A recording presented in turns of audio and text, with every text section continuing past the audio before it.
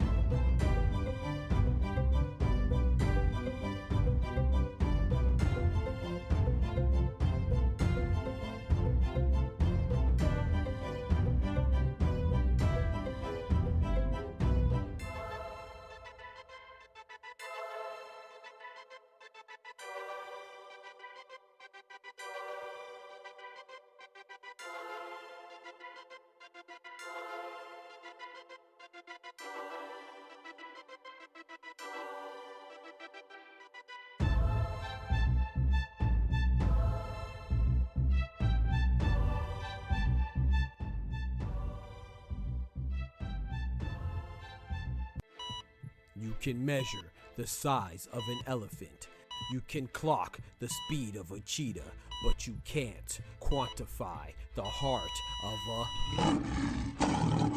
kings, queens, and in-betweens. Welcome to Dr. Boxing Talk. Stream starts now. The champ is here! The champ is here! Yes, sir. The champ is here! The champ is here! We out here. The champ is here! Uh-huh. The champ is here! The champ is here! Get it. The champ is here! If I tell you I'm good, probably you will say I'm boasting. But if I tell you I'm no good, you know I'm lying. you know I'm lying. You know what I'm talking about? Word to Bruce Lee, the late, great, legendary badman Bruce Lee, man. If I tell you I'm good, probably you'll say I'm boasting. But if I tell you I'm no good, you know I'm lying. That's a fact. That's a fact.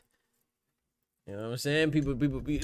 There's so many lessons to be learned in that one little phrase, man. It's like people want you to tell them the truth. But then if you tell them the truth, how you really feel, then they say, oh, you cocky. You know what I'm saying? You full of yourself. But then if you try to be humble and be modest, they say, oh, you know, you're lying. You're not telling the truth. You just trying to get over on me. That's why you got to be in tune with who you are, man. Just do you. Because people going to talk trash regardless. At least be true to yourself. Because they going to always say you lying to them. You know what I'm talking about?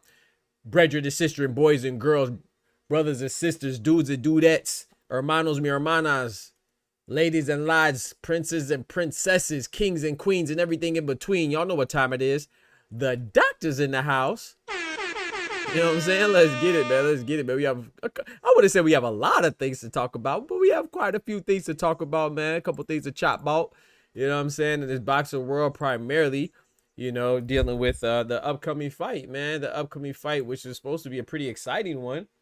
Supposed to be Keith Thurman, right? Keith Thurman versus Sebastian Fundora. Sebastian Fundora, the WBC champion at 154-pound division. Supposed to be taking on the very good, very capable Keith one-time Thurman, who's supposed to be coming back, you know, from a long hiatus. We're going to call him Keith sometime Thurman and see if he could be Keith one more time Thurman, you know, because nobody was really impressed with him beating Brock Jarvis. But before we get to it, let's go ahead and hit this roll call. You know what I'm saying? Got my brother Dub City Gritty in the building. He said, yep, postponed to January. Oh, my Lord. And we're going to talk about that, too. You know, before we get to that, though, let's go ahead and say our prayers. So please join me and bow your heads. Dear Heavenly Father, Lord, we thank you for your blessings. Thank you for bringing us to this wonderful Friday. We thank God it's Friday. We thank God every day. And Lord, forgive us if some days or some moments go by, we forget to get to thank you, you know, and give you our appreciation, Lord, and show our gratefulness, because we are grateful for every moment that we get to breathe, every day that we get to see, every month that passes by, we're still living, Lord. We want to thank you, Lord. I ask you to direct our ways and correct our ways when we go in the wrong direction or we have a misstep, Lord, because we don't do it on purpose. We don't do it intentionally, but a lot of times we are flawed in our thinking and what we say and how we act. So we ask that you guide our intentions, guide our minds, guide our tongues, because our tongues are powerful, and make sure that we always give you the glory, and forgive us for all of our sins, known and unknown, Lord. And let us be strong. You know, sometimes it's hard to be courageous, especially with standing up for what is right, because people are afraid of quantity. Just because there's a lot of people doing one thing does not mean it's the right thing to do. So please give us the strength and the courage to stand up for what's right and for each other, even in the midst of what appears to be danger, because we know that you always protect us, just like you did against for David against Goliath. In Jesus' name, amen. Amen, amen. We got Dub in the building, Dub City Gritty. We already shouted you out, but I'm gonna shout you out twice since you're the first person here. You know what I'm talking about? Numero uno. We got my brother Kendrick Daly, aka KD, in the building, aka Unity. Yes, sir, man. We got my brother from the Congo, you know what I'm saying? From the DRC, you heard me? Democratic Republic of Congo, formerly known as Zaire. My brother Patrick Bandero in the building from the motherland. Let's get it, let's get it. We got my brother, my boy, my partner in crime, my PIC. For those of you that don't know what that means, PIC, look it up. You know what I'm talking about? What up, folk? We got 2-4 in the building. Let's get it, man. We got 2-4 in the building, man. Let's go. It's a good day. You feel me?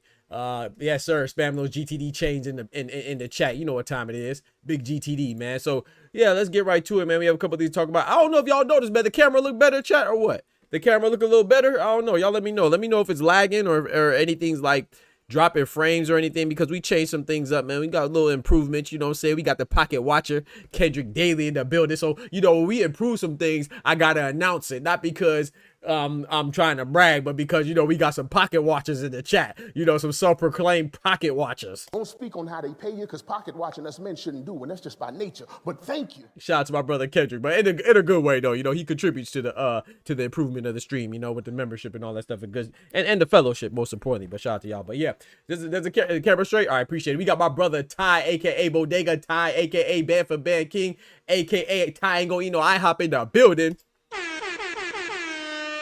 Camera straight. All right, bet we good. I changed some things, man. I didn't realize the whole time I have, you know what I'm saying, I could improve on the camera.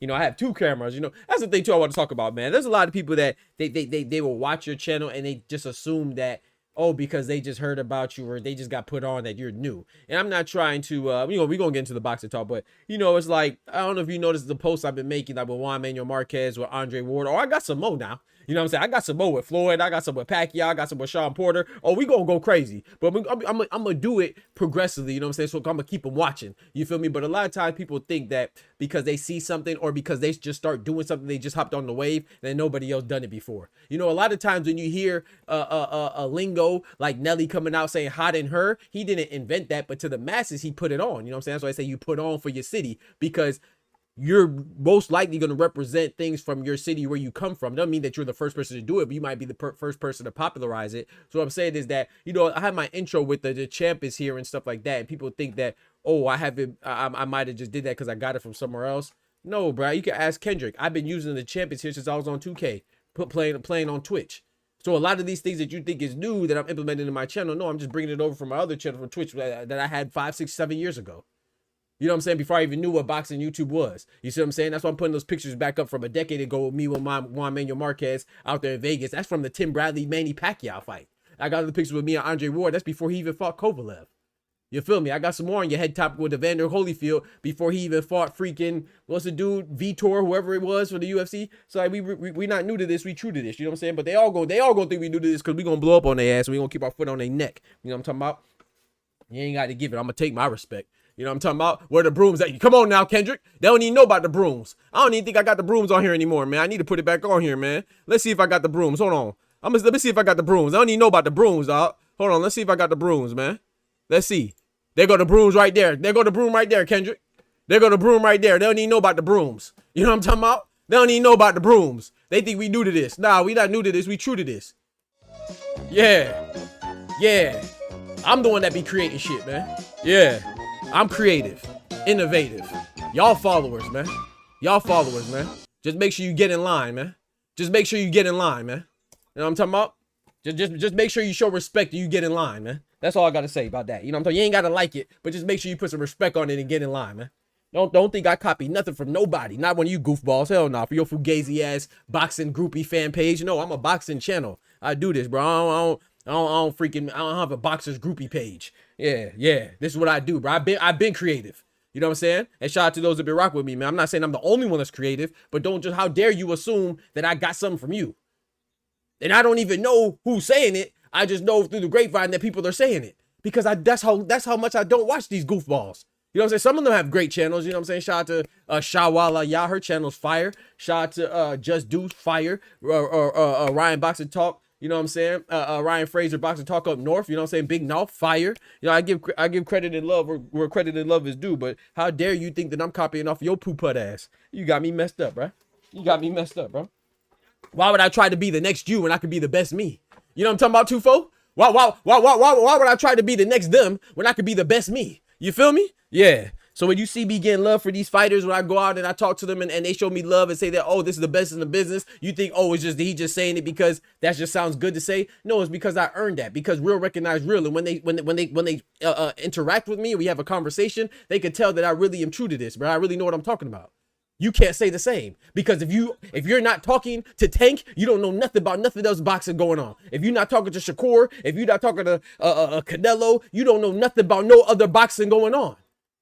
You see what I'm saying? That's the difference between me and you. That's why, you know what I'm saying? I'm not worried about it. I know my blow up's coming. I ain't got to hop on and ride the coattails of these other big boxing creators because they're big. I don't have to go from this boxing YouTube creator to this other content creator and try to ride their coattails and try to see what they're doing and neglect my own channel so much that I'm on their channel more than my own.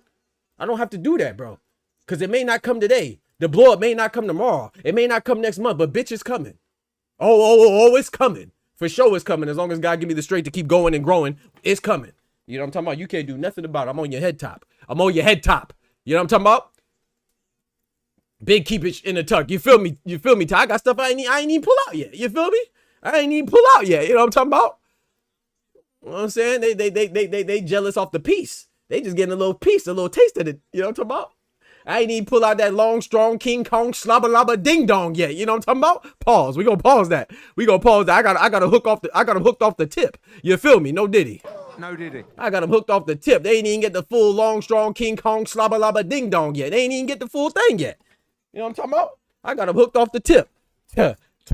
Don't get me talking. But anyway, let's keep it going. Let's get to the boxing. We gonna pause that. Yeah, that was wild. I ain't gonna lie. That was wild. That was a little wild. What do you mean by that? That was a little wild. I ain't gonna lie. But yeah, man, you know, once I get in my bag, I get to talking, man. Sometimes I gotta reel myself back. You feel me?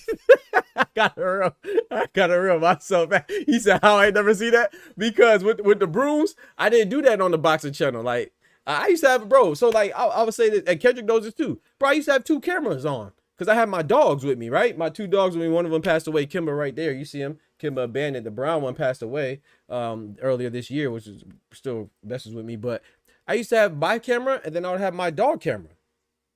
I didn't get that from anybody in the boxing community. What? You see what I'm saying? And then ask Kendrick. Bro, I was so good, and I'm not bragging on 2K, but I was so good at NBA 2K that I used to shoot greens. And then even if I make the shot, I was so good that, bro, I would do push-ups. Not if I make the shot, but if I don't green it. And those of you that play 2K, you know what a green bean is. You know what I'm saying? You know what I'm saying? Green beans and broccoli. Already ate the spinach. You know, that's what I used to say. And if I make a shot, if I don't green it, I would do push-ups, not after the game, mid-game. And I had my camera there to show me doing the push-ups. So I had the camera up here, and then I had the camera on the left or the right side of the screen. I don't remember. But I had 2 cameras. Bro, I get it in, man. You better stop playing with me, man. I put in too much work for a bitch to say I'm copying them. You got me messed up. I can't even spell copy. I can't even spell copy. You know what I'm talking about? Copy that. Got me freaked up out here, man. People come here and talk about, oh, I got this from that person. Or I got this from this person. And you keep watching, bro. You keep watching and keep biting and see how that work out for you. It might work in the short run, but we'll see in the long run who's still standing. You know what I'm talking about? I'm gonna be on your neck. You gonna be over there watching me with the sour face. But let's keep it going, man. Facts. The dog can't talk to him, Kendrick. Come on, man. The unk. I would do push-ups mid-game if I didn't hit a green. Not if I didn't make it. If I didn't hit a, that's how good I was. You play Madden? I used to play Madden. I don't play Madden anymore. I don't play any games anymore. But yeah, I used to play Madden. I used to stream NBA 2K and Call of Duty and Tekken. But yeah. Got a PhD, can't spell copies. I get one today. She got me weak. I'm on one, man. You know, that joke just gets on my nerves, man. Just give credit where credit is due, bro. I have no problem shout out to 2 Cents Boxing as well. Shout out to D1, you know. I have no problem showing love, man. But don't come out here acting like somebody trying to get something from you. Who are you? Who are you? And like I said, I really honestly don't know who's saying it. I know I got an idea, but shout out to the real ones, man. They let me know when they hear something. You know what I'm talking about? I just ignore it because it's not fruitful for me. I didn't get in this space. I got in this space because I think I'm good at boxing coverage and I know it and I enjoy it. I ain't getting here to compete with nobody else. You know what I'm saying? I mean, by default, we all competing, of course, but I'm not competing with you. We're alongside each other, but I'm gonna get ahead because I'm competing with myself. Ain't no, you might be good, better than me right now at the moment because of the stuff that you're doing and you compromise your integrity and your morals and stuff and your values. I don't compromise nothing. That's why the strong prosper. You feel me? So it might take me a long. I don't mind the slow grind. I don't mind the slow hustle. You know what I'm saying? I don't mind it because once I get it, you can't take it away from me. I ain't got to worry about going live or not going live at the same time as somebody else because we share viewers. I'm not worried about that, bro. I go live whenever I want to. If it's 4 o'clock in the morning, I'm going live on a Tuesday. If I'm up in this bitch, I'm up in this bitch. You know what I'm talking about? You feel me? It don't matter, bro. I'm not worried about, I got to make sure and schedule my lives around this person's lives because when they're live, I want to be on their platform. And then when they're off, you know, I got to make sure that, you know, the other people know that they can come to see me when they're done seeing him or her. You weak, bro. That shit weak, bro. You know what I'm saying? I can't relate, bro. I'm a lion, bro. You know what I'm saying? When I roar, shit move. You know what I'm talking about? You a gazelle. When I roar, you move. You feel me? When I roar, you move. You feel me? I can't relate to that, bro. I'm a lion. I go to the water, whole thing scatter. You know what I'm talking about? It don't matter from the biggest elephant to the smallest porcupine. You gonna move. You feel me? You see what I'm saying? That's just how I go. Real ones feel me though. I'm not talking trash. I'm not even bragging. I'm just saying real ones feel me. You know what I'm saying? You do what you do, man. You know, and everything else will fall into place. That's what faith does, man. That's what belief in God does, man. So you keep worrying about what I'm doing. That means I'm doing my job. You know what I'm talking about? Whether you watch me because you love me or you watch me because you hate me, you watching. Let's keep it going though, man. So we got Sebastian Fundora, man. We have some unfortunate news from Sebastian Fundora and Keith Thurman, man. Like I said, man, Keith Thurman, man, he got to be, I'm going to call him Limity Smicket, man. He got to be the most unfortunate. He got to be the most unlucky gosh dang boxer on this side of the century, man. You know, it just seems like always something happens and I got to pat myself on the back. You know what I'm saying? I got to pat myself on the back because if y'all remember when this fight was first called, what did I say, chat? I said I don't think it's gonna happen. I said I don't think Fundora and Keith Thurman is gonna happen, man. I literally said that. However, the honest person in me, the real person in me, the humble person in me, I gotta admit too, I didn't think it was because of Fundora. I thought it wasn't gonna happen because I thought Keith Thurman was gonna sustain another injury, and it sucks because Keith Thurman, we just saw him against Brock Jarvis. Hey, give me a second real quick. Let me close this window.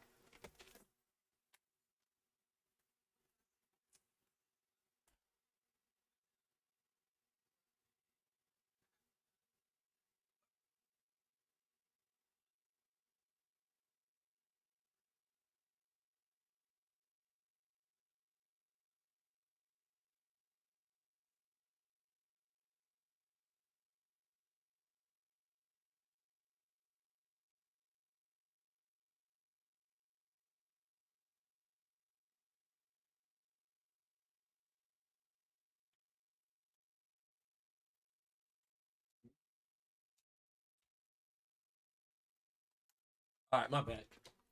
I had to close that window, man. The glare was bothering me. But yeah, man. So like, what I'll say with Sebastian Fundora, like, I mean, with Keith Thurman, like, he came back and he fought Brock Jarvis. Nobody really cares about that. No disrespect, but you know, Brock Jarvis doesn't even have a weight division that he stays at regularly. You know what I'm saying, or consistently. But he had a title shot with Tim Tszyu, and he had to pull out because he hurt his bicep. You feel me? And then now he about to get Fundora, and now Fundora got hurt. And I just feel bad for Keith Thurman, man. You know, Fundora, shout out to Fundora. I just feel bad for Keith Thurman because it's like, dang, bro, another time. And this time it's not even you. And let's say it gets postponed, right? Because it's not canceled. It's postponed, right? But it's officially off for the October 25th date, right? Let's say now Fundora, they push it back to January, which is the rumors. What if Keith Thurman gets hurt? You see what I'm saying? It's crazy, man. And then I know a lot of people are like, oh, they shouldn't cancel the whole card. Of course they should cancel the whole card. And I'm not saying that because I don't like boxing, but what do you mean? People are complaining that it's pay-per-view. Did you forget it's pay-per-view? Am I tripping? It's pay-per-view, right? Kendrick, is pay-per-view. So what I'm saying is that if you're mad that Fundora and Thurman was pay-per-view, you're gonna pay $75 for O'Shaquie Foster or Stephen Fulton for the 130-pound division. You don't even watch the smaller guys. So of course they're gonna cancel it because they hear when you're complaining about this being pay-per-view. And I'm not saying don't complain, but what I'm saying is that they hear these things. So there's no way. They could have it and then just not put it pay-per-view, but then that might be considered a waste of resources for the PBC and stuff like that. So I think that I would say that's almost appropriate for it to be canceled now, or postponed rather. But I will say this too. Do y'all think it's a real injury? Because remember, Manny Pacquiao is rumored to be fighting in January against Rolly Romero. And if you are about your business, I'm sure that they hear people complaining about the pay-per-view cost. So what if they're just trying to consolidate and combine the efforts into one big pay-per-view show in January? What if it's going to be Pacquiao versus Rolly, Fundora versus Thurman, O'Shaquie Foster versus Fulton, all on the same card, Frank Martin versus Rancis Bartholomew on the same card? That'd be crazy. People will still complain, but that'd be crazy. But let me hit this super chat, man. Shout out to my brother Clone in the building. My brother Clone, big member in the building, said, "Are we allowed to discuss Tank in the stream, or will I get?" Shout out to my brother Clone dropping that bread, that cheese, that butter. That's crazy, bro.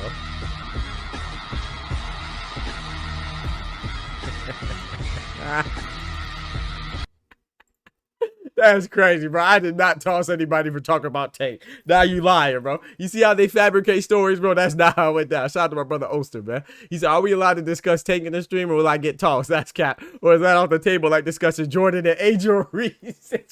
Bro, you see how this man do me, Ty?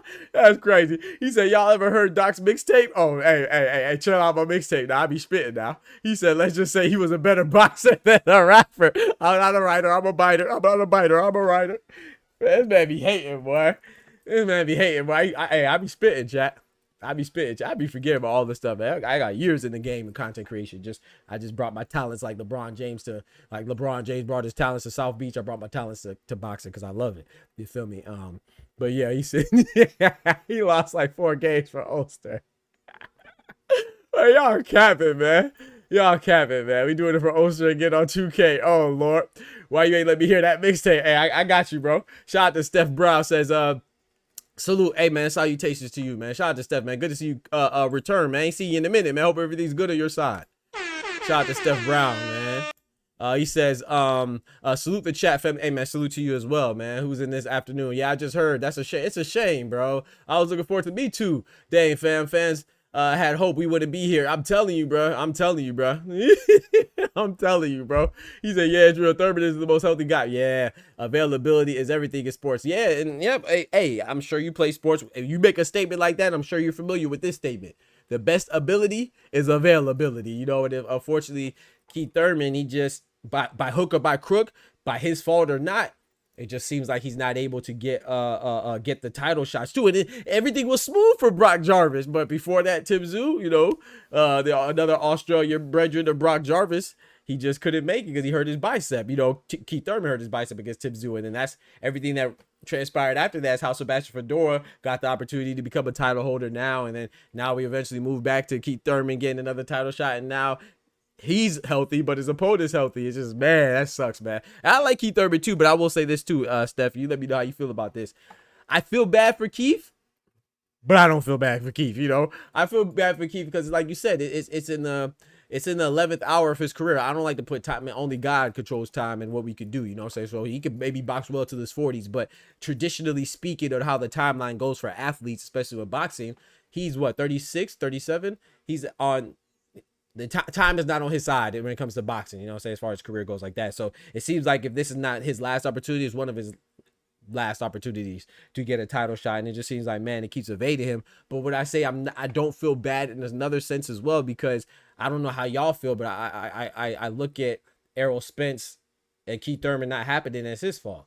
I look at Keith Thurman, and I'm not saying Terrence Crawford and Keith Thurman was ever seriously on the table, but just another fight that I feel like maybe could have happened. I look at it as his fault. I don't blame him for getting injured, but that just adds to it when you miss other fights. That even if it's legitimate, it's like the boy who cried wolf, right? You can keep crying wolf and make not let these fights happen and talk and not let these fights happen, and you could cry that the wolf is out there eating the sheep, and then there's no wolf eating the sheep. But when there's really a wolf that's eating the sheep, nobody's gonna pay attention or even care, so that's where I'm at right now with Keith Thurman. Like, there's so many fights that fell by the wayside that even if it's his injury or not his injury, or it was negotiations, it was his fault or not his fault, I don't even care anymore, man. You missed too many, man. Like EJ said, man, I hope F EJ voice. Yeah, I hope Errol Spence never fights him. I agree with him. Errol Spence said, hey man, I'll go to my grave before I fight Keith Thurman. And I mean, that just sounds like the person that's been through the ringer, you know what I'm saying? Just sound like somebody's just fed up, bro. He's like, hey man, I ain't got time for this, man. You know what I'm saying? He didn't say it with no hate or disdain in his voice. He just said, hey man, I'm not gonna fight that guy, because I feel like that just said it all. You know what I'm saying? It was already understood before, but if it wasn't, a guy saying I'll go to my grave before I fight Keith Thurman, you think Errol Spence is scared of Keith Thurman? And whether or not who you think would win is different, but I think he's scared. Like, we talk about Mr. No Tune-Up Errol Spence. Don't forget to smack that like button. If you haven't done so already, smack that like button, man. Smack the like button. It's free. So, yeah, Keith could have a solid legacy already if he wasn't strategically done. Come on now, Kendrick. That's all I'm saying. Dang, one time. Dang, Keith Thurman. So what was the nature of the injury? Hand injury. Oh, sorry. So yeah, so that's why I'm pointing to his hand right there. Yeah. I don't know if it's left hand or right hand, but it's been reported that Sebastian Fundora injured his hand. I don't know exactly if it's like what knuckle it is or metacarpal or anything like that. I just know that he injured his hand. So I don't know if it's like a serious injury, but it could be a sprain. It could be it could be something that'll bring him back in a short period of time, or it could be something that have him out for a long time. But I heard already that it could be January. So I'm thinking that if it's January, then it's not going to take 4 months to heal. It'll probably take a couple weeks to heal, and then he'll get right back into training if it's going to be January, if that's true, And then these are just preliminary talks and rumors, so we don't know how it's really going to be. But that's why if it is January, I think that'd be a pretty good card if Manny Pacquiao Rolly's on there. And there's no guarantee that Manny Pacquiao is going to fight Rolly Romero either. That's just another rumor that's heavily being circulated, and I called that from a long time ago. So yeah, hand injury. Yeah, that's what I'm saying. Come on, that's what I'm saying, man. That's what I'm like. Hand injury. I'm not saying it's not real, but it just makes me think like maybe it's more of a consolidation effort, man. Maybe they're just trying to combine some cards because, I'm gonna be honest too, man. Manny Pacquiao to me is a legend, bro. But Manny Pacquiao, man, I hope Rolly wins. I like Mario Barrios. I like Rolly Romero a lot. I like them both. I like Manny Pacquiao more. He's one of my favorite fighters ever. But I have a problem with partiality. I don't like being partial. I'm very impartial and I'm very unbiased. I like Manny Pacquiao, but I think it's unfair. You know what I'm saying? To say the least. I think it's unfair that the WBA keeps doing funny business. You know what I'm saying? And letting Manny Pacquiao come off of a 4-year hiatus. I think the last time he won a boxing fight was in 2019, and he just jumps back and gets a title shot. Okay, cool. He's fighting WBC Mario Barrios. Cool. It's a good fight for both of them. Let them both get some money, especially Barrios. You know what I'm saying? I rock with Barrios, especially the trainer Bob Santos. However, what about all the guys in the rankings that you just skipped? You see what I'm saying? In the WBC, and then I'm not saying Mauricio Sulaiman, President Mauricio Sulaiman, the WBC are good either, but look at all the people that you just skipped, right? And off the benefit of it behooves you to just skip and go for a title shot. But I'm like, okay, bet. But now with the WBA, you're getting another title shot consecutively after getting a draw with the WBC. Now you go for Rolly Romero, and the WBA President Gilberto Mendoza is about to let that ride. But then people are mad that Rolly might fight Pacquiao because he's not going to fight his mandatory. That's not Rolly's fault. That's President Gilberto Mendoza and the WBA's fault for not giving Shakrab Giyashov the title shot that he earned since El Montes Stanionis was a title holder. He was a mandatory since El Montes Stanionis had the WBA 147-pound belt before he fought Jerron Businis and lost. And then Jerron Businis inherited that mandatory, but then he moved up, obviously. And then they tried to give Ryan Garcia a gift as a belt, but he messed around and fumbled the bag like the racist weight bullying drug cheat always does, fumble the bag. And then Rolly Romero got the belt, and now he's elevated, rightfully so, to 147-pound champion once Boots left and vacated that belt. But people are blaming Rolly Romero for Shakrab Giyashov not getting a chance? Giyashov deserves a chance, but who's going to make the WBA more money? Shakran versus Rolly or Rolly versus Manny Pacquiao? That's what it revolves around. You know what I'm saying? People get mad at the IBF because they call mandatories when it's inconvenient, but at least they call mandatories and they give people a shot through merit for the most part. And I know that sometimes they might get a little overzealous with implementing their mandatories, but at least they give people a chance for a title shot. That's what the rankings are supposed to be, right? Through merit and stuff like that. And so regardless if you have a big backing or not, regardless if you're Karen Chukazan for the second time, you get your title shot with the IBF. Regardless if you're Michael Eifert or Eifert, however you pronounce it, no disrespect, with the IBF at light heavyweight, you get your shot. Can you say the same for the WBA? I think not. You can ask MJ Akhmadaliev. MJ Akhmadaliev had to wait 2 years since his mandatory was called to finally get Nadia Inoue. Lucas Body just won a title eliminator against Roger. I can't remember his last name. Is it Roger Guerrero? I can't remember his name. Whoever he just fought on the same night that Yankel Rivero fought Angelina Cordova and Jonas Tellez fought Abbas Barao. Lucas Body won a title eliminator for the WBA for Tank's belt. People get mad at Tank for not vacating the belt. What do you mean? When is it the responsibility of the fighters to vacate the belt? It's the responsibility of the administrative bodies or the sanctioned bodies like the WBA to notice when a fighter is not adhering to their policies that they're not enforcing or they could conveniently enforce, and then act accordingly. That would be to strip him of the belt so Lucas Body can get his title shot, or even Floyd Schofield, whoever else is highly ranked in the WBA. But it's not the fighters' fault. We just blame the fighters because they're easy to attack and they're the face that we see and they're the people that we know. But if you do your due diligence, how can you blame the participant for the rules? That sounds stupid, right? You can't blame the participant because the fighters are the participants. The administrative bodies would be the sanctioned bodies, the commissions, hell, even sometimes in some form or fashion, the promoters. You know what I'm saying? But people just solely blame the fighters all the time. You know, I'm not saying that they are, you should admonish them from guilt. I'm not saying that they shouldn't have any type of guilt, but what I'm saying is you can't solely blame them, man. In my personal opinion. Shout out to Everything by John. What's good, brethren? We got Peel Out in the building. He said, Kendrick, if he not stupid, that's not Kendrick, if he not stupid, that's not very possible. Rolly, shout out to Rolly, man. Sebastian started to sound like Barrios always hurt. Hey, come on now. He said, Errol's scared of nobody. Talk to him, Pat. But yeah, now we're not gonna see the 25th. Peel Out. Shout out to you for just jumping to the street. But yeah, the title, according to reports, Sebastian Fundora injured his hand, so he's out and the fight is off. They canceled the whole card, so that means not only we're not getting Sebastian Fundora versus Keith Thurman, that's postponed. Oshiki Foster versus Stephen Fulton, that's postponed. And then also Frank the Ghost Martin's return is postponed against Rancis Bartholomew. I was actually looking forward to that fight. I still think Frank the Ghost Martin could bounce back and be a title holder, man. You know, and that'll be another opponent that Tank fought that they'll call a nobody, but somehow managed to be a title holder. You know, like I said, bro, it's not. Yes, I like Gervonta Tank Davis, but I'm not one of the Tank maniacs or one of those super infatuated fans. I don't think that anybody's infallible. I wish Gervonta Tank Davis would fight Lamont Roach. In fact, I would go so far as to say him avoiding Lamont Roach since that controversial draw. I would say until he fights him, he's ducking him.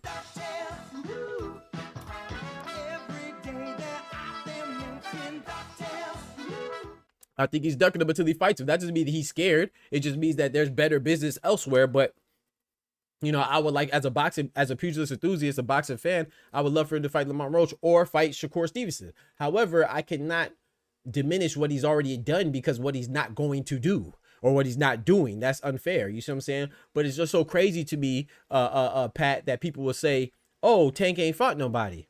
Manny Pacquiao just came out of retirement to fight the WBC champion at welterweight division in Mario Barrios. Oh, Tank beat him. He was undefeated too when Tank beat him. Oh, you know that guy Isaac Pitbull Cruz?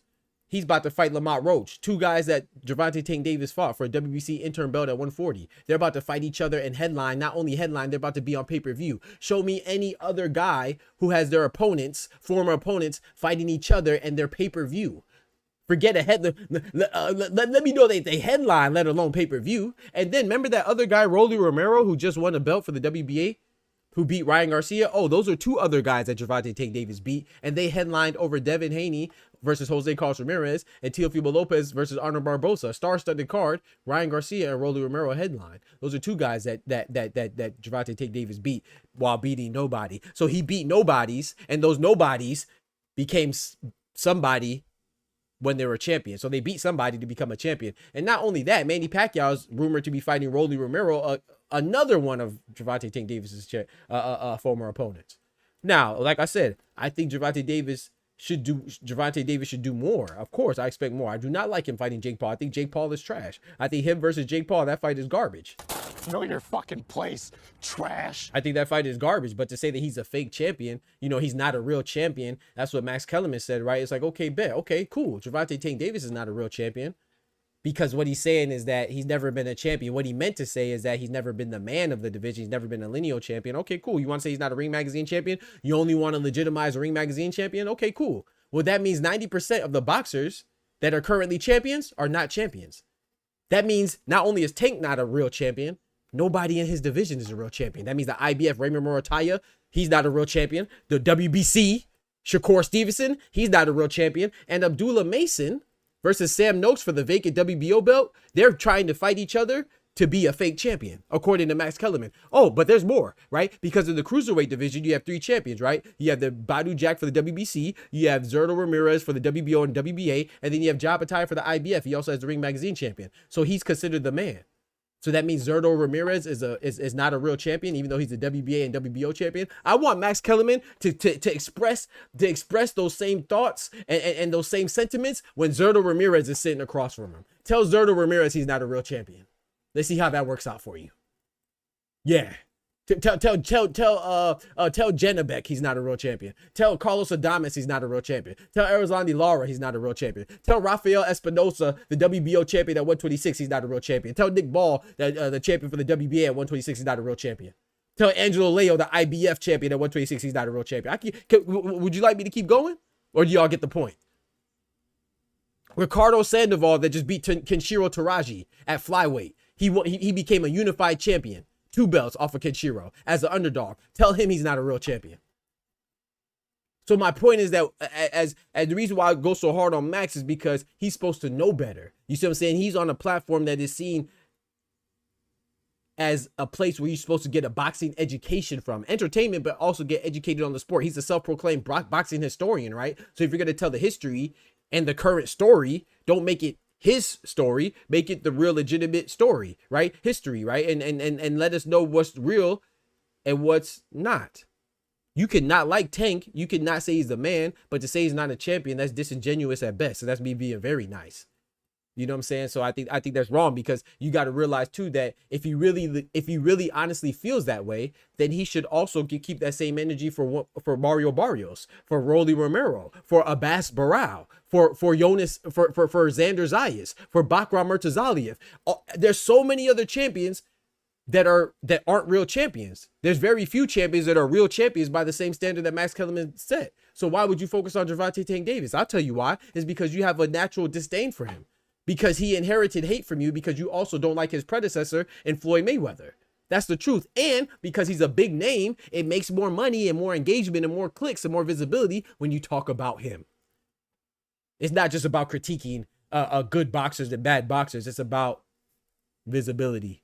That's what it's about. And they're prioritizing visibility and clickability and exposure over telling the truth. That's what it is. Because if he really felt that way, he wouldn't have just focused on Tank. So whether you agree with him or not, I don't care. But it's a lie. If you agree with him, then it just means you don't really know much. You know, and I'm not knocking anybody. I'm just telling you that's just the truth of the matter. Because nobody at the 135-pound division is a real champion, according by his standard. Neither is anybody at 130. Oshiki Foster, Lamont Roach, the guy that had a draw with Tank. They're all unreal fake champions. They're not real champions, right? Emmanuel Navarrete, Sugar Nunez, all the guys at 130, none of them are real champions, according to what Max said. So are we gonna do it, or are we gonna pussyfoot? So if you're gonna do it all the way. Don't fake the funk. Don't straddle the fence. You're either in the street or you're on the porch. If you're in the yard, you might get shot too. You feel me? There's no halfway crooks, man. If you're gonna do it, then do it all the way. Don't be half-stepping, bro. I can't respect that. Don't pick and choose. Don't be selective. Either in the street or on the porch. Oster, you know what I'm talking about? Oh, come on. Oh, shout out to my brother Oster in the building. Shout out to Oster, man. Hey, chat. Hey, hey, Oster ain't never been. I couldn't tell you when I see Oster not be a member, bro. Hey, Oster said, hey, I respect him. Oster said, hey, you gonna keep me out of the call? I bet. I'm throwing out my membership. Know your fucking place, trash. I ain't even see Oster because his name is usually lit up. His name is usually lit up, man. Oster said, all right, bet. You gonna toss me? All right, I got you. I respect that, Oster. Shout out to Oster, man. I didn't get you up out of there. Shout out to my brother Oster, man. I'm trolling, bro. I know that ain't the case, bro. I mess with you, bro. Shout out to Oster, man. He said, Tankman cooking people for sure, but yeah, disappointed that he's not fighting his nemesis. Yeah, it's disappointing. That's what I'm saying, Pat. Those are two different things. Like, those are two different conversations. Let's not conflate the two. Of course, not doing what we want you to do and not being the man is a different conversation than not being the champion. You cannot be the man in the division and be the champion. In fact, if we give him all this responsibility saying that he needs to make the fight with Lamont Roach, it's up to him. He needs to make the fight with Shakur Stevenson, it's up to him. Then that means that he is the man. But then Max Kellerman, for his sake of his argument, he just told me he's not the man. So either if you're saying the man metaphorically through being the biggest guy in your division and being the guy who runs the division, you're lying on that front. And then if you're saying being the man, like literally speaking, like the man who beat the man, then okay, that makes sense. But then you're also being disingenuous and telling half truths because you're not talking about everybody else as a champion that's not really a champion. Nobody at 140 is there a Ring Magazine champ at 140? Oh yeah, there is. Teofimo, sorry. So Teofimo is a man at 140 with the WBO belt. That means that Subriel Matias with the WBC, he's not a real champion. Max Kellerman, go tell him that. He doesn't know. Go tell him that. Go tell Gary Antoine Russell that he's not a real champion for the WBA at 140. He doesn't know. I'm sure he doesn't know. I'm sure he would like to hear that from you. You know what I'm saying? What about the IBF champion at 140? Richardson Hitches. Go tell him he's not a real champion. I mean, you had no problem saying that to Gervonta Tank Davis. So say that to Shakur Stevenson, who's a WBC 135-pound champion. Say that to Bakram Murtazaliev, who's an IBF 154 junior middleweight champion. Go tell him that too. Don't just focus on Tank because it's easy. Because it looks good, because some fighters it's more acceptable to throw hate their way. Go say that and see all the go say Rafael Espinosa, see all the Mexican fan base go on your head top. How about that? Don't just do it where it's cool. Don't do it where it's easy. Just say Subriel Matias and see the whole Puerto Rican fan base be on your head top. Say it to Subriel Matias. Say it. Say it to David Benavidez, who's a WBC champion at the 175-pound division. Say to David Benavidez. Then you have the American and the Mexican, the Mexican fan base, American fan base, and the Mexican-American fan base on your head top. Oh, but when it comes to the American, solely the American, specifically the Black American fan base, it's okay to disrespect them because, you know, so we gonna rock with it.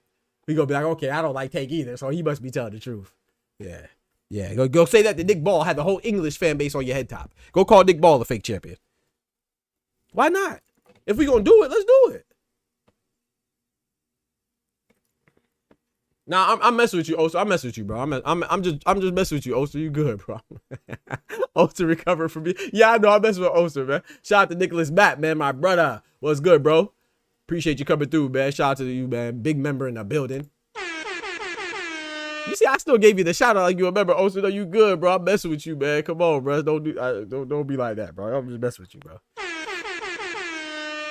Shout out to Oster, man.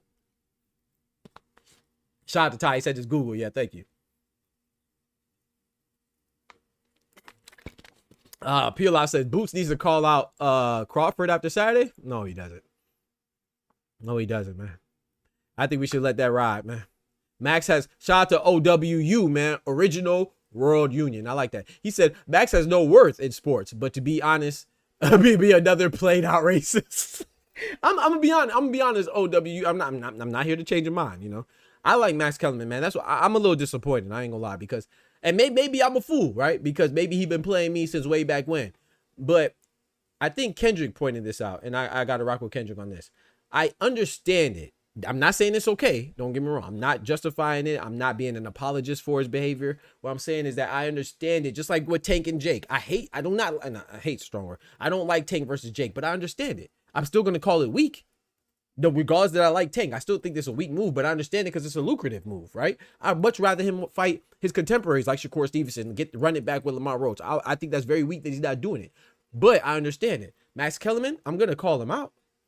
But I understand because we can't be like him. We gotta tell the whole story. And the whole story is that he was benched, right? He was on the shelf with the ESPN deal. So now they got him back off the shelf. So maybe he learned his lesson. Maybe he's like, hey man, I don't want to be forced to have the hush mouth in the corner and be neglected for all I was all these years. So if I got to be a company man, then I'm gonna be a company man. And so maybe that's it. You know, I'm just giving a reason why he could possibly be like this. But like I said, I'm not justifying it because if you don't stand for something, you're gonna fall for anything. You know what I'm saying? And so I do agree with you that he said the booty man Max Kellerman is crazy. I think that Max Kellerman is weak for that. Like I said, I don't mind you being critical of it. Doesn't matter. It doesn't matter if it's Gervonta. If somebody said that Rolly Romero is a fake champion, or Mario Barnes, or Lewis Crocker. Lewis Crocker just beat Patty Donovan. A lot of people don't even know who Lewis Crocker is. He's the IBF welterweight champion right now. I would never say he's not a real champion. He may not be as respected as some other champions. He may not be the best champion. He may not be the most tested champion. He may have had an easy route to a championship. That's cool, but he's still a champion. You see what I'm saying? Don't say that he's never been a champion in the division, which is what Max Kellerman said. And that's super erroneous. There's no way else to cut it. It's erroneous, bro. You know what I'm saying? And so you could try to interpret it how you want, but it's not my job to interpret what a grown man communicated. You got to articulate yourself better than that. It's your responsibility to be held accountable for the words you say as an adult. That means that comes with maturation. I mean, are you a little kid or are you an adult? You feel me? So, you know, like I said, I know what I could tell you what because I'm a thinking individual, right? So I could tell you what I think he meant. What I think he meant is that he's not a lineal champ, he's not a Ring Magazine champ. But if you break it down to the Ring Magazine, let's be honest, man. The Ring, let me show you this, chat. And I know I showed you all this before, so those of you that have seen it before, bear with me. But I want to show you all this in the Ring Magazine. I just want to emphasize this point. You know, the Ring Magazine, it seems prestigious. I'm not saying it's not. It should be, you know what I'm saying? But at the end of the day, the rankings for the Ring Magazine are just like any other rankings in the WBC, WBA, IBF, WBO, IBO. It's just people. It's a committee. You see what I'm saying? That's coming up with these rankings. And I want to show you, it can't be more evident than this. Let me show you this, chat. And I made a video about this. Look at this. This is the welterweight. This is the welterweight Ring Magazine rankings, right? It's vacant, right? And that makes sense because we know Jaron Boots Ennis had the IBF and the WBA belt that he won from the undefeated Lithuanian Mantas Stanionis. And now we know that the American phenomenal boxer and Jaron Boots Ennis just moved up to 154, right? So he vacated the IBF, the WBA, and the Ring Magazine belt. So this makes sense. It's vacant. The number 1 ranked guy is Brian Norman for the WBO. That's cool. The number 2 ranked guy is Mantas Stanionis, the former WBA champion. Okay, cool. I'm not even mad. Okay. I think Stanionis could bounce back and be a major player at 147 if he stays. I heard rumors about him potentially going to 154. That's not a good move for me, but in my opinion. But let's say, okay, cool. Mantas Stanionis number 2. No problem. Whatever. Giovanni Santillan, the guy that lost to Brian Norman for his interim belt. The reason why Brian Norman was elevated after he slaughtered Giovanni Santillan, the American, a very good boxer. Number 3, cool, no problem. Rohan Polanco, who he beat? Number 4, he's undefeated, cool. Shakram Giyashov, the mandatory for the WBA belt. For Stanionis, the belt that Stanionis formerly held, the belt that Rolly Romero currently holds. He's ranked number 5. Rest in peace to his daughter, man. And shout out to the Giyashov family. God bless him. He's the mandatory for the WBA, ranked number 5. Cool. Alexis Rocha, number 6. Okay, he beat Blair Cobbs. We're not going to talk about the fact that he lost to Giovanni Santillan, but it's okay, cool. Raul Curiel. Okay, cool. Number 7. Number 8, the WBC champion, Mario Barrios. Cool. Number 9, Manny Pacquiao, who hasn't had a win since 2019. Came back and had a title shot against Mario Barrios. He had a draw. And he's about to get a title shot with who? The WBA title holder, Rolly Romero. Notice how I keep mentioning WBA champion, Rolly Romero. Pay attention to that. Manny Pacquiao's ranked number 9. Echo Essuman is number 10. He just beat Josh Taylor. Cool. But don't you think that's funny? Don't you think this is funny? O-Dub, original World Union. So we have the WBO champion, we have the WBC champion. We're missing the IBF champion, but I give him a pass for not having the IBF champion because Lewis Crocker, this was last updated on September 24th. Lewis Crocker just fought around that time, and he just won the belt, so it's not updated to include him yet. But Rolly Romero fought a long time ago. You have the WBA former champion, Amante Stanionis, ranked number 2. You have the WBA mandatory, ranked number 5. And then you have the guy that's trying to fight the WBA title holder at rank number 9. But you don't have the WBA belt holder, the WBA 147-pound champion, Rolly Romero. You do not have him on your list for the Ring Magazine. This is the Ring Magazine, the one that's supposed to be so pure, so righteous, because it's the Bible of boxing, right? I think you're pretty much righteous, and you should be truthful when you're talking about comparing yourself to the Bible. You feel me? You're the gospel of boxing. Okay, bet.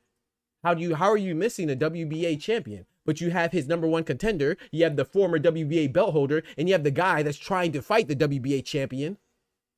You have them on this list, but you don't have the actual factual WBA champion. My point is to show you that even the Ring Magazine, they are not above favoritism. They are not above bias. They are not above partiality. They do not have Rolly Romero in here because if you remember, after Rolly Romero beat Ryan Garcia, Rolly Romero and Turkey had a little back and forth. And we know that Turkey's not good at removing his feelings. I like Turk. What he's done for boxing is amazing. But we know he's not the best at separating work from feelings. He makes it personal. You think it's a coincidence that Rolly Romero is not ranked? You think if Ryan Garcia would have beat Rolly, you don't think he would have been ranked? You're crazy. But then remember, Tank ain't beat nobody. Tank ain't beat nobody, you know? Well, yeah, but everybody's trying to fight the guys that Tank beat. Yeah, including Rolly Romero and Mario Barrios, but he ain't beat nobody. Okay, yeah. And 2 of those guys are champions right now, and he ain't beat nobody. That's what Max says. It's just hypocritical. You know what I'm saying? So Max been weak. He's been a company man and a grifter of our culture. Shout out to you, bro. Shout out to you. Shout out to my brother Oster, man, renewing that membership, man. Committed to another 30 days, man. Love you, bruh. Shout out to my brother Oster, man. Say he's not going nowhere. I'm not leaving. I'm not fucking leaving. The show goes on. I appreciate it, bro. Renewing that membership. Those of you that aren't members, man, consider becoming a member like the wonderful people that have done it so already. Starts at $3 a month, man. If you want to do $5, it means a lot more. If you want to do $10, it means a lot more, man. So it goes a long way to keep us going and growing and keep these lights on, baby. You gotta say, consider becoming a member starting at $3 a month, man. Shout out to Oster, man. I appreciate you, bro. Shout out to Ty, man. He said, you right. He said, Google Pay block. Yeah, it's not your fault. Bro, it happens to me too, man. I was gonna say, it happens to me, man. I was just teasing you, bro. I really didn't see you because your name was Gray. Yeah, he said, who the freak is that guy? Yeah, I saw your name. Your name was grayed out. I said, who the fuck is that guy? Who the fuck is that? You know damn well who I am. Who the fuck is that? I didn't know that was you, OG. You know what I'm saying? My bad, man. Shout out to you, Oster, man. I appreciate you, bro. Don't forget to smack that like button. But yeah, man. So I don't know, man. I just think boxing it's in a funny. Boxing is a great sport we love, but it does. I will say it takes a lot of work to be. I know Ty begs to differ a bit, but I just think Ty don't give himself enough credit. It takes a lot of work to be a boxing purist. Boxing aficionado. I'm not saying that everybody's even, you know what I'm saying? I'm not being a gatekeeper. It's cool to be a casual. There's nothing wrong with being a casual. You enjoy it how you want to enjoy it. It's entertainment. But I'm saying that it's harder for boxing because to be a purist of boxing and know what's going on because there's so many different things. Like you got to think every sanctioned body has a different set of rules. I'm a nerd in that sense. I read the IBF rules. I read the WBO, WBA, WBC rules. That's why I know so much. You know what I'm saying? It's not coincidence, but I put in a lot of work. And I still don't know everything. You know, boxing moves with fluidity. You see what I'm saying? You'll have a title eliminator like Erickson, the Hammer Lubin. He'll beat the undefeated Argiro Holmes, be ordered to fight a title eliminator against Bakram, and then turn around and fight the WBC interim belt holder in Virgil Ortiz because the money was right. You see what I'm saying? So it's just like, you know, things don't always go. Like I said, Lucas Body, his last opponent, he just beat Roger something. I can't remember his name, Roger Guerrero or something like that. Or Guevara. And he won a title eliminator. Tank's fighting Jake Paul. You see what I'm saying? So It's just it moves with fluidity, man. So you got to give yourself credit, bro. The fact that you're even on a YouTube channel talking about boxing, you are a boxing purist, bro. It takes a lot to keep up with boxing, man. You got to worry about catch weights, divisions, 4 sanctioned bodies. If you want to count the IBO 5, you see what I'm saying? You got to worry about who's undisputed here. You got to worry about the males, the females. You know what I'm saying? You got if this undisputed works, if this mandatory is being called, why this mandatory is not being adhered to? Is this person actually ducking the mandatories and sanctioned body actually allowing these things to happen, or even permitting these things to happen, or even enforcing these things to happen? So, you know, it's like Anthony Joshua. A lot of people don't realize, like, I saw this one guy talking crazy on Twitter talking about, oh, American boxing is the reason for the downfall he said this is why American boxing is a joke, because Tank is fighting Jake. And I'm like, hold on, brother. Tank is fighting Jake because this is an English comment. I can't remember the dude's name, the short bald dude. You know what I'm talking about. If you watch English broadcasts, you see him all the time. I can't remember his name. He was on Twitter and said something. I said, I said, hold on, brother. The reason why Jake Paul is fighting Tank is because Jake Paul is about to fight AJ, your countryman. What? And then before that, he was about to fight the face of boxing in Saul Canelo Alvarez, my boy Cinnamon. So that's the Mexican fan base. So would it have been Mexico's fault? Mexican boxing's fault for the downfall of boxing because Canelo was about to fight Jake Paul if Turkey didn't intervene? Was it the English boxing fan base fault for the downfall of boxing because AJ was about to fight Jake Paul? And if you know why the AJ and Jake Paul fight didn't happen, all you got to do is read the WBA rule books. I mean, not WBA. Well, yeah, you can see that neither one of them are WBA champions, but you can see it in the WBA rule book is what I'm getting to. But if you notice, certain fighters, a lot of people don't even notice, certain fighters have exclusivity deals. Where does Jake Paul fight as of late? Where does he fight Mike Tyson? Where is he going to fight Tank? On Netflix, right? MVP, a lot of their fights are on Netflix, right? Where does AJ fight off? DAZN. He has an exclusivity deal with DAZN. That's why Jake Paul and AJ didn't happen, because they ran into that issue during the negotiations. They even said it. People didn't pay attention. So that's when he pivoted to another big name in boxing, even though he's a smaller stature, in Gervonta Tank Davis. If you notice, Jake Paul, it's very obvious. He's been going after big names. He went after Mike Tyson. The old 60-year-old geriatric just had a ulcer flare up in the airport recreationally. He went after him because he's a big name. Then he went after Canelo because he's the biggest name, the face of boxing. And then he went after AJ because he's one of the top 3 big names after Canelo. And then that fell through. He went after Gervonta Tank Davis because he's one of the top big 3 names after Canelo.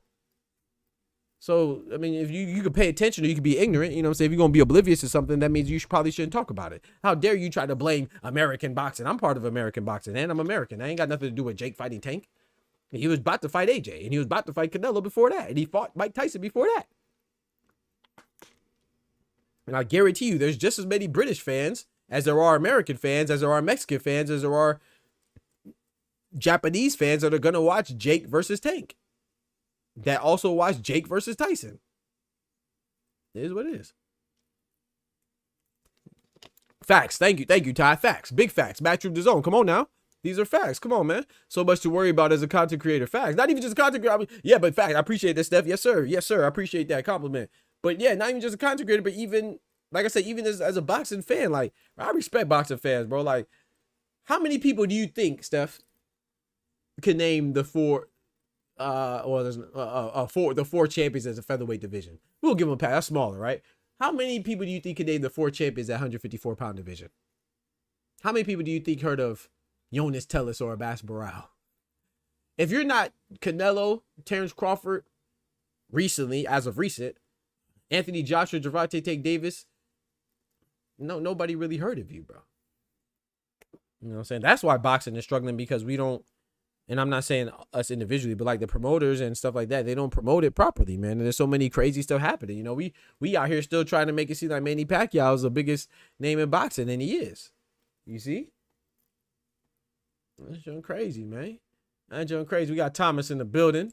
We got Mr. Grandy in the building. He said Tim Tszyu is currently training, though. I don't know, baby. Hey, stop it. Don't do that. Don't do that.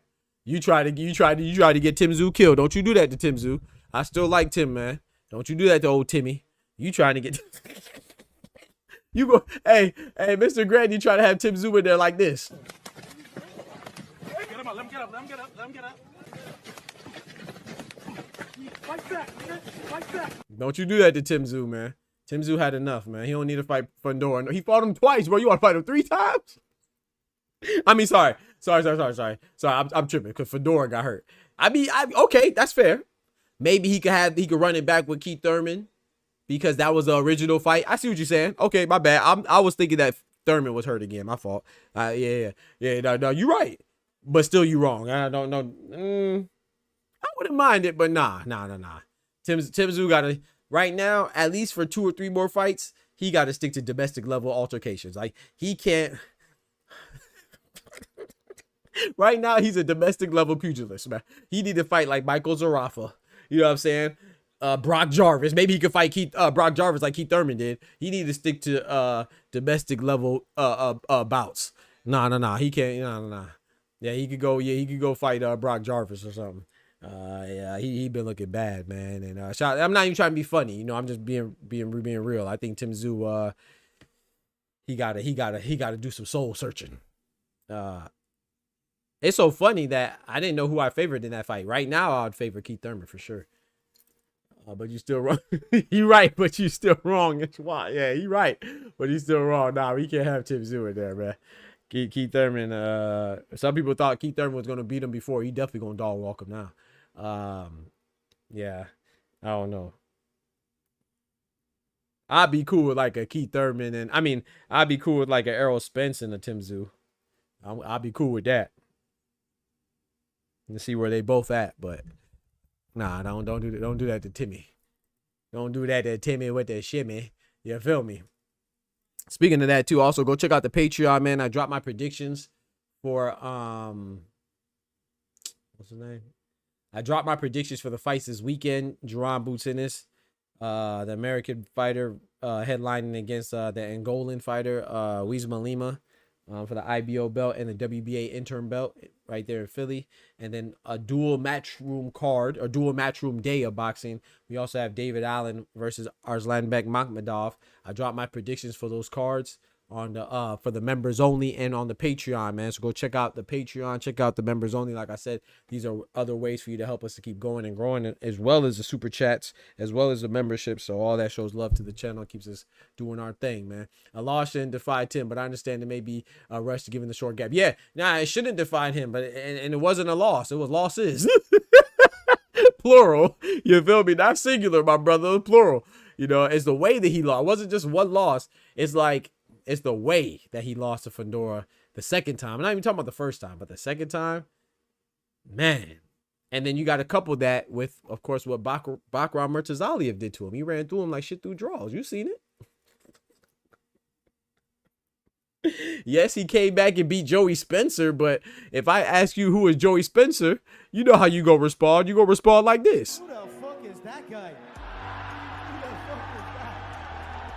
You know damn well who I am. Who the fuck is that? I'm not going, man. He said, I'm cool with him fighting Keith. Keith ain't got this ponytail. Nah, bro, don't do that. Don't do that to Tim right now. Let Tim, in my personal opinion, that's just me now. Let Tim fight like a Michael Zarafa or a Brock Jarvis and then maybe fight Keith. I'm not saying, let me be very clear. I'm not saying Tim Tszyu, I would get mad at him getting the shot at Keith Thurman. That's not the point. I'm saying for his safety. I'm saying for his welfare and his well-being. I'm not saying Keith Thurman. Same thing I say about Errol Spence and Deontay Wilder. I'm not saying that they shouldn't fight because they don't deserve a shot or they're not good. I'm giving up. I'm saying that I don't know how that will impact their health. That's what I'm saying for Tim Tszyu. Nah, so yeah, I'm not tossing Tim Tszyu because he lost. You know me, man. I like Mario Barrios. I don't care about. Don't get me wrong. I like fighters that win too, of course. You know, but I can't wait for Frank. I think Frank Martin can still bounce back and be a champ. I think Caleb Plant could bounce back from his upset loss to Resendez. You know, I don't give up on fighters. That's not in my that's not my MO, man. My modus operandi. That's not me. So yeah, no, I'm not giving up on him. I still think Tim Tszyu could bounce back, but I think Keith Thurman that's not a good move right now. They should have let the card go ahead. You think so, Tay? He said Shock vs. Cool Boy been postponed. Yeah, second time is tough. That sucks, man. You're gonna see who has a stronger fortitude. You know what I'm saying? You're gonna see who's stronger mentally, because that'll weigh on you, man. It's like, dang, I'm postponed again. I'm ready to fight now, and it got postponed again. We're gonna see who slacks off and stuff. Is it gonna be Stephen Fulton or Oshiki Foster? And that's gonna be somewhat natural to do that, but we'll see how they lock in, man. Shout out to them. I agree. So you're saying he's trending bodega? You feel me? I said the same. You feel me? Yeah. I agree, Dub. I'm not mad at it. I'm not mad at it, Tay and Dub, that it could keep going. But like I said, people were complaining about paying for Fundora and Thurman. You know, how many people do you think, economically speaking, do you think that it would be feasible, you know, to have that and really get a return on your dollar? Like I said, unless they drop it for a Prime show, and I'll be cool with that. You know what I'm saying? Make it free on Amazon Prime instead of a pay-per-view. But if you want to keep the pay-per-view effort intact, I don't think you could charge pay-per-view for Oshiki Foster and Stephen Fulton. You know, people were complaining about Fundora. Rightfully so, too. Rightfully so, they're complaining. You know, I'm a consumer, too. I don't want to pay for these things, but, you know, some fights are more pay-per-view worthy than others, and Fundora and Thurman is not pay-per-view worthy for some people, for majority of people. Then they definitely not going to pay for Foster and Fundora. I mean, Foster and Fulton. That's all I'm saying. That's all I'm saying, man. He got his flute. You seen him out there like Andre 3000? I see Keith Thurman out there with the flute like Andre 3000, man. He got the flute and the clarinet. Cut the pay-per-view. I feel that. They should put the rest of the card on Pitbull versus Roach. I like that now. I like that. Yeah. I like that. That's a good idea, Tay. That's a good idea, man. But like I said, it's been rumored. The preliminary rumors, you know, as soon as the injury gets announced, the rumors start circulating, and the rumors are that it's going to be in January. And you know, Pacquiao just announced that he'll be fighting in January for his return. So it could potentially be a Pacquiao versus Rolly, Fundora versus Thurman, Fulton versus Foster, Martin versus Bartholomew combined card. You know, say they could consolidate it all on one pay-per-view in January. So we'll see how it goes, man. But the phone lines are open if anybody wants to call in, man. The phone lines are open. I appreciate you coming through. Call in. And shout out to everybody pulling up, man. Yeah, Jerron Boots in this, man. He looked a little thin, man. But speaking of thin, I read another article today, man. Appreciate everybody here. Don't forget to smack that like button. It's free. I read another article today about Virgil Ortiz, man. My man Virgil, man. They're talking about moving to 160 because they can't get a title shot. You're moving to 160 because you can't get what they call a title shot? Bullshit! You can't get one, or you don't want one? Things that make you go, Things that make you go, yeah. Things that make you go, Last time I checked, Bakram Murtazaliev announced on Twitter his main event promotions. They said that they signed their side when Turki Al-Sheikh wanted the fight between Bakram and Virgil. Virgil and his daddy said they ain't know nothing about it. Things that make you go, And not only do you not fight Bakram, you do the most gangster stuff ever and the most side swiping stuff ever, undermining stuff ever. You go and steal Bakram's opponent. So not only do you not fight Bakram, you take his opponent in Erickson Lubin. Things that make you go, And you're the WBC interim belt holder. I don't think that it would have been too hard to actually get the fight with Fundora. I saw Xander Zayas step to Fundora about a fight. I never seen Virgil Ortiz step to Fundora about a fight. Things that make you go, You know? I'm just saying, man. Abbas Barral just be on his tellus. He was elevated. I didn't see anything about him mentioned in the WBA title holder Abbas Barral. Things that make you go, you get the point. So I don't know, man. The Golden Boy promo way, it gotta be, bro. It gotta be. He running. He didn't even talk to him now, Dub. Come on now. We on the time clock. Or will it be open like something? I gotta put the time, bro. I'm putting the time on there, man. Now, the time is not that you can't talk. I mean, the time is not that you can't stay in. But the time will be on so other people can go. You know what I'm saying? Shout out to my brother. Oh, but yeah, we definitely enforcing the time clock. We definitely enforcing the time. So we're gonna give people, we're gonna do what I normally do when people call in, give them their solo action, they 3 minutes. And then if I open it up for everybody to jump on, then we gonna give everybody some time, man. We not going like that because I felt bad, man. Shout out to my brother Oster, man. And is Oster still here? I want to apologize. You know what I'm saying? Because that's my guy, man. I just, like I said, I was getting frustrated and I ain't want it to turn into, because I respect you. You see what I'm saying? I ain't wanted to turn into a shouting contest or that's not the type of operation I'm trying to run. You know what I'm saying? I'm saying I'm guilty of that too. So it's a combination of both of us, but I can't kick myself off. So, you know what I'm saying? So I just, yeah, I apologize for that, bro. Because you're my boy, man. So hopefully there's no hard feelings, which I don't think there is. But still, shout out to my brother Oster, man. I felt bad about that shit. He said, nah, they said they don't want the IBF first because of weight cut. Yeah, exactly. Yeah. Let me read again what Dub said. They said they don't want the IBF clause because of the weight clause. They don't want the IBF because of the weight clause. If you can't make the weight, move your fat ass up, boy. If you can't make the weight, move your fat ass up, boy. I'm tired of it, bro. 147, you couldn't make the weight. 147, you had rhabdomyolysis, aka rhabdo. Now you at 154, you can't make the weight. Stop it, bro. Go to a weight that's comfortable. Go up to 168 then, bro. Go up to 168. He's a weight bully, bro. What we gonna call it for what it is? He's constantly and consistently, habitually, frequently, any word that is synonymous with continuously in a weight division where he can't make the weight. Move up. Or put down the bread, the cheese, the butter, and the biscuits.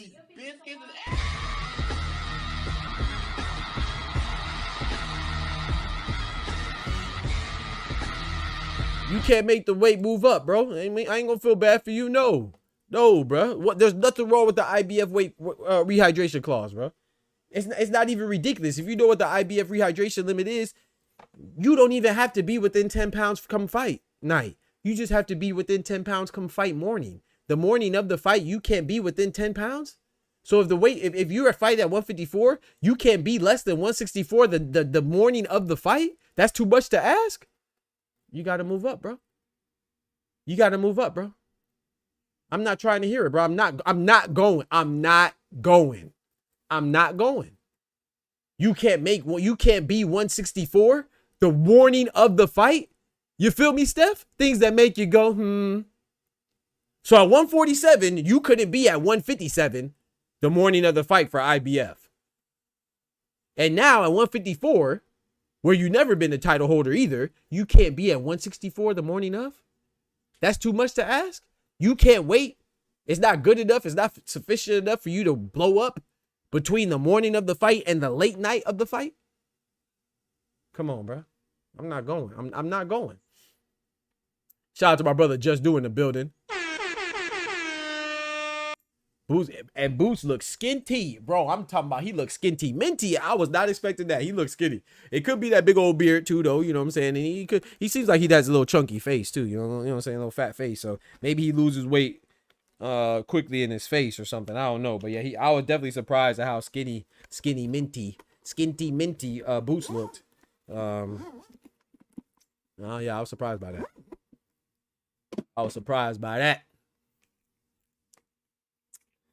But yeah, it just doesn't make sense to me, man. I like Virgil. I'm not, I'm just gotta keep it what it is. Same thing with I said the same thing for Richardson Hitchens. Hey, I like Richardson Hitchens, but if you can't make IBF, then you got to move up, bro. You got to go to 147, man.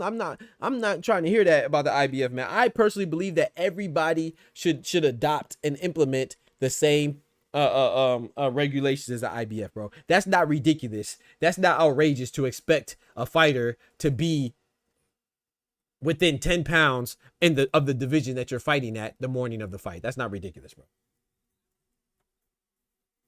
That's not ridiculous, bro. Boots probably walk right. Yeah, I believe so.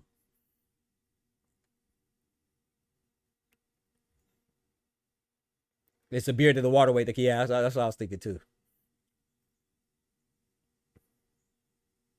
He said, leave that alone, bro. I'm here, bro. That shit was practice. I'm good. I'll type. I can hear, see, and articulate very well. Come on, man. Shout out to my brother Oster, man. Ain't nobody say you couldn't, bro. Pull up, man. Nah, bro. Ain't no typing, bro. Come talk, man. You know what I'm saying? No typing, man. Pull up in the chat, bro. We definitely put on the time, though. Shout out to you. We definitely put on the time. That's the Oster rule. Shout out to my brother Ty in the building. What's good, brethren? Yo. Yes, sir. What's going on, man? Had to pull up for my 3-minute warner. Had to get my round in real quick. Heck yeah, let's get it, bro. I was typing something and I was like, hold on, let me go over here and chop up with Doc real quick. I appreciate you, bro. I think if it wasn't the network stepping in and saying, hey, we want to maximize our revenue on this, the PBC probably would have just went on with the card and did that shit for free. Come on now. When you look at the language of the statements and how they was moving about it, that's why I wasn't too keen on the PBC going to Prime. Okay. A network that's they don't really care about live sports unless they can get their hand into the NFL. Come on now. Even though, everybody else is saying the PBC is dying. No, I just think they made a bad decision. I agree with that. That's what it looked like. And let me see. It was something else I was looking at in the comments. Go ahead, cook up. My bad, I just ate. Nah, you good, bro. Well, why you trying to find it? Let me ask you something, man. What now? I know it's a mainly Philly card, man. Shout out to Boots, shout out to Bozy, shout out to Matchroom, Eddie Hearn. What do you think about that Tamir Smalls fight, man? That's a dangerous fight, man. I'm thinking, bro, against Jose Roman. You about that. Yeah, I DM'd you about it. Yeah, I don't know what to think, man. I'm a little nervous, man. I like Jose Roman, man. Hey, I like the performance he put on against Jalil Hackett. I'm just not too familiar with Tamir Rice, man. So Tamir Rice. Rest in peace, Tamir Rice. I'm gonna hold you.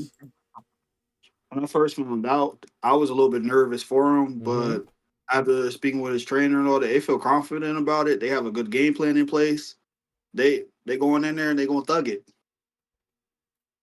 Hey, let's see how it goes, man. That's that Buddy Tall too, man. Yeah, I like the confidence though, but yeah, I feel a little wary for him. Yeah, I definitely like the confidence though, for sure. I'm with you on that. But boy, Tamir Small's a bad boy. Talk to him, Dub. Yeah, I said Tamir Rice accidentally. I mean, rest in peace to the young Tamir Rice too, man. If you know, you know. Rest in peace, Tamir Rice. But yeah, Tamir Smalls, like I said, I like it, man. Shout out to all the Philly fighters on there, man. I think it's dope, man. I was just thinking about that fight, and yeah, we'll see, man. We'll see. I love it though. I don't really have a horse in the race. I like Jose Roman too, like I said. So I like that performance he put on against Jalil Hackett. So we'll see, man. Yeah, I want to see him too, Steph. Exactly. And the thing with Boots, that's just a little water weight.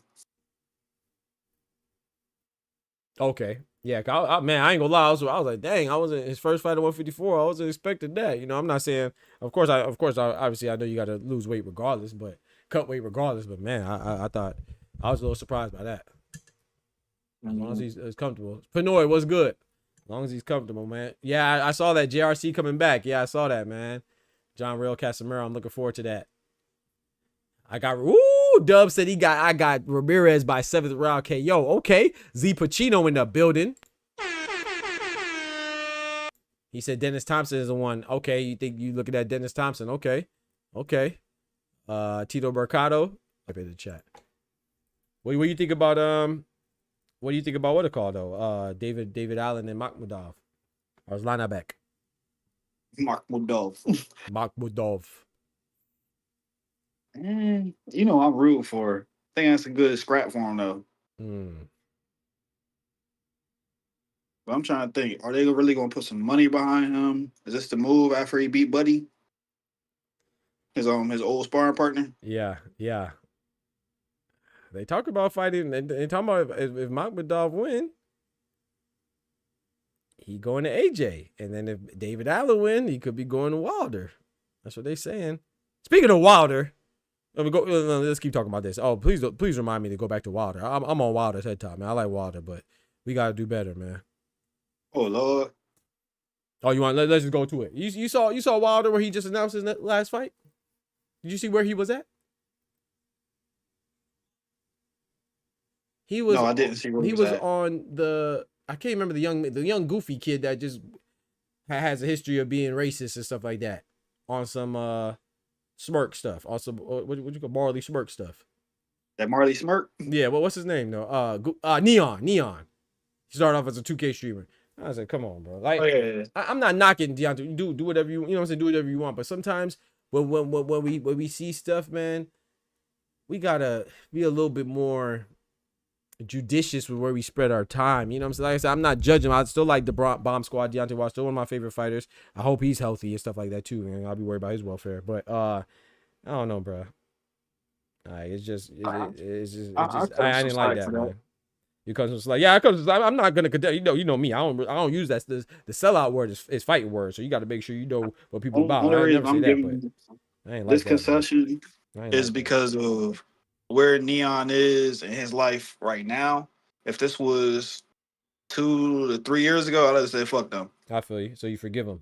That's dope of you.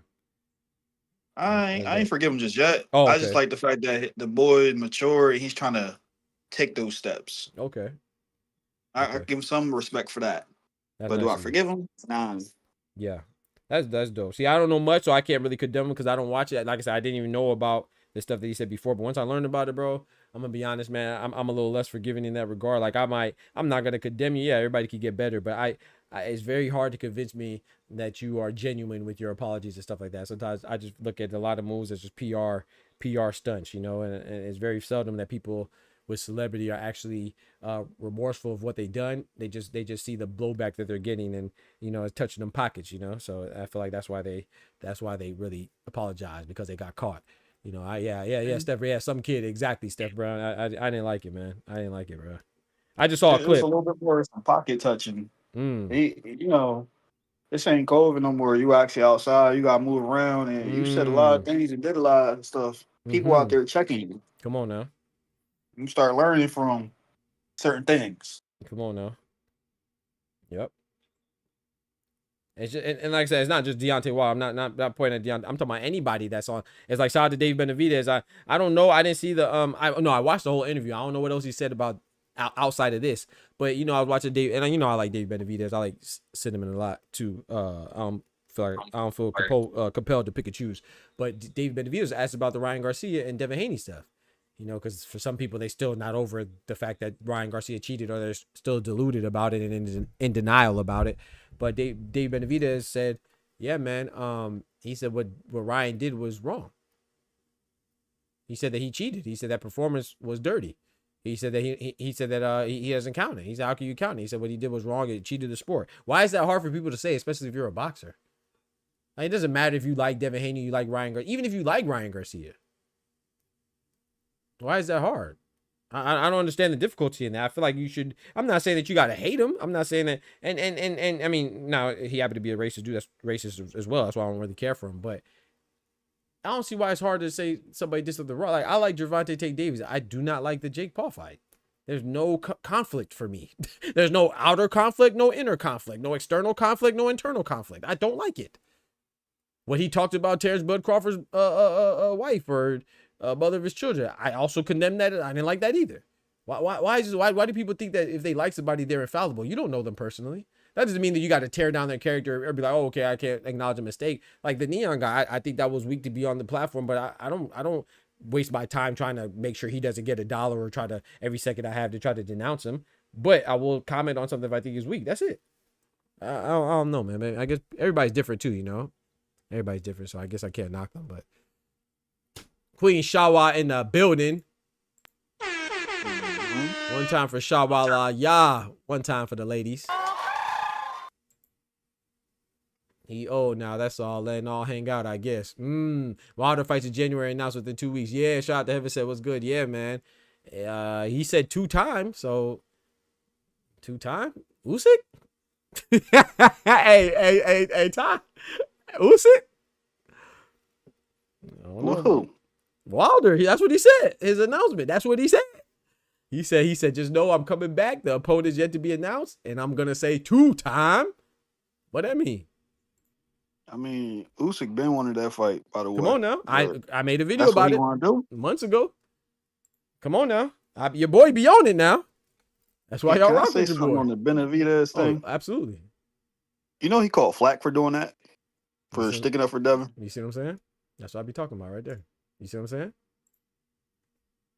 There's people on the internet claiming he only stuck his neck out there and spoke his piece on that because he been hanging around the Haney's You and see? they done got to him. They corrupted him, huh? Yeah. People and I hate to say this. Who said it? I already know. I didn't even have to guess. Tank fans. It was Tank fans Oh, and Lord. T.O.'s #1 fan, No, okay, yeah, I know. What Mr. time it is. Moonshine. Yeah. No, bro, you can't be real. You got to pick sides now. It's like, bro, like that's what I tell people, man. It just happens that Max Kellerman was talking about Tank, bro.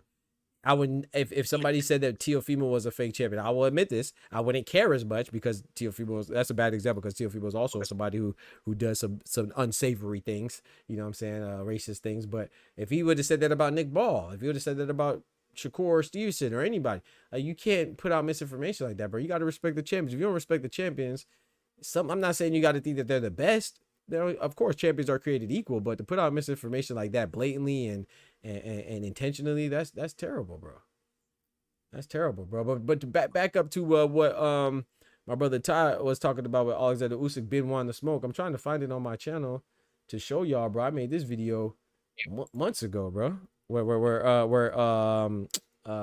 the dude's name? Sergey Limpinets. Well, Limpinets. Yeah, was talking about wanting the Wilder fight, bro. This was calls out Deontay Wilder, bro. Your boy be on. This is August 4th, bro. We are in October. Look at this, chat. Alexander Usyk calls out Deontay Wilder next. August 4th, I put this out. Reached out though. Facts. Come on now. The first time he couldn't get it because he was tied up in litigation with the Wilder. I mean, the Fury stuff. When They was going for the rematch when they had the draw. Come on now. So, man, I like it, but I don't like it, bro. To me, and tell me how you feel about this. I want to revisit the Dave Benavidez stuff too. I don't want to leave that alone either. I'm glad you brought that up. David stuff was nasty because there was people sitting there talking about, well, he's not Mexican anymore. Right, that's what I want to get to. But Deontay Wilder, before we forget while we're here, Deontay Wilder, to me, Usyk fighting Wilder, there's nobody else. So I'm not knocking Usyk. I'm just saying how I feel. To me, it's giving me Calzaghe, Roy Jones, and B-Hop vibes, man. Like Wilder, man, he got a Tyrell Herndon's not gonna cut it, bro. Like it's just not the same Wilder, man. And people, they don't care. You know, when certain fighters are older, have a lot of Wilder's 40 years old with dang near 50 fights, bro. Anybody else who had that many, that amount of fights at that age, they would have said, oh, he's old. But Wilder, we don't care as long as he loses. You know what I'm saying? When Joseph Parker loses, what beats him, oh, you know, Wilder's trash, but he's good enough to make Joseph Parker be considered good.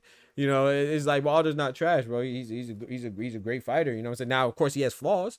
You know, a lot of his flaws are masked by his athleticism and his devastating right hand, but the fact that he was undefeated for so long, bro, that's admirable, bro.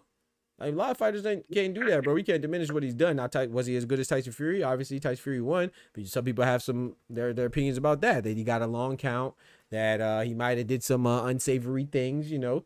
I really try to stay surface level when it comes to result. I like Tyson Fury a lot too, so I don't like to diminish anybody. So, no, but I will say that Tyson Fury is good because of his fight with Deontay Wilder, and Deontay Wilder is still good even though he came on the losing end of that. Man, it was great wars. I love those fights. Those fights were awesome. So shout out to Deontay Wilder, man. You know what I'm saying? But I don't like him against Usyk, man. But what do you think about that? I got mixed emotions when it comes to Wilder. I used to be called a Wilder hater, even though I supported the guy. Mm-hmm. Like when you said athleticism,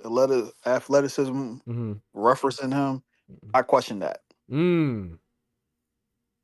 Because, you know, I'm a boxing purist. I look at the way you move through a ring. Right. Wilder's one of those dudes that he possesses ungodly power. Yep. But at the same time, he don't have hips. Yep, that coordination and that wide behind stance. Shout out to Wilder, man. Long ass feet. That's true. But I'll have more confidence in him if he would have took like the Joseph Parker return, where we might not have heard much about him, but the dude took 3 fights in a year and found his way up in the top ranks. Okay. If he was active like that, and I'd be like, yeah, Wilder back. Right. To this day. To this day. I don't know. To this day. Yeah, I'm with you on that, man. I don't know. Shout out to Shawa says, after the fights he lost, he's not about to come back fighting dogs. He'll be there if he stays the course. No, I'm not even saying that you got to fight a dog. What I'm saying is that I would like to, like Tyra, I'm not saying, I don't want to fight. If somebody said that Jit Cabello, that's crazy. You wildin'. I don't know who oh, shout out to Tate. Shout out to Tate. I'm not even saying Cabello. Give me like a Dave Allen. Let him fight David Allen first if David Allen beats Makhmudov, or fight a Makhmudov if Makhmudov beats David Allen, and then fight a Usyk. You see what I'm saying? I don't have to be. I'm not saying you got to fight a Jit Cabello or Daniel Dubois or Efe Ajagba or nothing like that, or even Joseph Parker again. Give me like a David Allen. Give me like a Guido Vianello. You know what I'm saying? Just so I can see, but I just feel like him going into a Usyk fight, I just don't like it, bro. I think it's gonna be more harm than good for his legacy. And I know he cares about legacy. You see what I'm saying? I just feel like it's just. Yes, sir. But it makes sense, though. But it makes sense, though. I mean, if you're gonna fight anybody, why not for the belts? It makes sense. Go ahead, Ty. My fault. I was saying 2-4 is right. Wilder's the first man we've seen out there Euro step into a knockout. Facts. I just see Wilder the first belt in a Euro step. I don't need you in the middle of the ring doing some Manu Ginobili. My bad. Hold on, that was a left hand. My bad. Boom. You gotta do the Manu Ginobili. That's a fact, bro. Bro, how you not love? You see, but that's the thing that gets on my nerve. I know it's different, but if somebody else, let's say he was English, or let's say he was Japanese, or let's say he was Mexican, if it was somebody else, bro, and I'm not even saying from a complexion, I'm saying it's just nationality, not everything. Bro, they would love it, bro. Cold. They would love it. Would be cold. You see what Wilder did, man? Did a Euro stuff. You know, I'll be right there still hating. I asked for a jab, not a jab step. A jab step? Bro, hey, that's funny, bro. I ain't gonna lie. That was funny. That tickled me so much because I literally had a visual of Wilder, how Wilder be knocking people out, bro. Straight Euro steps, bro. You ain't supposed to hit nobody like that. That boy hit a James Harden. Fact, the whole James Harden. He hit a James Harden carry. Hey, yo. Hey, bro, y'all crazy, man. Nah, y'all crazy, bro. They said he Euro step into a knockout, bro. Y'all wildin', man. He's 39. I need that Wilder Chisora. Hey, I'm not mad at that. They both had 50 fights. Well, this will be both of their 50th fight, right? If I'm not mistaken. Somebody fact check me. Yeah, I think this will be both of their 50th. We know it's Chisora's 50th. I think. You know, Chisora, he want him for that bingo book to say I fought everybody in my era. Right. Literally. Right. And he called Wilder a pussycat too the other day. A couple months ago. He better relax. Come on now. He called him a pussycat, bro. I could find the interview. He called him a pussycat. So hey, I think it'll be both. Hey, that'd be fire. Who said that? Chisora. That's a great one, Tufo. Yeah, Wilder Chisora. That's great. It'll be both their 50th fights, if I'm not mistaken. I think Wilder, 44 wins. I know he has a draw in there, right? And then 4 losses, I believe. Who'd he lose to? Tyson Fury twice, Parker, and Zane. Oh, Tyson 3 times. Oh wait, no, not twice because they had a draw. Remember? Yeah. Oh, yeah. Yeah, that was a draw. Thank you. That was a draw. Yeah, I was like, who's a draw? Yeah, no, I was thinking of Chisora's record. Yeah, Chisora, right? Yeah, so Tyson Fury draw. Tyson Fury 2 losses, 1 loss to Zhang and 1 loss to Parker. So yeah, he has 44 wins. So yeah, so that's 49. 44 wins, 4 losses, 48, and 1 draw, 49. So that'd be dope. That's perfect. Both of their 50th fight.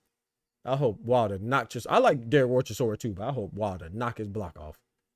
Mm-hmm. He definitely there to be hit for sure. That's Joe Joyce. Joe Joyce was hitting him with the lean back, with the fat Joeing. Well, sorry, no, I'm sorry. Chisora was hitting him with the lean. Sorry, just I said that backwards. Chisora was hitting Joe Joyce with the lean back, leaning back on the ropes and propelling off the ropes. So, bah!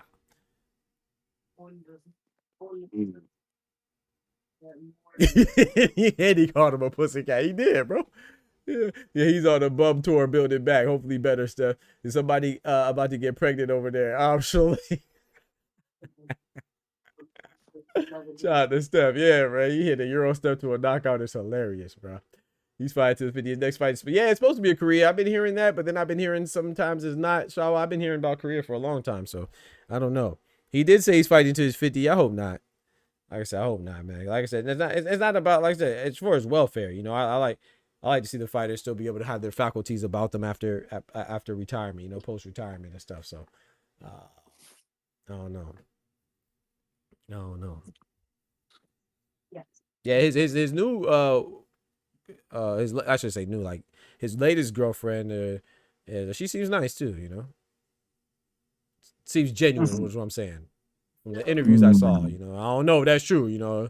Well, women are some could be some all people could be some deceitful creatures, but some women, boy, they could be deceitful, boy. She seemed nice though. It's still a Ray J out there. Speaking of Ray J, look what this dude just put in the chat. He said get that booty popping from my What? Hey yo. You alright, bro? Would you be mad if Usyk fights Wilder? I wouldn't be mad. Like I said, I wouldn't be mad because I mean, like Shawa said, I agree. Who else? There's a reason why you got timed out before. Yeah, he wilding. I mean, who else you going if you're gonna fight at this point? He's like Pacquiao. You know, people won't act like it, but I'm not saying he's as legendary as Pacquiao. But if you're gonna come back, if you're Pacquiao, it's gonna be for a title fight. If you're gonna come back, if you're Klitschko, Vladimir Klitschko, it's gonna be for a title fight. If you're gonna come back and give me another old hit, Donito Donaire. Well, maybe not Donito Donaire because he about that life. He just like to fight. Like I said, when I met Donito Donaire, he was shadowboxing. He was just shadowboxing in the middle. The man was just in the press conference and shadowboxing. It wasn't his fight, nothing. He was talking to somebody, he turned around, started shadowboxing. And then that's how I got in. I started talking to him. We started talking and stuff like that. I was naming champions that he didn't know, you know, in his division. So shout out to Donito. That's why I be getting love, bro. They be rocking with me, man. But yeah, like Donito, they're different. He seems like he would just fight anybody. But my point is that if you're gonna come back and you're gonna be active in this old age, late in your career, then it might as well be for a significant endeavor, right? And that's the titles. And Usyk has all the titles. That's when he said 2 times. I was like, oh no, he might be fighting Usyk, or maybe he's just saying that, you know, Usyk is the end goal. You know, maybe he's gonna fight somebody in Korea or fight somebody in Ghana, like it's been also rumored, or Nigeria, like it's also been rumored, or Benin, you know, so it's also been rumored. So maybe he'll do that and then go to Usyk after that. We'll see. Shout out to Let's Be Real in the building. But would I be mad at it? Nah, you know, I'm gonna be mad at it. I'll just be concerned, not mad. I'd just be concerned. I will actually be mad. Only because of the order of operations. I know Wilder's name, but if Usyk was to announce a fight with Wilder right now, I'll be sitting there looking at all the sanctioning bodies asking them, what the fuck are y'all doing? Come on now. Where he ranked at? Right. Why he skipped the line? Same way I felt about Pacquiao. Right. Rightfully so. So Shower. Oh, go ahead. My fault. I need Wilder to fight somebody. Not what you were saying earlier. He can get us to drop us a bum 2-3 in a row, but he still gotta fight somebody. I need you to do something to be ranked. Yeah, to legitimize this fight. I'm with you on that because that'd be hypocritical. I mean, you know, we don't play the hypocrisy, so I feel the same way about Pacquiao and everybody. So I'm with you on that. But I was just saying, like what you said earlier. It would look just like how Kawasaki was with the 2 old heads that they boast up his resume with. Come on now, Roy Jones and B-Hop. That's what I'm getting, and I don't like that, bro. I can't front. I do not like that. I want to see Wilder and Ngannou. I'm not mad at that. Let's see Wilder versus Big Baby. Man, chill out, Tay. I need to see Big Baby versus Torres if we're going to say 2 American heavyweights. If not, I need to see Torres versus Itama, and he called out Itama too. Shout out to Torres. Speaking of Torres, Guido Vianello, who Torres last. I think that was Torres. I don't think Torres fought since he beat Guido, right? I think that was his last fight. Guido Vianello is about to fight. Who's he fighting? He's fighting tomorrow though. On the matchroom joint, on the English card. Can't remember the dude's name. Alexis something. Alexis Barreri. I think he's Canadian. Undefeated fighter. Should be good. I'm actually looking forward to Josh Padley versus Reese Bellotti. I got Padley by stoppage, but I like that fight. But yeah, okay, so let's go back to this David Benavidez stuff, man. So yeah, man. So what were they all saying? Because I didn't really see like the backlash and stuff. I just saw when he said it. But when he said that, I was like, oh yeah, they gonna be on his head top.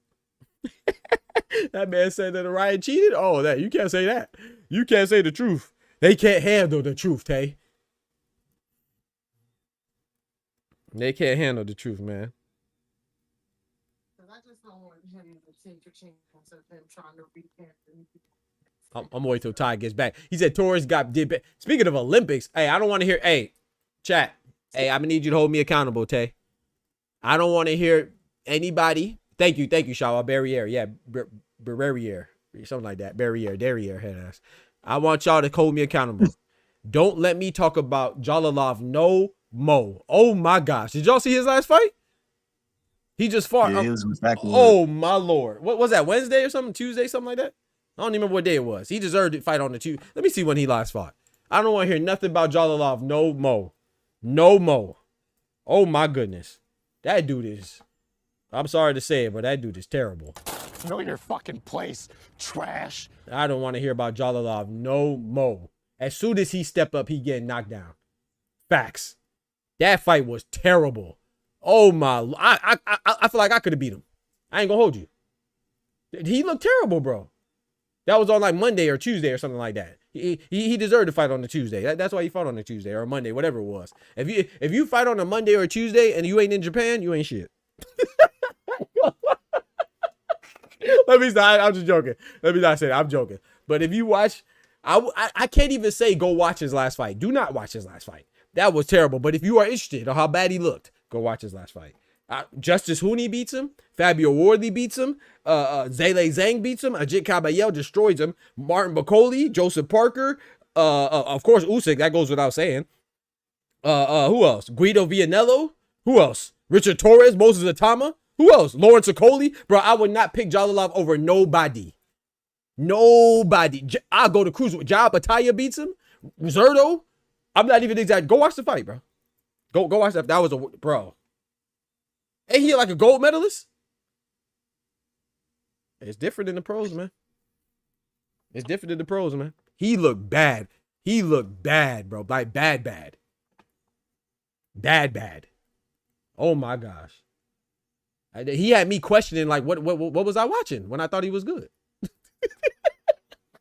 like bro, Ty, bro. Like if his ankles aren't broken, his hands aren't broken, his shoulders not dislocated, that's the only time it'll be acceptable. His back got to be broke. Like what Mike said, spinal. He got to have a spinal injury, something to look like that.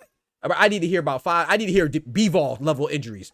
Where his wife at coming out saying he got all these injuries. His eye socket been removed twice.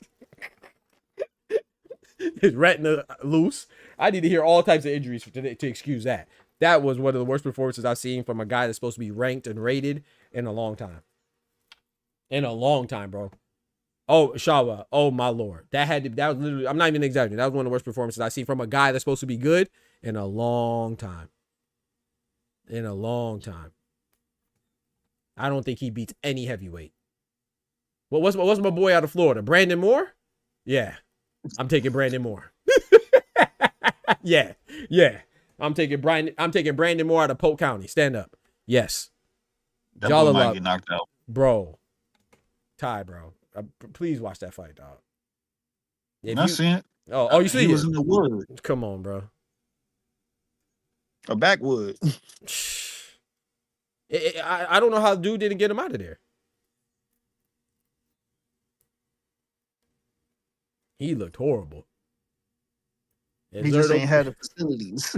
Yeah, I agree. I think that dude, it was a testament, and no disrespect to him, but it was a testament to how ill-equipped he was, more so than how good Jollilov was or how his ability to last. Or it was just more so the guy he just didn't have the weaponry to get him out of there. He just, he was easily wrapped up. He was able to Jollilov was able to I don't want to say he didn't control nothing, but he was able to, get close and smother him and stuff like that. And he said IF would be more. I like Brandon Moore. He's from Florida, but I don't really see him as a real threat.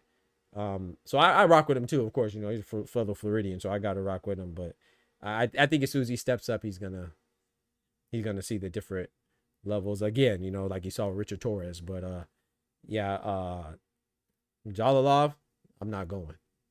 I'm not going, bro. Like any heavyweight that you name, I'm going with Derek Chisora. Any heavyweight, Deontay Wilder. Any heavyweight that if you know their name, they could beat Jollilov. Otto Wallin, that'd be a good fight. Give him the Wilder. He need a body. There you go. Yeah, there you go. There you go. Wilder versus Jollilov, and then Wilder versus Usyk. I'm with you on that 1,000%. Because that's a name. That's an Olympian. That made me, what I'm saying, be like, all right, I bet. I could justify Wilder versus Usyk now. There's a bronze medal versus the gold medal. There it is. Yep. I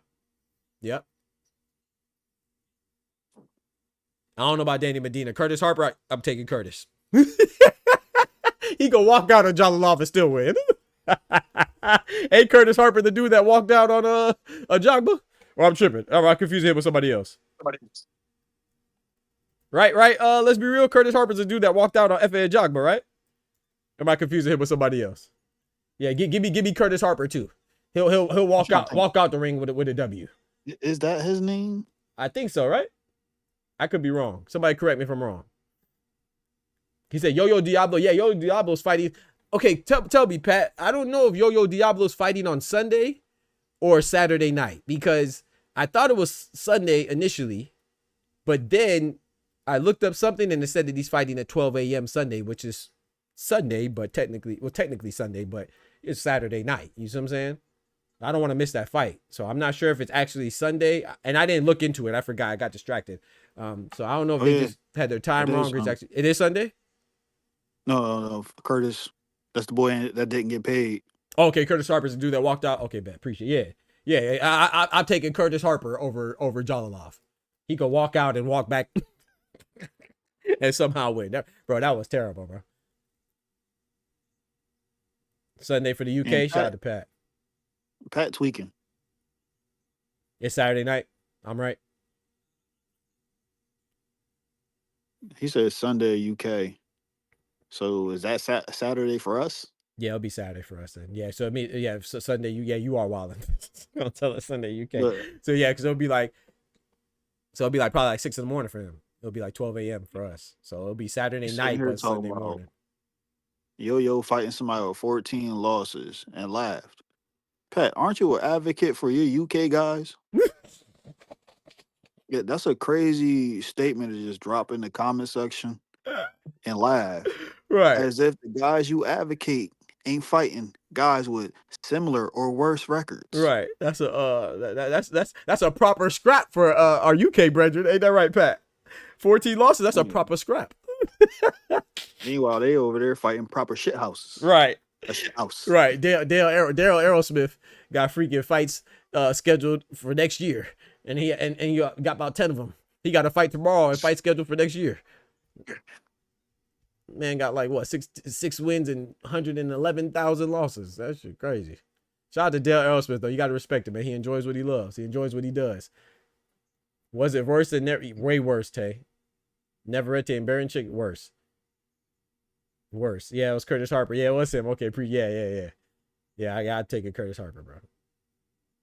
And tell me if you think I'm over exaggerating, man. He looked bad, bro. He looked terrible. Shows 9 p.m. Mountain Time on Sunday. Okay. Thank you, Shawa. Because I looked somewhere and it said 12 a.m. Sunday. So I'm like, okay, that's Saturday. Stay busy, fight with somebody that's 16 and 14. Cool. I can't hear a complaint from somebody that's fine with their own guys, their house guys, fighting somebody that was 4-84. 4-84 and 3 DQs. What we talking about? Hey, yo. Speaking Oh, of because they DQs, ducking him. ducking him. That's funny, bro.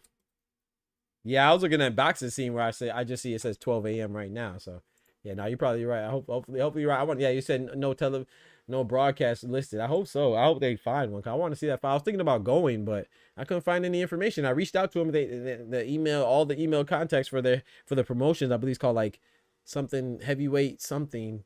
That's doing the Hernandez show, the only Hernandez show. They didn't get back with me. Well, the email said it couldn't be delivered because there wasn't a valid email address. So I tried to call the Hard Rock to see. They didn't really know any information. So I'd be darned if I drive all the way down there. And I don't know. Or up there for me. Yeah, but it's in Kissimmee. I was really thinking about going. No, not now. You never know though. Boxing is boxing. Anything happen. Yeah, facts. Everybody ducky yo-yo. I don't know. I'm gonna give him more time. I ain't gonna say that. What is he at 160? I ain't gonna say everybody ducking him yet, but I don't think he with the right promoter, probably. yeah, that's why. Yeah. I'm gonna give him some time. He just fought Kyron. Well, his last fight was Kyron Davis, right? That was his last fight. That was a good fight. I think that was the last fight I saw of his. I think that was the last time he fought. Smoked on him. Yeah. He did his thing against Kyron Davis. I think, and I think highly of Kyron Davis. Where Breadman at? Talking on Twitter. Where Mr. Edwards at? Right. Talking on Twitter. Yeah. Kyron Davis is his last fight.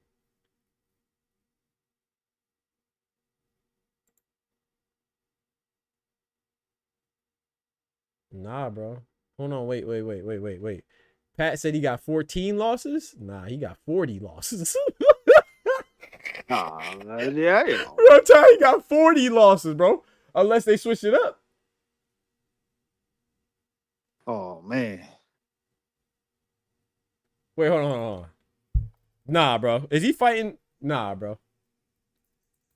You said 14, Pat. He fighting somebody with 40 losses. Nah, bro. Carlos Muhammad. Okay, so somebody pulled out. That's right. Somebody got hurt. So I don't know which one got hurt. Is he fighting Carlos Muhammad Rodriguez? Or is he fighting Ramon de la Cruz? Ramon de la Cruz got 40 losses. Shit. He 24.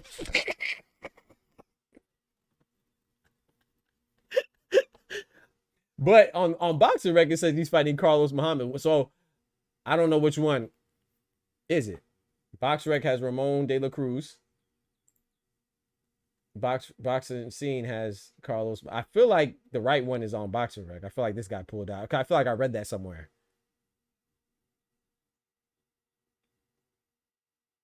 Yeah, Kyron Days always has to fight big guys. Yo, the KT fight off. What the freak?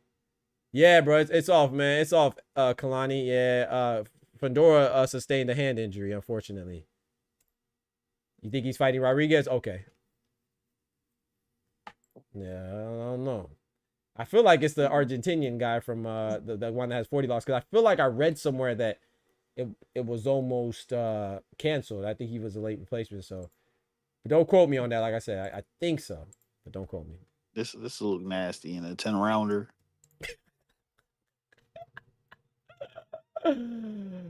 Oh man, I was shocked when I saw 67 fights, 40 losses. Mm-hmm. Yeah, that's crazy. Okay, so the link that Shawa says it is Rodriguez, so it is so it is a 14 guy. Carlos Rodriguez. Okay. So BoxRec has to update theirs. Okay. Yeah, BoxRec says subject to change. So. Okay. Shout out to Shawa and Pat and Ty. Yeah.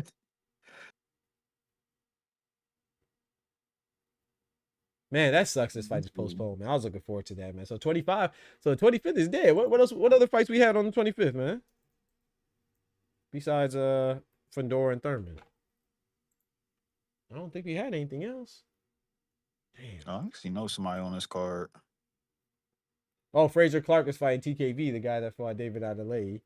And Fraser Clark, the guy that fought Fabio Worthy. Oh no, Joseph Parker and Fabio Worthy fights on the 25th too. Okay, we still got some fights.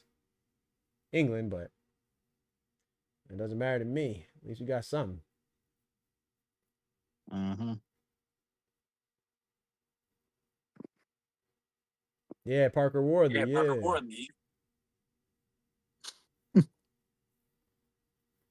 They set him up on this card. Who that?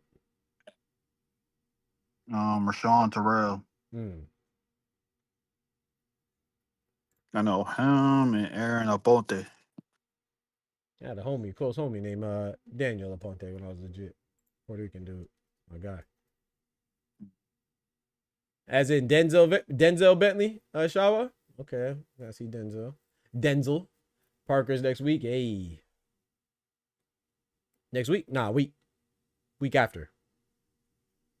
The 25th. So not next week, but the following week. So in 2 weeks. And next week's the 17th.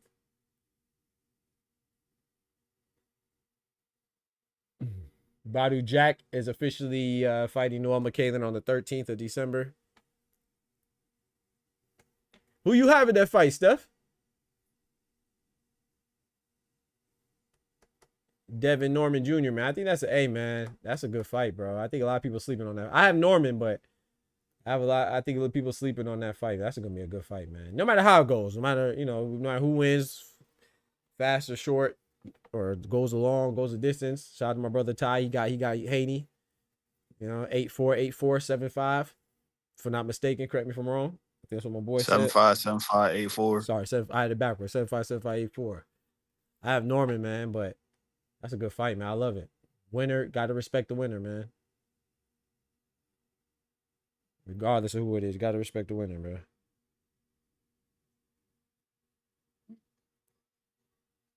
Devin Haney should already have your respect. Whether you like him or not. I'm not the biggest Devin Haney fan, but the youngest undisputed champion in the 4-belt era on the male side, should respect it. Hey, Carlos Ultra. Yeah, man. He's from the Grand Prix, right, Pat? Yeah, I like Carlos Ultra. He's from Colombia, right?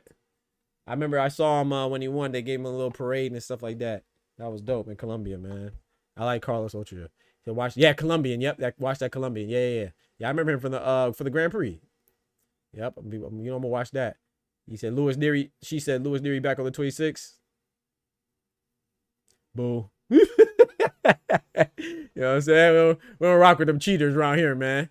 You know what I'm saying? We don't rock with them cheaters, man. Louis Neary, pack him up. Cloud And drug that's my cheat. birthday. Facts. And that's your birthday? Let's go. Yeah, we don't rock with them cheaters, man. We do not let people who are on the juice discuss real athletes. That's all. Yeah, we don't rock with them cheaters, man. Habitual cheater, too. Shout out to Neary, though. I guess. Who's your picks for Saturday?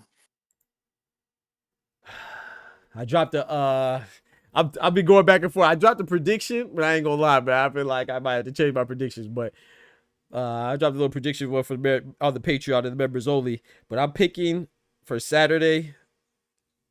I'm going with Boots by UD. Mm-hmm. Maybe late stoppage, 11. I'm going with who else on the card that I was looking forward to? I think that was really Alexis. Yeah, I'm going with all the gosh dang the A side. I'm going with Zaquin Moses. I'm going with what's the dude's name that they're talking about maybe fighting together the future Vicioli. I'm going with him. I'm going with I'm talking about Eddie's boy. Yeah, Eddie's boy. Yep. I'm interested in Tamir Smalls, man, or Jose Roman. I'm not sure. I got Josh Padley beating Reese Bellotti in 6 rounds, 6 or 7. Stoppage in favor of Padley. Man, I'm going with Dave Allen, man. Reluctantly, I'm going with Dave Allen. I should say reluctantly, cautiously. I'm going with David Allen over Arslanbek Makhmadov. But I could see Makhmadov knocking him smooth out too. But I just like David Allen's approach, as long as he's not like packing it in, and I don't think so. I just think he's like a realist type of dude that's been the underdog for so long and been to the point where was it against Dubois where he didn't get off his stool? You know, say arguably quit and stuff like that. So I kind of feel like he's more coming at it like you know, I'm boxing because I love it and this is my chance, but I know what could happen. I don't see him saying these things as like, oh, I'm giving up. He's saying, hey man, he looks scary, but I'm going to fight him. He's like, hey, if you don't get me out there in 3 rounds, he's gonna be in trouble. And I don't really like to hear that talk, but at the same time, he just seems like an open book type of person. So everybody's different, you know what I'm saying? So I'm going with him as, I think he's gonna win, man. I'm going with David Allen. So I think David Allen's either gonna win or Makhmudov is gonna look like shit in a close win. Oh, okay. Okay. Yeah, I'm going with because David, he gritty. Makhmudov, people just, I feel like we oversell him. I think so too. I definitely think so. Just because the guy has the size and a particular look. The look, yep. He got the what it called, the Drago look. You know, the big sculpted Russian. He about to get sat down. Yeah. Instead, yeah, Jesse Hart and Khalil Cole's canceled, man, because Cole pulled out, man. I was looking forward to that fight, but that sucked. That definitely sucked. Yeah. Oh, I got Guido Vianello, Alexis Barrera, and Guido, I'm not sure. Tick is always calling that man Tick is crazy, bro. Maybe. Don't do our letter back like that. But yeah, I got I'm not gonna lie though. And this is me getting caught up in the hype and the aesthetic portion of the fight, the marketability of it. I would like to see Anthony Joshua versus Arslanbek Makhmudov, bro. Because that will look like, you know, say the big ripped black Englishman going against the big ripped white Russian. It'll look like that'd definitely get the casual fan into it just off the looks. But Anthony Joshua cleans him up. Like he gonna Anthony Joshua going Francis Ngannou him. I ain't gonna lie. AJ going Francis Ngannou him. But off the looks, I think that fight is that's a marketable fight. I'm fine with AJ fighting him. I just don't like what will be said after the outcome. They'll just say he another Carlos Takam. That's true. All these other guys, even though he fought ranked fighters. That's true. Yeah, he ain't gonna get no credit now. Makhmudov got a glass belly. Is crazy. Ajit Cabello was in them guts. Pause. Yeah, we gonna pause that. No, did he? I'm taking the Canadian over Guido. Oh yeah, Alexis. Yeah. Or Alex, whatever his name is. He seemed pretty cool when I seen him. Yeah, he did. Talking about at the face off, or you see him like real life or something? Oh, just around earlier. Oh, that's what's up. Okay, shout out to my brother Ty. I like their face off. Their face off is pretty good. A little sit down. I'm gonna need Boots to stop trying to throw that wham around in a circle. Come on, bro. Wait, what? Wait, what? Who said that? Doing them little TikTok-y dances. Boots, cut that shit out. Your dad was looking at you like, bruh, cut that shit. We don't need another tank out here with the bad and booze. Hey, yo. Well. Let me see your well. I remember that song. That's funny as hell, bro. Oh, no. You talking about that do so. Throw that wham in the circle. All right. Throw that in the circle. Hey, yo. Nah, man. He said AJ versus Makhmudov is a Baki fight. I can't stand. Y'all like Baki? I can't stand Baki, bro. I did not like that anime. I thought I was going to love it. Baki's so trash. To me, I guess it's an unpopular opinion. I like the references that they have, but all they do is like all the big fights. All they do is talk for 30 minutes and then one punch and they dead. It's like One Punch Man. At least One Punch Man, they be fighting a little bit still, but this one, they talk the whole time, and then whoever's gonna win, you know, throws 2 punches and it's over with. I like Kengan now. Have you ever watched Kengan Ashura? That's a good one. That's what I thought Baki was gonna be like. Kengan's fire. If you like Baki, watch Kengan. I guarantee you'll like Kengan. Kengan is what Baki should have been, in my personal opinion. Man, Baki trash. I used to love Baki, my bad. Baki trash. I mean, Lima will come at him. Boots won't be dancing. Lima will come at him. Boots stopping him. What you got? You still going by stoppage at 6? I think you said, Ty? Mr. Granny better stop that. That boy getting smoked on. Imagine Lima pulls the upset on, bro. I think Lima's good, man. I'm not just trying to oversell him, bro. I think that I think Boots is gonna win, but I think it's a good fight. I think you being too nice to that man. He about to get smoked on like a Nick from 05.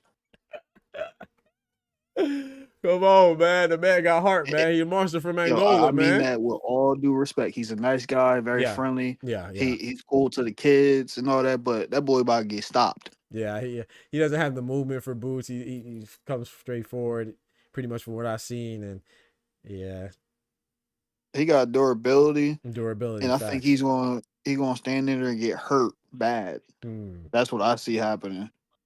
But we're gonna see how tough that chin really is. He does take a lot of shots in his fight. Yeah. He looks like he has a solid chin. I feel like being in front of Boots, somebody that's levels above him in skill and has power, it's gonna be like a career changing fight for him because he don't know how to quit. I agree with that. I see him getting hurt bad. If it goes down like that, I'm not certain it goes down like that, but if it does, I do think it's bad. It ends up bad for him because everything you just say. He has durability. He doesn't have a quit in him, and that's it's gonna get you more hurt. I mean, look at Errol Spence. You know, to a different degree, but Errol Spence probably should have been stopped. But you know, his corner know they can't stop it because Errol Spence gonna be mad, and Errol Spence ain't got no stop in his body. So shout out to the ref. Was that Harvey Dock? I think. Shout out to the ref for stopping that because that was a great stoppage. Because sometimes you could be your own worst enemy, man. You getting beat on and punched on. Hey, they ain't getting no better, bro. It's only gonna get worse. In the way his trainer's talking, I don't think he has the wherewithal to try to defer in certain moments and try to get his fighter to box in spots. He gonna get that boy hurt like Villa did. Right. Facts. Yep. You know, they say it won't sweeten. It'll only sour. Yeah, it's just gonna get worse. Because when Boots was fighting Roman, his damn coach goofy ass was telling him step to him. And what that got him? Come on now, cooked. I've been seeing a lot of people, man. How you feel? Or it's not really fair for me to ask you because I'm gonna ask you anyway though. But I've been seeing a lot of places. I've been seeing people discussing like who I see? Was it I think I saw Sean Zattel. I think I'm talking about Boots' lack of adaptability. It seems like when he's in the going through the mud. And then I think I saw in the Boxer Voice, people were talking about Bosey's lack of coaching, and it's so funny because, bro, I appreciate y'all, man, because we be ahead of the curve, bro. We talked about this because they're talking about Bosey just saying go get him or whatever, go get him multiple times in the corner against, was it Karen? I believe that fight was. Yeah. And then we talked about, like, bro, you don't know what their lingo is, you don't hear everything. And stuff like that, and it's easy to say from a couple shots, like 5-second shots. It's I'm not saying that Bosey's the best now. I think Bosey's one of the top trainers, me personally. So maybe I'm a little preferential in that point, but I also think Robert Garcia is one of the best. And if sometimes you listen to Robert Garcia's corner, what is he saying sometimes? I mean, what did he really say to Rayo when Rayo fought Gary Anton Russell? You feel me? He got washed, you know? So I'm not saying sometimes the coach could have a bad moment. Sometimes the fighter could have a bad moment. Sometimes the guy across from you is tougher than you think. I'm not giving an excuse, but what I'm saying is that, though, it's like it's akin to judge, in my personal opinion. What works for you works for you. But sometimes you are going to go to a clip in a fight in the corner when they are telling him some gems, dropping some gems, whether that's Breadman Edwards, whether it's Garcia, whether it's Bomac, whether it's Bosey, whether it's Freddie Roach. Breadman ain't dropped no gems. I'm trying to show some love, bro. That boy ain't show no gems. He only dropped gems when he break it down the film. Hey, yo, as bro. far as a voice from the corner, fuck no. Whether it's Coach Calvin Ford, whether it's Bill Haney, whether it's Papachenko, you gonna hear some gems sometimes, maybe, according, you know what I'm saying? Let my brother Ty tell it.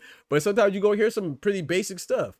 But I think that when you assume that that's all of the discourse that occurred in the corner just because you saw a little glimpse, I feel like that's, I don't want to say ignorant. I don't like calling people ignorant unless I really mean it. But I think it's kind of like shallow level thinking. I feel like now if you see it repeatedly, that's different. But you go off of one fight, especially when you talk about a fighter that's undefeated and was former unified and a Ring Magazine champion, is like you got to give him a chance. I feel like sometimes if you want to see something, you're gonna see it. What I mean by that is if you're looking for something, you're gonna find it. Like, so if you're already doubting that the training is not that good, then you're gonna see it. But if you think the trade is good, then you might see some other stuff, like how he does well with O'Shea Jones or Andy Cruz or Stephen Fulton.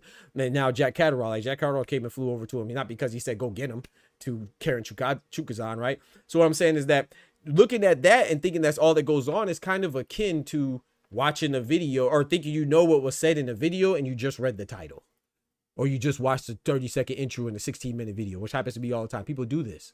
This is what people do. You see what I'm saying? Or it's like reading a book, reading the cover of a book and thinking you know what went on in the cover. I tell people that all, like, it's like you watch Endgame or Marvel, right? I remember in the trailer when they first get to Wakanda and they have an Infinity War and they're running towards Thanos' army, but no, Thanos is not there yet, right? In the trailer, they showed the Hulk running with Black Panther, Captain America, and whoever else was there. But in the actual movie, the Hulk wasn't there. It was actually Bruce Banner and the Iron Buster thing, right? Did they lie to you? No, they just showed you a trailer. That doesn't mean that's the final copy. You're going to see everything in a 30-second ad or 2-minute trailer. You still got to watch the 2-hour movie before you know what transpired in that movie. So I don't know. I just feel like people just that's the nature of humans, right? Like I think that on the grander scale of things or grander scheme of things is like a lot of people think that they're experts with minimal effort. Hey bro, you got to really put time into this stuff. Like you know what I'm saying? At some point you're gonna expose yourself. You feel like you could act like you want to know something or be an expert about something and you just watch a small little preview. Yeah, you could get away with surface level conversation, but when you dig deep, it's like there's more evidence that Bozy is a great trainer than it is that he's a bad trainer. I don't care how many times you see him against Karen and he just told him go get him. He could have said go get him for the whole duration of both fights. But there's more evidence I could point to with undefeated Andy Cruz, undefeated unified Ring Magazine champion Boots Ennis, undefeated undefeated champion O'Shea Jones. If he's just telling them all go get him, well he's a pretty somebody in the NBA need to hire him as a talent scout. Because if all he's telling all these fighters is go get him and they're being successful like this with go get him, then he needs to be a talent scout then. I don't know. Because that's crazy. So I mean I think there's more evidence if you really want to look that there's that he's telling them more than go get him. But if you want to focus on one fight where the camera caught him saying, oh, go get him out of there, go get him out of there, then I mean, I don't know. Is that really the truth, or is that you being selective with your reasoning? I don't know. Maybe it's a combination of both, or maybe I'm reaching too much. Maybe you know you're not reaching. I don't know. I feel like people will be scrutinizing the wrong guys. Come on now. At one point, I remember folks sitting there telling Bomac he need to put down the glizzies and the Cheetos. But they'll sit here and boast and brag about the Andy Lees, the bread man. Okay. The Ben Davidsons. Okay. Dudes that's only good in the film room. But they want to question guys like good old Derek. Matter of fact, even the other Derek. Come on now. And Bomac. Yep. Mr. Bryan. For those of you that Derek is Bozy and the other Derek is James. Derek James and DJ and Derek Bozy in this. Shout out to my brother Ty. Facts. I agree with him. But that goes back to the nature of people when we critique people and compliment people. It's like some people could do the most and get the less as far as compliments, and then some people could do the least and get the most as far as compliments. It's crazy. Stop hating on Steven. Wait, Stephen Brendan, she talking about. Shout out to Shawa. Shout out to my brother Al Booger, big member in the building.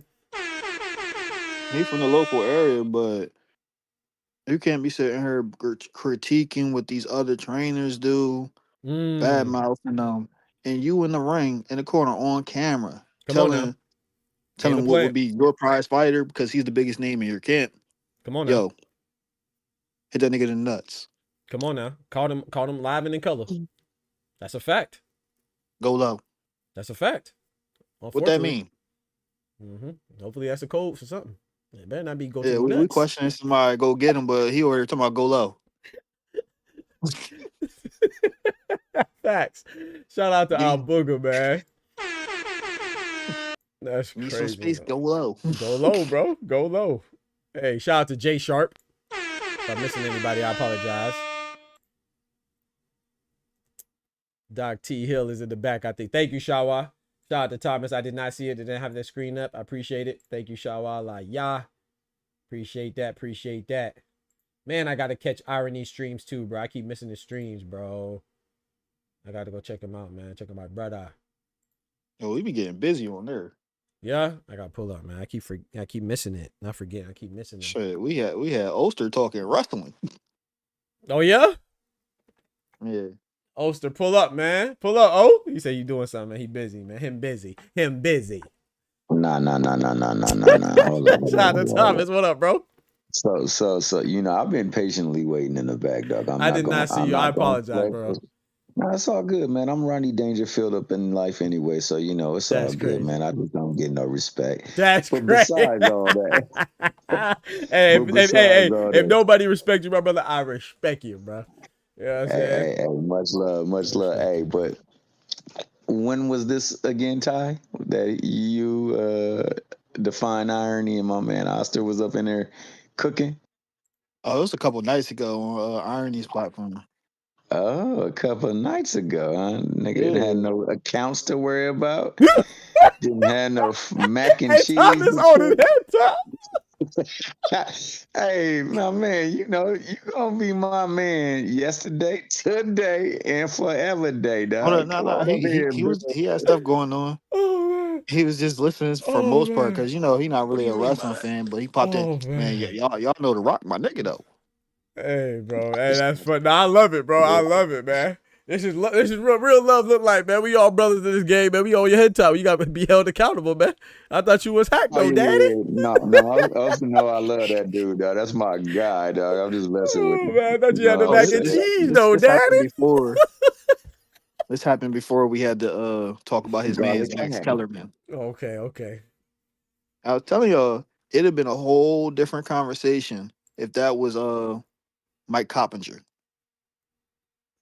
Yeah, I agree. If it was Mike Coppinger saying that goofy stuff, Oster would be like, man, that nigga goofy. Come on, dog. Yeah, I feel him. I like Kellerman too, but you could clearly see he's on the payroll, dog, and he's doing what payroll leads do. He's been on the payroll, though. Yeah, people don't realize he grifts to our community by saying certain points or try to placate to us or whatever. Yeah, no doubt. He said there's fights on. I don't know them dudes though. It's on the zone. Oh, I'm gonna watch it, man. You know me. But I will say regarding the Lima Boots fight, man, I think that it pretty much plays out like the Roman Villa. I think that Lima not no slouch, but at the same time, it's just not on that same level. And that eventually he gonna start wearing him down, and he gonna start breaking down, and eventually succumb. And I probably got it around like 7 or 8. 7 or 8. That's what we going with. That's the money line. Where the money reside. I ain't mad at that, bro. I can see that too. But regarding back to my man Oster, before we move on, man, you know, you was singing that song. It's them things that make you go, Yep. Yes, sir. Old school joint. That garlic hash make you go, That mac and cheese make you go, You know, getting them bank accounts right because a nigga hacked you make you go, Nah, let me stop, dog. That's what I got. Yeah. 2 cents. Things that make you go, That's too funny, dog. Shout out to 2 cents in the building. Define irony over wrestling make you go. Come on now. Come on now. Shout out to my boy, man. I rock with Oster. We gonna get him back, man. You know, my boy gonna come back. Give him a little time. You feel me? You know what I'm saying? Like my man said when he had him almost hanging off the balcony on The Best Man. Pull him up. Yeah, but what was that? Morris Chestnut about the guy's name? Drop Tay Diggs. Heck, Raw and Tay Diggs. Was that Best Man? Or that was that was the best. Yeah, that was Best Man. Yeah, man. Out there airing out people business in the book, man. Come on, man. Yeah, that nigga thought he was slick. You feel me? That's one of my favorite movies, though. Shout out to the Best Man. The Wood, too. Shout out to The Wood. Yeah, the wood was my ish. They made like a But third yeah, one, ain't man. it? On the best man. I think they made like a third one. I remember they Yeah, made it's the a best man. series. Yeah, I ain't seen the third one though. I seen the second one. Second one was too sad for me, man. The third one's a series. Okay, I gotta go check that out. It was good. Okay, I gotta check it out then. Yeah, the second one, man. I was like, damn, why they had to kill dog, man? That boy Yeah. Terrence Howard was cooking. As long as he ain't doing no math, I'm cool. Nah, he had to do some math with his kids when he found out some stuff. Mm. That shit was what. I gotta check it out. Is it making you, Hey, I'll be right back. Hey, y'all hold it down, please. I'm gonna use the bathroom. So my boy But yeah, T Hill. what's good, Ty? What you think about Wilder coming back? Oh Lord. If he is to come back, I don't know why you put him in the ring with Caballero, who's a fighter that's going to test your stamina and going to test your training and your conditioning and your discipline. When we've known that these past couple of years, Wilder has bucked training, conditioning, and stamina and discipline, and just said, you know what, I got this right hand from God, and I wanted to let it get acquainted with you and try to baptize people with it. You know, it ain't been working out to his better interest to me in these last couple of fights. For him coming back in the ring and against that type of an opponent, man, I don't know if that's such a good idea. I love me some Wilder, though. I was looking at something. The ring rankings look a little goofy, but he's talking about 2-time, and I guess that's alluding to fighting maybe Usyk. I don't want that fight for him right out the gate. I need to see him fight a legitimate contender before we just jump and talk about anything with a belt. So the fight that you was talking about, I would like to see that to at least legitimize him fighting a Usyk because that boy legit. No, he definitely legit. You saying that they're trying to bring him in to fight Usyk? I don't know what the promoters plan is for him, but we're going off what he said recently. He's claiming he got something coming for us like soon, and he's talking that 2-time business. Oh, wow. Well, if that's the case, then they truly looking at the Benjamins. They truly looking at the most money that they could possibly make with the least amount of traction in a fight ring for Usyk, so to speak. Just give him a payday and an easy day's work for all the work he done put in. Because honestly, what you said is true. He should have to come back against a contender, but man, if he's coming against a Jit, he better really be serious. Yeah, because he's what, the WBC interim champ. Yes, sir.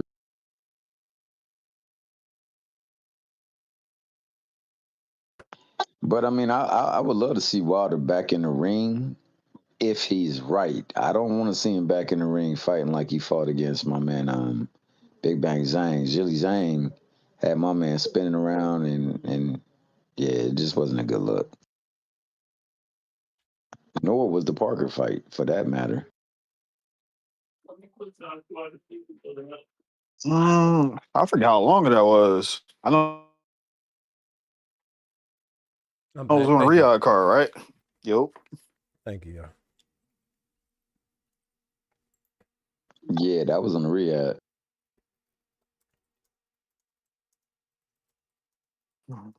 Got smoked on that night. Who got smoked on? Wilder. Oh Lord, you talking about Zhang? Nah, I'm talking about Parker. Oh yeah. Where he didn't throw no punch and Parker just made him look so pedestrian. Like, Yeah. That was on the Day of Reckoning, right? yeah, absolutely. That's what Ty was talking about, man. Mm-hmm. You know, it's weird. That fight would have looked the same if it happened like 5 years prior. The only difference is after Parker would have threw those weird little punches, bam, he'd have been knocked the fuck out. Sleep. And that was the fight. Yep. Wilder still with Malik. No, they finally split. 18 losses too late. He said that I'm here. I just talking my channel. Oh, okay, so you still mad then? Shout out to Osa, bro. It's all good, bro. You can't Hey, talk on your also, it's boy still channel no love, more, baby. bro. That's tough, bro. It's love, dog. It is what it is, man. Yeah. I tell you right now, dog, I'm Rodney Dangerfield up in this bit. Hey. But you still see me up in here. I'm still up in here, dog. I ain't going nowhere. Shout out to him. And I know deep down, you gonna be up here one day too. Maybe And I not can't 2 wait. days, but one day you gonna be up here. Amen. And until then, we gonna miss you, dog. Until then, keep making that mac and cheese and that garlic hash. Hey, chill on my boy Osa, man. Hey, Osa, don't beat me up. I'm not poking, bro. That's not me, bro. That's not me, bro. That's not me, bro. That's not me, bro. I'm not poking the bear, bro. That's not me, bro. Which way did he go, George? Which way did he go? Hey, yo, Thomas is crazy, bro. Oh man. Hold on, I gotta play this. I gotta play this for Al Booger. Hey, Al Booger, you know I got the things, man. Hold on, bro. Which way did it go, George? Which way did it go? Which way did he go, George? Which way did he go? Tell Ulster he could pull up. We not talking about Max Kellerman or Bud. It's safe outside. I'm telling you, Leave my bro. boy Ulster alone. I'm telling you, bro. Hey, man, I got love for Ulster, bro. I won't miss my boy until he pull up again. I see you, 2 cents. Okay, we got some hitters coming through, 2 cents and Pat. But that's the thing, though. That's the thing. It's not that you like. It wasn't about the disagreement. It's the fact that we were talking over each other. You feel me? That's the problem. It don't really matter what you think. We ain't gonna agree. I don't care about that. Ain't like no disagreement thing. Since when do we all have to agree? It ain't never been like that. Let me pull up. No, real rap. Oh, go ahead. No, go ahead, Thomas. Before I pull them up. Go ahead, bro. No, real rap. I'm serious though, bro. At times, and this has nothing to do with my man Ulster but just the disagreeing. Right. I've seen it escalate to the point where people are out there dropping addies, asking for addies and linking up, dog. And it's like, yo, we talking boxing. Yep. And we talking about fighters who don't know the fudge we are. Why we trying to fight for them? Right. They need to give us the fights in the ring, not us go make a fight, dog. Right. I don't want to get it, bro. Like that's just me in general, though. Yeah. I understand that we all don't think the same. We all don't like the same things. So we're not going to always be of same mind, or like mind. But the thing that we can do is understand that there is a difference of opinion. There is a difference of perceptions and also, preferences, and we should be able to discuss those as men and women, and with respect and with regard to other people's and what they hold to be dear and true. Now, if you're up here straight up lying and doing some nonsense, then yeah, there's a button for you. And it's called ejectocito. Like my man said up in one of them videos, ejectocito, cuz. Facts. Yeah, I'm holding it down for you. Facts. That's a fact, though, Thomas. I agree. He said, yeah, that's what we were talking about, the agenda for Max Kellerman. That's all we were talking about. But yeah, it's all good, though, bro. I see what you're saying. We all have an opinion. It's all good. And there's nothing about an opinion, but that conversation wasn't about opinion. It was about Max Kellerman saying some fraudulent stuff. That's not opinion. No, very well said. Facts by Thomas. Absolutely. Those dropping addies, etc., are either from the streets or copying dudes for the streets. Yeah, that doesn't make sense. I'm not saying everything. I mean, I can't say it better than what Thomas. Like you said, we all think differently, and sometimes emotions get the better of us. We're all human, but sometimes you can see stuff, so you happiness, or just avoid it. That's all. For real, because man, even these people, when they put everything on the line in the ring, it's a chance they may never come back. Or they might not ever come back the same if they do come back. Right. Or they come back. Sometimes they come back and then days later you find out some stuff ain't right. But when you go out there and do that stuff, man, there's no coming back. And a lot of people got a lot of people who love them, care for them, and will miss them over some petty, bro. I don't get it. Over a disagreement. Yep. But you know it's crazy that you just say that too. I'm gonna pull you up 2 cents and Pat after this. I remember I saw was it yesterday or the day before? Anyway, it was a lady, man, and so sad, dog. This lady got in. I guess she held the door for a lady and her mom. I mean, sorry, a lady and her daughter. And the lady, she didn't say thank you. So this lady, I guess she yelled at him. The lady went into a PetSmart with her daughter, a little small daughter. The girl was so mad that they didn't say thank you. She went into PetSmart. They argue outside. Anyway, long story short, she pulled out the gun and shot the lady down right in front of her daughter. That shit crazy, bro. And it made me just think about myself because I have checked multiple people when I hold the door for them and they don't say thank you. I remember one time I was like probably like 19. This was a minute ago, and I held the door open for this family, and they didn't say thank you, you know. And I was like, "Dang!" I said, "Man, you welcome up." I said, "You welcome, motherfucker," or something like that. I don't remember what I said. And then, Mother. yeah. And then the wife, I guess she went and told the husband. The husband said, "What'd you call?" I said, "What'd you call my kids or my family or something like that?" And I felt bad, but you know me now. I feel like he was trying to check me. So now instead of feeling bad and being apologetic, which I did say my bad, but I said it in an aggressive manner. I said I shouldn't have said that, but you got to teach her some manners or something like that. And I said, what you going to do about it though? And then now we out there about to fight over some nonsense. And it just made me think about the same situation. I've been in that situation, you know, and I've done that multiple times, but you know, the way I work with that is that I think to myself, like, I don't hold the door for them to say thank you. I hold the door because I want to do that, because that's the type of person I am. So it always reminds me of a Mike Tyson quote. It's like, which is kind of different, but he was like, how many people done robbed from him and stole from him, and some people that he lent money, they didn't give it back. And then they asked him, like, oh, so you stopped lending people money? He said, no. He said, because that means that they win. He said, if you're going to change, you always change for the best. He said, don't let nobody change you for the worst, because then that's when they win. And I was like, man, that's a good, it's hard to live like that, through that in the moment, you know what I'm saying? But I just try to think about that stuff, and that helped me quite a bit. Yeah, you do kind stuff for you and for them because you're kind. You know, you don't do it because they're gonna do what they're supposed to do. People are fortunately in this world, bro. If you looking to be you're gonna be disappointed a lot. If you're looking for people to do the right thing, you're gonna be disappointed a lot, man. And that might come off as somebody not paying you back money that they owe you, them not appreciating what you're doing, them not saying thank you when you hold the door for them, or whatever it is. You know what I'm saying? So. Hey man, and before you pull them up, bro, I'm just gonna go on something similar to that. Not the same, but similar. I remember there was something I was watching where a dude walked by doing social experiments to see how people will react. He dropped a 100 bill in front of somebody that was homeless. The dude asked him or tried to say, you dropped this, but he just kept on walking. So what he did was get his stuff together, pack up, took the $100, went to the store and bought everything he could for the people that is like him. And then went right back to his spot. And the dude came back and asked him, like, yo, bro, did I drop $100 down here? And he was like, yeah, you did, man. He said, but I'm telling you, it's hard out here, bro. So I don't have the money on me right now. I took it and I went and bought. And he was about to explain. He said, nah, I saw everything you did. We was watching you from across the street, bro. And it like, why did you go over there and go spend that money and give all these other people that stuff? He said, because, man, there's people out here that's struggling. And if anywhere I can to help, I'm going to help. And, you know, hopefully, you know, it can be a help to them. Never once did he even focus on himself. It was like, yo.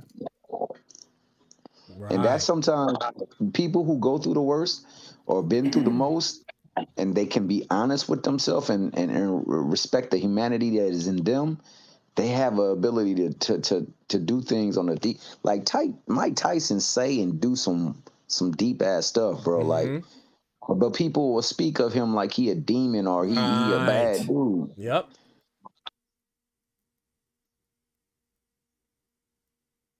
Yeah, my bad. That was it. That was it. Oh, no. I was just agreeing with you. I know you were stopping there.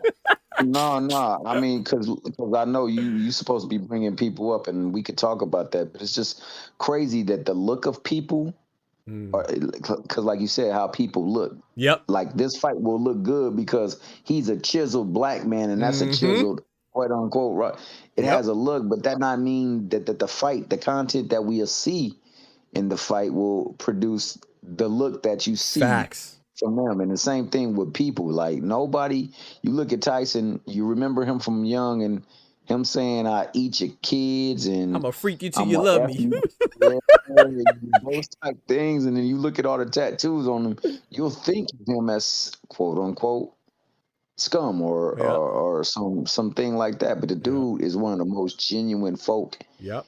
And I better stop before Ty start correcting me, because that nigga got a way of correcting me on everything, dog. So let me be quiet. Let you bring them boys. I'm about to pull a Pat and 2 cents. Now I agree with My that though. bad. No. I agree with that. Shout out to them.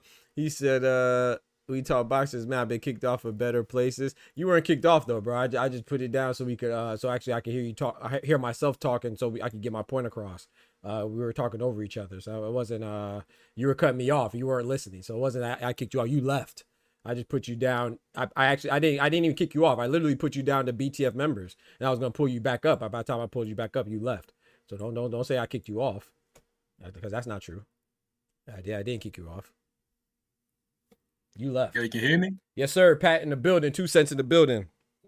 Can y'all Appreciate hear y'all me? joining. Yes, I can hear both of you loud and clear. Thank you for joining and being patient. I appreciate it. All right, let me say this real quick. Go ahead. I want to say something about Wilder, but I want to say, to me, as a woman in this space, it's nothing more entertaining than watching grown men be so emotional for no reason at all.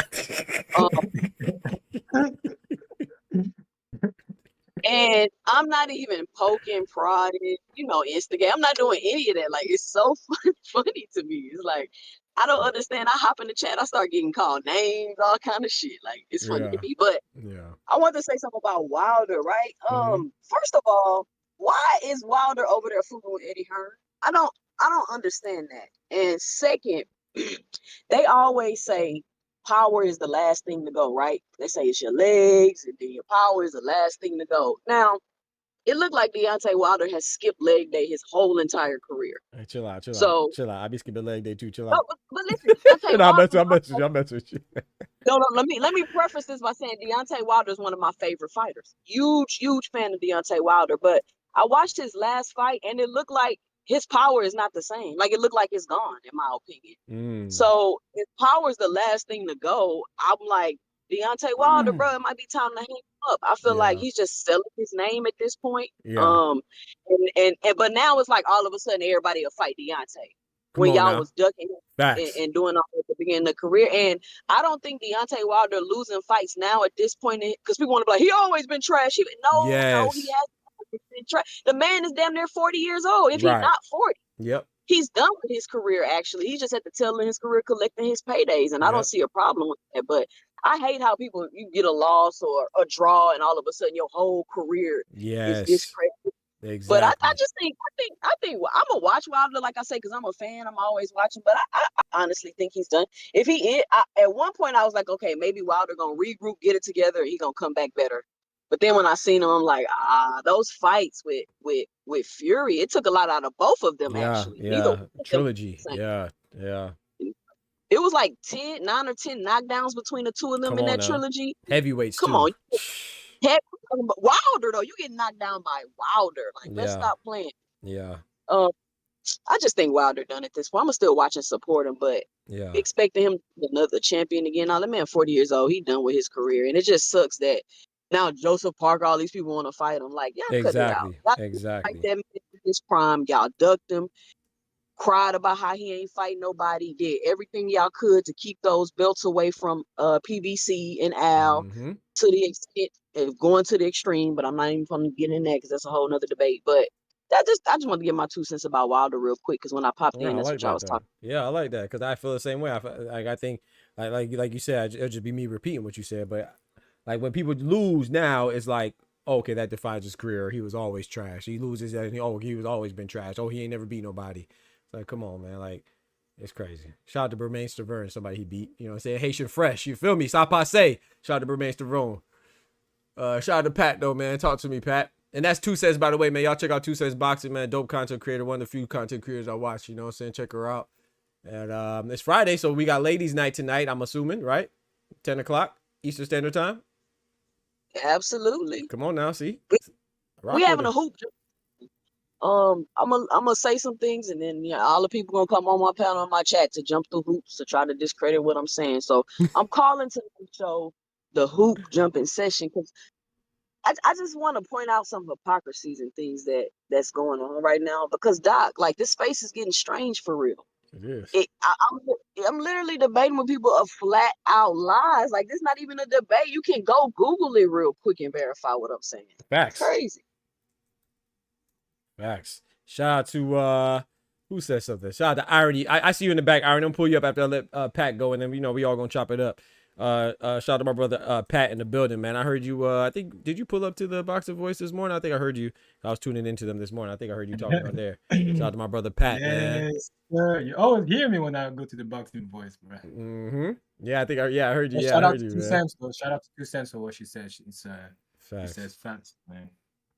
Oh, real quick before you go, Pat. Sorry. Shout out to Ryan Frazier, Yeah, Boxing man. Talk up north, man. Another channel I rock with, man. Heavy, man. That's my brother right there, man. Shout out to Big North in the building. Okay, go ahead, Pat. Sorry. Just want to shout him out real quick. No, that's fine. That's fine. Yeah, I was thinking about what do you think about that Dana White thing? As far as him As just far as, like, Zuffa boxing and just keeping the belts. Yeah, there's one thing about Dana White. Obviously, he's just stepping in the game. So I think it can be dangerous, but it can also be good as far as like not protecting boxers, not from the money. That's the money wise where I'm a bit worried. Me too. But as far as having the fight, people not protecting the boxers, like not keeping them, like not fighting for like legacy and or like protecting. Oh yeah, he's good. We're gonna wait, like marinating too long. Right. That could be good, because the reason why I'm saying that is at least when people have a loss, it's not gonna be affecting so much. Do you know what I'm saying? Yep, I agree. Like someone get a loss, he can come back, maybe like it's not going to be like the only one who's been losing for like compared to the others, and has to wait for another year and being thrown away and stuff like that. So that's the part where I'm looking forward to, thinking like that could help, because you have like people like losing a fight, or they're actually scared to fight, because if they get an L, then they're gonna think like, well, not gonna think. It's actually what happens. Come on People now. tend to throw them away. Come on now. You know what I'm saying? Straight trash. So that's the part where Know your fucking place. I like to Trash. see what he brings. Mm-hmm. But at the same time, as I say, like I'm worried about the the way it's gonna the way fighters gonna be taken care of, as far as business wise, money wise. I mean, that's what you think. No, I agree with you. I think that's the biggest concern. I think that is a concern, because I mean that's the same concern of his other endeavor, right? Well, UFC, right? And then he tried to do this. Not his first. It's not his first time trying to put his foot in boxing, right? He did it before and it failed. So I think that there's no reason to believe that he would pay the fighters fairly. It's like what's the name? What's my boy Young Guns? They say he got a slave deal, whips and 2 chains. He might give him a car and a nice chain for a little bit, but then you still in the you still in a slave deal and you're not getting taken care of it. Right now I'm looking at Callum Walsh, and I know Vito Milnicki recently signed, so to Zuffa, and I think that it might be good for them, but I don't know. Like I think Eddie Hearn kind of put it a good way too. I was watching an interview with him, and he's just like, who's gonna go over there that's trying to be a star? Like and I don't know, because it's a double-edged sword, because I mostly blame us for the fighters' mentality that don't want to lose, because it's like, and when I say us, I'm not talking about anybody individually in here, but like just as a collective, it's like, especially Americans, I would say, it's American boxing. Boxing's not big as it is in England and Mexico and stuff, and Japan and stuff. So it's like we already have other sports entertainment to go look at anyway. So boxing's already behind the 8 ball in that regard. And then when someone's not undefeated, they lose that aura of invincibility and that allure and stuff like that. And people are less interested in them. So we see that all the time. That's not even anything to speculate. That's just a fact. Say it again, 2 cents. The undefeated thing only applies to black fighters. I agree with that, but I think that. And that's primarily what I'm talking about with American, but yeah. So yeah, I agree. Specifically Black American, even more so. I agree with that 1,000%. And it's just like, if you, I don't know how that's gonna translate to Zuffa from that regard. Like, because if it is more difficult, like you said, in theory, and then you don't even have the high pay ceiling, like I'm not even talking about like somebody like a Tank or Shakur. Like, what about like a Gary Anton Russell? Why would he go over there? Like, why would a Subaru Matias go over there? Why would a Nick Ball go over there? Why would I don't unless, like I said, it's just a beginning. Like it could be a futuristic endeavor. Like it's gonna be like later on down the line where they start getting the young guys, like maybe like some of those ambassadors that Turkey has, like a Reito Sutsumi and his brother Hayato Sutsumi, and maybe like I don't know, some other young guys like a Scooter Davis. You know what I'm saying? Maybe if they could get guys like that, then it'll develop into something like that, to where the stars are fighting each other early, like a Kermel Moulton fighting Scooter fighting Zaquin Moses, Zaquin fighting the Giorgio Vascioli, whatever his name is. And then now all of them may be suffering some losses, so now we don't care about it anymore as much. But I just, of course, they're going to be planning for the long run too. So if in the near run, in the short future, I don't know how it works. But, you know, we have that WBC Grand Prix, like you called out Ultra, right? I like that dude. If he goes to Zuffa boxing, I'm going to watch. I know you're going to watch. Ultra is really high skilled, but you have to look like even the actual. If you look at the Grand Prix, because you watched it as well, right? There's some of the categories they're not really good, but the 140, I think that's the 140 where Ultra is. This was a really, really good. Like all of them were good. Ultra is really like above, I would say, but all of them that I could see the quality of the fight. Yep. Like, you know, it's not like a they're just like, you know, trying to make it or whatever. No, they all were quality. Yeah. But now obviously Utria is really like I think is one you know, one step above. Yeah. But just to talk, and Troy Nash too. Like he what if he goes in there? That'd be interesting. And then the other guy, what's the guy we just saw on the Nigerian card with Brandon Glanton and Marcus Brown? He was also for the WBC Grand Prix. I can't remember his name. Yeah. He's also pretty good too. So yeah, there's something that we would watch, but I don't know how much are those stars. I don't know. Like in the obviously not right now, but like are those like, I don't know. No, but not everybody can be a star. I think 2 Cents wanted to say something. Sorry. Oh, go ahead. I think it's like a prospect.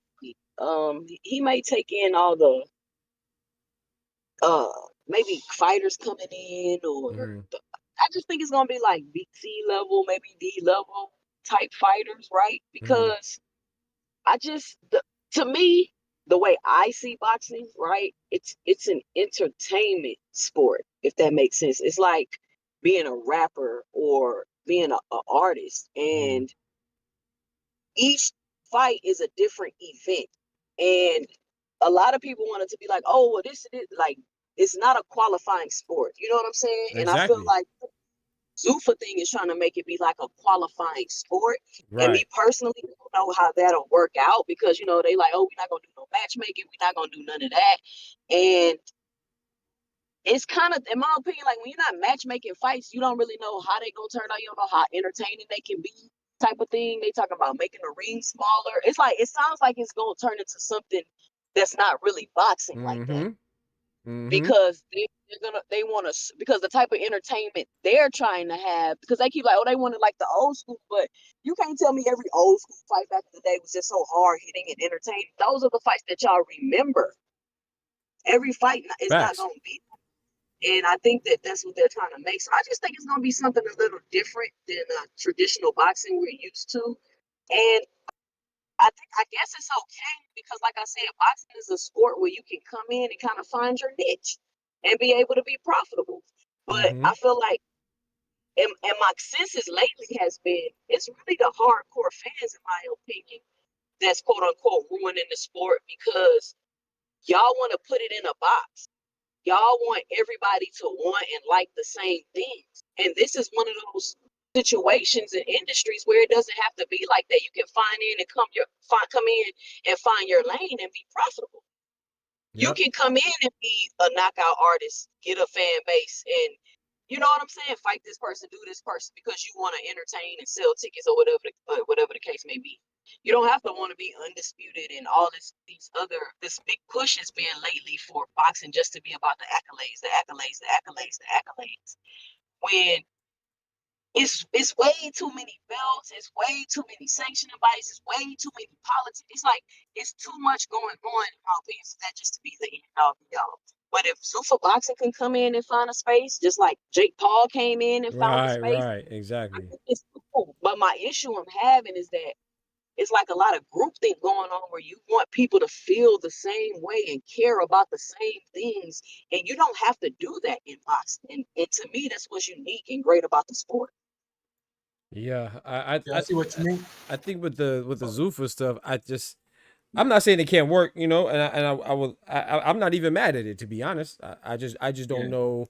I just don't see it, but it's not my job to see it anyway. That's Dana White and Turkey Al Sheikh and whoever else they put. That's their job. But yeah, I agree with you. I agree with what you said. 2 cents. But they're trying to. I don't know if you've seen the videos about like the UK and all that, and how Turkey Al Sheikh has really affected their market in boxing. Yeah. There's less shows and stuff like that. They're not just trying to come in and get their own lane. They're literally trying to bottom out the market in America. Oh yeah. 100. Yeah. They. I mean, I feel like they've been pretty upfront with it. They're trying to be established as like the one of the main attractions of the tourist attractions of the world. You know, people go over there and stuff like that. And it's not to mention the World Cup. You know, and I think all that is revolves around that as well. So.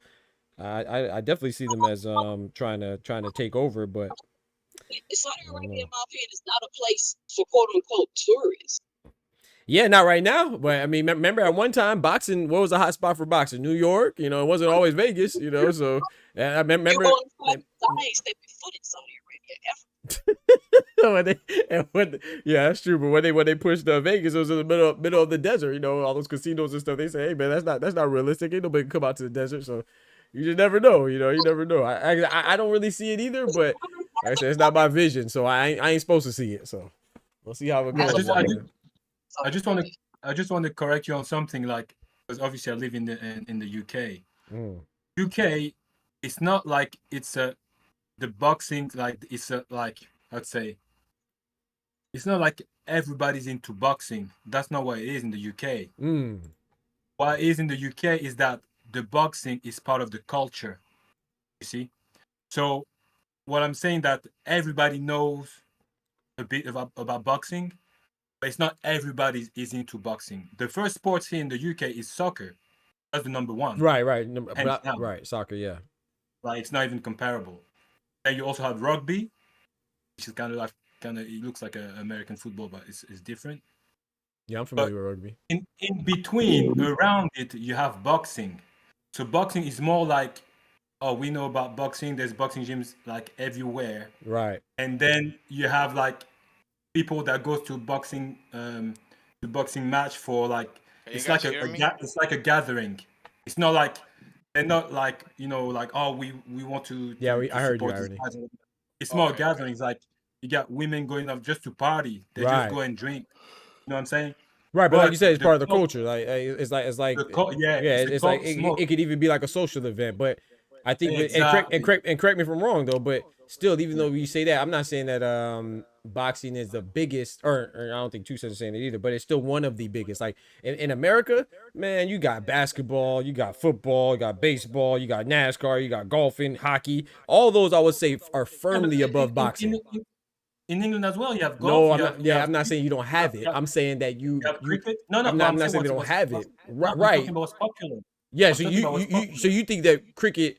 You're telling me in England, boxing is not more popular than cricket and whatever you just named, and rugby and stuff. It's not. No. Really? I don't think it is. No, I don't think it is, Doctor. Yeah, I think he's right. Yeah. Cricket is super popular. Yeah. I just don't watch it, but cricket is super popular. Yeah, fact. Yeah. Jamaica too. The three on top for me, it's soccer, number one. Soccer, number one for sure. Mostly rugby. Globally. You have rugby. Okay. Yeah. You have cricket. Yeah. These are the three main ones. England's got a hell of a rugby team, man. Yeah, and then you have golf. Sorry, I forgot you got golf. They're really good at golf here. I know y'all real big on sailing. Then you have boxing for. What you know about Chris Gale, Pat? You know what I'm talking about? Chris Gale for cricket, man. What you know about him, man? Big up no, because I don't watch cricket. Okay. I don't watch cricket. Okay. But cricket is my brother. Yo, you have to look at if you think about it, you have to look at the Commonwealth. Mm-hmm.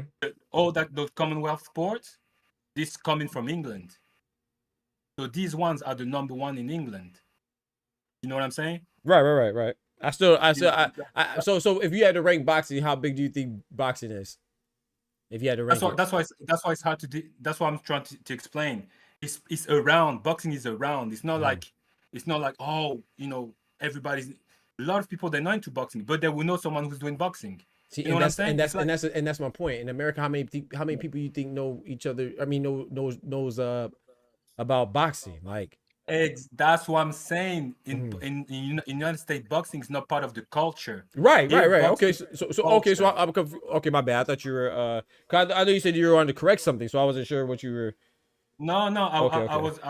I was about to say, like, you will have more. I'd say you have more American people watching boxing than UK people watching boxing. You think but so? You have more, yes, but you will have more UK people going to a boxing match. Okay. It could be amateur. It could be like under level. Okay. They will go to the match, but they might not know. They might not watch I don't know, Carmel Moulton. You know what I'm saying? But they will go to the event that's next door. Okay, that's interesting. It's the culture. Because we got more people here in the U.S. than they have in the UK. That's true. But I thought, I'm not gonna lie, I thought that I would have looked at England and I say like Mexico, and I would say like Japan is having boxing. I'm not saying number one, but number two or number three, something like that. Like for us, it's nowhere near. That's definitely the case in Mexico. And Mexico, soccer's number one too. But Mexico, soccer's number one, and baseball. I mean, I just said that. Right? Yeah, right. So soccer is number one. That's the number one global sport, right? So soccer's but baseball is number two in Mexico. Okay, baseball right big too. Yeah. We didn't even know they played baseball in Mexico. Yeah, I didn't know that. Mexico? Just not making it to our league. They're in every World Cup or Clásico, however they call it. I don't know. Yeah, I just wanted to. I don't know, man. I gotta look into that, man. I feel like boxing is much bigger in England than even here, doctor. Even here in Puerto Rico, it's taken a backside to basketball and baseball. Yeah, even here, bro. Yeah, but once again, the discussion wasn't boxing being number one. I said it was one of the top sports. Never said number one. So the fact that it's even in contention for top three, that's still pretty good. I don't think you think boxing's a top three in America. Hell no. Nah, no way. Not even close. No, but what that's what I'm trying to say. Like in America, you have more people watching. Yeah, right. Because there's more people in America. I agree with that. Yeah, I see what you're saying. Yeah, but even like I would say even like when you have an event like I don't know like what we had like a Jake Paul or whatever. Mm-hmm. The reason why Jake Paul might sell a bit more in the UK is because of the YouTube stuff. Okay. Let's talk about Ryan. If you have Ryan Garcia against Rolly, for example. Right. Mm-hmm. Here in England, they don't care about this fight. Yeah, but I mean that makes sense. The same people that don't care about this fight, they will go to watch like their friend fighting like in amateur or someone that in the family watching but they will know everything about boxing. But that's what I'm saying. It's more like an average thing. Like everybody knows, but they don't know to the high level. You know what I'm saying? I'm gonna give you an example. I think I see what you're saying. I grew up in France, right? In France, boxing is you couldn't watch much boxing in France back then. Okay. It's when I moved up to the UK, I see like boxing gyms everywhere. Right. But on the TV, it's not like I didn't know anyone who was boxing, but the boxing gyms are everywhere. So when you know someone, and then you hear you know someone for example, they would my uncle is doing boxing, not as a high level. Right. You know someone else. My cousin is a trainer. So that's how I got into boxing really. Okay. Because everybody around knew just a little bit or a lot, but it's not like American are really like they go watch high level boxing. They go fan crazy. Like people, you have more people arguing about boxing in America than in the UK. In the UK, they don't go crazy. American fans, they're local. Okay. See. Okay. So look. So when you say that, I could see that, but this is what I'm thinking, and let me know if anybody feels the same way. What I'm thinking is that let's say, I'm not talking about the high level. Like even when you say Rolly and Ryan, I don't think Rolly and Ryan does that good as far as selling. But I mean, maybe it does. I don't know. But I will talk about it. But if I'm going to give you a comparable fight between some guys that are like Rolly and Ryan that are from the UK, that I'm imagining, I don't know, I'm asking now, that I'm imagining would do good. I would say like a Nick Ball versus I don't know. Maybe that's not a good example because I don't know anybody else that's probably big in the UK that's of that size. I'll say like okay, like I don't know. Never mind, because they're not really doing too hot in the UK right now as far as. But like okay, but for example, like even the women, right? Fury Joshua. Fury Joshua is too big. I didn't want to say Fury Joshua. That's too big. You touched it. Yeah. Doctor, you touched it right there. You say they're not that big in the UK. But the people that still go watch. And that's my point. So that's what I'm saying. So give me a Lewis Crocker. Give me a Lewis Crocker versus a Patty Donovan in America. That's not doing shit in America, bro. That's doing terrible in America, bro. Yeah, but it's even with the women's though. Even with the women's boxing, there's a reason why Clarissa Shields goes and Michaela Mayer, they go to England. They don't fight over here. But that's what I'm trying to tell you. Okay. It's not a question of like they're into boxing. It's because it's an event. It's like we're gonna gather with our family. We're gonna see. Right, it's part of the culture. Right, of course. It's the culture. That's what I'm so saying. it's like the Super Bowl here. Like it's like you think the people that go to Super Bowl parties, they watch games 1 through 16. No, Super Bowl's part of the culture, like in the NFL. So it's like they're not watching the season games. They're just it's part. So I agree with you, but the fact that it's part of the culture it kind of demonstrates that it's big. You see what I'm saying? I'm not saying it's the biggest. I'll watch the soccer. I'll watch the soccer World Cup, but I'm not watching the big games. Right, already exactly. Yeah. What? I'll watch the World Cup, but I wouldn't watch like a league game or some shit like that, bro. That's what I'm trying to tell. It's not big. It's the cult. It's a different thing. It's I don't know how to explain. Let me have a minute, if I may, with Doctor, because it's been 2 minutes since I've spoken to him. Yeah, go ahead, Aaron, and then we're gonna let 2 cents go after that. God bless you, bro. Who said whoa? Hold on. Who said whoa? Thomas Hill. Oh, and then Thomas. My bad, Tom. I know Thomas ain't saying nothing. No, I'm good. I just want my man to address that a little bit differently. Wait, what I say? What I say? Hold on, what I say? Hey, yo. Oh, I already said something crazy? Hey, yo. That's what was needed. I haven't said anything. What'd he say, bro? It's how he referenced, how he prefaced that question, or how he put that together. He needed a minute or two. Oh yeah, we gonna pause that. Yeah, we gonna definitely pause that. What the hell's going on? Go ahead, Aaron. What the heck is going on with Fundora and his hand injury, and what's the deal? Yeah. That was my question. Oh, stole it from me. Yeah, he hurt his hand. Unfortunately, I didn't see any further details. It's just that unfortunately the fight is off, man. So it's gonna be postponed. They're looking towards January for the fight. So we'll see how it goes. The whole card is postponed. The whole card, yeah. Everybody, Oshiki Foster, Stephen Fulton, Frank Martin, Rancis Bartholomew. All that is bullshit, man. yeah. So my question is though, what you would think Thurman is the one that would pull out or something, you know? Or not? Hold on, 2 cents. Let the irony finish, and then I'm gonna let you go. What you say, irony? Because I mean, you would think that Thurman's the one that's gonna pull out with something, right? He's got somewhat of a history of it. He fell off the stage. He, you know, all of that. So, but I don't know. I don't have like a specific. I just wanted to like chop it up, but you know, there's a lot of people here, so I'll just go with the flow here. Basically, I just wanted to see. Yeah, I appreciate it. And everything, yeah, man. Shout out to you, bro. I gotta pull up to your channel too, man. I apologize. I've been missing it, man. I'm definitely gonna pop in there again. You will somehow, some way. You'll find your way, and I appreciate it anyway. Yes, but listen, I'm working on a list of for everybody here. I'm working on a list of one-sided boxing fights, so I'll take any recommendations y'all got.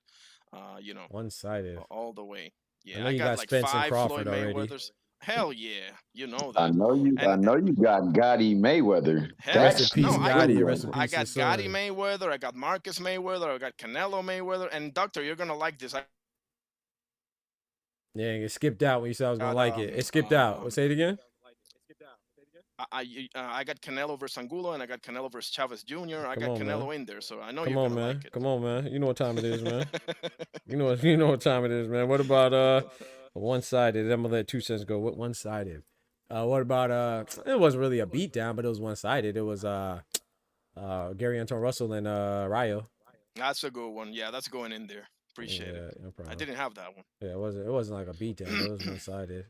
Yeah, it doesn't necessarily have to be a beatdown. It can be like a boxing lesson, just one-sided in many ways, It doesn't have to be like a George Foreman, Joe Frazier type of one-sided either, like damn. Oh, Bachram and Tim Tszyu. Oh, hell yeah. That's in there already. Right. Okay, I'm gonna think of some more. I'll let you know. Go ahead, 2 cents. That's textbook one-sided right there. Facts. Sorry, go ahead. Facts. No, my question is just like, what determines when a fight or fight hurt, and what determines when the fight gets postponed? Because I see a lot of fights sometimes, and they like, oh, well, they could be making excuses, but oh, this was injured, that was injured, and I'm just like, why the hell you didn't just postpone the fight or pull out the fight? Yeah. And that'd be my question, like, why do some fighters postpone fights, and why do some fighters just decide to fight injured? I think for me, and I'm gonna let y'all answer, but for me, I think that it depends on the severity of the injury. Like, I think, first of all, I don't think anybody is fully 100%. You know what I'm saying?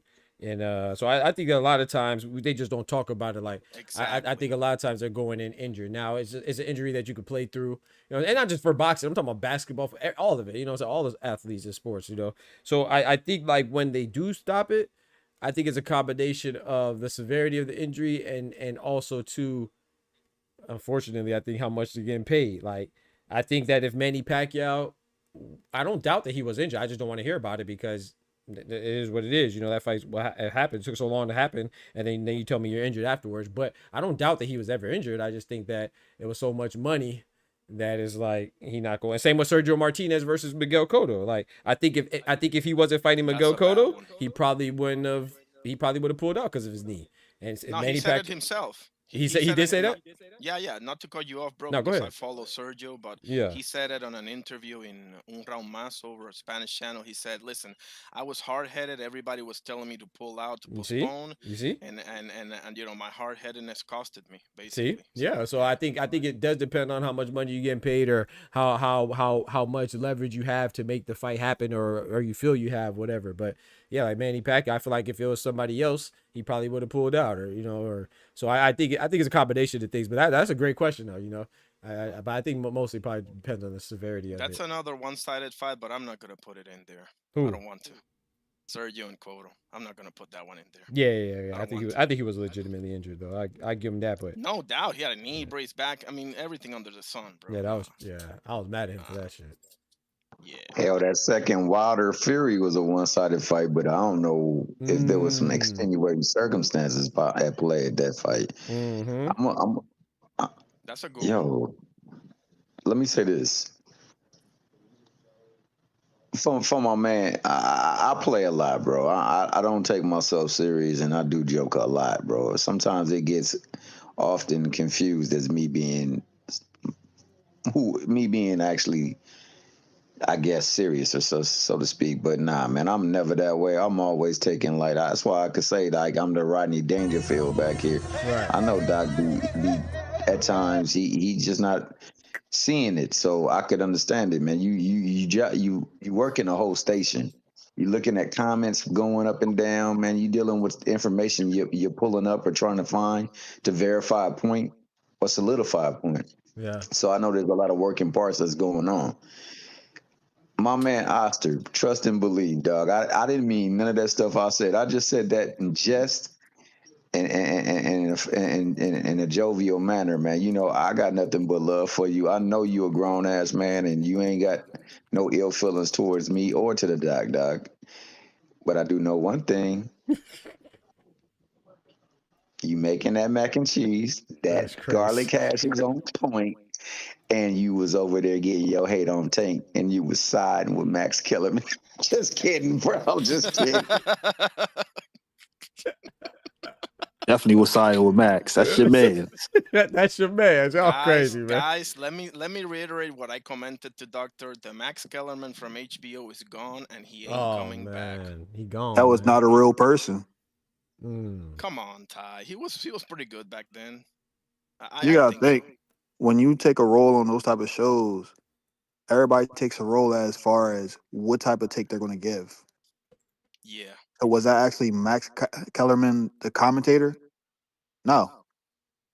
You find out who he actually is when you look at personal platforms, not the shit that he's sitting there trying to appease to a certain audience or take he's supposed to give in a certain role. Makes sense. Yep. Yeah, that's spot on right there. Pontification, dog. Pontification. Yep. And let me say also, the only person I ever rocked with on those shows, well, I rocked with Jamil Hill. I thought she was cool. Ah, rock with like Jamil that. Hill. Yep.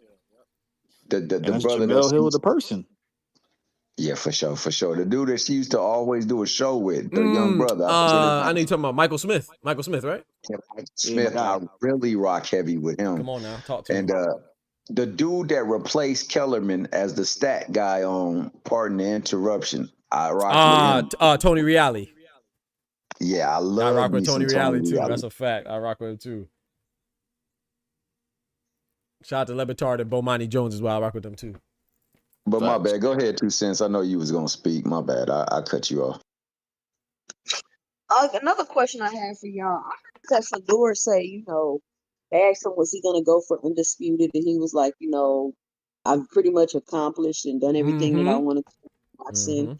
And anything on top of that, would be great to be extra. Because, I was like, I think it'll be cool for Fundora run through the division, get undisputed. I think it'll be good for his story. Because for some reason, people don't want to give Fundora no credit. Like, he can't fight. And I'm like, why y'all doing like that? He's not just a super elite fighter, but he's a challenge and a competitive fight for anybody at the 54 division. So when he was gonna go for undisputed, I was kind of like, I don't know. But then I started thinking, is this gonna ruin his legacy? Does he have to go for it? Like, people gonna be in an uproar about this because he said he feel like he's done all he needed to do in boxing. So I was just curious, like, who do those standards apply to? Like, the people who unified and undisputed and all of this other stuff. I wasn't expecting Fundora to say that, but he was willing to drop those belts to fight. I can't remember who it was to fight. Maybe was it Spence? When? It was Spence. Oh. Yeah, because Spence hopped in the ring. You talking about that? When he hopped in the ring after he beat they were saying if he fought Spence that he was gonna get stripped or something. Yeah, stripped of the WBO. Yeah, because it was Terrence Bud Crawford that had the opportunity. Right, he was willing. Didn't want it, right? Make the fight. So obviously, the undisputed thing isn't a big issue to him, but I'm a huge fan of Fundora. I've been watching Fundora for a long time, and he's really gotten so much better. And he's fighting long now, and he gonna be tough for anybody. I don't care if it's Boots, I don't care if it's Jamel. He's going to be a tough fight for anybody in the 54 division, and I think that's what makes it interesting. Like the whole 54 division, like they gotta mix it up. They have to. That's like the glamour division now to me. What y'all think?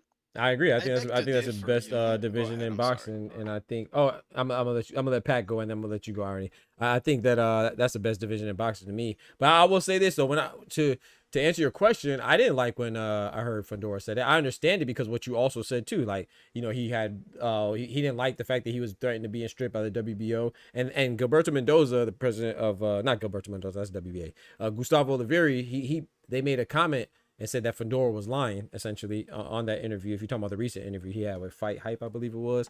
But yeah, I didn't like when he said that. That's not his first time saying it, too. He said that he don't really care about Undisputed. I don't like it, but I understand because, like you said, he's frustrated with the situation. However, too, I disagree with him. I don't think that he's done it all. But I think I don't think he needs to be undisputed. I don't ever think you need to be undisputed. But I like to see the pursuit, because him saying that he's now going for undisputed, that essentially means that it doesn't mean that he's not interested in Bakram or Abbas Barao or potentially Boots if Boots fights that. It doesn't mean that he's not interested in fighting those fights or Xander Zayas, but it means that to me that he's not gonna prioritize those fights. Like he's like, oh, hey, I'll just essentially saying that he's gonna go for the same thing we demonize other fighters for going for, like the money fight or whatever, the big most lucrative fight, which is not a bad thing. I don't think it's a bad thing, but I would prefer somebody to be pursuing at least unifications and stuff like that. But like I said, I understand him circumstantially too. But go ahead, whoever I said was next. I don't remember if it was Pat or I think it's true. Like Fundora is always going to be a dangerous. Just because of his size, he'll always be dangerous anyway. 6'5", right? However, the thing about sometimes I don't know is like is it the fighter who doesn't want, or is it the team? Is it the matchmakers? You know what I'm saying? So sometimes it's difficult to, because we said this guy is ducking him or he's ducking him. But sometimes I don't believe that fighter ducking other fighters. Sometimes it might be the team who say like, we can make more money this way. The manager might say that we'll make more money. So this is the part where I'm always like careful while saying, because I don't think Fundora is ducking anyone. No, me either. I don't either. It doesn't look like this guy is ducking people. But at the same time, his team might say like, you know what, yeah, we have to go this way because of this, because of that. So that's where sometimes the team play too much. We don't know. It's hard to say like someone is scared or duck or doesn't want to undispute, or you hear sometimes Eddie Hearn, you hear, because I believe Boots wants to do like as much as possible. Right. But sometimes you can hear the voice of Eddie Hearn, who's like, you feel like facts. You know what I'm saying? You feel like Well, let me add this. Hold on, Irony, before you go real quick. I want to respond to Pat. I don't think that that's ducking though, because I agree with you. But I one thing me and Ty always agree on, man. And to me, this was one of the best things that he said. I mean, he says a lot of good things, but one of the best he said was that we can't pick and choose. I'm not saying you're doing that, but I'm saying, like if your representation says something, then you say it, because sometimes we'll say, oh well, this fighter, they don't want to fight this person because it's a better opportunity, or their team, it may not be the fighter but their team, or it might be their coach. That's you, bro. So Weizma Lima says that Jerron Boots Ennis only learned how to lose from Canelo. He didn't literally say it, it was his coach, but that's him. So if Tank doesn't fight this person, that person, we say it's Tank's, just Tank doesn't want to fight him. Well, it might be Leonard Ellerbe, it might be PBC, but we just say it's Tank.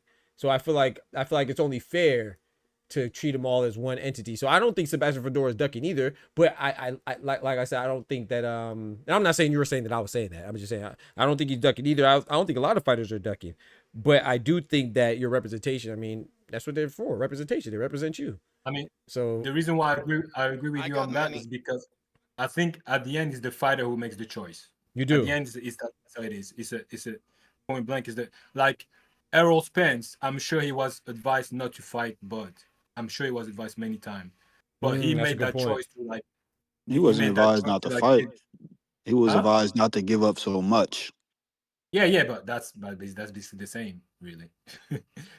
So it's not really the same. He was trying to make the fight. He just said they were telling him it's 60-40. Well, the fighter may be the one with the final say, depending on who you are. Like if that's you're what I'm trying to say. Or Tank or someone like that. Yeah, but if you're like one of those, that's what I'm saying. He had the final say. Is like, you know what? I'll go for it. Let's give him more money, and whatever happens, it happens. So some people's got the balls to do that. Some people they don't. May I ask you something though? Oh my bad. My bad. I thought you were done. Go ahead. No, go ahead. That's it. You sure? You sure? I didn't mean cut you off, bro.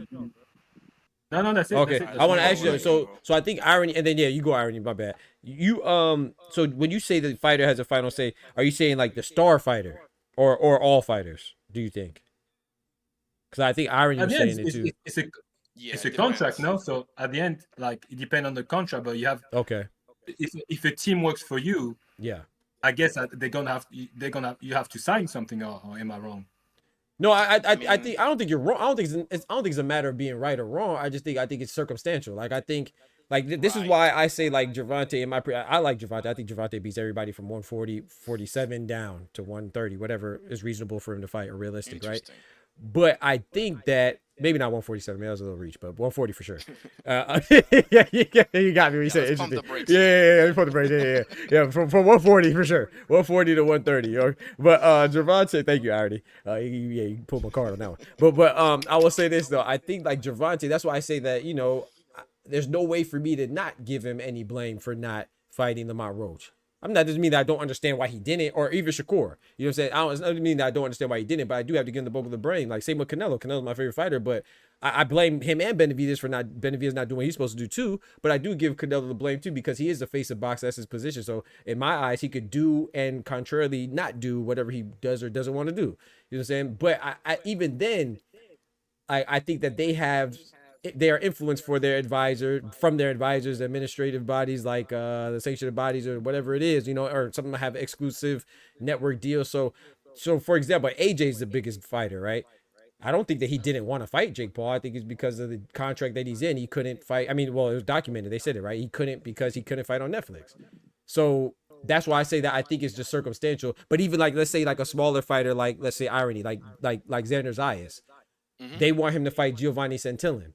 He said he wants a more difficult fight. He wants potentially Abbas Barao. If he fights Giovanni Santillan, I don't think it's because he didn't want to fight Abbas Barao. I think it's because Carl Moretti or whoever else is ahead of Top Rank that has his contract and stuff like that, they put him in the fight that they want to direct his career towards. So I don't think that.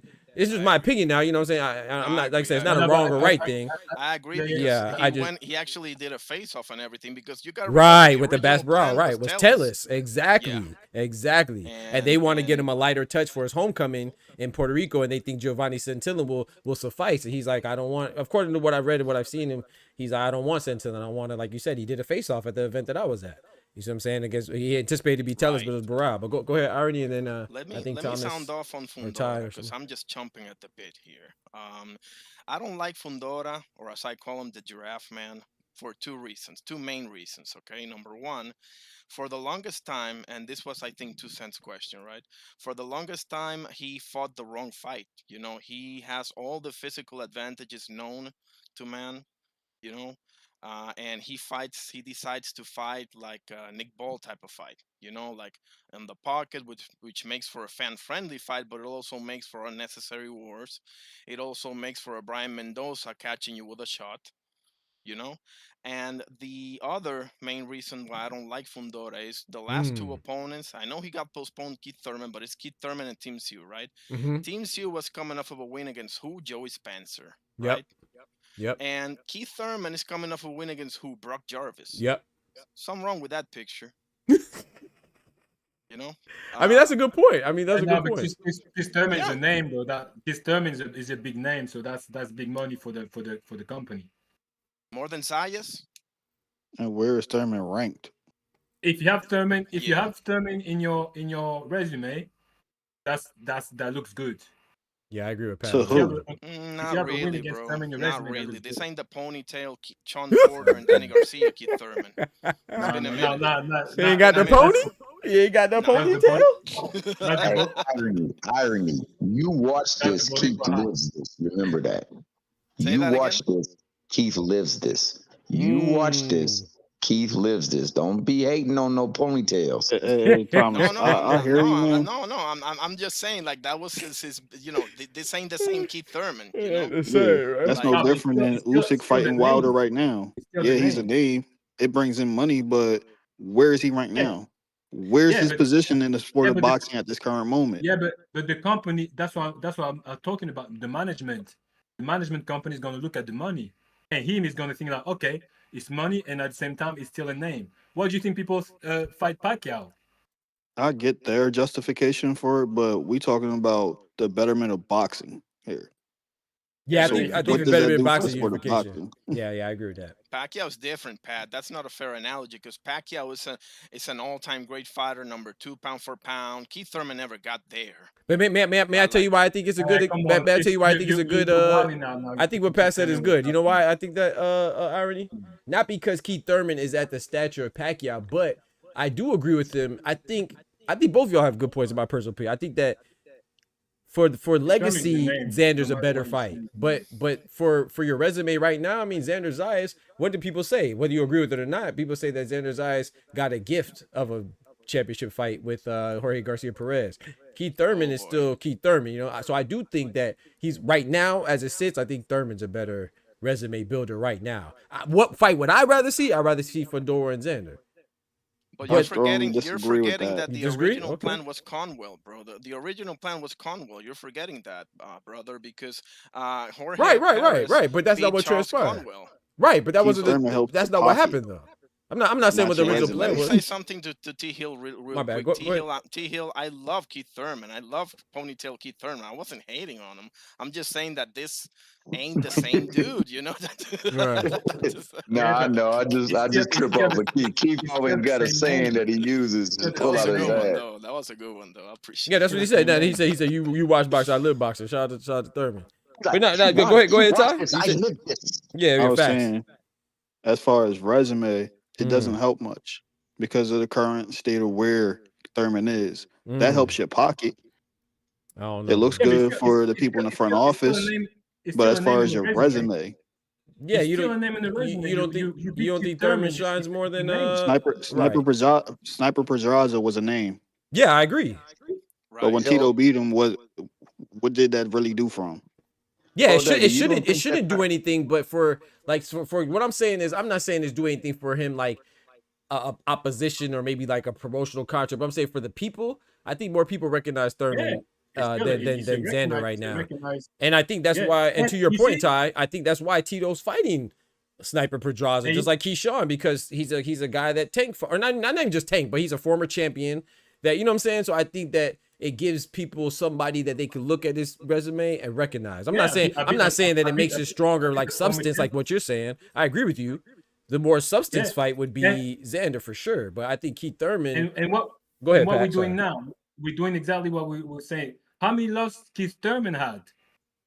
Just one, right? Pacquiao, right? That's what I'm saying. So that's what we're doing the same thing. I'm saying I understand we're doing the same the thing. picking of Thurman because like you said, he only had one loss to Pacquiao. You're right. That's cool and all, but and then a win over Sean Porter too, and some others too, and Danny Garcia too. That's remember? What I'm saying. We're throwing them away. Yeah. We're throwing them away. How are we throwing him away? Where if we look at him in his current state, he's not that man no more. Facts. Now I'm not pushing back on that. Pat, you on your own with that one. I was never against if that's what you on your own with that one. It's fine. It's fine. I'm he's only fighting Thurman because his name value brings money. Yeah, that's what I'm saying. It's helping his resume. The resume is who you beat and when you beat him. Is he a former champion or not? Patrick, do you realize that he's fought one? Is he a former champion or not? Patrick, do you realize he's fought once in 3 years? So you're gonna tell me Canelo beat Cotto when Cotto was in his prime? Hold on. Do you realize that Thurman has fought once in 3 years? Do you realize that, Pat? Yeah, but that goes back to his point with Pacquiao though. Pacquiao fought once, and Barrios is that'll still be a good win for Barrios. I'm not saying it's or Rolly, different, bro. But he's still a former champion. Fighting Thurman is one of the reasons why Fundora is being stripped. Yo, irony. My man was serving in Congress and came back to the ring, bro. Irony's talking with the. That's true. Irony's talking with the Boricua's heart. I'm with Pat on this one. I think that I'm not saying I'm with what Ty and Irony are saying as far as I feel like we're saying the same thing, just a little different. Like almost. I'm trying to get y'all crazy different. It's more of a money fight for him. It's right, I agree. A valid fight to have, but to say it's a resume builder or this is like, no, that's not it. Just call it what it is. So let me ask you this, Ty. So you don't think? Okay, so being a bag fight too, you don't think Sniper Pedraza was a resume builder for Keyshawn Davis and Tito Mercado? Sure.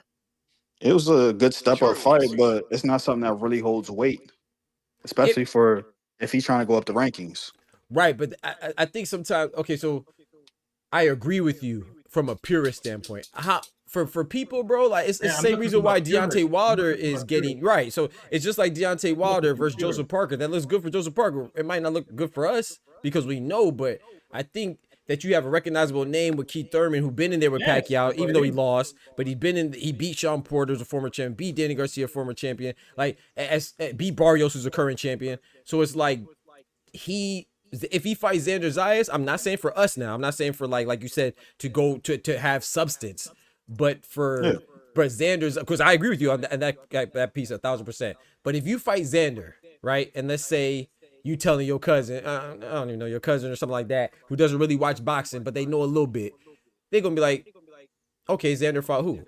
They're not gonna know Jorge Garcia Perez. They're not gonna know Patrick Cicera. They're not gonna know Damian Sosa. But if you tell them they fought Keith Thurman, they might know one time fought Sean Porter. They might know one time fought Manny Pacquiao. Even though he lost, they know he fought Manny. That's what they know once upon a time. I know it's still once upon a time, but we were just talking about how, remember we were talking about Usyk and Wilder. Like, look what my bad, Irony. Don't beat me up, bro. But before you kind of hear the entire we're comparing Usyk. Yeah, I'm not trying. No, I'm not trying to be funny. It's just this is literally what transpired. We literally said that to me, if Usyk fights Wilder, I feel like it kind of gives me like Calzaghe and Roy Jones vibes or Calzaghe and Beehive vibes. So, but still, that was still a good builder for them. Like outside of Ty, Irony, who's else there? Thomas, Pat. No one's looking at that like Joe Kawasaki beat the old Roy Jones, beat the old B-Hop. They just looking like, dang, Joe Kawasaki beat B-Hop. Joe Kawasaki beat Roy. So Usyk, Which dang, is how Usyk. they supposed to look. Which you could look at it like that, but I feel like that'd be applicable here too with who we just Fundora and Thurman. Yeah. I feel Pat 1,000% on that one. But as far as management, as far as business wise and management, and on top of that, he's a name. Right. If I'm Fundora, I'm not saying no. I'm saying yes for sure. Yeah. But I will say this though, like I said, as a boxing, which I've already said, I wasn't really fond of this fight because I said that I don't know, he fought Brock Jarvis. Irony and Ty said that. I think you said that too, Pat. So I think like, yeah, I agree with that there. But at the same time, because it's a WBC, Thurman, and it's still Keith Thurman, right? It's still Keith Thurman. Like, we're talking about 154. Who does? Like, and this is what I think two cents is gone now. But what she said something about him saying about Undisputed, how do I feel about that? I don't like it because to me this is what it kind of materializes as. It manifests as, okay, bet I'm a fighter like a Keith Thurman instead of fighting a Xander. I'm a fighter Keith Thurman instead of fighting a Bakram. I'm a fighter Keith Thurman instead of fighting a Bass Barral, because he's basically saying that I don't really care about the belts. I just care about it's not a bad. I'm not demonizing him. Same thing I say for Tank. I don't really pick and choose. But I'm saying to me, it's gonna decrease the chances of us getting unification fights, whether it's Bakram and Brow or Xander and whatever. We know that it's less likely to be Fundora in the mix of those. Thurman is a champion that beat other champions. So he's a name, like he's a proper name, Thurman. If you say Thurman, proper I'll be name, Thurman. Yes, sir. It's not you're not beating nobody. It's a name Thurman that has not done anything. And on top of that, I agree. I would say I agree with I that. have to be honest. I would still give Thurman. There's another That's the elephant last in time this she room. did something. hold on. Let Ty speak real quick back. My fault. What you say, Ty? I literally lived a grown man's lifestyle, had 2 kids in time span that Keith has actually done something relevant for the sport of boxing. Hey, yo, chill out on Keith, man. Chill on Keith, man. That's crazy. Listen, guys, there's another elephant. Hold on, let Ty finish, Artie, please, real quick. Sure. And there you like go. Doc said with the reference to Wilder when he fought Joseph Parker. Right. Didn't like it. It looked funny. Right. But at least Wilder and Parker can say we were both ranked and held a position. That's a good point. Where the fuck is Keith? Yeah, because you're looking at the purist. That's what I'm trying to say. You have to look at the other side of the business. Yeah. You have to look. Even in 10 years time, let's say Fundora beat Thurman. In 10 years time, he can say I beat Thurman. No one's gonna say, oh yeah, Thurman. Yeah, the purist gonna say that. But let's say you put out at the Hall of Fame, is a champion that you beat, a former champion. Pat, I feel you, and I'm rocking with you, but my man just got to. He said he lived a grown man's life, brought children into the world. He ain't trying to hear no purity at this time. He's saying, what have you done for me lately? And lately, I've done a lot more in my life than you've done in that ring. And that's what he's going to hold to. And I ain't mad at him for feeling that way. I agree with what you're saying, too, though. I think both things can be true at the same time. Facts. Because I remember I saw the Pacquiao fight, and I still thought Thurman won the fight. Oh, okay. Shout out to Thomas. Yeah, that's what I'm saying. I thought that the knockdown was weighted too heavily. But that fight, I think he's got a total of 3 fights, maybe. And you could see how even though he may be somebody of merit, how long was that merit, and is he still that same fighter? And I think that's where we blur the line a little bit with it. But I think that you are absolutely right with what you're saying, especially if you're looking at it from a business standpoint. Come on now. Because no matter what, it's going to be Keith Thurman on the resume. For me, it's a no-brainer. You need to come off that other belt as well then. I agree, Tom. And you're taking the opportunities from well-deserving guys. That could have been anybody 1 through 15. Come on now. I agree with that. I'm not saying he can't fight Keith, but you're a champion. I agree now. Now, there's another elephant in this room, guys. Irony, before you go, the pack, or were you supposed to be next? My fault, Irony. Were you supposed to be next? Or with Nah, Pat? that's fine. If Okay. if you want Pat to go, that's fine. I'll go next. No Okay, problem. okay, thank you, sir. Go ahead, Pat. No, I was going to say, like, if we look at the purest way, like what's good, what's bad, like we're going to say, yeah, according to the rules, you know, according to boxing, Right. things should go that way. But Right. what I'm trying to say, the business of boxing is different. It's Right. like you have to look at what's good for the fighter, what's good for the actual team, what's good for the money wise. So Fundora is winning a lot with this, and I cannot blame him for that. However, he also have the time to fight Xander. It's not like Xander's gonna, you know, Xander is still gonna be there for a long time. So if he doesn't fight Xander for, you know, in the forthcoming time, then we can say, yeah, he's been ducking him. But if you have the choice right now between Thurman and Xander, I'm not mad at Fundora's taking Xander. And I tell you what, I still give a chance to Thurman. Yeah, I give him a I'm chance. not. I still give him a chance. I hope you're right, Pat. I give him a Hey, chance. can I rebut that real quick? Yeah, go ahead. And Sure, then irony, and sure. then yeah, because I think and then irony tackled this elephant in the room. Go ahead, I understand the business of boxing. I understand what you're saying. Right. But there's two things wrong with this. Isn't Fundora a champion? Yep. Show is. What belt does he currently hold? WBC. Show does. And which belt did he get stripped for? WBO. Show did. All right. He's a champion. I get getting your money fights and whatever. But when you start fighting guys that aren't ranked, come on now, that do not qualify for a voluntary defense, I have a problem with that. I agree with that now, 1,000%. And Yeah, that's what goes back to the Y'all undisputed. talking about Xander. Why isn't he fighting Virgil Ortiz? Come on now. Virgil Ortiz is the WBC interim champion. He got a name. People know who that is. Why is he not fighting him? Because he's not a former That makes champion. money. He's not a former champion. You talking about former champion, all this other stuff? That You're moving the goalpost, Pat. You- Go No, ahead. no. That's why I said at the beginning. I said you have a former champion in your resume, and he's a Yeah. name. that sound good and all That's that, what I'm but saying. is that former champion ranked currently? No, but now you're talking as a purist. That's from Right, No, right. no, no, no. I get that part. Yep. So I'm fine with him fighting Keith. Just don't do it wearing that belt. Come on now. You won't leave it. But see, Ty. I mean, let me say this too. My bad, irony. Pat, I'm gonna give you a little background on Ty though. Thank you, sir. I appreciate your patience. The thing is though, Ty is number one in my opinion. That part is right, because I agree with the same way. But he's the same person. Like we brought up Pacquiao, right? He also felt the same way about Pacquiao, and which I agree. I do feel like the responsibility, but I just don't put it on the fighter. Like it's Fundora, right? He's gonna do what he wants. Barry's gonna do what he wants. But at some point, it's like, okay, Mauricio Suleiman, what are you doing, bro? You got your WBC champion fighting Keith Thurman. You got your WBC champion at welterweight fighting Manny Pacquiao. I do agree with that, and I feel like that is a problem with the functionality of boxing.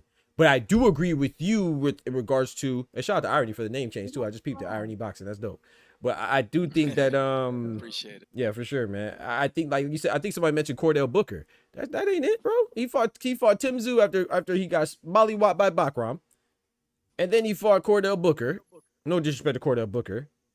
But it's like, and now you're fighting Keith Thurman. Like I'm cool with it. Cause for everything you said, Pat. But I do, as a champion, I look at the sanctioned bodies different. I just don't look at the fighter. But it does look to me, it is problematic when he says he also is doing this and he doesn't want to be undisputed or pursue unified, because now to me it's going to seem like these fights are going to happen more frequently instead of us getting the Fundora background, Fundora, Barral, Fundora, If Bud Crawford was doing this, Xander. they would be killing him, bro. Come on now, that part. Or anybody, all I or yeah, gotta say. facts, exactly. They'll be like, oh well, he's not They fighting will the be champions. dragging his ass Not through now, the though, mud, Iron. Not now. My man Bud can walk on water. He can do whatever No, the no, hell no. he I'm saying, wants. no. Of course, not now. But you know what I'm saying, right? Like Right. pre-Canelo and all that. If he was like fighting Cordell Booker and then a Tim Tszyu and then a Keith Thurman, oh my goodness, they would have a festival with that guy. But let me just say No, this absolutely. thing. Let me just say this. Yeah, thing. go ahead, There's bro. another No, take your elephant time in the too, bro. room, Yeah, take your right? time, bro. Appreciate your patience. Thurman and Fundora got damn near a decade difference in age. Thurman and Fundora. Okay. Okay, that's just off the top. And to address your previous point, Doctor, about just real quick, I'm not trying to get into anything. No, talk, man, even talk, though man. I don't mind it. Yeah, let's do it.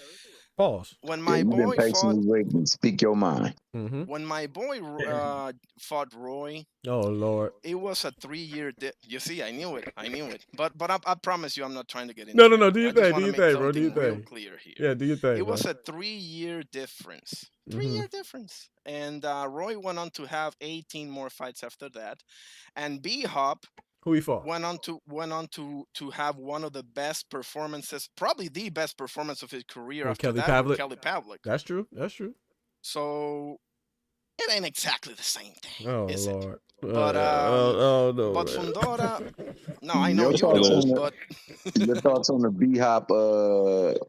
What's his name again? What's your boy's and that was name? a split decision too, bro. It's not like he, mollywhopped him or anything. That was a tough ass fight, by the way. It was. Like, Roy was pretty clear, but B Hop, bro, it was tough as shit, man. But anyway, Fundora, bro, Pat, listen, you may be a Fundora fan. I got you. I'm not a fan at all. I'm not a fan at some all. No, okay, you get it wrong. okay. Nevertheless, all. I mean, you're trying to. I just think that you're trying to defend something that cannot be defended here. You know, It can be because defended. I just told you why. because he's a former champion. Okay, he's a former He, champion. he That's cool fine. with Then the casual take of it. yeah, exactly. Yeah. Man, Chad is the man, dog. Hey, man, I love y'all, man. Y'all funny No, as that's it. hell, man. I didn't really have a lot to say. That was a lot of. No, that was good though. No, but great. I do think you made a good point, and I'm gonna let Mr. Thomas go. I do think you made a good point because and tied to it.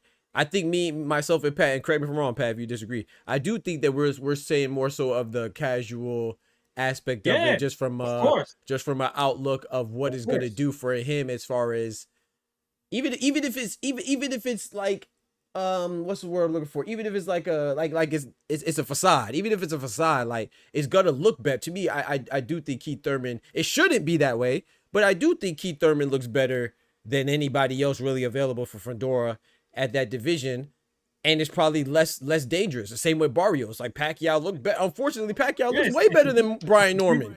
And I know I'm not saying Pacquiao is the same as legendary as Thurman. I'm just saying that Pacquiao is clearly better. I mean, sorry.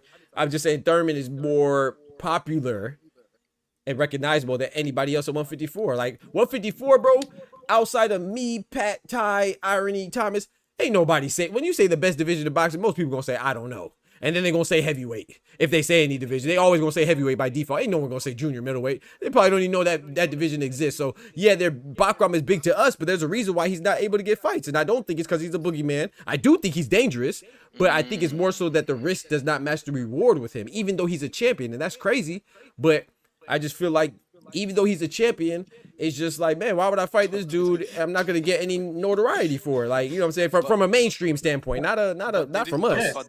But doctor, aren't you really saying that he's the boogeyman by saying that the risk is not worth the reward? Isn't that what you're saying?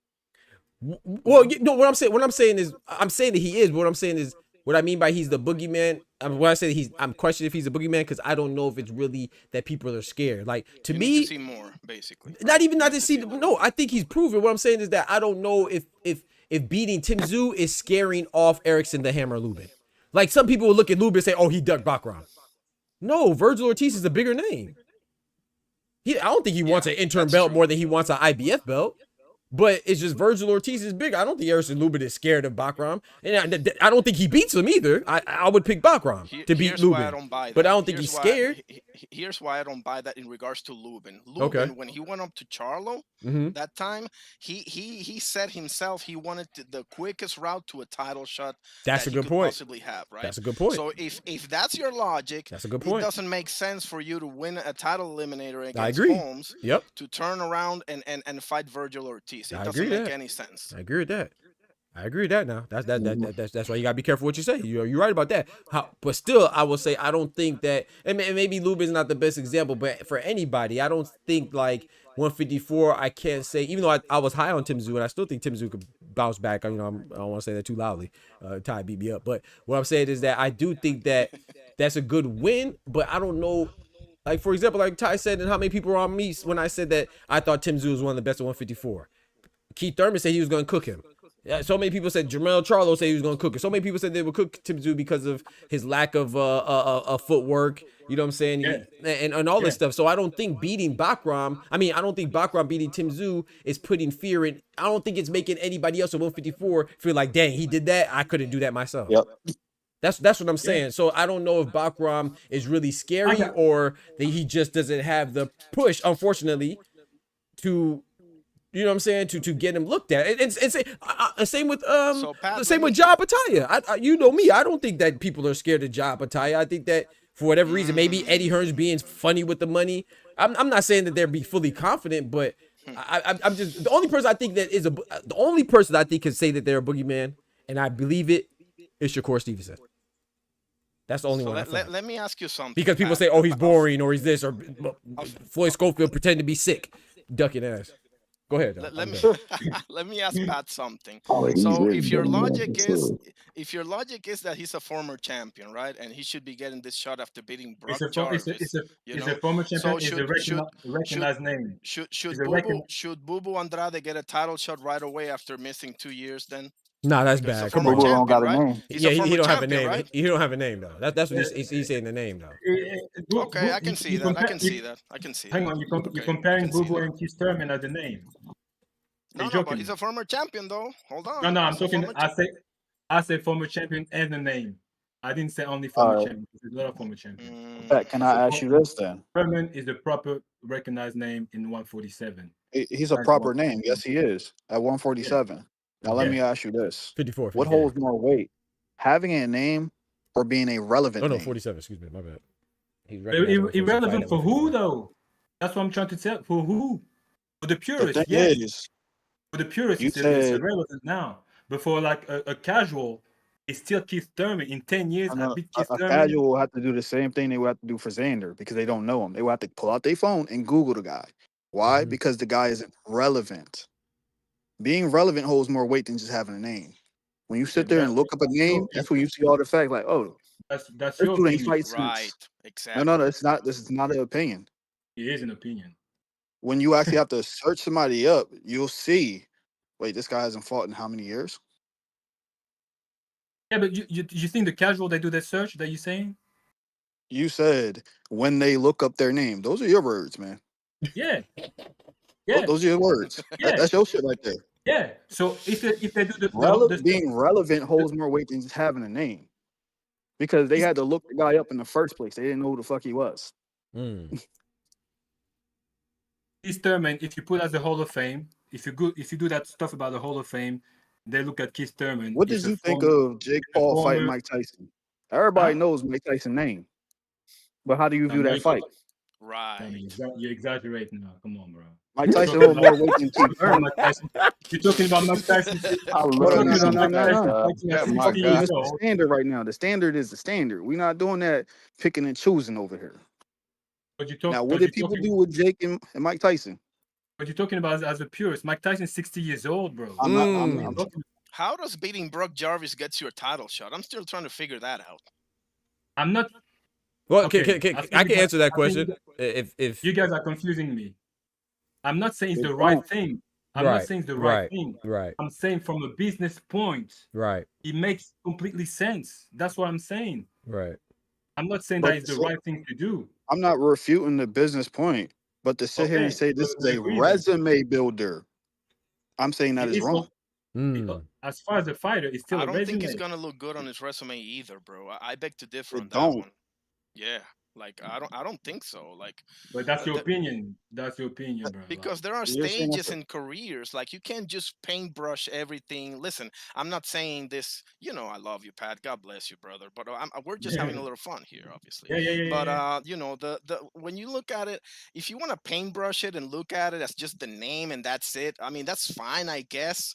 I guess you're playing devil's advocate for the casuals or something. But the reality is, not so much, bro. Like Keith Thurman was a name, like you said, at 147. Okay. And that was a minute ago too. Right. Okay. But irony, I think that but my fault. Were you finished? No, yeah. Okay, so the reason why I think with Keith Thurman, it's like the reason why I think he's getting a title shot, and I'm not saying it makes sense again, like I'm with Pat on that, but you got to remember he was about to get a title shot with Tim Tszyu for Unified. The only reason why Sebastian Fundora is a belt because Keith Thurman injured himself. So you could kind of look at it like, hey man, they made Tim Tszyu with Keith Thurman in the first place. So it's not like Keith Thurman, even though he just fought Brock Jarvis, which I don't think that's good enough. Not to cut you off, but that to me was the fight that most makes sense. Thurman Tszyu. Go ahead. I'm sorry. Well, why does that one? Okay, no, you're all right. Because why does that one make more beating sense? the same dude. They were the same stage. They both had a comeback fight, and that fight has been brewing. Oh no, you're saying to make that now. You're saying. Yeah. Okay. No. I'm talking about the original. Remember the original? I'm talking about the original time when it was initially called. Tim Tszyu and Keith Thurman came because Keith Thurman was just coming out of retirement. And then he hurt his bicep, and then Sebastian Fundora replaced him. You know, we're at history. And then I agree with you. Yeah. Tim Tszyu and Keith Thurman would have made sense when they both beat Joey Spencer and Brock Jarvis, respectively. But I think you could look at it like it's not like Keith Thurman lost. You know, he had a fight where he beat Brock Jarvis, and then now it's like he's kind of getting what. Not saying he's owed off of merit, but I'm saying you can kind of look at it as him getting the shot that he was owed off of what was initially ordered or called or whatever, or approved, whatever you want to call it, with Tim Tszyu. You see what I'm saying? So that's why I would say I don't know. Not saying I like it, but no, I see your point. Also we have to agree. The way Thurman beat Brock Jarvis, you could see it was much at a higher level. You could tell like, okay, this guy Brock Jarvis is not my level at all. You could see that. Hey, Pat, you could see the IQ. You could see the way it's what, Patrick? Yeah, I gotta push back on that one. This is what I would do to any third grader. What? Brock Jarvis is the guy that fought that. Hey, Pat. He was the late replacement guy for every weight class. He said Brock Jarvis is on the same level. No, he's not. No, he's saying that means nothing. It's almost inconsequential because Pat, I did this exercise before when the fight was first called, bro. Do me a favor, unless you know already, go look at his last 8 fights. I promise you, his last 8 fights. No, Brock Jarvis is a bum. No, it's not even about him being a bum, but it's about him. His last 8 fights were in 8 different divisions. That's unheard of. He's a bum at that. Right, like I've never seen that. Like his last 8 fights go from 122 to 154. That's crazy. You gotta talk about Terrence Crawford going up weight classes. What I'm from super bantamweight to junior middleweight is crazy, bro. What I'm trying to say is like it's not like Thurman struggled in that fight. Right. But that's what they're saying. They're saying nobody would have struggled in that fight. That's what they're saying. Okay. Yeah. Exactly. Hey Pat, hey me and you wouldn't have struggled in that fight. You put me in there, I'm telling you. No, I don't talk like that, bro. Pat, the man came from what? No, let me pull it up, bro. I like Brock Jarvis. I like Brock. No disrespect. Right. Yeah. Like 8, bro. And shout out to him. His fight with Liam Paro, you know, shout out to Brock Jarvis. He fought Liam Paro and stuff like that. I'm not knocking him, but we got to be honest with that. Okay, so look. So in 2019, he fought at 122. 2020, he fought at 126. 2021, he fought at these are all consecutively. Now he fought at 130. And then later on in that year, 2021, he fought at 135. Well, let me pull up just so y'all don't think I'm capping. Let me pull up on the stream. So look, he fought. Say that, That's bro. because you're Brock is a late replacement guy. Right.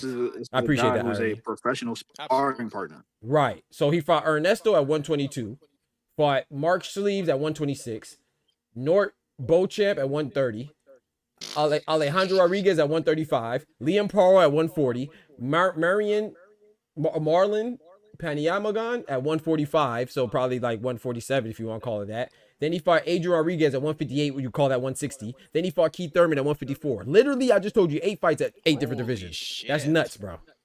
That's nuts. 130 was when he was a kid or something? Like, bro, yes, bro. No. 20. Yeah, he wasn't a kid, right? No. For 2019 I'm just kidding, to 2025, he literally fought 8 or 9 different fights at all different divisions, from 122 to 154. That's crazy. That's gotta be a record or something. It gotta be, bro. I've never seen nothing like that in my life. I made a video about it. I've never seen nothing like that in my life. That's crazy. Not even close. Like that's literally fighting Naya in a way to fighting Sebastian Fundora.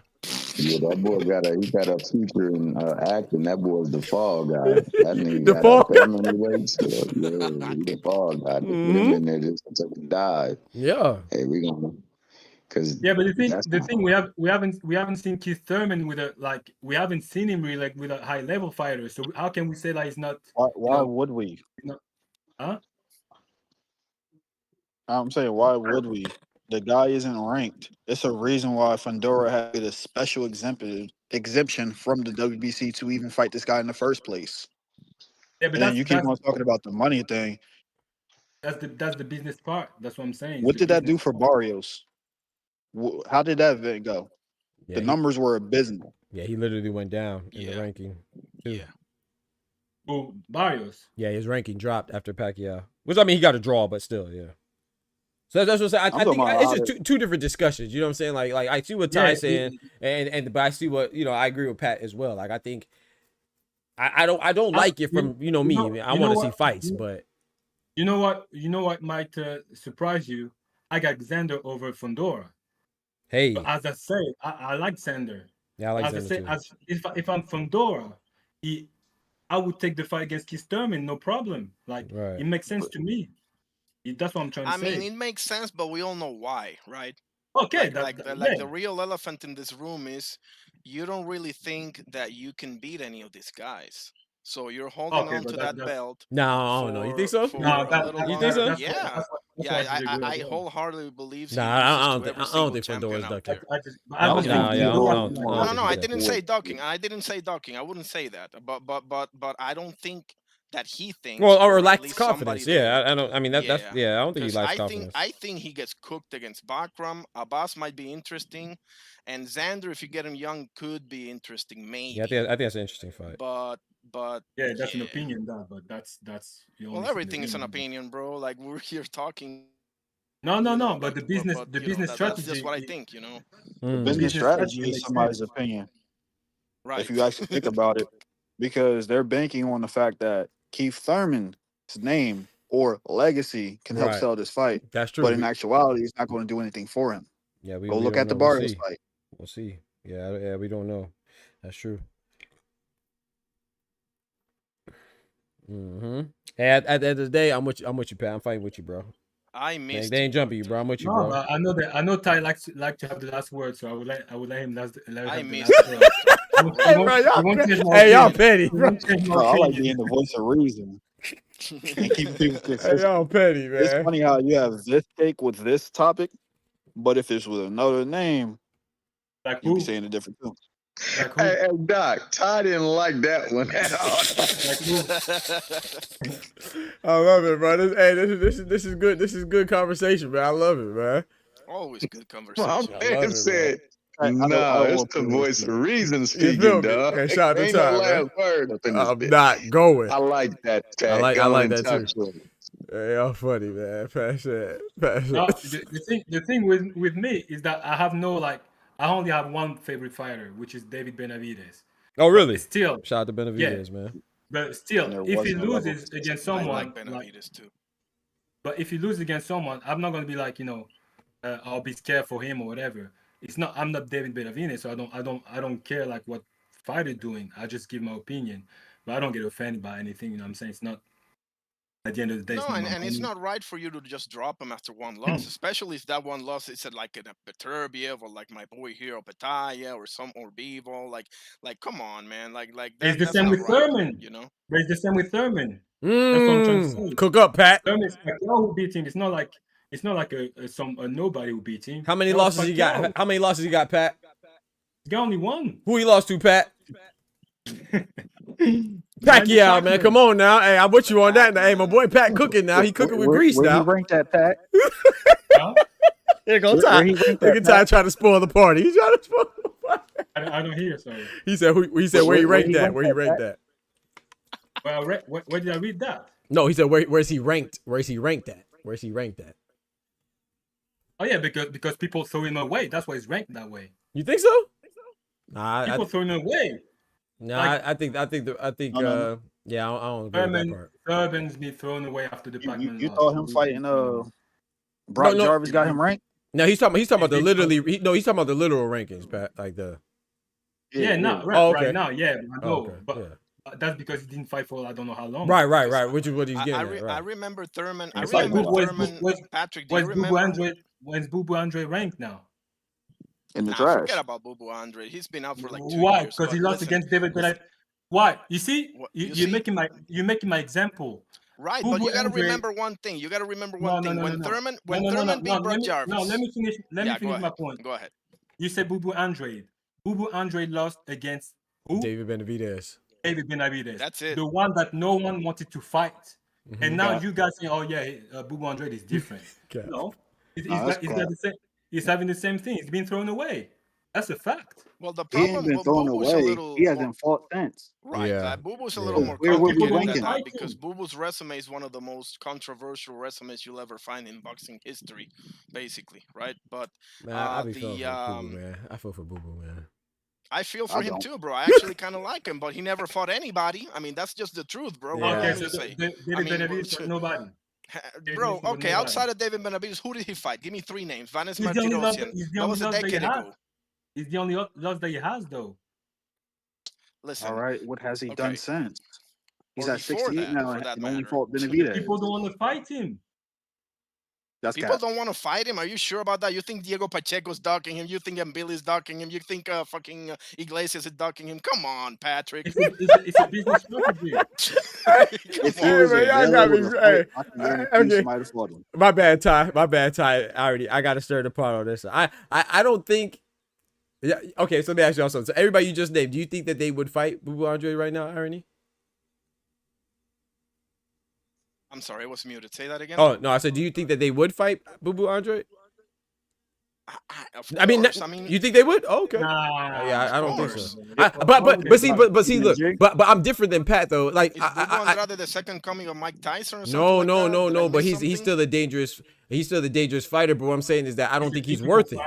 I don't think he's worth fighting right now. I don't think it's because they're scared. No, I don't think that. But No, I just and I agree He with you. would He's be the not perfect worth. opponent. He's not worth fighting because he's not in the picture. right. I That's agree. why he's Right. not worth fighting. Right. Now, if you want to argue why he's not in the picture, I don't think it's because people were always ducking him. And this is where I agree with Ty. I think it was kind of, and I don't know. It's hard for me to say. I'm just telling you what I think. You know what I'm saying? Speculating, which is what we all do essentially. But it just seems like he hasn't made the right career choices. I'm not trying to. I'm not saying it was easy. I agree. Yeah. So, because I don't want to say that and make it doubt. seem like I'm trying to be hard on him. So I'm just saying I don't know about the career choices that he's made, and maybe that contributes to why he has a lack of opportunities and stuff like that. And I'm not saying it's fair because I don't know. I'm not saying he didn't do what he was supposed to do, but whatever it is, it just seems like for whatever reason, like because I disagree with you, Irony. I don't think any of them fight him, but we're kind of on the same page. I just don't think. I don't know if it doesn't even matter if it's a scare thing. I just don't think he's worth it right now. Especially not right now.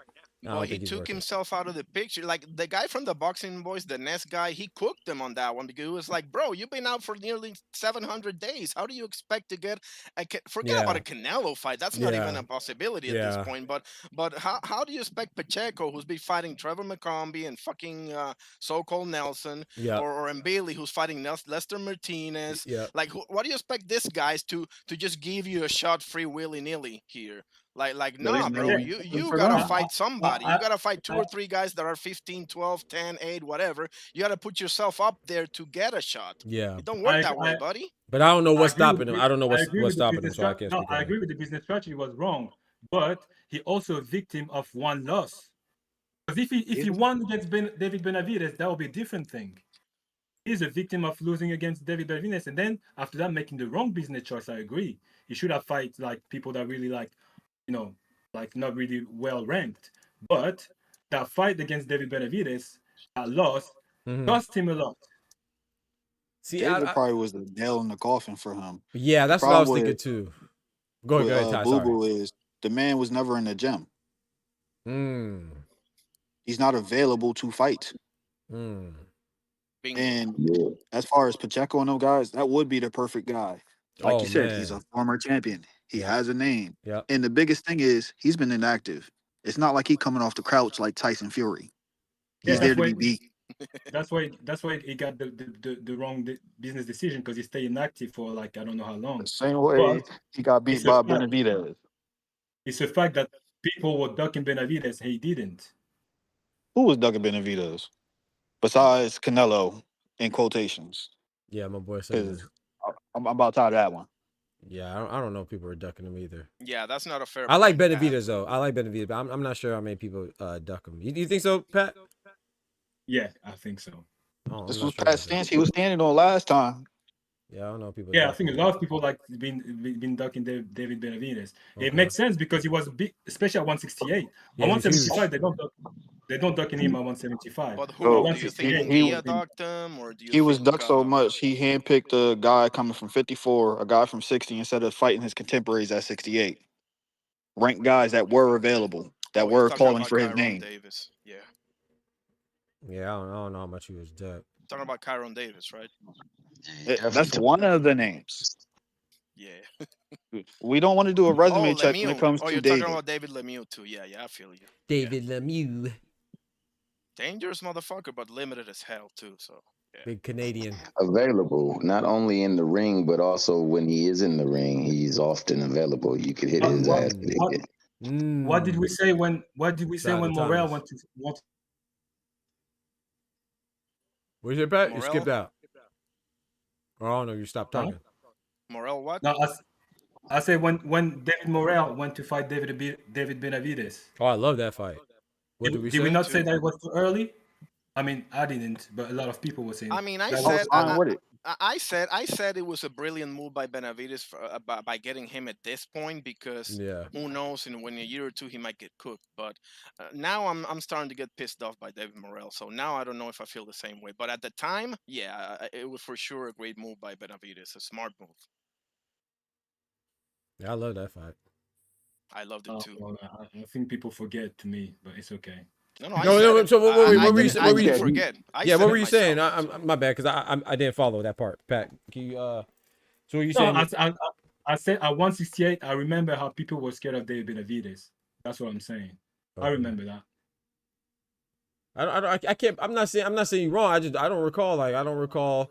I'm not saying that people were trying to fight. Remember, he wasn't a title holder. It was all Canelo. So I don't remember anybody like that he was calling out besides Cinnamon that didn't fight him. You know what I'm saying? I don't remember.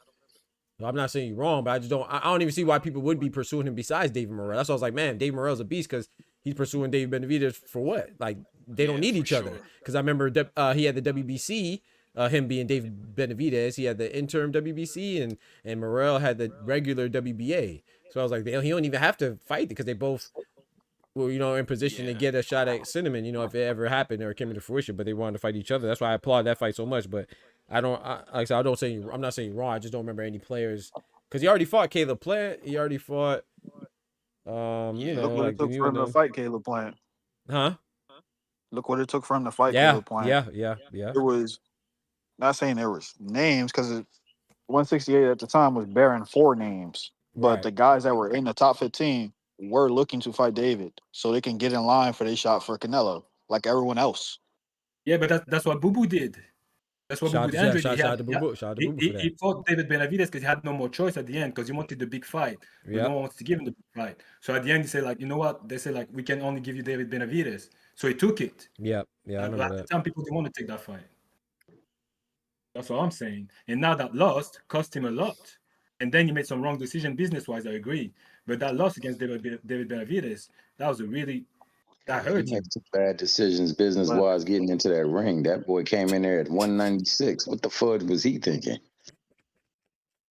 I don't think it's the David Benavides loss, Patrick. I think it's a little deeper than that, bro. Because he was actually doing pretty good in that fight before he got caught with that overhand weird angle. Like Ty said, that was the nail in the coffin.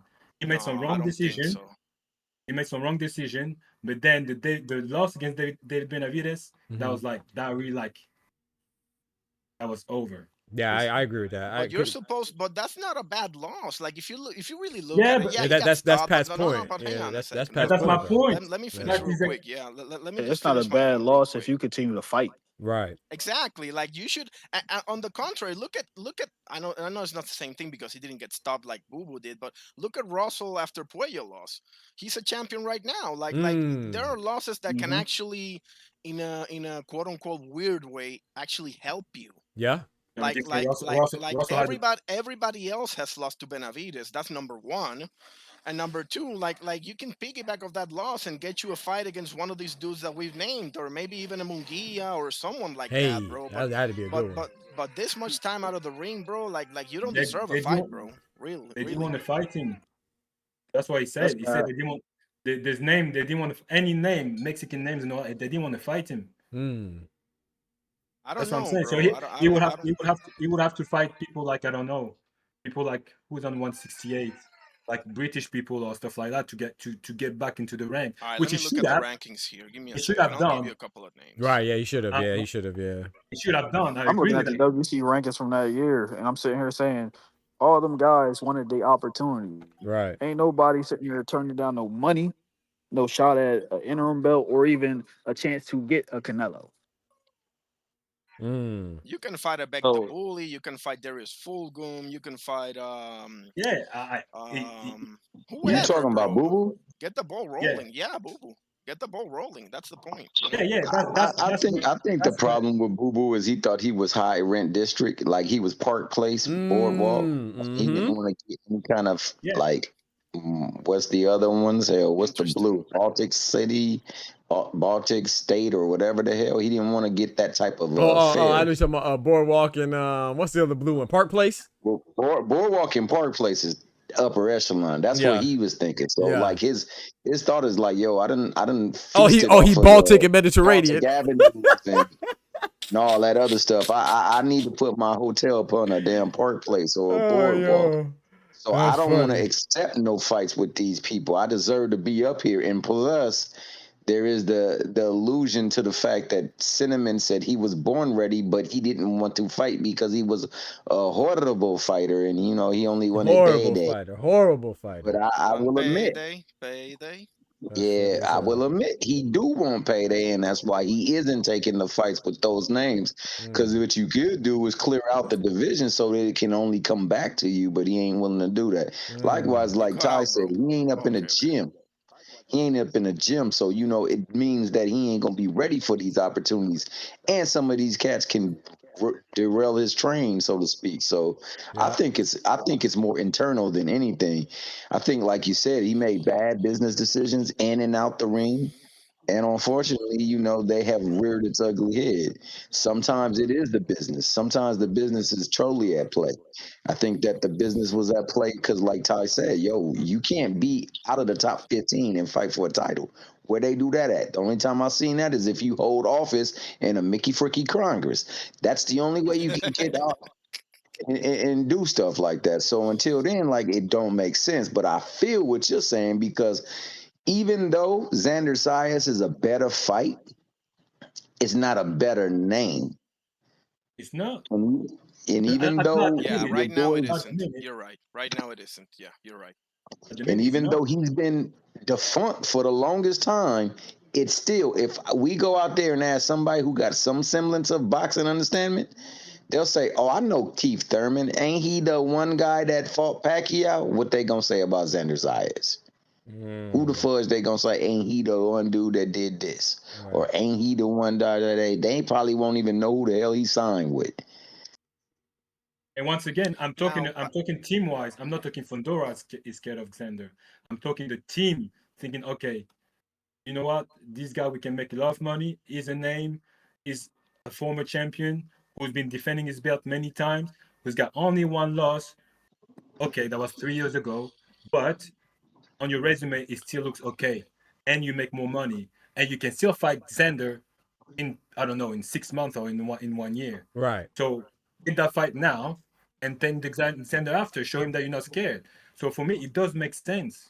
I don't know what I understand that, Pat. I understand your logic clearly, but the thing is, he's a champion, and the thing that makes you a champion is defending your belt against your mandatories, or in case you get a unification. And unification, my man Thurman is neither, and that's where the pushback will always come. For sure. But Patrick, just one more thing about Andrade. Let's say that you're right. Okay, let's say that Diego Pacheco scared to death of him, right? I'm not saying scared. No. Just play along. Just play along for a second. Let's say that you're right. That they're all ducking him. That nobody wants to fight him. However you want to put it, right? Mbili, Lester, all the rest of them, Iglesias, all of them are just scared to death to fight him, right? As a fighter, if you're Bubu Andrade, you can still remain active, bro. There's really no excuse at the end of the day. And that's why I agree with you. And not everybody's gonna say no. That's for damn sure. No, that's why I agree with you. In business, what business decision was wrong. But all I'm saying is that fight against what's his name, David Benavidez, right? That really put him to the dirt. Really, that's what I'm trying to say. And at the same time, people didn't want to fight David Benavidez. I don't know, man. When? At 168. When? Oh my god. Because David only been fighting the guys at his weight since Plant on up. Before that, he could have fought Lorraine Richards. He could have fought a Zach Parker. Christian and Billy was there. Fedor, I don't even know how to pronounce that man's name. John Ryder was there. Anthony John Durrell was Gorilla raised. Ryder. Billy Ho was looking for a payday after he got knocked the fuck out. Billy Ho. But you have to realize, Boo Boo, if I'm wrong, I might be wrong, so you can correct me on that one. I'm talking about for David, because you say he was ducked. Yeah, David was David. I remember a lot of people didn't want to fight David. Spot on, Ty. He was not ducked. That's a fallacy. Hey man. I'll let you have the last word because I know I'm not going to win the battle. No. It's good discussion, man. It's good discussion, man. You verbalized who actually ducked David at that time period. I just remember people didn't want to fight David. And when David Morrell took the fight, people were like, my God, he's crazy. Why is he taking the fight now? Yeah, I do agree. Yeah, I remember that. Yeah, because it's the circumstances around the fight as well. People didn't want to fight him. I'm not saying Billy didn't want to fight him. I said people that why David Benavidez will go to fight Billy when Billy is not is fighting only in Canada. You know what I'm saying? So people that were, because he's a PBC guy, so he still have to make money. Who's fighting in Canada? Sorry. Why does it matter where the fight is? You can Because go wherever. No, but because he didn't fight. Do you know anyone that Billy fought in before fighting? Billy, okay. People I don't know the Russian guy. So you're telling me Billy wouldn't have fought, let's say, David in Arizona? No, I'm saying to further himself in the rankings and get a shot at the belt. I'm saying people like BBC wanted a good fight, like a name, recognized for David Benavidez. But a recognizable name. But who did they put in place for that? They had no problem fighting a guy that came up from 160, a guy that came up from 154. So why not fight guys that were willing in that division? And some of the guys that actually signed to the same promotional outfit. It's not making sense. Like who? Man, appreciate the likes, man. Appreciate that. You just mentioned 8 names, bro. Zach Parker, John Ryder, even Billy Joe. I wouldn't mention Billy Joe, but let's just for the fuck of it. And during that time period, people saying he was ducked. It was somebody that had the same manager on the same promotion. He didn't fight that man until after he got knocked out by Canelo. They both were holding belts.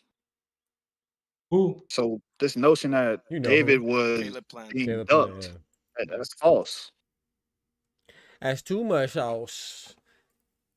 That's false going this to you. You. This is good stuff, guys. I appreciate you all. Yeah, man. I remember how people. Are you talking about what people said online, or who did they say outright ducked David?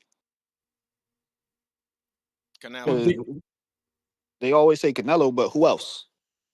Oh, people like Boo Boo didn't want to fight David. He was forced to fight David at some point. Boo Boo came up there and was like, "All right, that's the guy. I'm gonna fight him." Yeah. It wasn't like he was forced. He was a name, and he had a way to the belt. He was forced because he was trying to get big fight. No one wanted to fight Boo Boo. See, at the end they say we can only offer you David. It was the other big fight. Are you gonna take David or not? So he said, I'll have to take it because it's the only name now. Another big fight for Boo Boo. You probably have to go all the way back to Vanes Martirosyan. Because I remember what was going on at that time, and it's something that you could actually look up on your phone. What's that? During that time period, he was calling for a guy that was out of boxing for almost 18 months. He was asking for Jamal Charlo. Oh, yeah, I remember that. Boo Boo. Yes, Boo Boo. Yeah. Boo Boo. Yeah. I know that, but it's a name. He was only asking for Jamal and fucking Canelo. If that's the only options he was looking for, what you thought was going to happen? You're shooting yourself in the foot, bro. Literally. There's a fight tonight too, man. We ain't gaining too much ground on this one, so we won't. My bad, Doc. No. That makes sense though. No, you're good. You're good. No, I like discussion because it's refreshing my memory too. No, I I remember. like how people I talk remember. about a time period that's easy to look up. It's just like when people sit there and say, Tank fought that nigga Leo for a vacant belt. Like we all don't got phones, it can't look that shit up. Not only did he we were fight talking him about that for a the other vacant day. belt, he pulled him up to fight him for a vacant belt. That was the Yeah. funniest part about it. A guy that was fighting in that division for 2 years straight. Yep. I'll give it to you. Leo won a vacant belt. Yep. And defended it, what, 2 times? No, he defended it once. Once, the I Carl believe. Frampton fights.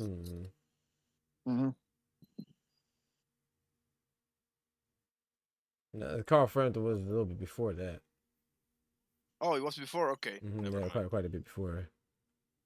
Yeah. Leo Santa Cruz, man. But nah, man, hey, I like these conversations, man. So, but It's good stuff. We might hit a dead end here and there as anybody would, but this is good stuff, man. So who would y'all call? Who would y'all call a real boogeyman right now? Who would you consider a boogeyman for anybody? Overall, or in a specific? Jayo Petaya.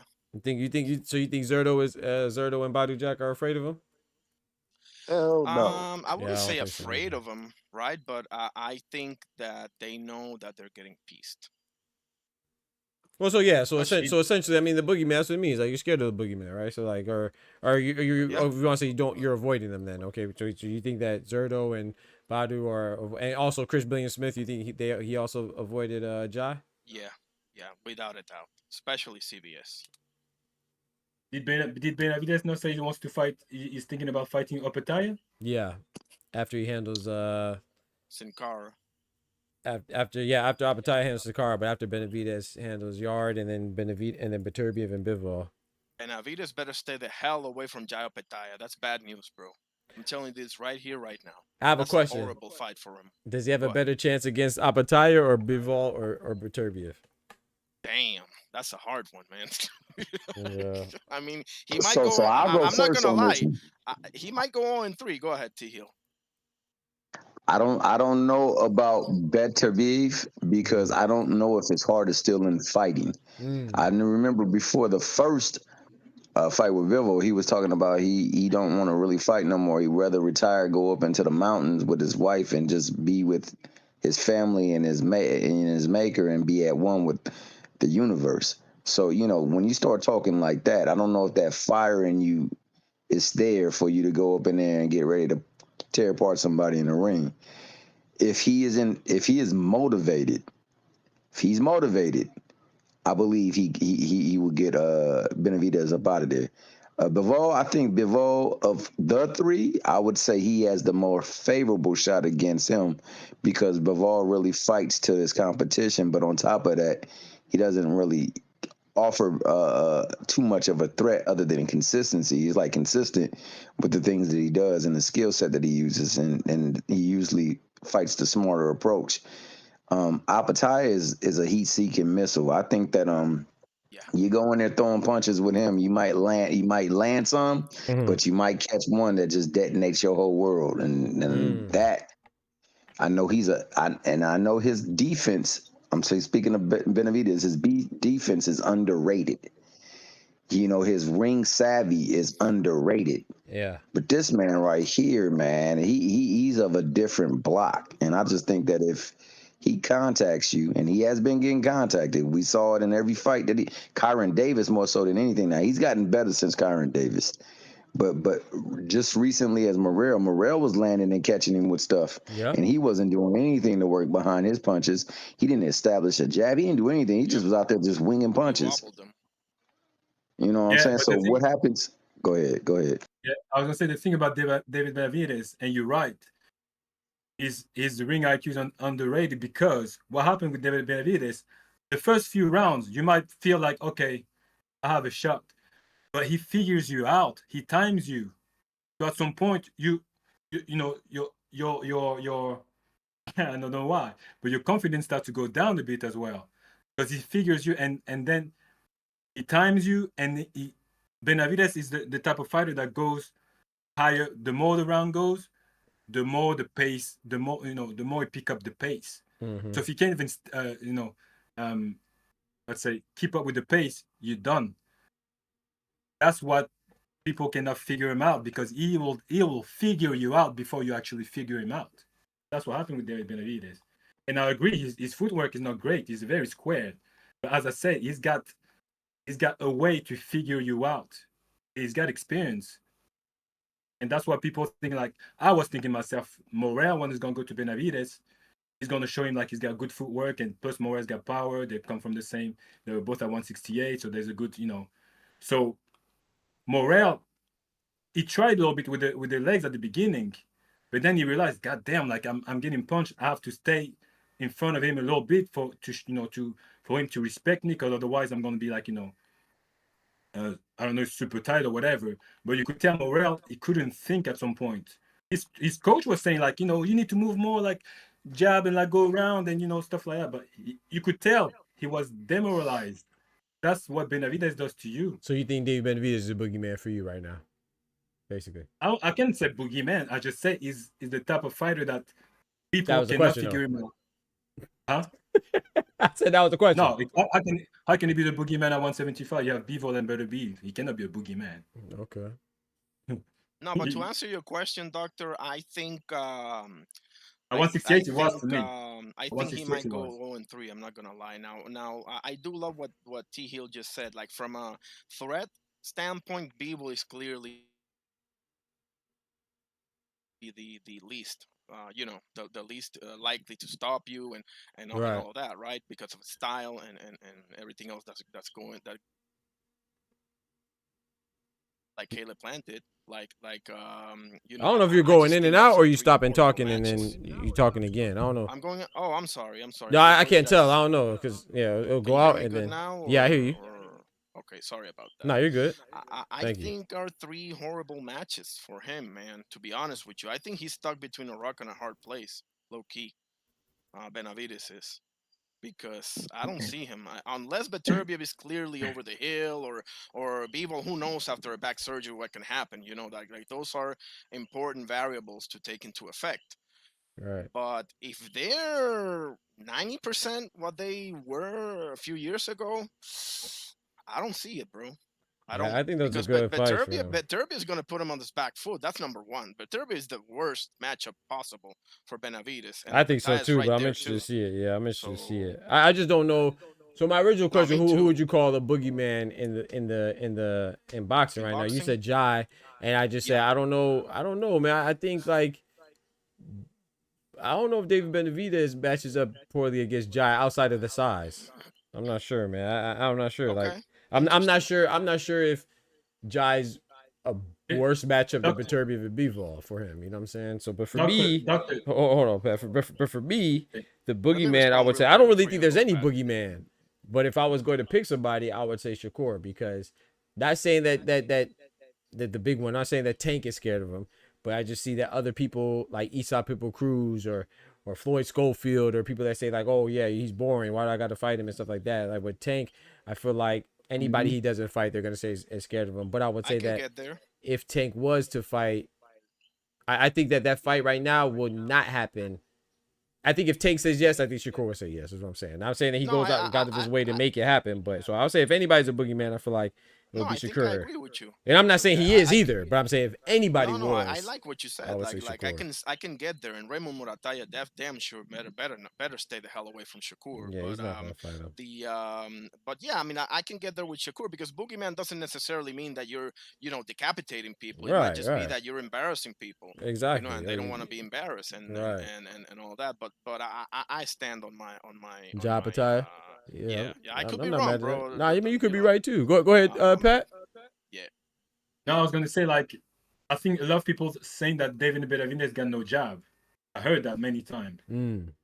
But I think his jab is one of his best weapons, and I'll tell you why. Because David Benavidez is the type of guy who can jab out of balance. So you think he's not positioned okay to jab, right? But he will still jab you. Look at the fight against what's his name? Against Plant. you'll see like he's not in a position to jab, but he's I don't know if you know what I mean by jabbing out of balance. It's like you're not like really in a position to jab, but your jab is still going, and the guy is like surprised because damn, he was not in a position to jab, but they still jab. Right. And that's a lot of people didn't realize about Benavides. That's one thing. And the other part is like he also like he's got like a what do you call that, like an inactive guard. Mm-hmm. He's got two type of guard. He's got the inactive guard and the guard that like he'll counter out of the active guard. So when people think like he's got no defense, they're thinking about just like the inactive guard, because he goes back. He goes back and then like wait for you to finish a combination. Right. But he also got the other one where he does the same thing, but at the same time he will wait. That's what I say about the timing. He will time you. So he realizes with the inactive guard what you're doing, and then he'll come back with an active guard and then counter you in the body or with the with the left hook. And that's what people like don't realize. If you watch a lot of his fight, you'll see he's got two different type of defense, like the active defense and the inactive defense. And people think about his inactive defense thinking, oh yeah, he's got bad footwork, he goes backward. True. Right. But that's why you get caught, because you think he's going to do it again, and this time he used the active guard and counter you, and that surprised a lot of people. So I'm gonna ask you the active question: who do you think is the boogeyman, man? Ain't got nothing to do with Baby Josh. Baby. Because I asked you if you talk about David Benavidez, you told me no. So who do you think is the boogeyman in boxing, bro? That was the question, bro.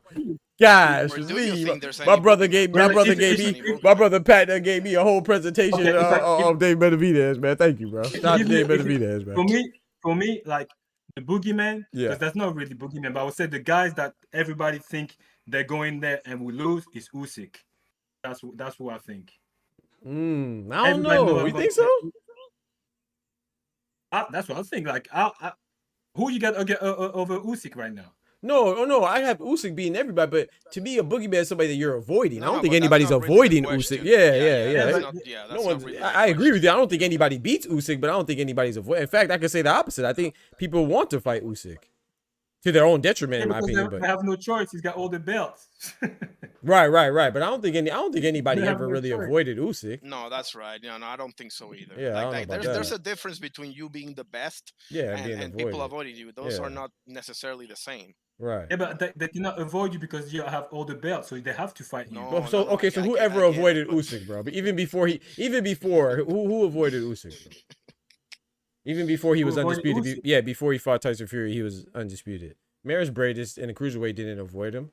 Yeah, Bellew, Marco Hook, Tony Bellew. Nobody. I don't remember anybody. Yeah, Michael Hunter. Yeah, I don't remember anybody avoiding Usyk.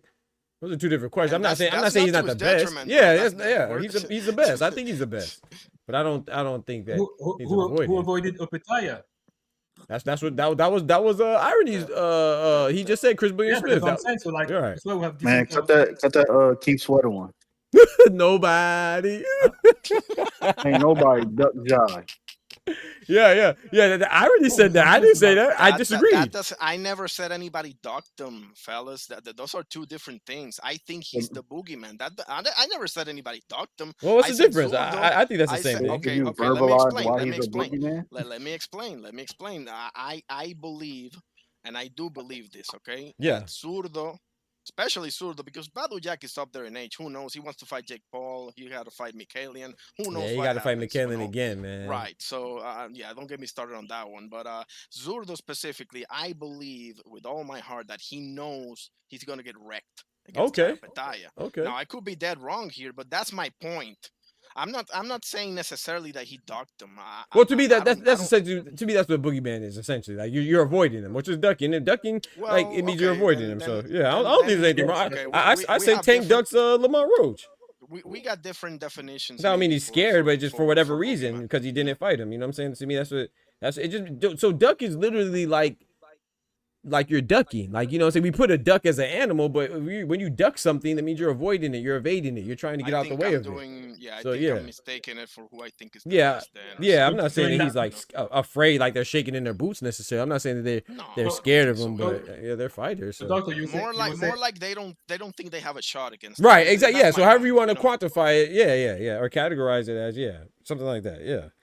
So I agree with that. A lot of people think that Zerto's avoiding Jai. I just disagree. I just think that hasn't lined up, but I don't think Zerto was. So why you have Shakur then? I just told you because Issa Pitbull Cruz doesn't want to fight him because he says he's boring. Right, exactly. Kid Austin just pretended like he was dead. The Mount wants to fight him. Who? The Mount Roach. Okay. Lamar Roach not even in his division, bro. Stop it, bro. Stop it, bro. Lamont called out everybody from exactly 7 and down. Lamont Roach cannot make 135. Exactly. He knows he's gonna make 135. Lamont Roach. He said it. He's about to fight 140. Of course he can. He fights at one. He's a champion at 130. He's fighting a guy at 140. His next fight. He's calling out everybody. Right. You say people are not calling him out.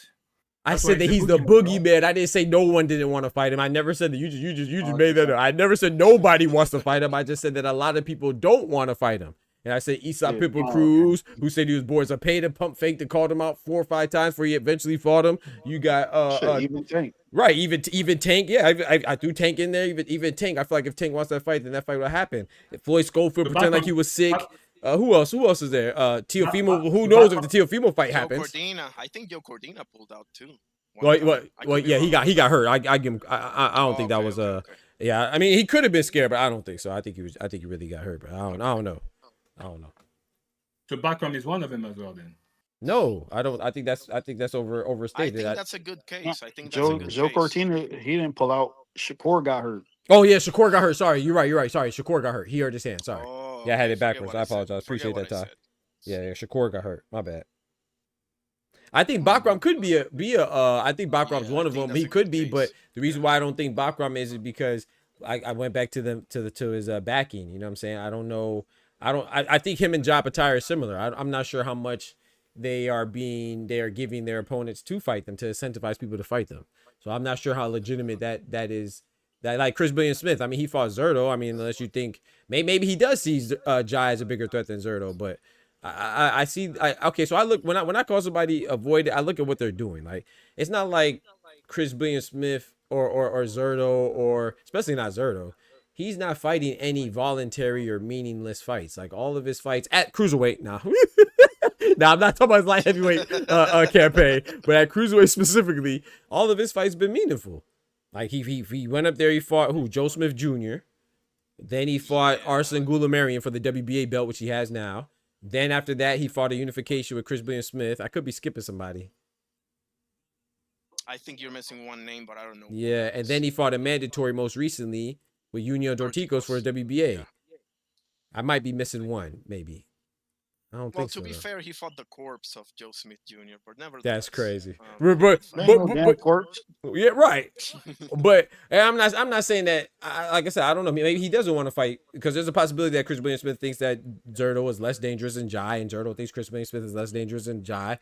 So that's a possibility. But with Bakram, it's like the reason why I say he's similar to Jai is like I don't know, man. I don't know how many people like if Bakram.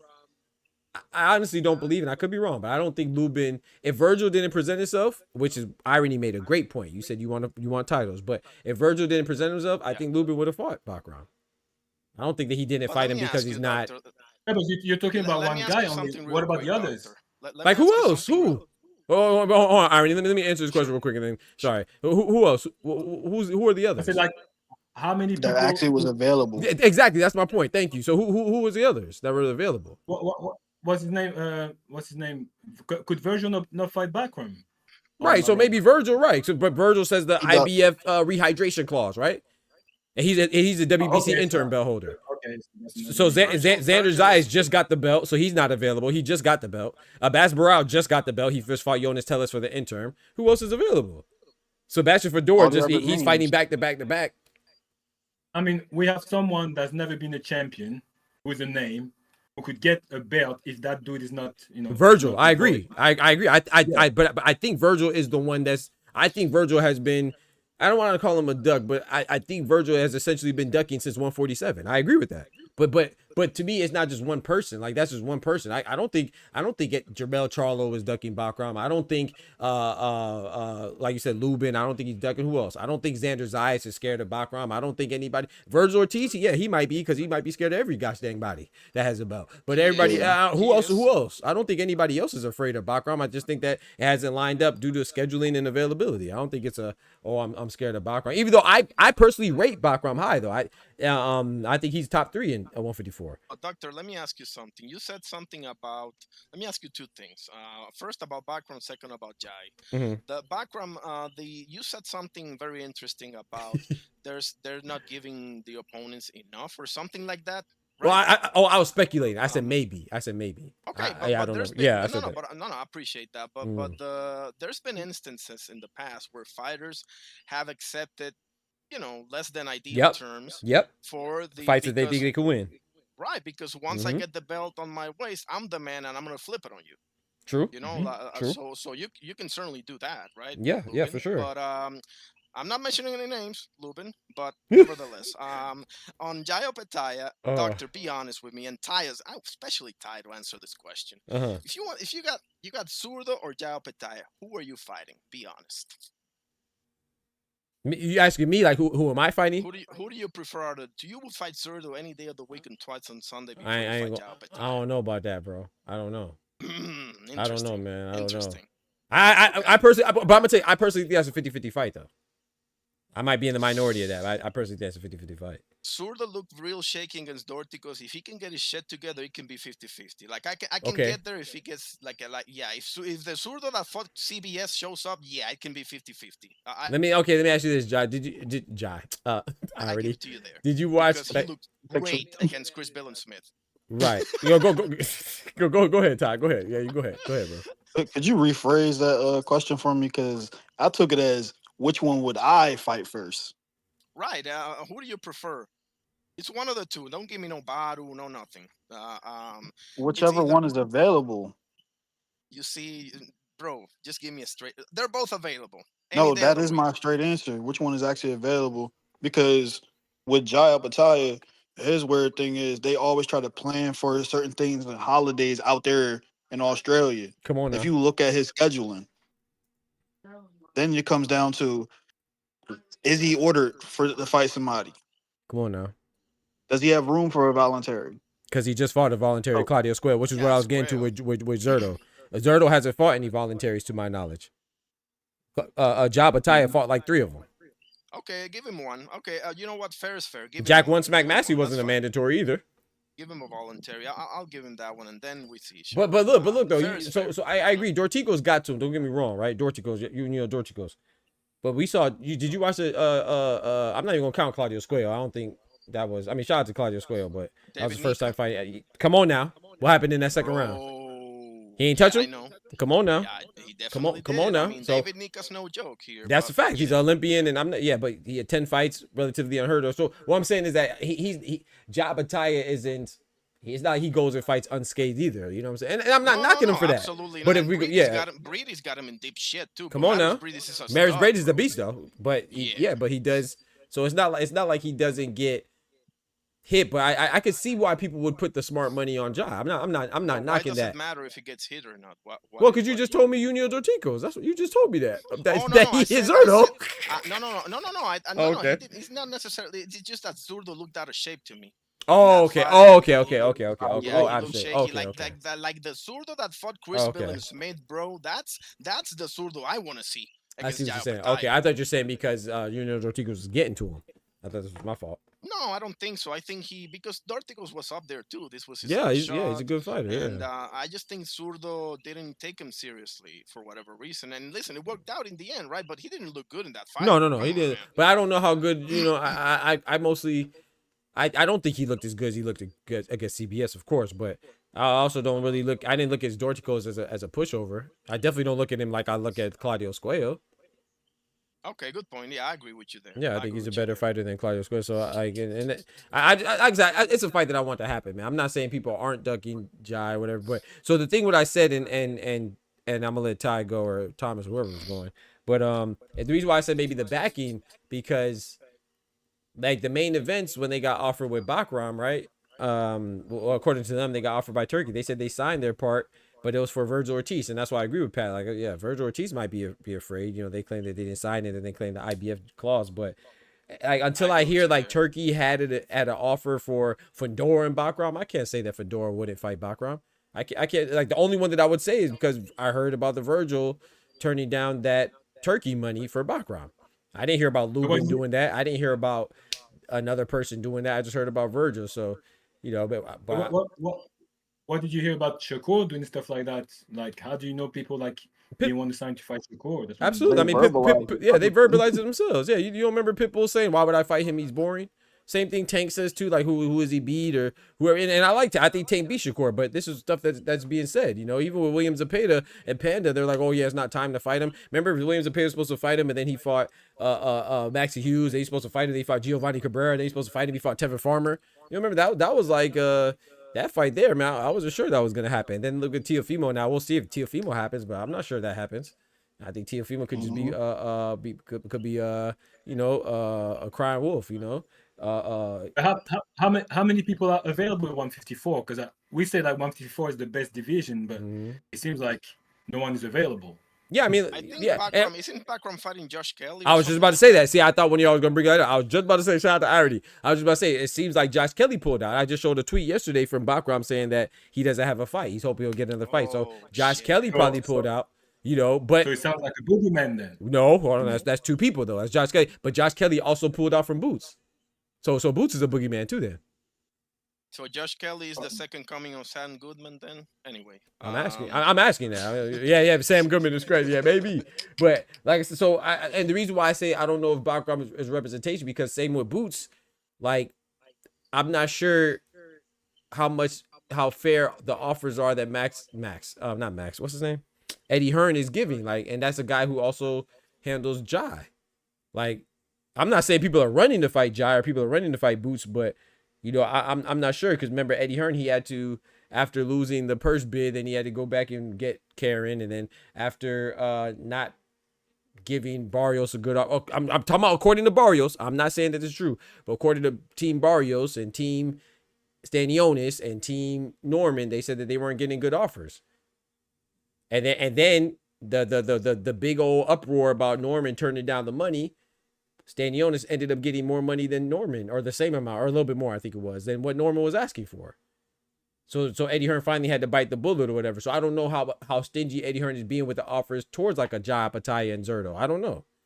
But I know Zerto's with Golden Boy too, though, so that's a little shaky too. So I just don't know. All the facts for me, just a fact. Bakram has been the champion. Oh wow, no one wants to fight him, so that's it stops there for me. But who is no one though? The people that have no belt. That's what I'm not talking about. The people that okay. The people that has no belt. Okay, so let me ask you this. So and like I said, I already made a good point about Lubin. Do you think Lubin, who fought a title eliminator against the undefeated Ardra Holmes, do you think that Lubin would not have fought Bakram? No, but you're talking on Lubin.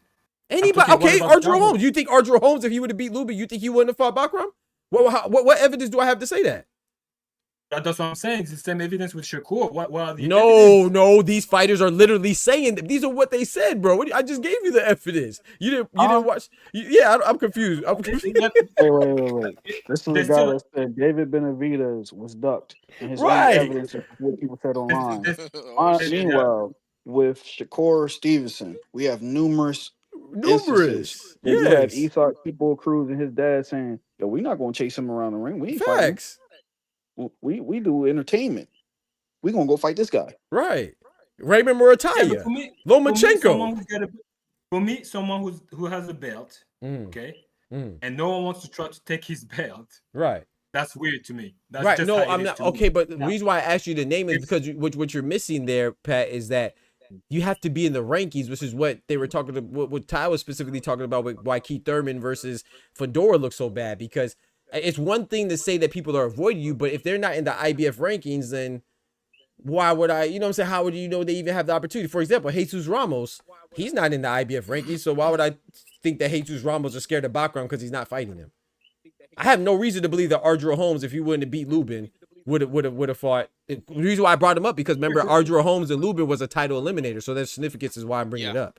Yeah. So according to you, huh? So I have to check the fact, but according to you, no one in the ranking has the opportunity to fight Bakram. I didn't say nobody. I'm saying tell me somebody. I'm asking you to. I'm asking you to. Right. And opted to go another route. Yes, Eastside. That's a fact. So I'm about to pull up the IBF rankings right now. I think Josh Kelly and Virgil, but even Virgil's not in the IBF. Virgil's an intern for WBC, but let's look at IBF. IBF number 1 is not rated, bro. IBF number 2 is not rated for Bakram. Josh Kelly is number 3. So who is he ducked by?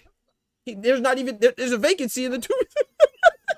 And Josh Kelly bought fight tomorrow. I just think it's strange that someone's got a belt. By the way, does anybody know why the IBF is always like 1 and 2? There's not enough people in the sanctioned body, whatever, to fight him. I just think it's weird. No, I don't think there's not enough. But remember, so we just told you. So Lubin and Ardreau Holmes were ranked 1 and 2. Remember, and they just fought. So Ardreau Holmes, he got dropped naturally because he lost, and Lubin was ranked number 1. He won the title eliminator, but Virgil Ortiz snatched him. Okay, so you give him a pass for Lubin to not try to be a champion. I did not give him a no. I didn't give him. That's why I said I already made a good point because Lubin said that he wants to be a title holder. However, okay, maybe I am giving him a pass. It's not that I'm giving him a pass. I don't think Lubin is scared, so I guess you could say I'm giving him a pass. What I'm saying is that Virgil Ortiz is clearly the bigger fighter. So I'm saying I understand it, but I also said that if you want to call him ducking.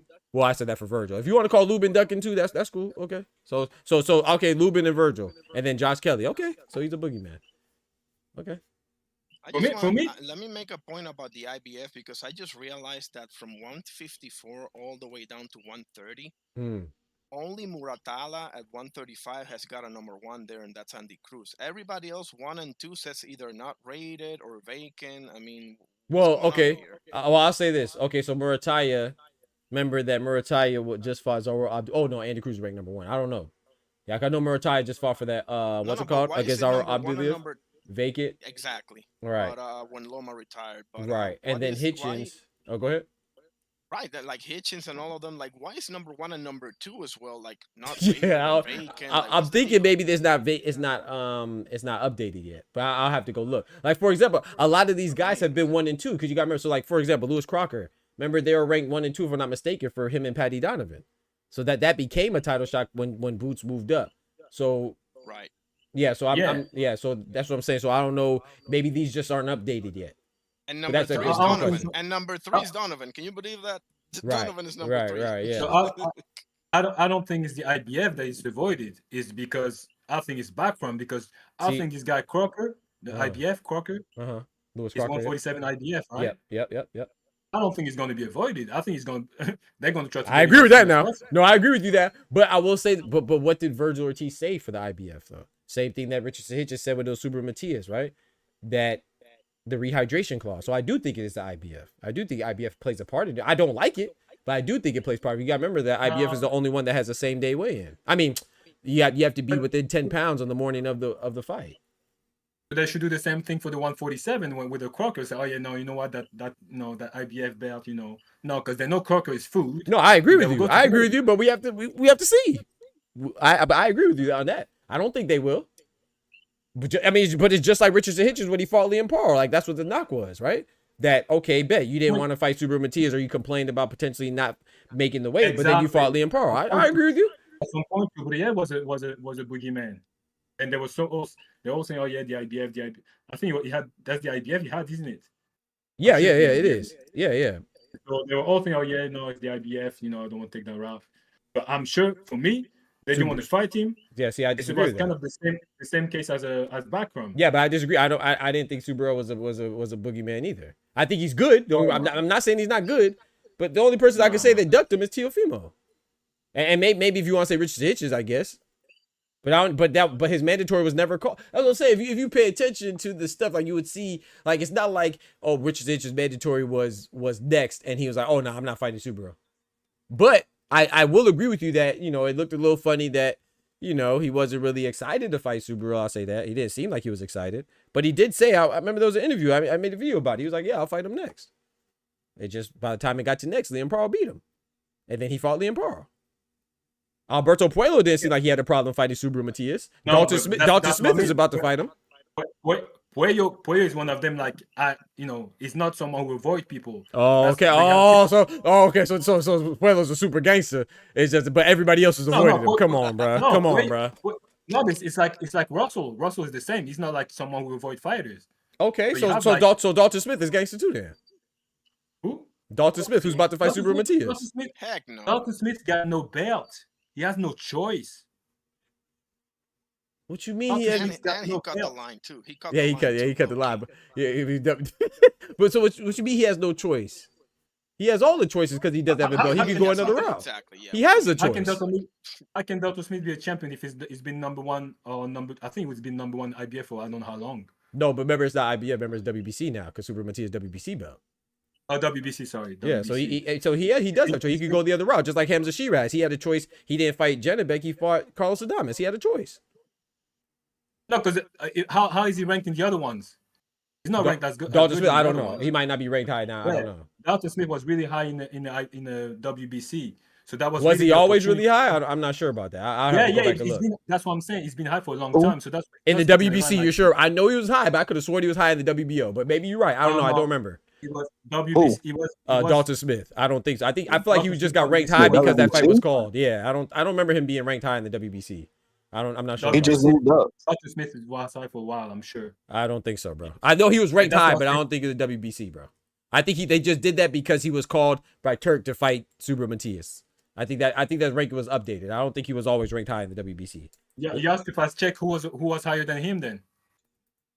Who was higher than him? No, now he's number one. Yeah, now he's number one. No, but is Dalton Smith been in the number one for a long time? I'm sure. No, I disagree. I don't think so, bro. I'm about to look it up though. Don't worry. I'm about to look at the old ones. I'm about to pull up the old rankings right now. I don't think he was always high in the WBC, but you could be right though. You could be right. I don't know for sure. I remember like at some point he was supposed to fight someone else. No, you're right. You're right. You know why you're right? Because he has a WBC silver belt. So you're right. He probably was ranked high in the WBC. Yeah, because he was supposed to fight someone else before what's his name? They were trying to fight to get another fight with someone else. Before. It's being 6 and 8 being rated high. Thank you, Ty, for pulling it up. Yeah, cause I don't remember him being number one, but he did have the silver belt for the WBC. Silver gets you in the top 15. Who was higher than him then? Because I remember him like he was high in WBC for a while. He was high, but remember he knocked out Jose's opinion. This is why I didn't like because he called out Adam Azim instead of calling out the champion. He went back. That's the one. That's the one. Right. Exactly. Yeah, but that was against. But that was him calling him out, not being ordered. Yeah. Calling him out and orders are two different things. Or being high. That doesn't mean he was high. It just means that he didn't call him. He didn't call him out. But I don't remember if it was for the WBC or not. No, he called. My point is like he called Azim or whoever it was, while he was already like number one at WBC. That's what I'm trying to say. Yeah, I'm about to look at that. I'm about to look at it. I'm sure it was when he called someone else. I was, what is he calling someone else if he's already like he's number one in the ranking?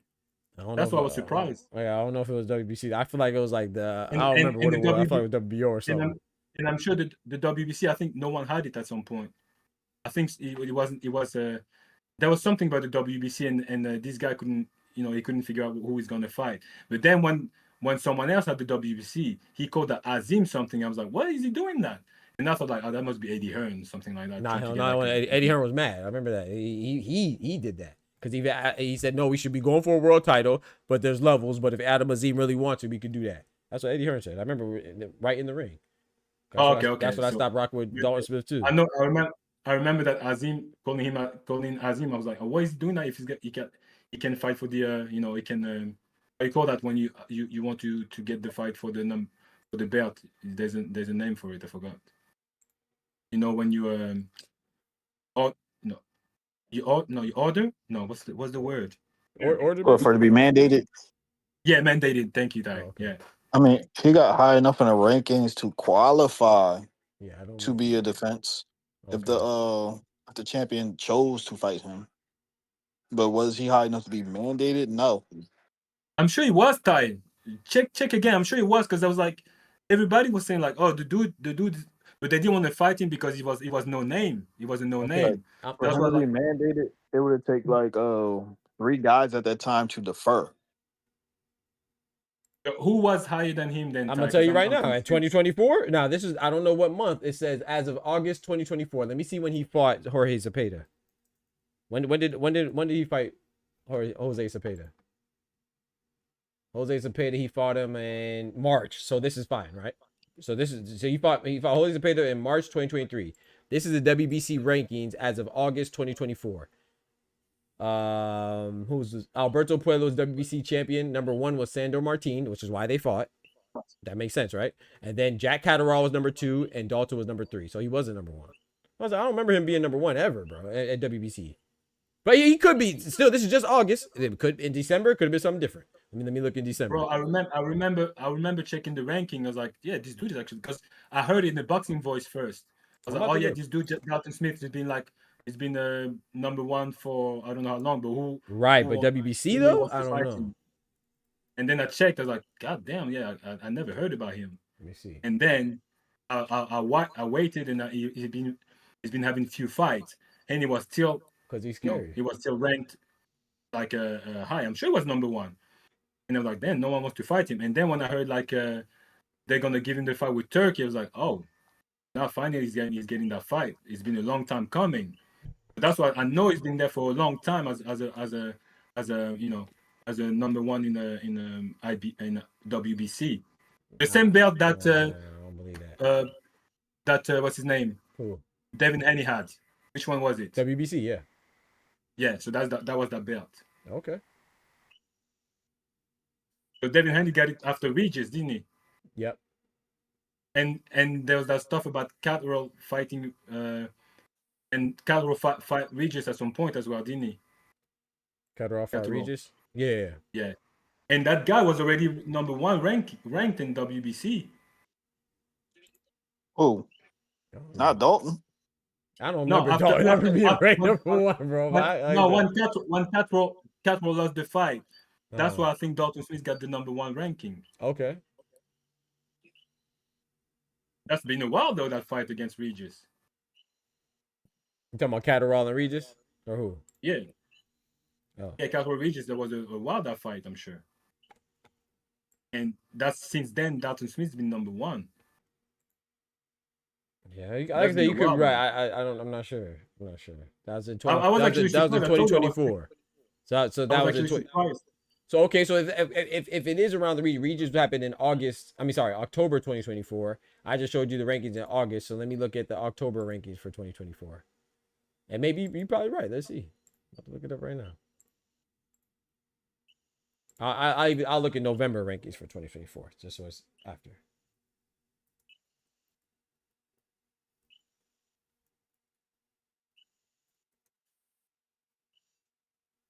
That's why I disagree with irony when I say, like, when you say Dalton Smith doesn't deserve the shot. I think he deserves his shot. When he's gonna deserve it, then he should have took it when he did deserve it. Exactly. That's number 1. Number 2, Subriel and Puello, I think, should have had a rematch, and if not, yeah, but if not, he should have gone for a unification. That's where I'm coming from, But go ahead. You were saying something, Patrick. Oh no! I said, when does Dalton Smith deserve his shot? Then he has to wait that someone unify with. That's where the business of boxing. You see, now you're talking business wise. Yeah, sit on your ass and wait. Huh? You should have took it when you beat Jose Zepeda. Sit on your ass and wait. Yeah. Wait. Yes, or fight somebody else. Okay, you don't have. He's been fighting other people. He's been fighting other people in the meantime. That's what I'm saying. Yeah, but not nobody of substantial. That's what we're saying. He willingly did not take the challenge. Exactly.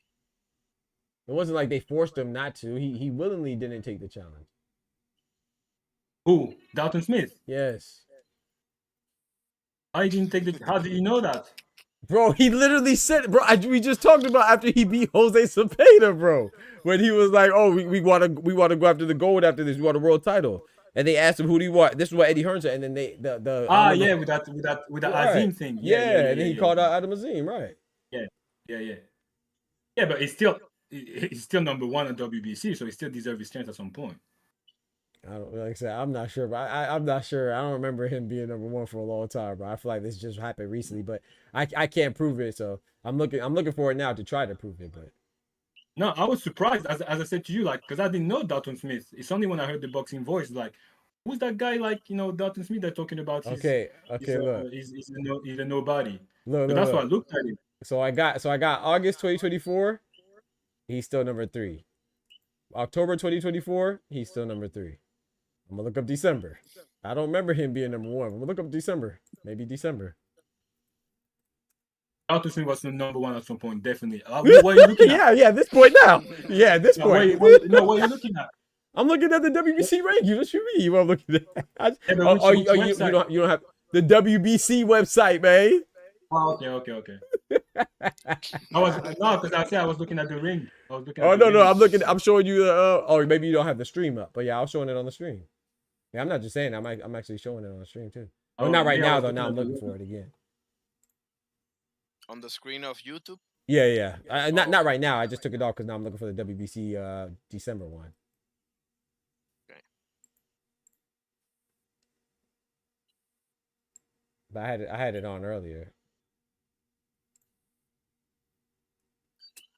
WBC. I'm trying to find their December. Let me know if y'all see it. Of course.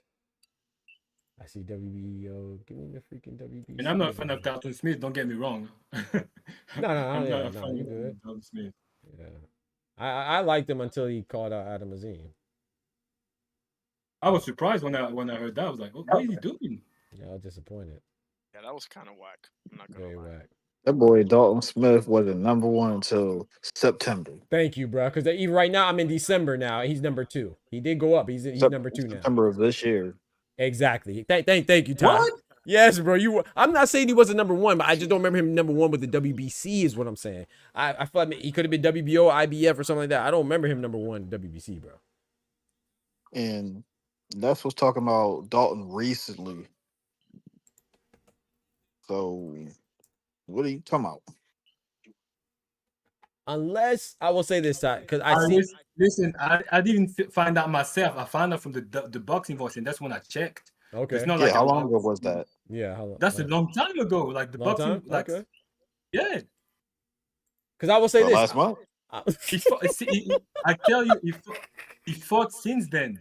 Yeah, he did. He fought some no-name dude. I don't know. I don't remember the dude he fought. He fought this guy. I think it was an American guy actually. I think he fought twice since what was it, Zepeda? Yeah, exactly. Yeah, I remember he fought Matthew Germain and he fought Walid Wiesa. Yeah, I saw both those fights. That's the Germain fight I remember. Matthew Germain, yeah. And maybe but when was that though? That's what Ty's saying. That was this year, bro. Yeah, but that was in September. What are you talking about September? September is like a month ago. September. That was my whole point. Yeah. Last year he was not ranked in no one position. He was definitely ranked number 1. Bro, we just looked it up. I just showed you August. In the year 2024, that boy was never number 1 or 2. Hey, Pat, come on, bro. You can't be into that. I literally just showed you, bro. Huh? He was never ranked number 1 anywhere. No, that's different. No, okay, don't say. We said anywhere in the first place. I said not the WBC, bro. I said he could have been one in the IBF or WBO or WBA. I said I don't remember him as WBC, bro. Don't try to spit it, bro. I said that from jump. I think I was looking on the WBC, me. I think I was looking on the. I told you. WBC, that boy was not no damn number 1. Yeah, we about to toss this dude. I ain't gonna lie. Who was number 1 then? I ain't gonna lie, bro. We about to kick you, bro. When Alberto Puello lost, that opened the door for him to move. Right, because but who was number 1 when you say he was number 3 or number 2? I told you, Sandor Hey, bro. Number 1 was this is right now. This is August. In August, number 1 was Sandor. Number 2 was Jack. Number 3 was Dalton. Huh? Sandor Martin. Yes, bro. Yes. And then this is 2024, August of 2024. Then in October of 2024, number 1 was still Sandor, number 2 was Jack, number 3 was Dalton. Then November of 2024, December and January of 2024, Sandor was number 1, Dalton was number 2, and Jack Catterall was number 3. So they flopped. They flipped.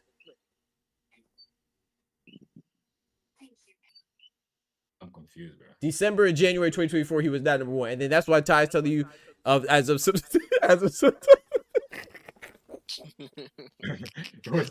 honestly, I can't, bro. You got it, bro. It's all good, bro. Shout out to Dalton Smith, man. He getting a shot, bro. That's it. Shout out to him, man. Is that your man's? That's his man's, but gotta be, bro. That's not my man, Dalton Smith. I don't care about him. I just say like he If deserves that's the your man's, shot. you would know him better. I just say like when someone is number one, they deserve their shot. I don't care. I agree. No, I agree with that. I agree with that. But that was never the conversation. We're saying that I'm not sure how long he definitely wasn't ranked number one last year. Basically, you know what I'm saying. So maybe after he fought Matthew Germain of this year, and then that in combination with Subra Matias and Puello fighting, maybe that put him to number one, which is what Ty is saying. But last year, no sir. Not according to WBC. Year, I'm not sure about last year. I just that's like correct. Oh Lord. Yeah, but, hey, doctor, how many fights there's been since this year? He fought how many times? This year he fought twice this year. Yeah, he fought twice. Yeah, Weezer and Germain. That's what I'm saying. That's the only time I watched Dalton Smith is the last two fights. That's crazy. So why you ain't say that, bro? So why you said like, all right. When I say long time, it's not. I'm not saying like for like 5 years. I didn't say 5 years. No, but I'm exaggerating because I know. Because I know, like, what's his name? The belt was vacated by what's his name? Exactly. Thank you. You see what you just did? Remember, you said since back Devin Haney. That's why we went back to 2024, bro. Yo, I know. I just said. Okay. At some point, Devin Haney was fighting Regis. Okay. And what's his name? That's when Devin Haney left at some point the WBC. And Alberto Puello got elevated. Yes. Yeah, and that's why I said like at some point when I was watching the Boxing Voice, they said, "Oh yeah, now that Puello is just gonna fight a bum like Dalton Smith or whatever because he's a never number one." Never. And I was never. Like, who that not Dalton Smith? Never. I went to check the ring. Never. He was never ranked with number one for Alberto Puello. I just showed you, bro. That's why the 2024 stuff. That's a lie. That's cap. He was never ranked. Who was number? Sandor Martin, bro. Hey, I'm about to kick you, right? Hey, pass trolling me, bro. You gotta be trolling me, bro. Yeah, I'm beginning to think so. Yeah, he's trolling me, bro. He's trolling. Yeah, he's trolling, bro. He's trolling. No, did Puello didn't beat Sandor Martin at some point? He was ranked number one when he beat. Yes, that's why he fought Sandor Martin. Split decision, After that, yes. After that, what's the name? I just showed you. Saying. After that, he wasn't ranked number one then either. He was already mandated. He was the mandatory that was inherited from when Devin Haney vacated. Yes. Or went into champion in recess. He was already number one. Martin. Yes, and then after he beat Martin, yes, bro, yes. What happened after he beat Martin? So when he was ranked number 2. He was never ranked number 1. Well, I don't remember who was number 1 now. I just went through it. You told me that was too far back, but now you're asking me the same question I just showed you, bro. In December of 2024, after Puello beat Martin, somebody else was ranked number 1. He was ranked. Dalton Smith was ranked number 2 though, because remember it was number 1 was Martin, then 2 was Jack Catterall, then 3 was Dalton Smith, and then after that I don't remember. I remember Barbosa and Jack Catterall dropped to number 3. I don't remember who number 1 was, but number 2 was Smith. True. Number 2 on down is kind of irrelevant because we knew Sandor Martin sat in that number 1 spot for as long as it took for him to make the fight. Maybe there was no one at number 1. Is it possible? No, bro, I just told you the time. I just don't remember. Oh my goodness, bro. Y'all remember how long it took Sandor Martin and Puello's fight to be made? Right. That was almost the whole year. Sandor sat at that number 1 spot until they actually could facilitate that fight. Shout out to Tay, appreciate you, bro. Shout out to Twofold, man. Re-ing up on the 6 months, man. I appreciate you renewing that subscription, committed to another 30 days, bro. I appreciate you renewing that membership. I never show on your live when I renew, do I? I've never seen. I mean, who cares? I mean, I care because I like it. No, I know. I'm saying I care because I want you to see the notification, man. So shout out to Irony for renewing his membership off stream. I appreciate that, brother, and shout out to everybody who does that. Committed for another 30 days of membership renewal. Appreciate that. I'm not leaving. Supporter says Gary was number 1. Thank you, supporter. I'm not fucking leaving. The show goes on. After thing charges you, anytime he goes live, you know where you go click the super chat? It'll give you a free one to say whatever you want to commemorate you actually renewing your subscription. Appreciate it. Oh, I didn't know that. Damn. Did you hear, Pat? It was Gary Antoine Russell was number one. Yeah, appreciate that, Ty. Not Dalton. Yeah, not Dalton. Okay, Pat about to sleep. Hey, Pat doing research right now. If you try to find it, Pat, all you got to do is do WBC and then type in the rankings by whatever month and year. So putting like WBC rankings December 2024 or February 2025, and you'll see it'll come up with a PDF. You know they print them out periodically. For the WBC, the number one contender has been one or two guys for the last year and a half. Come on now. So if it ain't Sandor, I can't. What was it? What, Gary? Gary, yep. If it ain't Sandor, it's Gary. Which makes sense. And those are the two guys he fought. Makes sense. And it makes sense that now Super Matias is fighting Dalton because he just got up. Hey, Pat, bro, you drunk, bro. Hey, it's late over there, man. You know what I'm talking about? Pat Gall. Who's next? Rodolfo Delgado? I'm telling you, bro. Jose Angel? Right. Hey, man. Well, yeah, I'm finna go get some food, man. I appreciate the conversation, man. That was dope today. That was fun. Give me a second, because I want you to read my. Okay. Yeah. Give him a second, because that man about to put it down. Anytime he about to put it down, we got to go. Hey, shout out to Thomas, man. Hey, where you before was we at, bro? go, I got a question. Go ahead, I just John. seen something weird. Oh, Lord. You know, on Box Live, Yeah. when you go next to the number one contender, Yep. it has in the little weird parentheses a M for mandatory, meaning it was called. Box Live. Fuck going on with T.O. Oh, Lord. and the WBO? What happened with T.O., bro? It should be Keyshawn, ain't it? That Yeah, petition so went like through, right? it went through. Oh, Lord. It might be a little bit more mick to it because what if Keyshawn doesn't have to wait? I forget when his last fight was against Barinchik, Barboza. Right? Oh, T.O. No, Barboza. Okay. Oh, yeah, T.O.'s fight. Okay. It would be 18 months from then. Yeah, that would be I February, see, I think, right? That was the February Times Bob Square. forcing the issue. Yeah. So you think Shakur out of there? You think it's gonna be Keyshawn? I think. When was Keyshawn's last fight? Barinchik, right? Because he missed the De Los Santos. Mm-hmm.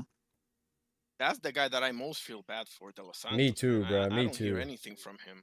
Me too. And he split. Doctor. Yes, sir. Yes, sir, Pat. Can you show me? Can you tell me what's the list of WBC ranking right now and 140 and on the WBC website? Dalton Smith's number one right now. Yeah, and then that's what he was. No, and then who's the Alberto Puello. Yeah, I'm not looking at it. Sandor Martin. And then Arnold Barboza. Okay, so which website you looking at? What you talking about? I'm on Box Live right now. Okay, no, I'm just asking because I was just wondering if like some other website they have the have like a delay or something, or because I know sometimes like I heard that sometimes like the ranking are not like updated, right? Like, so if you want if you want the latest one, I mean boxing scene does a great job. So you know what I'm saying. But if you want the latest one, go to the WBC or the WBO or the IBF or the WBA website. Oh, right. The reason why I was asking you that is because I always been looking at the ring. Oh, see, that's where you messed up at. Yeah. Okay, I didn't know. That's why I'm asking you. Okay, no, you're good. No, you're good. You're good. I mean, that explains it right there. That's a miscommunication. Yeah, so I don't know where Dalton Smith was ranked on the Ring magazine, but the Ring magazine. No disrespect, but the Ring to me is that's no, I'm not talking about disrespect to you. I'm talking about no disrespect to the Ring. But I mean, I kind of disrespect because if you look at 147, this is what I talk about all the time. Rolly Romero is a WBA champion. He's not ranked in the Ring magazine rankings, but they have the mandatory Shakram Giashov for the belt and the former champion Montes Stanionis for the belt and the guy Manny Pacquiao who wants to fight Rolly Romero for the belt. All those guys are ranked, but the champion is not ranked. So it's that's what I'm asking because I heard about because the ring is with what's his name? Turkey. Turkey, right? Yes, sir. And obviously WBC is with Sulaiman. And I know that's like there's a bit of there's always some discrepancy between those two. That's why I'm asking. Yeah, like, is it a possibility that these guys been, the ring's been messing about with these? Well, no. So, and correct me if I'm not understanding what you're saying, but you just look at them as different rankings. So look at the ring like a 5th sanctioning body, if you want to look at it like that. Like it's its own rankings. You know what I'm saying? Like the IBF has their own. No. The ring. If you go to the ring website, they also put you they put the ring, they put the WBC, they put. No, I know. Yeah, I know. But I thought you're okay. So maybe I'm not following what you're saying. So what were you saying? No, I was asking. Maybe there's some discrepancy between what the rings like their show. WBC rankings were different than the real ones. Shouldn't be. Yeah, it shouldn't. Nah, they Because shouldn't be. It shouldn't be. Obviously, their shouldn't be. ranking, Yeah, it shouldn't be. and then it shows the sanctioning body. When you go on to the ring, right, you see theirs, and you go down to WBC, and when you see the WBC rankings, it should be what? It should be, but Gabriel, Isak, Pitbull, Cruz, then Dalton Smith. Right. But the date should be September 16th, because that's the last time they updated their 140 rankings. Right. So I cannot go by the date on the ring thing. I don't think so. What's the date that says? The latest update should be September 16th or 17th. Yeah, it usually says it at the top right corner. It says like the latest updates. So I'm saying, so it shouldn't. You're right. It could be different, but it never should be. It might just be an old version. It shouldn't be different from what so like if the Ring magazine has it and it's not the same as what the WBC has, it might be something that the WBC. I mean, it's going to be something that WBC had before. It just might not be updated yet on the Ring. Because they didn't. That's right. Okay. Yeah. But it wouldn't be different. It wouldn't be like, oh, this person's number one. He was never number one before. I'm talking about the timing. Yeah, it might just be late. Yeah, but that don't change the fact that Dalton Smith was never number one. Don't try to do that. No. I'm messing with you, Rob. Listen. Shout out to D1. Shout out to. Okay, we got both of it. We got Angry White Man Boxing Podcast in the building. We got D1 #AWM in the building. What up with it, brethren? Shout out to my brother Irony, man. I love you guys, man. You know the love is mutual. My brother, God bless. Hey, Dios te bendiga, mi hermano. Shout out to my brother Irony, man, for renewing that membership for the 7 months, man. He said he's not going nowhere. I'm not leaving. Oh, 7 months? Oh, it's been too long, man. I'm revoking that shit. I'm not fucking leaving. That's crazy. The show goes on. Don't do me like that, man. I need that Chipotle money, man. You know what I'm saying? I need that lunch money, man. You know I gotta get my punchline. He was looking at the wrong ranking completely. Yeah, appreciate it. He was looking at the wrong one, huh? Yeah. Which one? Because when you go to the rank site, it shows you their ranking and then has the links to go to each sanctioning body to see their current ranking.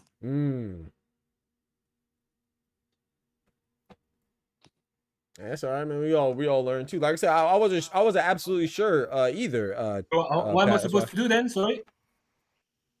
No, because when the Tao was giving me this list, he was right. That was exactly what I was looking at. So that's why I'm asking. Like, is there like a rank? I mean, but yeah, it's the same one I have too. I have it in front of me too, and I'm on a different website. I'm on Boxing Scene, and you said Dalton Smith, Alberto Puello, Sandro Martin, Arnold Barbosa, and Adolfo Delgado, right? For WBC. Yeah.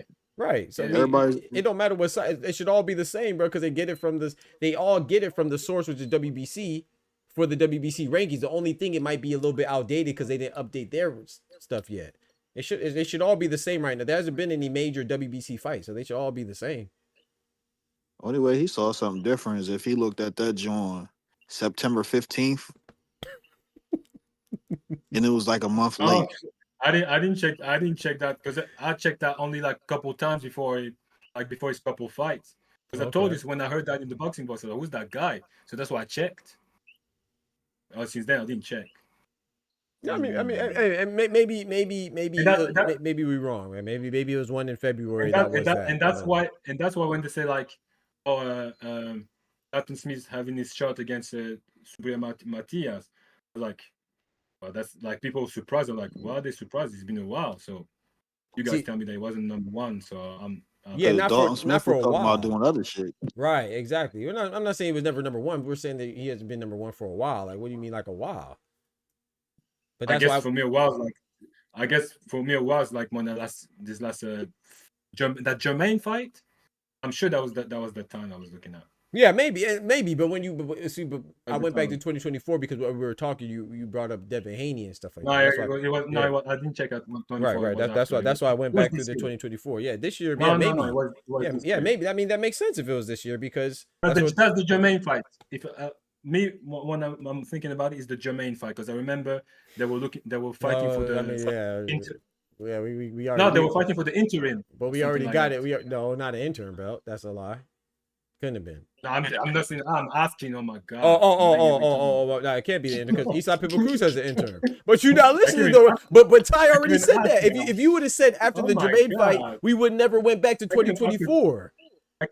That's what I'm talking about, bro. Y'all don't be listening sometimes, bro. We would never went back to 20. If you would have said after his latest fight, there would have been none of this. Because we would not have went back to 2024. Check your DMs. So the Jermaine fight was 2024. It was 2025, bro. It was his last fight. So that's what I'm saying. But nobody would argue with the 2020. That makes sense though, Pat, because if he was ranked number 1, that's why he's getting the fight now. Duh. We were saying that he wasn't ranked number 1 that long ago. We said it just happened. That was the initial conversation. I never said 2024. Oh my gosh. Okay, bro. Yeah, that's what you said, bro. Okay, bro. Okay. This is great banter. This is great banter, Patrick. This is great banter. Yes, September 17th. Thank you, Ty. Thank you, Ty. Hey, Pat, can I explain something to you? Thank you, Ty. So I can't, bro. The official sites for each sanctioning body puts out their new rankings on a day, right? And mostly all the other companies or whatever networks that do want to cover this, they will have the information out the very next day. So like with WBC, their last update was the 16th. No matter if you're on Box Live, the Ring, anywhere else, it will say the 17th. Right. So I don't know what you was looking at. And I'm gonna tell you even further, Ty. Watch I'm gonna bust his head because you said it was after Jermaine, right? Pat. Well, first, hey, bro. First of all, you my Congolese brethren, man. So ain't no smoke. Was definitely this year. Oh no! Don't change it this year. Don't change it this year. That's too easy, bro. Stop it. You said after year, Jermaine fight, right? Yeah. No, I'm gonna give him. I'm gonna concede that. Let him say this year, right? But Subra, Matias, and Puello didn't fight till after the Jermaine fight. Huh? Subra, Matias, and Puello didn't fight till after Dalton Smith Jermaine's fight. So there's no way he was ranked number 1 before Subra Matias because Subra Matias got the Puello fight because he was ranked number 1. And they didn't fight till after Dalton Smith already fought Jermaine. So you still capping. So try to come up with go back in the lab and try to come up with a new one. You know what I'm saying? Go ahead, mute your mic and try to come up with another reason as to why Subra Matias and Puello, they fought after Dalton Smith fought Matthew Jermaine. Yeah, I agree with that. Yeah. Okay, so do you also agree that Subra Matias was ranked number 1? That's why they fought. I'm confused, bro. Oh Lord. Okay. I am confused. Honestly, I'm confused. Okay. Honestly, I'm confused. I'm not saying that because I want. No, I got you. Yeah, what's the confusion? See if I can try to clear it up. I'm just trying to figure out how come I've seen this guy number 1. I'll tell you because you did it. And I'm repeating the story to you. I'm not making it up. I'm not saying you're making it up. Okay, but we all make mistakes, bro. That means that obviously Ty just showed you that. That's what I'm saying. That's why I'm confused. Right. I don't know why it would be September. September, I never look at it at September. So. No, it's not that you looked at this. Okay, so Puello fought Matias in June, right? That's the 7th month or July. July, excuse me, right? So it could have been in August when you looked it up. September is just the last time that they updated it. Yeah, it could be August. I don't know. Right, it could have been August, and because that makes sense because Puello beat. I think it was before that. Matias beat Puello already, so maybe that makes sense. And Dalton Smith is number 1 after that. In my mind, it was before the Puello fight. And that's what I'm saying. It can be because that's what I told you. That's why I was surprised when he called this guy. That's why I was surprised. But I told you, like, I might look like you're wrong. No, I don't care, man. It's not my life, bro. Like you guys. You don't care. I love it, bro. We went through 45 minutes and now we don't care. Come on, bro. Stop it, bro. No, because you made like some crazy research thinking like it's gonna be like something that's gonna drive me crazy or whatever. Wait, hold on. So I'm crazy because you said something wrong, and then I researched it and showed you what the correct thing is, and now I'm crazy. Come on, bro. You didn't listen to what I said, bro. Like, oh my god. What'd you say? What'd you say, Pat? I just said you guys made some crazy researches, thinking that I'm gonna go crazy because I was wrong. I said I've seen something. And I'm just surprised. And that's what I'm telling you. I'm surprised. No, but that's the thing, though. I wasn't doing it to prove. I also told you that I said that I could be mistaken too. You put in that burden on yourself. I said maybe I'm wrong, but I do not remember him being ranked number 1 in the WBC. That's what I said. I said you probably could be right. So I researched it. I didn't research it to prove you wrong. I researched it to check because I could be wrong too. It just happens that I wasn't wrong. So what you say? I'm capping then. Where's the word capping from? You say I'm capping. No, I said you're capping. Well, I told you that you're capping because capping. I said your record. You say I'm capping. I never said that you didn't say you're capping, bro. I never denied that yet. You keep on repeating like I said I didn't say you're capping. I said that you were capping because you tried to say now that it was after the Jermaine fight or it was after this such and such time. Well, we already know that because we wouldn't have went through all that searching if you would have said that from the first place. So that's what the part that I'm saying you're capping. You never said, it was after the Jermaine fight, because that makes sense. I'm just saying to you, this is what I remember. Bro, I said that you're capping about saying that it was after the Jermaine fight from the initial. It don't matter, bro. Forget it, bro. I'm not saying that you're lying. He not capping. I'm lost. I think first this was he was number 1 in 2024. I understand Oster now. You guys are nuts. Now you understand Oster. Yeah. Hey, that's bad. If you understand. You're nuts. I do understand Oster now. Bro, no, Pat, you wild. Yeah, Pat, you come on, bro. He said he broke thinks I understand Oster. Nah, he was number 1 in 2024. Thank you. And now he said he didn't say that. Yes, that's the part that I said you're capping about. 24. Oh I wasn't checking rankings in 24. I just started checking rankings this year. I cannot say 24. No way. All right, Pat, I'll give you a benefit of the doubt. Maybe you misspoke. Maybe. But you confidently. No. You confidently said 2024. Put the YouTube record and tell me. No, because you know why? Because that'd be crazy. So you do that because that's what you want to do. I'm not doing that, bro. Because you're saying you didn't say it. You're saying you didn't say it, but I literally went back to 2024 for a reason. Remember, you don't remember me saying okay? The Jermaine thing. No, Jermaine. No, that's not true because Jermaine fought this year. I went back to 2024 because you said that he was there for a long time, and I went back to August, November, and December. But a long time for me. For a long time for me was 6 months or something like that. No. I'm not being literal, bro. I'm not saying that's what you literally said a long time. You referenced 2024 back when you brought up the Devin Haney belt, bro. That's why I went back there specifically. It don't, like I said, it don't matter. It don't matter, bro. It doesn't matter, bro. Put 5 pounds or 5 euros on it. Hey. Because I can get you the clip. You guys are crazy, bro. Like, if you tell me put some money on it. Then that's it. That's a wrap. Pat, but are you gonna put some money on it? What? I got 10. Matter of fact, I got 50 euros. No, 50 pounds on you saying that your boy was ranked number 1 in 2024. I said Dalton Smith was ranked in 2024. I said that. Yes, you did. Yes, you did. Okay, I got 50 pounds on it. So he's saying bet, and then he'll show you the video. That's what he's saying. I'm saying not to bet though. Don't bet, bro. I'm not betting. Yeah. So then, why not? Smart man. Don't bet. Yeah. No, why not? I don't bet anyway. Okay, that's fair. I don't bet. I know what the exchange rate is. Y'all crazy. Even though it's 50 for you, but it might be almost 100 for me. You have my word that I didn't say that Dalton Smith was ranked number 1 WBC in 2024. I never said the year 2024. So we're lying on you then. Right now, if you said 2024, you're lying. Yeah. Wow. Okay. So he just got mad at me because he said I said he was capping, and now he called all 3 of us liars. Okay. Show me. I said 2024. He said he will show you if you bet. He said he will show you if you bet him. I don't need to bet. Well, then you can't tell people to go and do extra work because you don't remember something.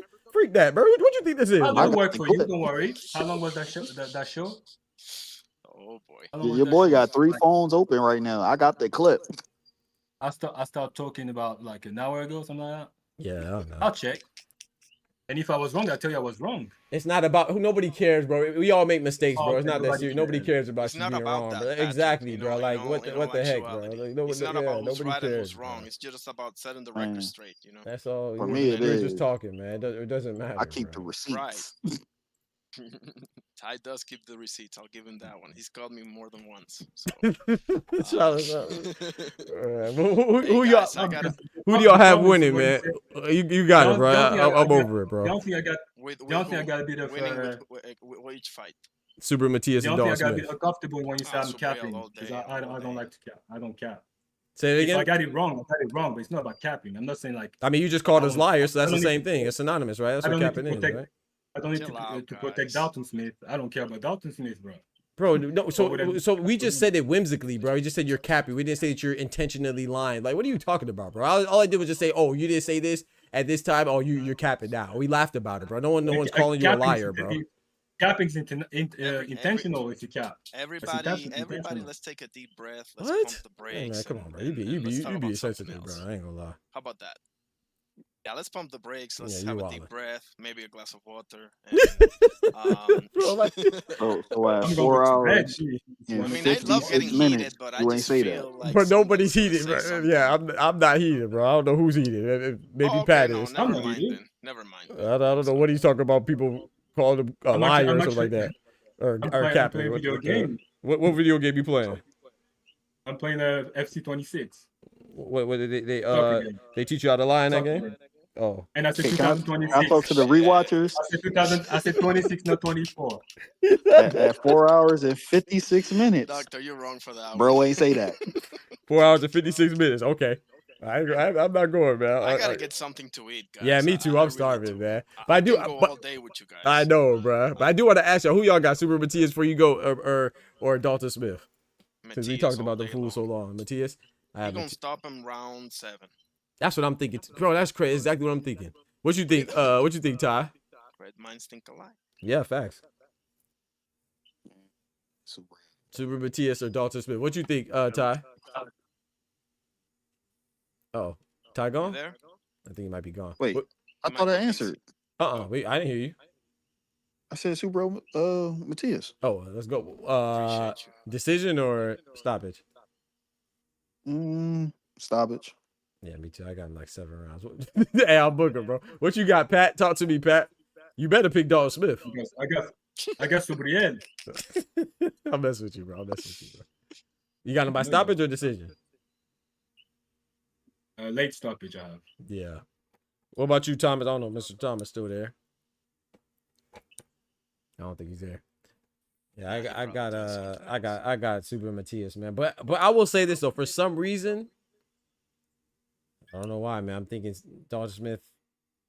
And see, I'm always guilty of that though. I always be like the more I think about the fight, the more I feel like I overthink it. Like, but I'm still giving a shot to Dalton Smith though. It's not like he's gonna be rushed. Yeah, because we don't know. He's still a hungry guy. You know what I'm saying? So you don't know. Yeah, I don't know how hungry he is. Let me just give my closing statement before I go. Because go ahead, I'm so hungry, bro. Go ahead, bro. I appreciate the hell out of it, you guys. Obviously, likewise, God bro. bless every single one of you. I'm gonna go live in about an hour, okay, or something like that, with the one-sided. I already got my group of 20, and spoiler alert: Canelo and Angulo is there, doctor. So hey, let's get it, giving man. you some biscuit there, you know. Let's get it. Biscuits. Yes, sir. Big biscuits. And yeah, that's about it, man. Let's have some great fights this weekend. I'm gonna call the Ennis one. I'm sure you're gonna do that the same, doctor. So yes, sir. I appreciate you all. Try to catch me if you will. Yes, sir, man. I'm gonna try to, bro. If not, it's all good. I appreciate yes, sir, that. I'm not gonna eat pizza and ice cream. That's the last thing that I'm gonna say. Crazy. That's crazy, bro. That's see throwing shots at me, bro. That's crazy, bro. That's crazy, bro. Love you guys, bro. Yes, sir, see man. Likewise, brother. Much love to my brother Irony, bro. I got yeah, I agree with you, Pat. But so I don't like when people say puncher's chance, like, because to me that's obvious. You know what I'm saying? To me it's like a weak. Well, you got a puncher's chance. I think I'm not saying you saying it, bro. I'm saying that I think he legitimately has a chance. You know, I know a lot of people say, "Oh, puncher's chance. You got a puncher's chance." Yeah, everybody punches got to put. I think he has a chance though. Like, you know, I think that Matias. I got Matias winning though. You know, I would say like for me it's like a 60-40. Matias. Yeah, I think on the paper, like Matias should win, but also I think Dalton Smith is the only thing. The problem with Dalton Smith is how he's going to be able to take the power from Subriel, because the fight that I've seen from Dalton Smith, it tends to be more the bull, the one who bullies more the other guy. Agreed. But now with Subriel, you know, if he takes the power, then that might change things. You know what I'm saying? Question. That was the thing with the what's his name with the Paro. Paro was able to, like, you know, catch the power. Right now, if you put Paro against Dalton Smith, I don't know who wins. Really, I would lean towards Paro, me personally. Yeah. Okay. Yeah, I don't know though. I'm with you. I don't know. I think it's a good fight, but I would lean towards Paro. But I do like Paro too though. I think depending on the strategy of Dalton Smith and all that, he can put it like this: if Subriel prepare really well, I don't think they can beat him. I agree. If he slip on of Dalton Smith, that could be a problem for him. That's my point. Yeah, I'm with you. I'm more worried about how Super Matias comes in than I'm more worried about what Dalton could do. And that's no disrespect. That's just how I feel. Like, I feel like if Subriel's not locked in, which I have a feeling, I don't know, man. Super Matias just kind of strikes me as a guy that could overlook his opponent. Like, if it's not like a Teofimo or Shakur, like he may not. Agree. Yeah. That's how he strikes me, you know what I'm saying? And maybe it's because of his loss to Petros Ananya that he ended up avenging. I don't really hold Liam Paro against him, man, because like I picked Liam Paro. I picked Liam Paro to beat him, but I wasn't like for sure, like, oh yeah, I know it was 90% sure Paro was gonna win, but I went with Paro. I just thought he could outbox him, and he just kind of kind of frustrated him and stuff. And can Dalton Smith do the same? I don't think so, but if Liam Paro, for me, Subriel, he always does the same thing. Right. Okay? That's how I feel when I watch Subriel. Right. Now, someone like Puello on the second fight, I think Puello beats Subriel in the second fight. I agree. The first fight was like, you know, kind of like it could have gone either way. Yeah, I agree. I wasn't mad at the result, but I thought it could went either way. I agree. Puello, someone's got a good IQ, and I can tell the guy's going to adjust in the second fight. Dalton Smith, I don't know about his IQ. See, because he's been fighting only people that were like,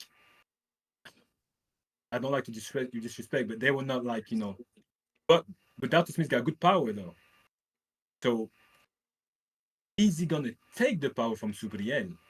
That's the thing. If Subriel is gonna do the same thing all the time, and Dalton Smith adjusts with this, the only way to beat Subriel is to be able to adjust. If you cannot adjust, because Subriel always do the same thing. He doesn't, like, you know. It's difficult. His style is very difficult because he changed levels and all that stuff, and he always in front of you, and you know he always punches. Even when he gets punched, he punches back straight away. So it's difficult to adjust with the Subriel. But if you can adjust with him, that could be a problem for him. Yeah, we're gonna see, man. Yeah, man. But I know you about to go get you something to eat, bro. I'll say this with that fight, man. Shout out to Pat, because you've been a straight stalwart today, man. Shout out to my man Bodega. I've been taking the pain. Yeah. Hey, man. Hey, yo. Yo. Yeah, we're gonna pause I've been capping. Your boy. I've been capping. Certain things, man. Certain things just gotta be phrased differently, because you know some of the. Hey, yo.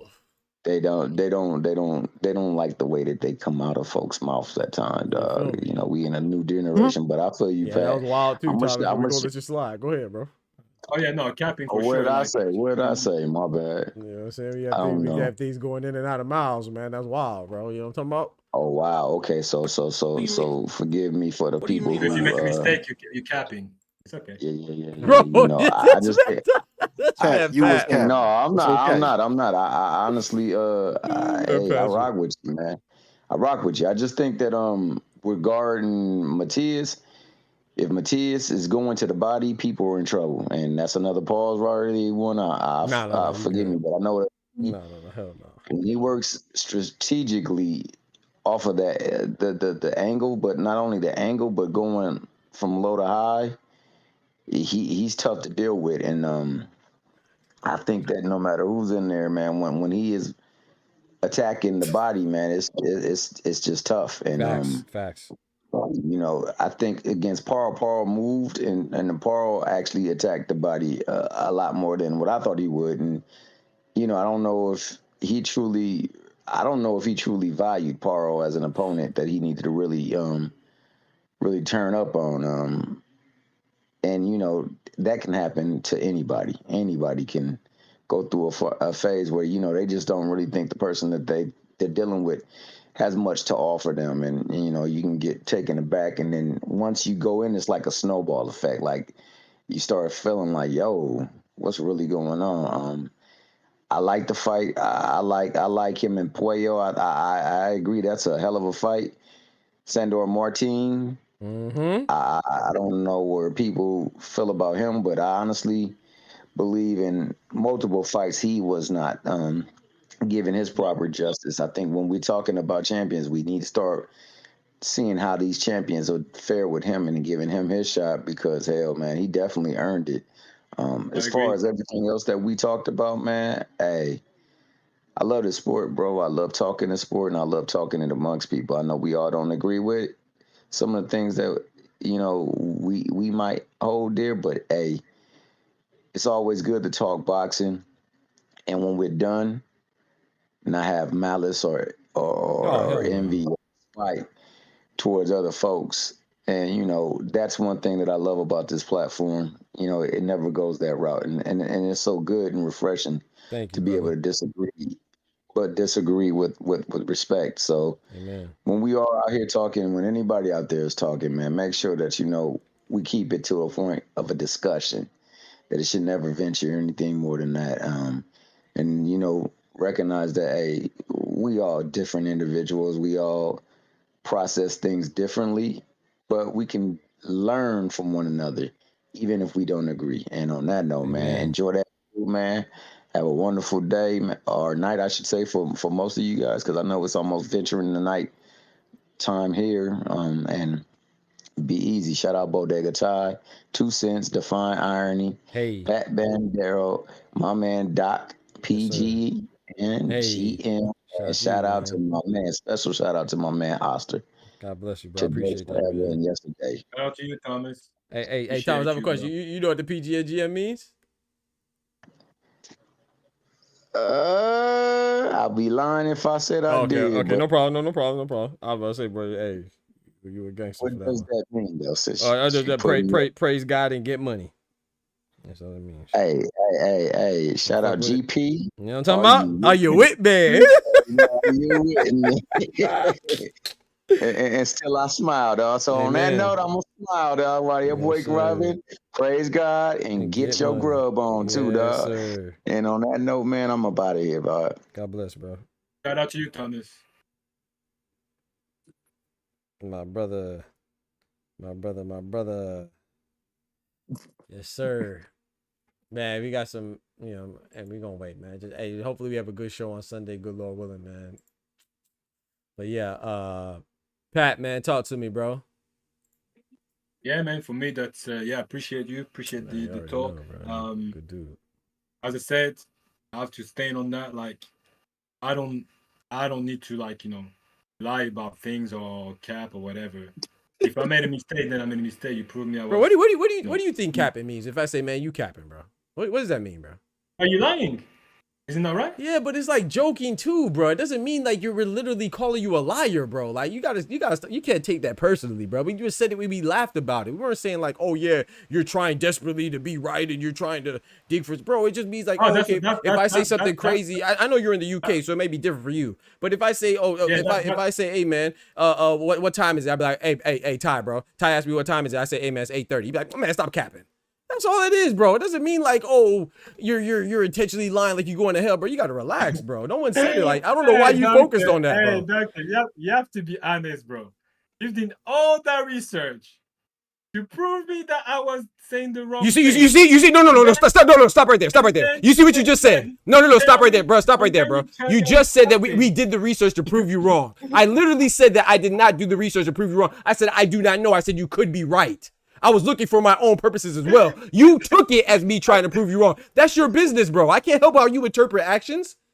Don't project on me.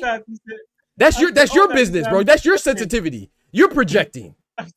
That's your insecurities, bro. That has nothing to do with me. That's your insecurities, bro. I'm lying. I'm sensitive about it. Yeah, of course you're sensitive about it. So recognize that. Don't put that on me, bro. No. I didn't look that up to prove you wrong. We're having a conversation, and as part of a conversation, I think it's right that we look up things to be correct. I wasn't saying, oh yeah, Pat, you're definitely wrong. Let me look this up to prove you wrong. I literally said that you could be right, bro. I don't remember the WBC rankings. Let me talk. I'll let you go. No, because you're not letting me talk. You're misrepresenting what I said. So I'm going to correct you. The hell y'all think this is, man? You can't put words in my mouth when I'm right here to talk for myself. What's wrong with you, bro? You say capping, no, you didn't say capping. Oh my right. Yeah. I never said I didn't say capping. I said capping. That nigga definitely wrong. You didn't use the word capping. That's fine. What? I didn't. When did I deny saying capping, bro? I have never denied saying capping. You keep repeating that I denied saying capping. I put words in your mouth. What? You said I put words in your mouth. You said it, didn't you? I said that you're putting words in my mouth in regards to looking up the research to prove you wrong, not to say that I said you're capping. Okay. Exactly. So be quiet sometimes and listen to what somebody's saying. Exactly. Who's talking the most here? This is my show. What the fuck you mean? You guys stay right on the talk. The hell you talking about? What you mean who's talking the most? You better go check yourself, bro. You better check yourself, partner. That's crazy, bro. The man tried to put words in my mouth and I'm right here to you can ask me what I said. It's recorded, bro. I never put any words in your mouth. You said that we're calling you a liar because I said you're capping. I said, bro, I said you're taking that too seriously. Oh, you won't let me talk. Okay. You know what's the crazy? Hell no, I ain't letting you talk. You talked enough. You were wrong. Damn right, I ain't letting you talk. This is every discussion I had with all my UK partners. Bro, Ty, this is crazy. But the man act like we attacked him. We're having a boxing conversation, and I could be wrong. You could be wrong. Who cares? Who cares? If anybody attacked you, it was me, because I said you was capping. You was definitely wrong about that. And who cares, bro? Why are you personalizing that? You called me a liar. I'm not mad. Why is you mad, bro? Get out your freaking feelings. Like a little freaking girl, man. You asked me a question, you don't let me talk. No, I didn't ask you nothing. Oh, grow up. I didn't ask you nothing. Bitch ass up. Then you yapped in the circle to say, I never said that. On this note, I appreciate you guys. That was a hell of a banter. And yeah, man. Thanks for the combo. Amen. I think it's time for me to give my closing thoughts. I've never seen that. People get sensitive about nothing, bro. That's crazy. Are you still on it? Yeah, absolutely. Yeah, because we weren't on it until you brought it back up. But that's probably my fault too, right? You probably the last person to say you still on something, bro. Come on, you spun for a good 45 minutes. Come on, man. Then turned around and said, "Nah, ain't nobody say nothing about 2024." And I don't even mind, bro. You guys cannot even prove that to me. It's not that we can't, it's that we didn't. Those are two different things. You had on that Abraham Lincoln cap when you said that shit. No, don't say capping, bro. That's like a threat to national security. Just for my own health, I'm gonna make sure that I didn't say it because I don't remember. Bro, even if you didn't say it, that's okay, bro. No one. You're the one that's stuck on that, bro. No. You're the same person. You've been stuck on it this whole time. No one cares. Right now, it's not about you. The benefit of the doubt. Maybe he misspoke. No, I didn't misspeak. Right now, it's not about you. It's about me. I'm just trying to figure out, like, my God, my memory's going wrong now. So I'm going to check. It's called a mistake, bro. It's called a mistake. Even if you didn't, we made a mistake. Who cares? Why is it that serious? Yeah, but it's for me that I'm going to check. Oh, okay. So when you check it for you, that's okay. But when I was checking the rankings, it was because I was trying to prove you wrong. So you're not checking to prove us wrong. You're checking for you. But when I check the rankings, Even though I openly admitted that I'm not sure what it is, you could be right. I was checking only to prove you wrong. When you check the You see, look, check this out. All you got to do is let people talk, and they're gonna prove who they are, bro. They're gonna prove it themselves. That boy had me come off mute just to say, bro, nah, he wrong. Come on, man. Are we closing? Are we done? Because no one can talk now. I cannot talk, so. No, you can't talk over people. Yeah, so when you talk, I don't just shut up. I do that because I'm polite. But if I'm talking and you try to talk and interrupt me, I'm gonna keep on talking, unless I want to stop. I don't know who said you can't talk. I never said you couldn't talk. You just think that when you talk, that somebody else should stop. It don't work like that, bro. Not over here. Not for me, it don't. Of course you could talk. Where'd shower come from? Shower the shower. That's crazy, bro. She in the comments throwing that auntie shade with the eyes. And this is why people put timers on. It's crazy, bro. It's never just simple. Like it's never just we just talking and having fun. When someone gets sensitive about something that's minuscule and meaningless, then all the people are attacking them. Like, come on, bro. No one's attacking you, bro. It's love over here, bro. Why would anybody attack and say you're like capping is just that's a joke. I've never seen anybody get offended by capping in my life. Maybe it's a different regional thing. I don't know, but I've never seen that in my life. I told you, all my UK homies, it's the same thing. I'm capping. But then the same person, you gotta be my one homie. And then the same person will call you a liar and it's okay. Come on, bro. I could have got mad at you calling me a liar. I didn't. So I couldn't be acting drama. There ain't no drama. You just talking now. There ain't no drama, man. It's just crazy, man. I don't know, man. That was kind of wild, man. I can't wait for Pill Out to come up here because you know he for the troll. Oh no, Pill Out will never pull up. All he want to do is troll. Hey, that's not, bro. Thank you, Shawa, but it's on me, I guess. I don't know. I don't know, man. Apparently I did wrong, I guess. So that's all good, man.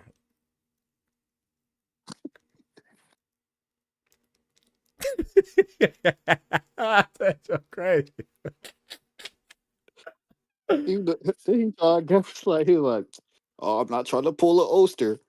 What that got to do with you, rambling? Bro. Shout out to Oster, man. I thought it was a harmless conversation, but I ain't know, man. But I still got the the 50 euros, the 50 pounds, however you want to do it.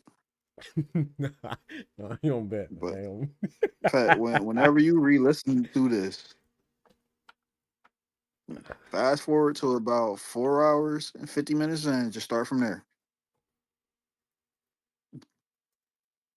You guys tell me when I can talk because you don't need permission, man. You're a grown man, bro. Yeah, you better raise that hand. That's great. You ain't missed nothing, Kendrick. It's just nonsense. Like, yeah, I don't know, man. Just friendly conversation. I thought, but apparently it wasn't on.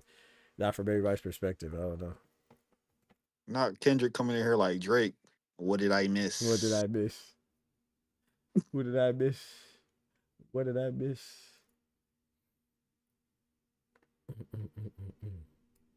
All right, guys. I appreciate you. Thanks for the call. Pat, you know I'm just joking with you, man. Can I go now? Yeah, bro. I mean, you'll have to if you want to. Do your thing, bro. No one's mad at you, Pat. I know I'm not mad at you, man. Yeah, you a good dude to me, so I don't know. I appreciate you. Thanks already, man. God bless, bro. You my man, so I'm getting these jokes off, bro. All right. That's my dude, bro. I rock with Pat. Hey, I'm not taking that one, bro. Y'all made him rage out of this, bro. I'm not taking that one, bro. I don't know what. I don't know. Next time, I guess. No, I'm not. No, we talked about the Mike Tyson thing, bro. I'm not changing for nobody, bro. Not for the worst, because we were just talking and just looked up the freaking rankings because I was trying to see. I was like, dang, maybe I was wrong too. I guess that was offensive. I don't know. So I guess next time I should just let people say what it is, and then even if it's wrong, just let it rock. I remember when Pill Out tried to get me. I'm talking about on a scale of 1 to 10, how bad did Boots whip your ass? Shout out to Peel Out. Peel Out need to pull up, man. That was my brother Pat, man. I rock with Pat, like I said, man. I don't know, man. They try to pull Ulster like Todd said. Like, bro, we was just having a call. Like, I'm wrong all the time, bro. Bro, Kendrick, I'm almost as lost as you, and I was there. We were just looking up the rankings, and I was like, bro, I don't remember. You know, I even conceded and said, bro, you could be right. And I said, but I don't think he's WBC #1 ever, up until recently. You know what I'm saying? And that's why we were looking it up to see if it was WBC. And then I guess that, I don't know. And then maybe I said capping, or somebody said capping, or which I don't see that's a problem either. I said, man, you cap, and I didn't even say he was capping about seeing the guy. I said that he was capping about the 2024, not mentioning the 2024 stuff or whatever. And even if so, like it was still a joke. Like, hey man, nah, bro, you capping, and we laughed about it. I don't know, bro. Like I don't know, but saying someone's capping, that I never seen that as being offensive. Like it wasn't even like like aggressive tone or anything. I understand if I was like, if I and Ty and, you know what I'm saying, Ty, Irony, and myself were like, we were like yelling or something. I thought we were all just we were all just laughing. I could have been wrong. I just happened to be right. My memory just happened to serve me correctly, but it could have been wrong too. That's not an issue. It's just rankings. Who's going to memorize the rankings? I just don't remember seeing Dalton Smith #1 in the WBC. And to be honest with you, I'm gonna show you how true it is, because I don't know if you remember, but I don't know if I showed it, but I pulled up the WBA and the WBO rankings too. So it wasn't like I was just checking the WBC. I also checked the WBO. I also checked the IBF. I checked the WBA as well. That's all. So I was just trying to see, because I was like, man, I could have sworn he was ranked high. He was ranked high too, but he was ranked high for the WBC #3 or something like that, or 2. But it's not a case of somebody lying. But why'd I call somebody a liar off of that? And if you did, it's just like a joke. Highest Ben was 3. Highest Ben was 3, he right? moved up because people got beat. Right, yeah, he moved up because people got beat, like Super Matias and Sandor Martin, who were Super Matias won, but you know what I'm saying? Yeah, like, or people got beat. Yeah, Puello got beat. Puello beat Martin, and then he got beat by Super Real. So ain't nothing wrong with that, bro. We all make mistakes, bro. Players mess up too.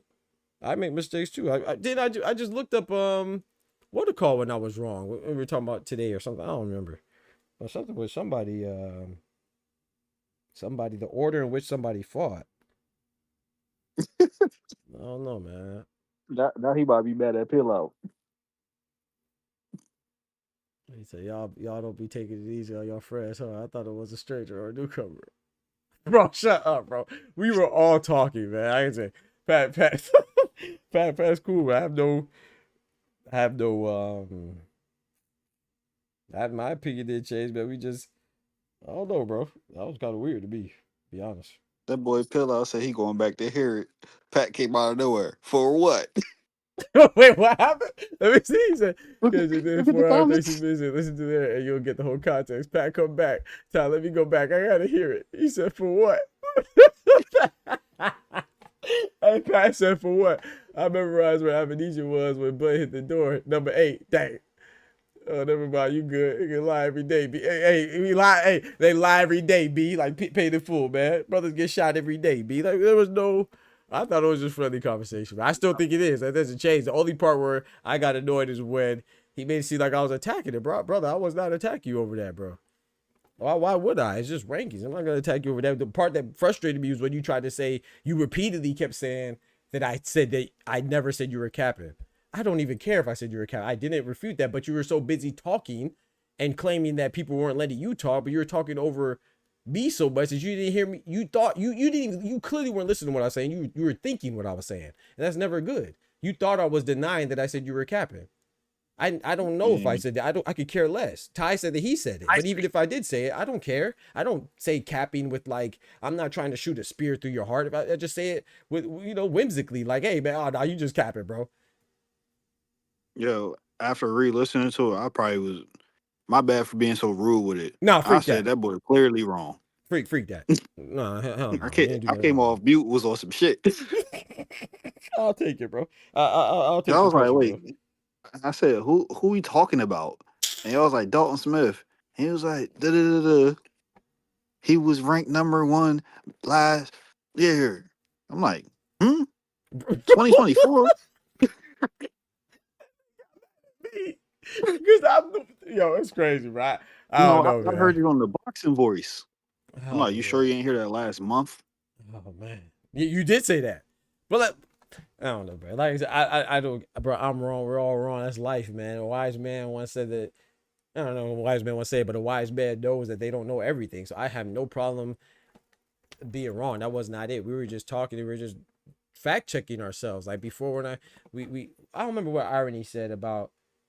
I think no, Ty said it. And I corrected Ty, and I corrected him incorrectly. I said, "Oh my bad, you are talking about 154," because he was like say something about Keith Thurman at 147. That's where he made his name, and I misunderstood. I thought he was saying Keith Thurman and Fundora fighting at 147. I was like, "Nah, you mean 154?" And I was like, "Oh no, my bad. It's 147. You right. That's where he made his name." So like we all make mistakes, like including myself. Nobody's above that. That's life. Nobody was attacking anybody. I'm kind of.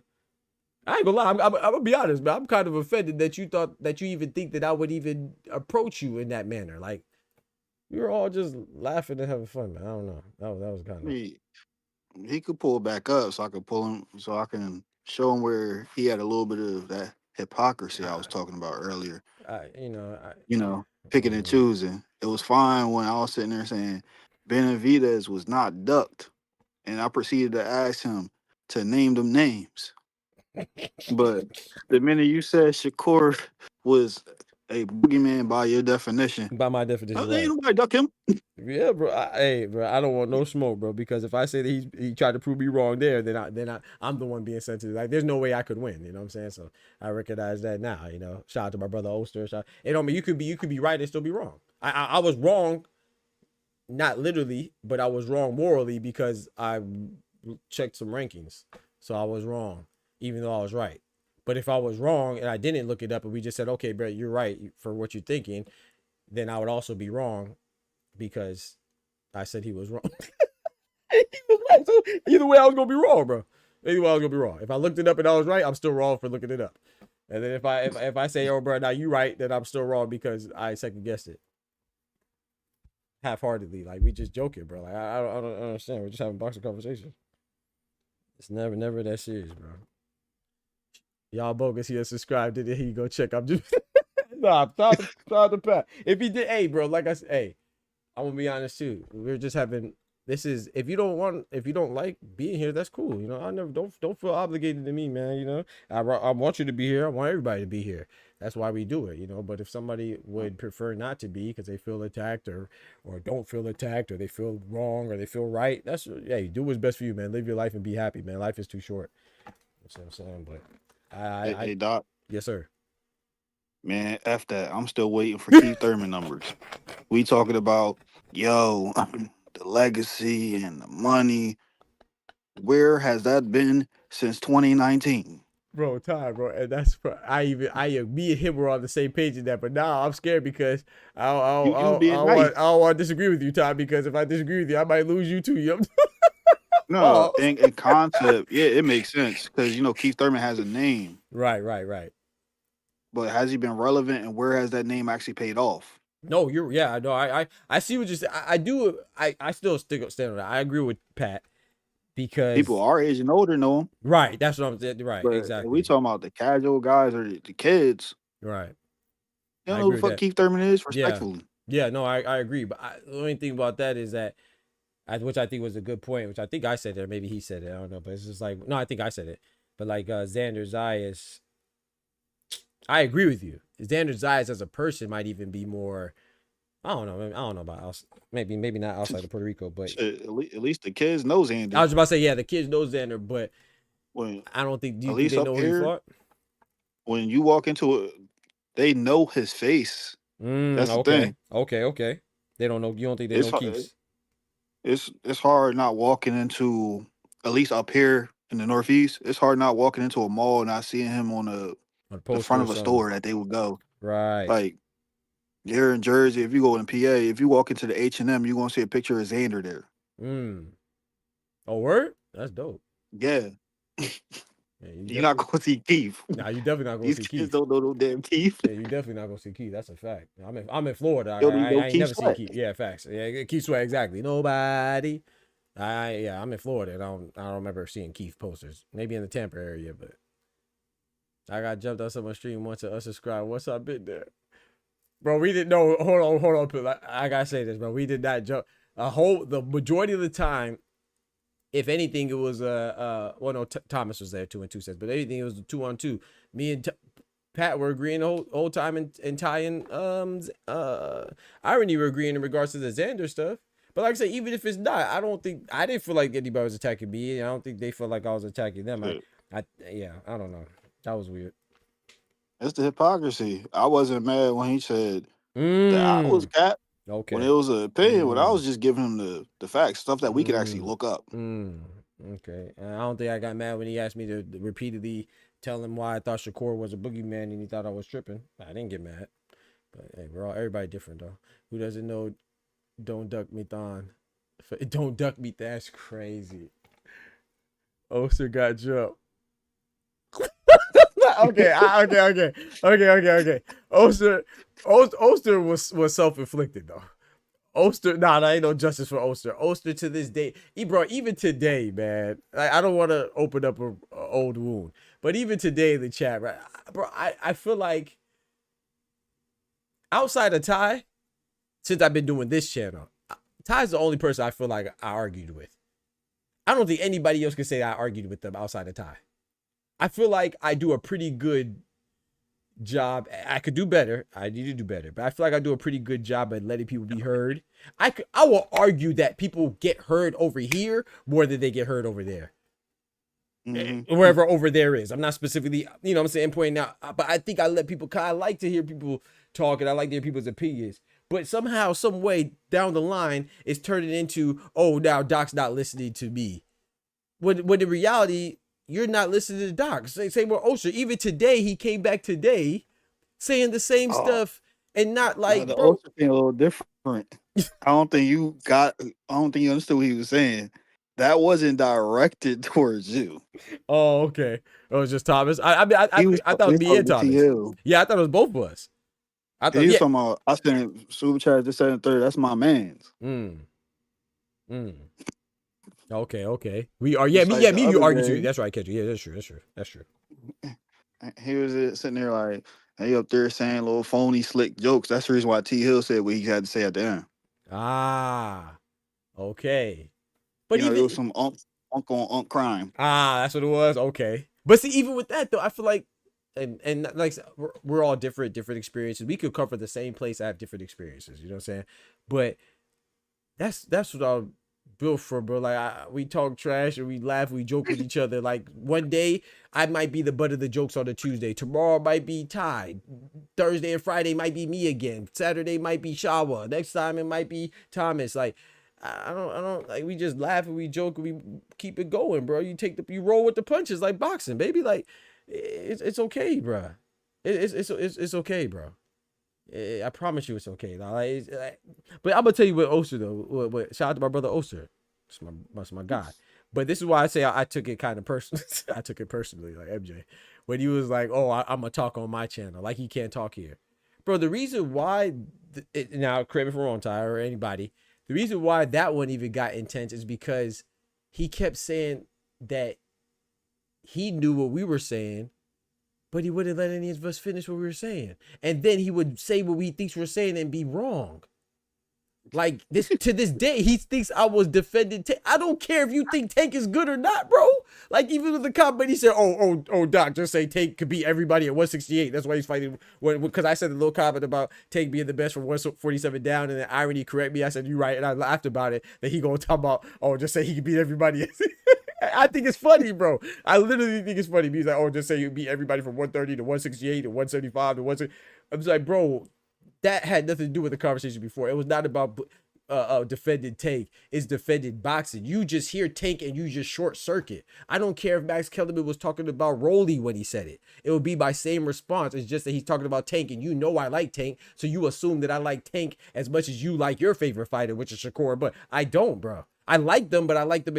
Well, let me rephrase that. I think there's very few people that like a boxer more than I do as far as their favorite. It's just that we go about it differently. I don't like them to the point where I think that they could do nothing wrong. You do. But when it comes to boxing, to be a fan of them and in the capacity of a boxer, I don't think people like them more than I do. You see what I'm saying? Like I literally be like feeling bad when somebody gets. I'll be like, hey man, good fight or whatever. To when I'm just watching undercards. You see what I'm saying? And I don't call people bums or anything like that. Like now if they do something racist or something like that, like Ryan and Teofimo. But other than that, I don't really like. You see fighters lose. I'm looking forward to seeing Frank Martin come back. Caleb Plant lost. He's still one of my favorite fighters. I don't really abandon fighters or say like. Unless they do something crazy outside of this, outside the confines of the sport or whatever. But basically, what I'm saying is that to this day, he still thinks that it's okay to, and that's fine if he does. But he's still going off of how can I say, like an opinionated aspect. Everybody has an opinion, yes, but when people say that everything is an opinion, no, that means that you, and I'm not talking about Oster, I'm just speaking in generalities here. A lot of times that means if you think that everything is an opinion, that means that you're just not hip to the subject matter. You're not privy on the topic that you're attempting to discuss. Everything is not an opinion, bro. 1 + 1 = 2. That's not opinionated. You may not like math. That's an opinion. Math might not be important to you. That's an opinion. But 1 + 1 is 2. That's not an opinion. So that's how I was approaching the Max Kellerman comment when Max Kellerman says Tank has never been a champ in any division. That is unequivocally false. It is superbly erroneous. That's like saying Shakur Stevenson has never been a champion in any division. I wasn't saying that, oh, Tank is not, I'm not mad because Max Kellerman doesn't think Tank is good. Who cares? We don't all have to have an opinion that aligns. But we should, if you really like the sport, you should. How can you tell me that, oh, Tank is weak for not fighting other champions, but you just told me he's not a champion? If Tank's not the man in that division, then why is it his fault that he's not fighting Shakur? It's literally contradictory and hypocritical at best. So you received it as me saying, oh, you don't, I'm mad at Max because he's talking about Tank. No, because when you hear and you know what's crazy, Ty? The closer to the truth is not that I'm defending Tank. The closer to the truth is that you don't like Tank so much that Max could have said whatever and you would agree with it. Okay. You only agreed because Max was saying that about Tank. If you replace Tank with Shakur, oh, okay, go ahead. Well, let me say this last part. If the same thing that Max said about Tank could be said about Shakur, and if he would have said that about Shakur, the people that like Shakur, they would not have liked what he said, and the people that don't like Shakur would have said, "Oh yeah, Max is right." No, he would have still been wrong, because what he said is incorrect. You don't have to be the man in the division to be a champion. For example, Jai Pataya, for a lot of people, consider him the man. You wouldn't say that Zerto, who's a unified champion for the WBA and WBO, is not a champion because he's not the man. He's still a champion, just like Jai Pataya is still a champion, just like Badu Jack's still a champion. He's just not the man. And that's where I would not have any argument with Max Kellerman. But he didn't say that. He literally said, and I could pull up the tape. Matter of fact, I'm gonna pull it up right. And I'm gonna tell you, and this is where I was a little bad too. I was petty because somebody said in the comments, "Oh, just pull up the tape so he can hear it." No, I'm not gonna do that because Oster said repeatedly that he knew what Max said, and it wasn't more clear that he didn't know what he said. That was the problem. It's not the problem that you agree with him, but you're saying that you agree with him, and you clearly didn't even know what he said. All you knew is that he said Tank and something negative, so you agreed. But go ahead, Ty. That's all you knew. Am I lying? Mm-hmm. Okay. I mean, it was a to the live. Yeah, I got you. Like, wait. No. You know how they say, right message, wrong messenger? Yes. Thank you. Go ahead. I'm be quiet though. Thank you. I think it was the inverse. Yep. Sometimes people, it could be the wrong. Well, in their mind, it'd be the right messenger, even though the message was wrong. They still rocking with it because who the messenger was. Come on now. I feel like with our brother Oster, he really loved Max Kellerman when you listen to him. I feel like his love for Max was a little bit higher than our perceived hate that he has for Tank. Right. Because had Mike Coppinger, somebody that we know he don't give a fuck about, had said the same exact thing, you'd be sitting there like, yo, what's this nigga Mike talking about? Yep. But he loved Max Kellerman. And I do too. I don't love him enough to turn a blind eye to nonsense. But we see how it goes for his guys. But Max up there with Bud for me when it comes to Ocean. Okay, hey, shout out to Ty, bro. I couldn't agree more, bro. And that's why, and it shouldn't be like this, but that's why I so openly tell people who's my favorite. I don't hide who's my favorite fighter because I don't feel like I treat them differently. Like, don't get me wrong, if it comes to me and Ty having a debate about who's better, Devin Haney and Tank, I'm gonna highlight the focal point of why I like Tank, and I'm gonna highlight the low points is why I think he's better than Devin Haney. But to me, that's different. Those are an opinion, a preferential discussion, right, of who's better. That's different. That's opinionated. But when you say something like this, hold on, let me show you, because this is what he said that Oster's claimed that he said he knew he said. Tank Davis has been called a champion. He's never been the champion of. Dude, that's a lie. Is that not a lie, chat? Let me run it back. All I gotta do is stop right there. Listen again. Tank Davis has been called a champion. He's never been the champion of any division. He's never beaten a man. That's it right there. That's the lie right there. How can you agree with that and say that you watch boxing?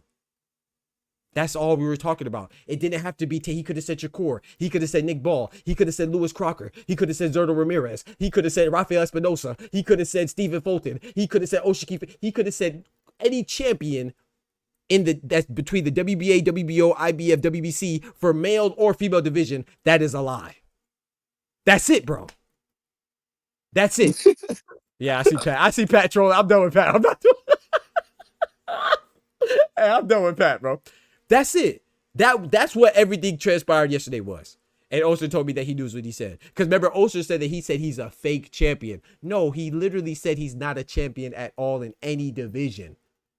But once again, shout out to my brother Oster. I'm not knocking him, just use that as an example today. That's when you argue something and you literally, that's capping. That's capping. You know what I'm saying? I'm not saying like he's a lie, like literally, but that's capping. Like you don't know what he said, bro. And we're talking about, we're having a discussion about people with people that knows what he said, and we're telling you why what he said is incorrect, and you're saying, oh, well, I agree with it. And then, so that's not an opinion. This is not an opinion. Tank Davis has been called a champion. He's never been the champion of any division. There's nothing, that's not an opinion. That is a lie.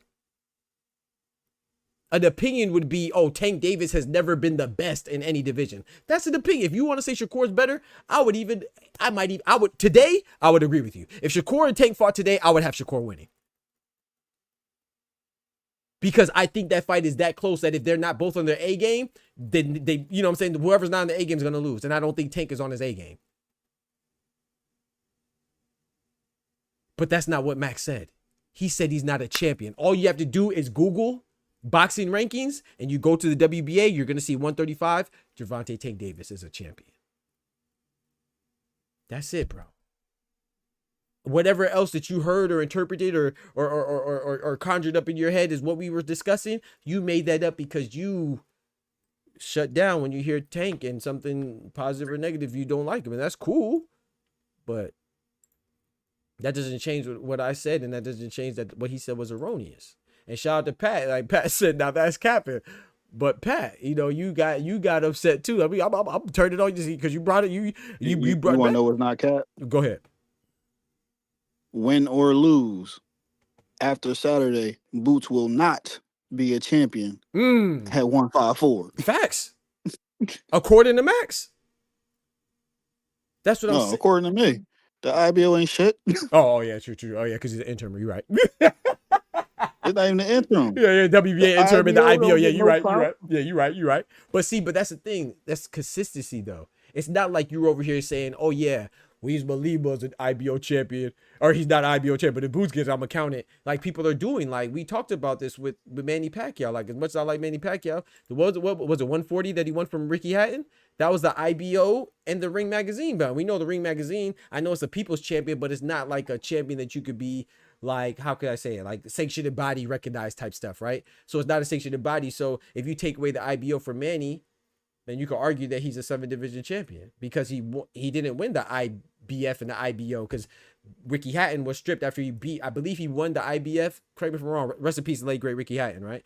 I think he won the IBF when he beat Juan Urango. which is 2 fights before Ricky had, if my memory serves you correctly. And then he got stripped for fighting, was it Castillo after Urango? Somebody just fact check me. I don't know. You heard what I said, Pat? Somebody fact check me because I don't know. Because I don't know everything. You heard what I said, Pat? Let me say it again. Can somebody fact check me, please? I'm asking for somebody to prove me wrong because that's called validation. And I have no problem with that. But let's keep it going, though. I believe Ty said he thinks it was somebody unranked, which makes sense. That's why he got stripped. Yeah, you're right. You're right. Yeah, I believe it was Castillo, but don't quote me. They took that IBF right up off him, but took it off him. The IBO didn't care, right? And he was able to keep his ring belt. Exactly. So you tell me, when does somebody keep a ring belt and not have a belt from a sanctioned body, even if it's the IBO? I don't know. I can't tell you a last time that I remember somebody just having a ring belt and not a WBA, WBC, IBF, WBO. Who'd you say? Tyson Fury. Tyson Fury. When's the last time? Because their whole thing is you get to keep the lineage because you already achieved it. Exactly. Tyson Fury was the last one, chat. And when was that, Ty, please? I forgot how many years ago. Exactly. That's all. I drawn the years. He fought Wilder. Okay, exactly. That's the last time. He had to go back to before Tyson Fury fought Wilder. That's how infrequent that happens. So what I'm saying is that we shouldn't pick and choose, bro.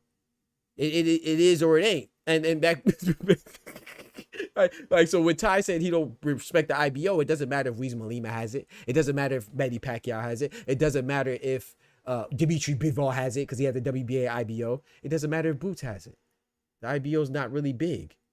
So he's not going to change based on who has it. But Max Kellerman, he always talks about Manny Pacquiao being an 8 division champion. So he does care about the IBO when it's in the right person's hand. And he also does care about interim and regular belts when it helps the right person get to an 8 division champion. I think that's corny. So I'm gonna go back to Ty. Pat. I ain't forget about you, Pat. So even today, you were saying that I was denying something that I said that I don't even care if I said it or not, because I didn't mean it with any type of malice. If I said you're a capit, I was laughing. I remember if I said it, I was saying like, because I think I said it, but if I didn't, whatever, or somebody said it, I don't think anybody said with malice. It was like, I was saying that you were capping about not referencing 2024. And even if you're saying that you didn't reference 2024, okay, brother, you didn't. Maybe I interpreted it as that. But me saying that you're capping, I'm not saying, oh yeah, man, I don't rock with Pat because Pat's a liar. I'm not questioning your character and your integrity. I'm just saying I don't recall it like that. That's all. I could be mistaken, but it's just us talking in tongue in cheek, bro. Why do we like we're not only are we men, we're supposed to be homies, bro. Like why would you think that I'm coming at you like that, bro? I think you're a stand-up dude, bro. Like I rock with you. Every time you come to the channel, I'll be like, hey, my brother from the Congo, my Congolese brother. Like why would I even purposefully put smut on your name, bro? Like I don't think any of us would do that. Like to me, it wasn't even a heated conversation. That's why I don't really understand why you would even think that somebody. And if we are trying to prove each other wrong, so what? That's the point of a debate. Not necessarily try to prove. I mean, I really think that's an argument, to be honest. But it's just that we're just trying to get our point across, and we feel passionate about it. I don't think Ty is wrong for telling me that, I don't know, AJ didn't duck Wilder. I think that's the first argument not argument, but the first discussion. Let me not say it. It was one of the first discussions that I remember getting into with Ty in my comment section about me saying that AJ ducked Wilder. That's the first memory I have of interacting with Ty, that he was an AJ fan and I was a Wilder fan.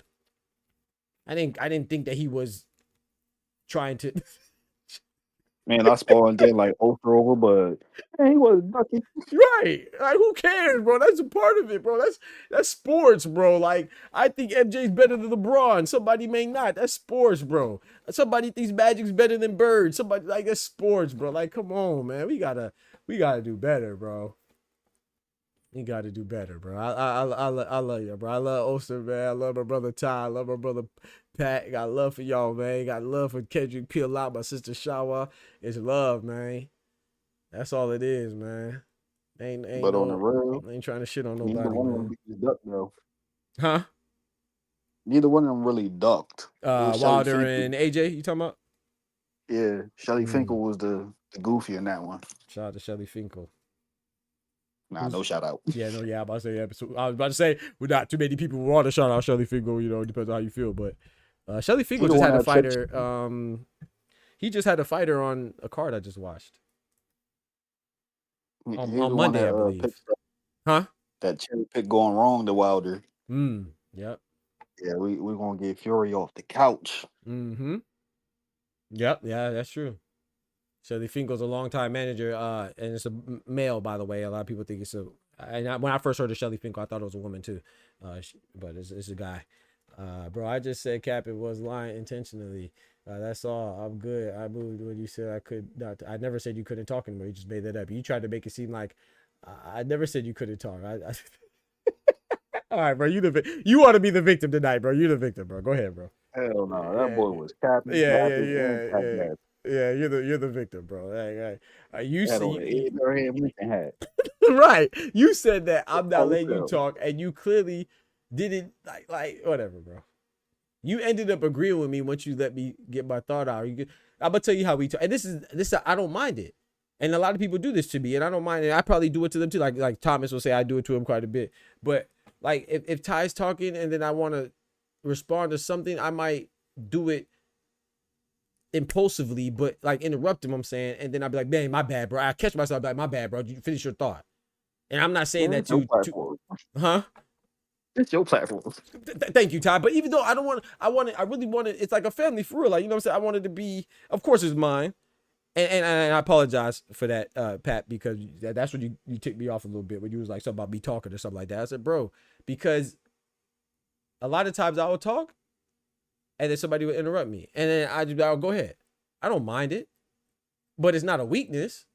It's not like, I don't know how to explain it, but it's not like something that it doesn't happen. It happens, and I just be like, okay, I just roll with the punches because I talk a lot. I have the mic, right? So I talk a lot, and I want other people to get their thoughts off too. You know what I'm saying? But if you're gonna interrupt me to where you also misconstrue my message, then it's my responsibility as an adult to make sure that I'm expressed or repeated effectively and accurately. And you were repeating me inaccurately and misrepresenting what I was saying. So that's why I got annoyed, because you were doing it a couple times consecutively. So it's not that I'm mad you can't talk. I never said you can't talk. What I bring you on here to talk. You're one of the people that I like hearing from the most. You know, it has nothing to do with me agreeing with you or disagreeing with you. Sometimes we will be in concurrence, and sometimes we will not be, and that's okay. Me and Ty, we don't agree on everything. Why? We're not supposed to. He's different. I'm different. I don't know, man. Well, I mean, I feel like you're just joking now, but I thought you were joking before. Apparently you weren't. So I think you're just joking now. But yeah, nah, it has nothing to do with you not being able to talk, bro. I love for you to talk, but you're not going to talk to the point where you're not even understand what I'm saying. And it's just like Oster, like, and you said it yourself. Shout out to Ty, and he emphasized it. When you said that you were just, I let it slide. I heard it, but then Ty said, "Oh, this man said he's just like Oster." When you said you're just like Oster, oh, you and Oster, right? You're right. You were just like, because you were both doing the same thing. You were. It's not just that you were talking, but you weren't even listening to what people were saying to you, back to you. Like a lot of times, I don't really say much to be combative. I really just say stuff to further the conversation. I don't really say things to contradict somebody. Like, you know, like even with I hate bringing up Oster because I feel like I'm picking on him. I'm definitely not doing that. That's my bro. But what I'm saying is, like, even yesterday, like, I didn't start to get frustrated until it was evident and painfully clear that he wasn't hearing anything we were saying. And not only was he not hearing this, which is okay, he was repeating what we were saying incorrectly. And then the person that he quote unquote agreed with, he also did not quote him correctly either. And that's when it became clear that we're having conversations with people that may not know not understand. It's not about understanding, but just not know, not be aware of the conversation. Like even Kendrick likes, I would say Kendrick likes Shakur. Well, I don't know who likes Shakur more, but Kendrick likes Shakur too. He doesn't care for Tank either. But even Kendrick said that was wrong what Max said. The only way that you think what Max said is right is if you don't know as much about boxing as you claim you do, or you just a Tank hater. to where it doesn't matter what they say, you're gonna say is right. And I don't think that if you don't like Tank, I don't think Kendrick's a Tank hater. I don't think he likes him as much as I do. I don't think he's a Tank. I don't think Ty's a Tank hater. I don't think he likes him as much as I do, but I don't think he's a Tank hater. But if you agree that he's not a real champion, then you don't even realize that you're calling your favorite fighter a fake champion too.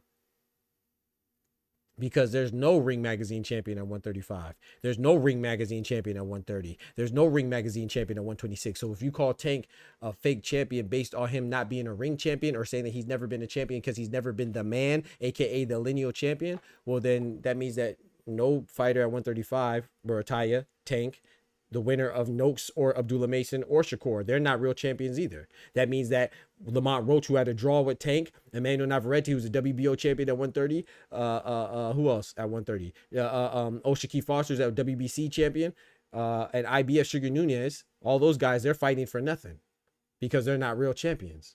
Same at 126, Espinosa, no matter how great you think he is, he's not a lineal champion either. So that means Nick Ball, Espinosa, Nick Ball for the WBA, Angelo Leo for the IBF, Rafael Espinosa for the WBO, Stephen Fulton for the WBC is a fake champion. Not only that, cruiserweight champion Zerto's a fake champion. He's not a real champion. WBA, WBO means nothing because he's not the Ring Magazine champion like Jab Ataya. I guarantee you, if Max Kellerman, if Zerto was there, Max Kellerman would not say that.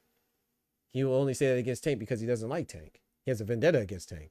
That don't mean you can't critique him. You don't have to like Tank. I think Tank is probably one of the most unlikable champions right now because of what he's not doing, more so than what he's doing, but also what he's not doing and what he's doing too, because he's fighting Jake Paul. But so that's okay. I say that I think he's weak for it, but we're not going to go overboard and make it seem like he beat nobody. So Leo Santa Cruz is a nobody. Jose Sniper Pedraza is a nobody. Mario Barrios, who Manny Pacquiao is trying to fight right now, is a nobody. Ryan Garcia, who Tank beat and who's also trying to fight Mario Barrios, are nobodies. Rolly Romero, who Tank beat, is also a nobody, who Manny Pacquiao is trying to fight next. Oh, but they're good victories for them if they win. Esau Pitbull Cruz, who's having a headline on pay-per-view against Lamont Roach, two guys that Tank fought, one he beat. They're nobodies, even though Esau Pitbull Cruz was a champion. I could tell you champions that fought less, like Lewis Crocker. Who the heck did Lewis Crocker beat? I wouldn't dare say that he's not a champion because he's not lineal, and I don't recognize anybody he beat besides Patty Donovan. Who did Sugar Nunez beat? Who did Nick Ball beat? Two guys that are for smaller divisions, right? Who did Mario Barrios beat? Ugas. Right. Ugas. Come on, man. Who did David Benavidez beat since he's been a champion? So he's a fake champion too, right? He's not a real champion, right? Because he didn't, not only did he not beat the man, he hasn't even beaten a man because he hasn't defended his belt yet. So is he not real? According to Max Kellerman, that's true because he's not. But Max Kellerman would never say that because Mike Coppinger bring up David Benavidez. He doesn't say he's not a real champion. So you got to realize that some people, and don't worry, because if once Tank retires, we're going to see that same energy is not going to disappear. It's just going to shift to somebody else. And it might be Shakur. Shakur might be the next person that they go and they say they question his championship hood. Just remember that. Because if you realize you actually open your eyes, you'll see that it's an attack on a certain type of demographic of fighters. It's not about accomplishments or lack thereof. It's not about what you're doing or what you're not doing. It's more so about who you are and what people's expectations are, no matter how ridiculously high they are and how ridiculously low they are for others. It doesn't matter what you can do. You can never do enough until you get your head beat in and then they say you're trash. Anyway, that's what it's about, bro. It's an attack on American fighters, particularly the black ones. That's all it is. He's the biggest name, so he's the easiest target. He's the most acceptable person to talk about because American boxers, we don't stand behind our fighters. It's like you think you could go to a Japanese boxing production and they're gonna talk down on Naoya Inoue? Oh, okay. But you have Mike Coppinger though, who's an American boxing columnist, and he always talking about down on the American fighter. Okay. You tell me that last time you seen a Ukrainian boxing correspondent talk down on Usyk or Loma. You let me know. I'll wait. I would say Mexico, but they definitely talk about cinnamon. You know what I'm saying? Hey, Doc. Well, I mean, your Marquez and Barrera be on cinnamon's head top, but they get excommunicated. I can show you the stuff on Loma though. Go ahead. They tried to say he abandoned them during the war. Oh Lord. Well, okay. Let me rephrase that. Thank you, Ty. Let me rephrase that. You don't see it as high of a quantity or as frequently as you do. You may see a couple people like with Canelo. You might see a Marquez here and there, a Barrera here and there, but for the most part, you know what I'm saying, they're gonna rock with their dude. I'm not saying that you have to. I'm not saying don't critique him, but it's so there's more people talking out on American boxing stars, including Terrence Crawford, 3-time undisputed, than there are speaking for them. Now Crawford is being embraced because he beat Canelo. You have no choice. Now you can't even mask that. If you don't like Bud now, then you know. Yeah, you know. You want some hate and stuff. But before Bud, I mean, Bud didn't beat anybody, right? Errol Spence was an accident. Sean Porter was Ross. Victor Postal didn't mean nothing. Gamboa, nobody heard of, right? It's just recently after he beat Canelo that he's starting to be embraced. And even then, he was arrested by the Ohio police. I mean, Omaha, excuse me. So once you realize that, then you'll see things differently, bro. There's a reason why Max Kellerman didn't say that David Benavidez wasn't a real champ. And then once you realize it, you'll be like, oh, okay, bet. But he is second to Shakur in that division for me. And I like Tank, don't put words in my mouth. I root for him in every fight. I say Stang Davis. You don't have, bro, like I said, you don't have to like that. That wasn't the point. But yeah, shout out to Kendrick. I don't know. I don't know if you like him, bro. But hey, I believe you. Can I call? Yeah, come on, clone. I was supposed to get off a long time ago. Let me go get some water though. I'm out. I'm out of water. I'll be right back, chat. Yeah, pull up, clone.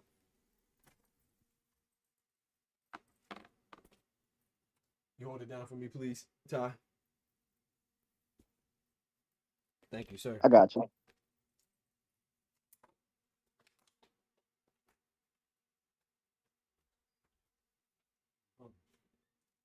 What's going on in the comment section?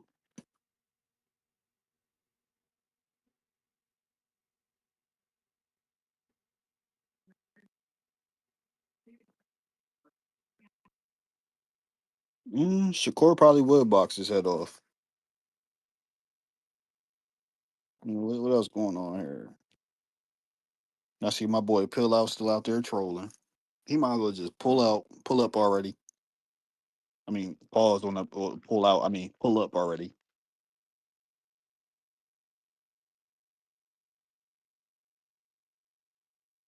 Hey Kendrick, how's that Battlefield going? Where Clone at? He in the back.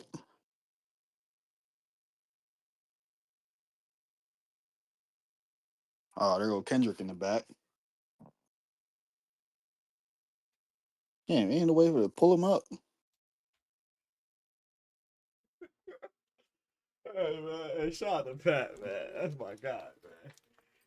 Oh, man. Shout out to Pat, bro. Hey Doc, before you pull them up real quick, let me break the fourth wall with you real quick. Okay. You're a very nice person, especially when it comes to other people coming onto your platform. How you welcome everybody in, allow them to get their nasty takes off. Thank you, brother. That's all. But I hear people whimsically throw out there, they know it's a business. Well, this is a production right here. And when you're a guest, you're essentially a B or C mic. So you shouldn't be cutting off the A mic. Mm-hmm.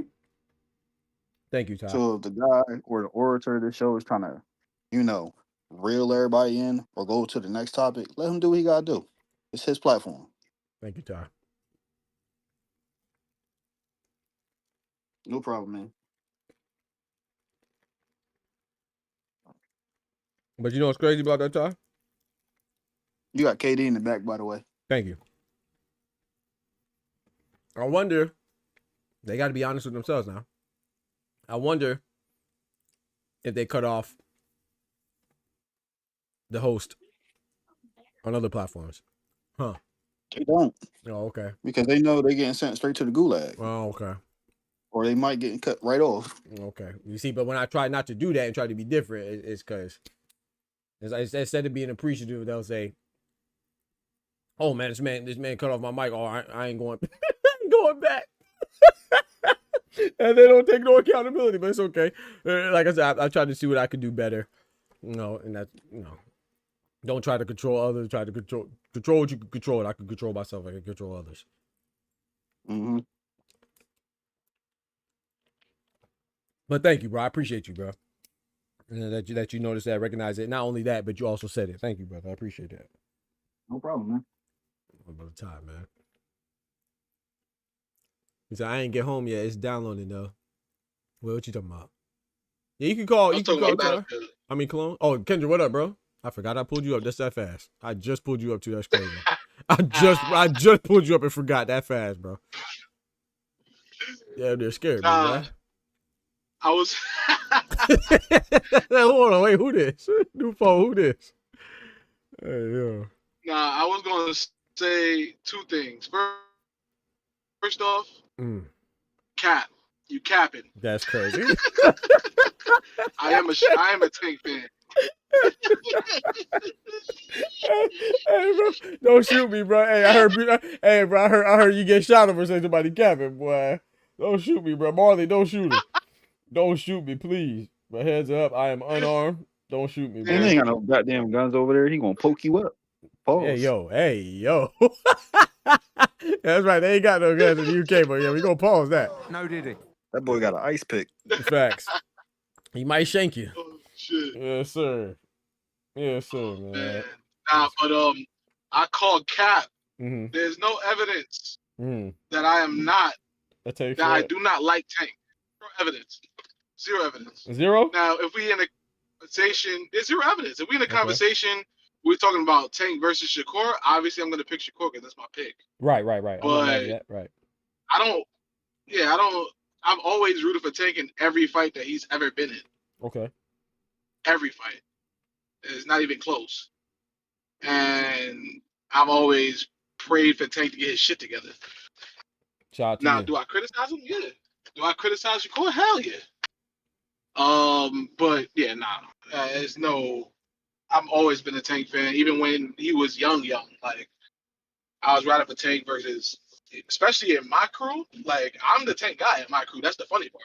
You feel me? In my IRL friends and shit like that. Right. But yeah. Here, obviously, I'm not on your level, but right. That's crazy. I am a Tank guy in general. But I'm a pro Black American fighter guy in general too, so that goes obvious. Yeah, because even like Errol Spence, like I feel like I have more love for Tank than Errol Spence, to be honest with you. I think I like Spence more than Tank. But yeah, when they're both active, like like now, because Spence not active, but yeah, when they're both, I'm more of a Spence. I like Spence more than I like Tank. Yeah, see, I rock with Tank more. Like if I had to choose, like if they both was fighting and I had to see somebody, I'm picking Tank every time. But now the second thing I wanted to say was what I typed in the chat too, and Todd just alluded to it. Hey yo, what'd you say? This is Dr. Boxing Talk, my guys. What are we doing here? Yo, we are, like Todd said it so eloquently. We are B and C mics. Nah, I'm gonna say it straight up. This ain't your show, my guy. You talk when you talk to.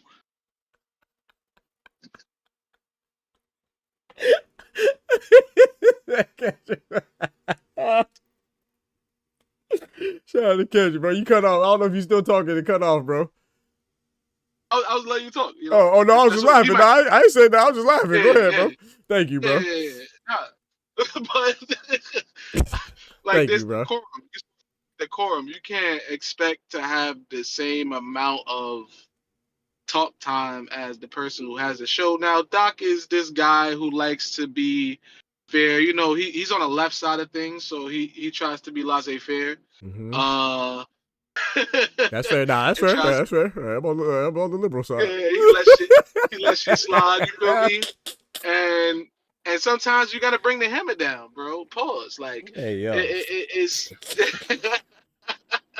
Hey, y'all wildin' today, bro. No, did it? Hey, yo. Oh, man. No, but you got to shut it down sometime. And I appreciate it, bro. This is one thing I told you. I want to say I spoke to you about this last year type shit. Yeah. where I was like, Doc, I don't know, man. You gotta start cutting. You know what I mean? Yeah, you have told me that Like, before. I think it was with the weirdo, the other weirdo. That's what I was saying. Yeah, exactly. Yeah. I know you're talking about the fake student. We gonna call him.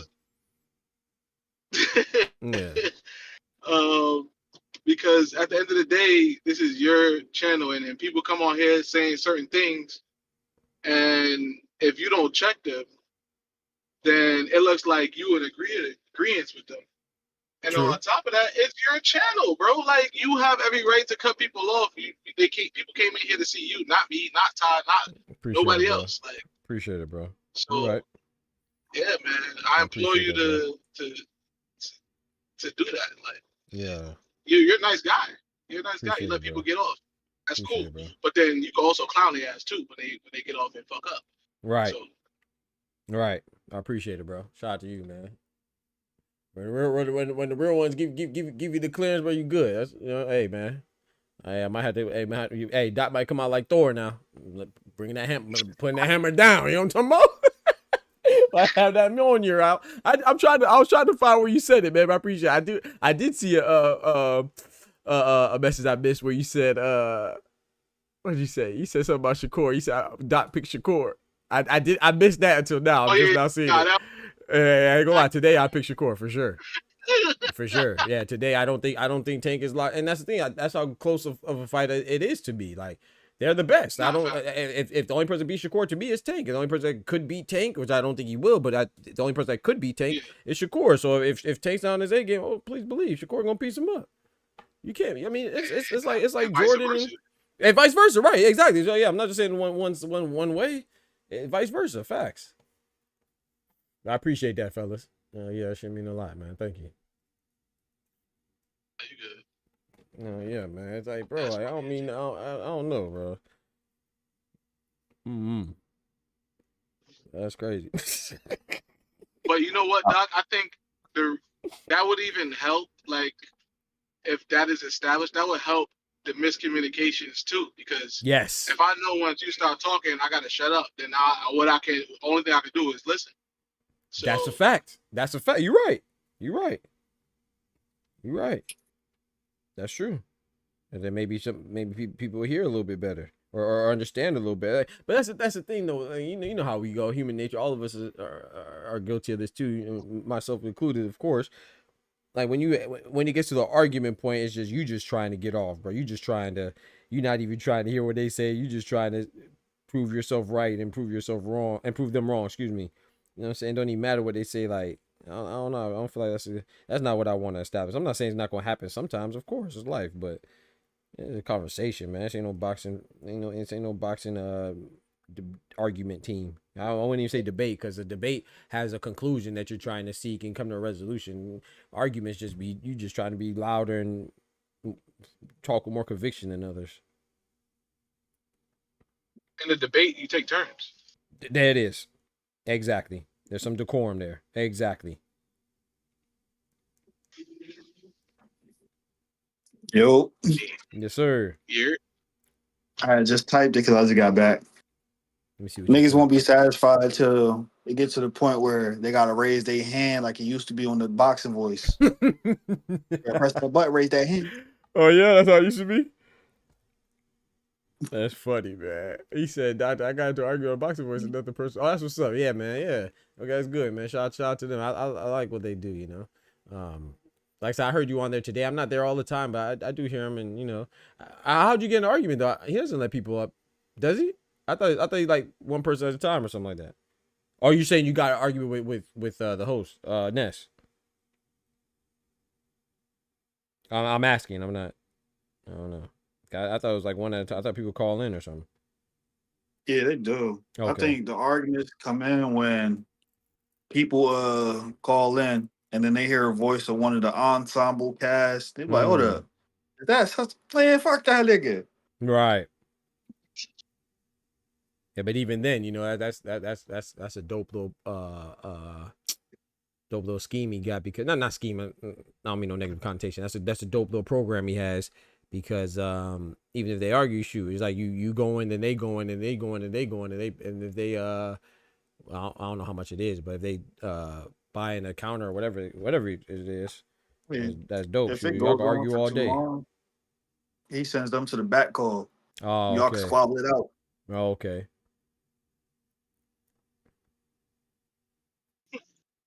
It's a verbal way of catching a fade. There it is.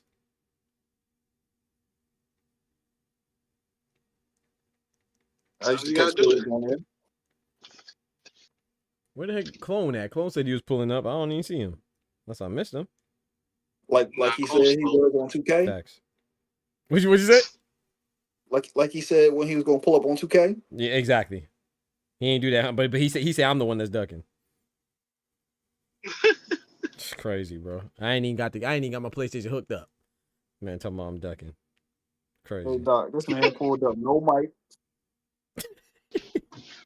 I'm like, damn, you ain't got a mic on your controller? This man Clone funny, bro. Man, you know what? You should play Call of Duty with. Hey, that joke. We used to have fun on Call of Duty, man. You a beast. I would have played 2K with Clone unless he was on the other team. I know he. Oh, trash. that's crazy. I know he, bro. You can just tell a bot. That man's a bot. I know he's a bot, bro. I never seen him play I now. would give Clone some credit. Nah, Clone no. got defense. He got defensive IQ. Okay, And I'm gonna stop there. that's crazy. Well, he got You a know why. slasher. Yeah, exactly. He was. Nah, he don't got a slasher. Oh, he doesn't. Oh, that's Don't even have a worse. slasher. That's That the might funny be that might be worse then. Yeah, I know he can't shoot. I know he can't. Yeah, The shot selection probably terrible. I can't tell if he can shoot or not. Let's just say that. Damn. Yeah, Clone. Yeah. Me and you would never play together, bro. Maybe we could play. We could play in the rec. No, that's what that's what I used to do, bro. People that want to run, be like, all right, man, I don't care about my rec record. Let's go to the rec. Or we do all-star team up. I don't know if they still have that. Something like that. Hey, but shoot, y'all been playing the 2K. How is it with the can you bring the female characters to the park or still not? Bro, first of all, why would you even ask that question? That's crazy, bro. I see the commercials, bro. Come That's on, bro. crazy. Who cares? Nah, all right. So I don't see no. Never mind. so Bro, y'all wrong, man. what you seeing is so the way they set up my team, they set yep. up my team like the park in a way too. Like they have a park set up for Oh, my okay. team. Oh, So they have WNBA players in the my team right. that you can use. Okay, yeah, I saw that. Alongside the NBA players. And guess what? They all ask because they all 5'5". Who gives a shit? Oh, true. Yeah, true. yeah, that's true. Yeah, they terrible. Yeah, they all their shooting got to be like super high or something like that. Yeah, and it's really a scam. It's 2K scamming people because think about it. Now you got Pink Diamond Candace Parker or Pink Diamond Giannis, right? You're right. So they just pretty much extended the odds of you getting a good card. So you got to buy more packs. Ah, see, that's true. That's true. That's all it was. Yeah. But you know me, man. I'm nothing new. Yeah, that's nothing new. Yeah, I would say you know me though. But I've always been Oh, my bad. What'd you say? I was saying it's not noble. Not noble. Oh, I think you said It nothing wasn't a new. noble. Yeah, it wasn't like a noble cause. You're right. Yeah, that makes. I didn't think about that. Yeah, because now there's more. Now you got to try to get Shaq. Now you might get Angel Reese or Candace Parker or Lisa Leslie, and you want Hakeem Pink Diamond. Yeah, that's whack. Now I didn't think about that. That's trash. That's definitely not noble. Yeah, I didn't think about that. That's trash. But see, I'm gonna tell you this, and I know I'm in the minority of this club. My boys and always be like, bro, I ain't have no girl dunk on me. But I just always see it's like, bro, I be telling people like, it's just a created character, bro. Well, who cares if they're male or female? Yeah. I feel like that'll help like the women, the girl video gamers play more. You know what I'm saying? Like, that'll be able to. But also the flip side is that they're gonna have my players out there naked. You know how these crazy boys, these crazy young Bro, but they already got the dudes out there. Yeah, exactly. So, yeah, right, exactly. So I was like, yeah, they got to worry about that, but doing all types of freaky stuff like they do. But I think I always thought it would be cool to be able to make a girl. Not for me though, because I like, I have who I have. But I'm just saying like for the very few, there's not a lot of them, but the few girl gamers, I'm sure they would like to have make of somebody that looks like them or whatever. So that's the only angle I would come from, like on Park and stuff like that. Like it's me I made, but it's not really me. I'm not out there doing 360 dunking, so who cares if it's a girl dunking on you? But my boy Ed said I'm not going. He said if a girl dunk on me, he said I'm sending the game back, or he said I'm uninstalling or something. I said come on, bro, it's fake, bro. This man crazy, bro. Like, what's the difference? Honestly, talk to me, Kendrick. What's the difference between having? I was about to tell you. Oh, okay. Well, let me give my example first. What's the difference? And then, okay. Well, what's the difference between making a girl character on 2K and making a girl character on Call of Duty? Granted, you don't make girl characters, but you don't say you buy girl. You don't say use a girl character or something like that. Okay, go ahead. Nah, real. I mean, there's no difference. I mean, it's really no difference. I guess it's just like a mental thing. It's something that we're not used to, and it defies logic. So that's the problem. At least we could get a bad chick who know how to shoot guns and run fast. You feel me? Get Shakira some training. Crazy, bro. You feel me? I mean, bro, it does. I mean, come on, man. Come on, bro. I mean, you're right, because they ain't gonna be doing no 360 on a 10-foot rim. You're right. Yeah, you're right. So that's the only thing with that. But I would say that, like, so how they had it the last 2 years, that they could improve on. They had something called the W, where it was like women. Okay. Like a female my player and stuff like that. Oh, okay. Played that every now and then. That's kind of dope. But what they did was it was trash in a sense where it didn't give you the same ability to customize your player the same way you could for the regular my for career. Male, yeah, okay. And they didn't have the city and nothing like that, or the park and nothing like that. They had games where it was like matchmaking and you could go with your crew and stuff like that and play 3v3, but it wasn't the same sort of energy. Yeah. It was half-assed. Yeah. But if they had did that fully and just put a WNBA version and then the NBA version, that'll be fine. And your rep transferred between the two. No, that'd be fine. But yeah, they ain't gonna do that. But yeah, that'd be fine. But you see, okay, so I have a question. Like, I'm gonna be honest. Like, for me, and now, granted, I can't speak for everybody because there's some dudes out there that would make a female character. Like in some games, like let's say like a wandering, like a RPG, some guys would just make girl characters. Like if it's a fighting game, I don't mind using a girl character, but I've never been a dude. I'm not knocking anybody who does it, but I've never been a dude that would make a girl character. Like a lot of times I want to make a character like myself. You know what I'm saying? So some games I won't even buy if I can't even give them my complexion or something like that. You see what I'm saying? But yeah. So but there's some people out there that would make girl characters. But I was gonna ask you, do you even think that is worth it?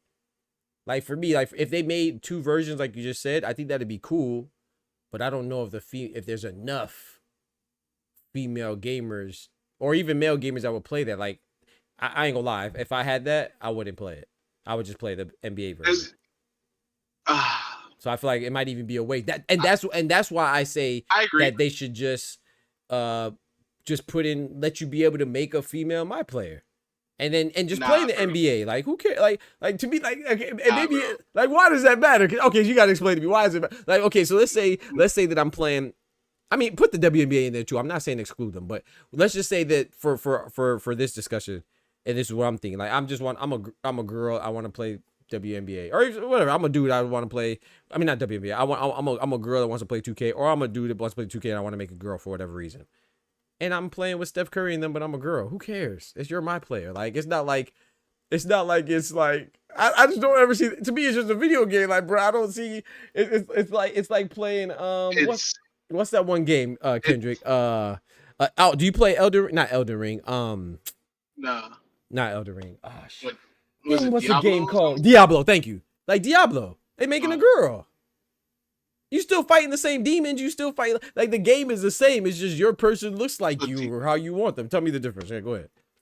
That's a fictional game, not based off of reality. And it's not a simulation. Come on, bro. We said NBA 2K until Caitlin Clark comes out for the Indiana Pacers on the court. I'm not going. Come on, man.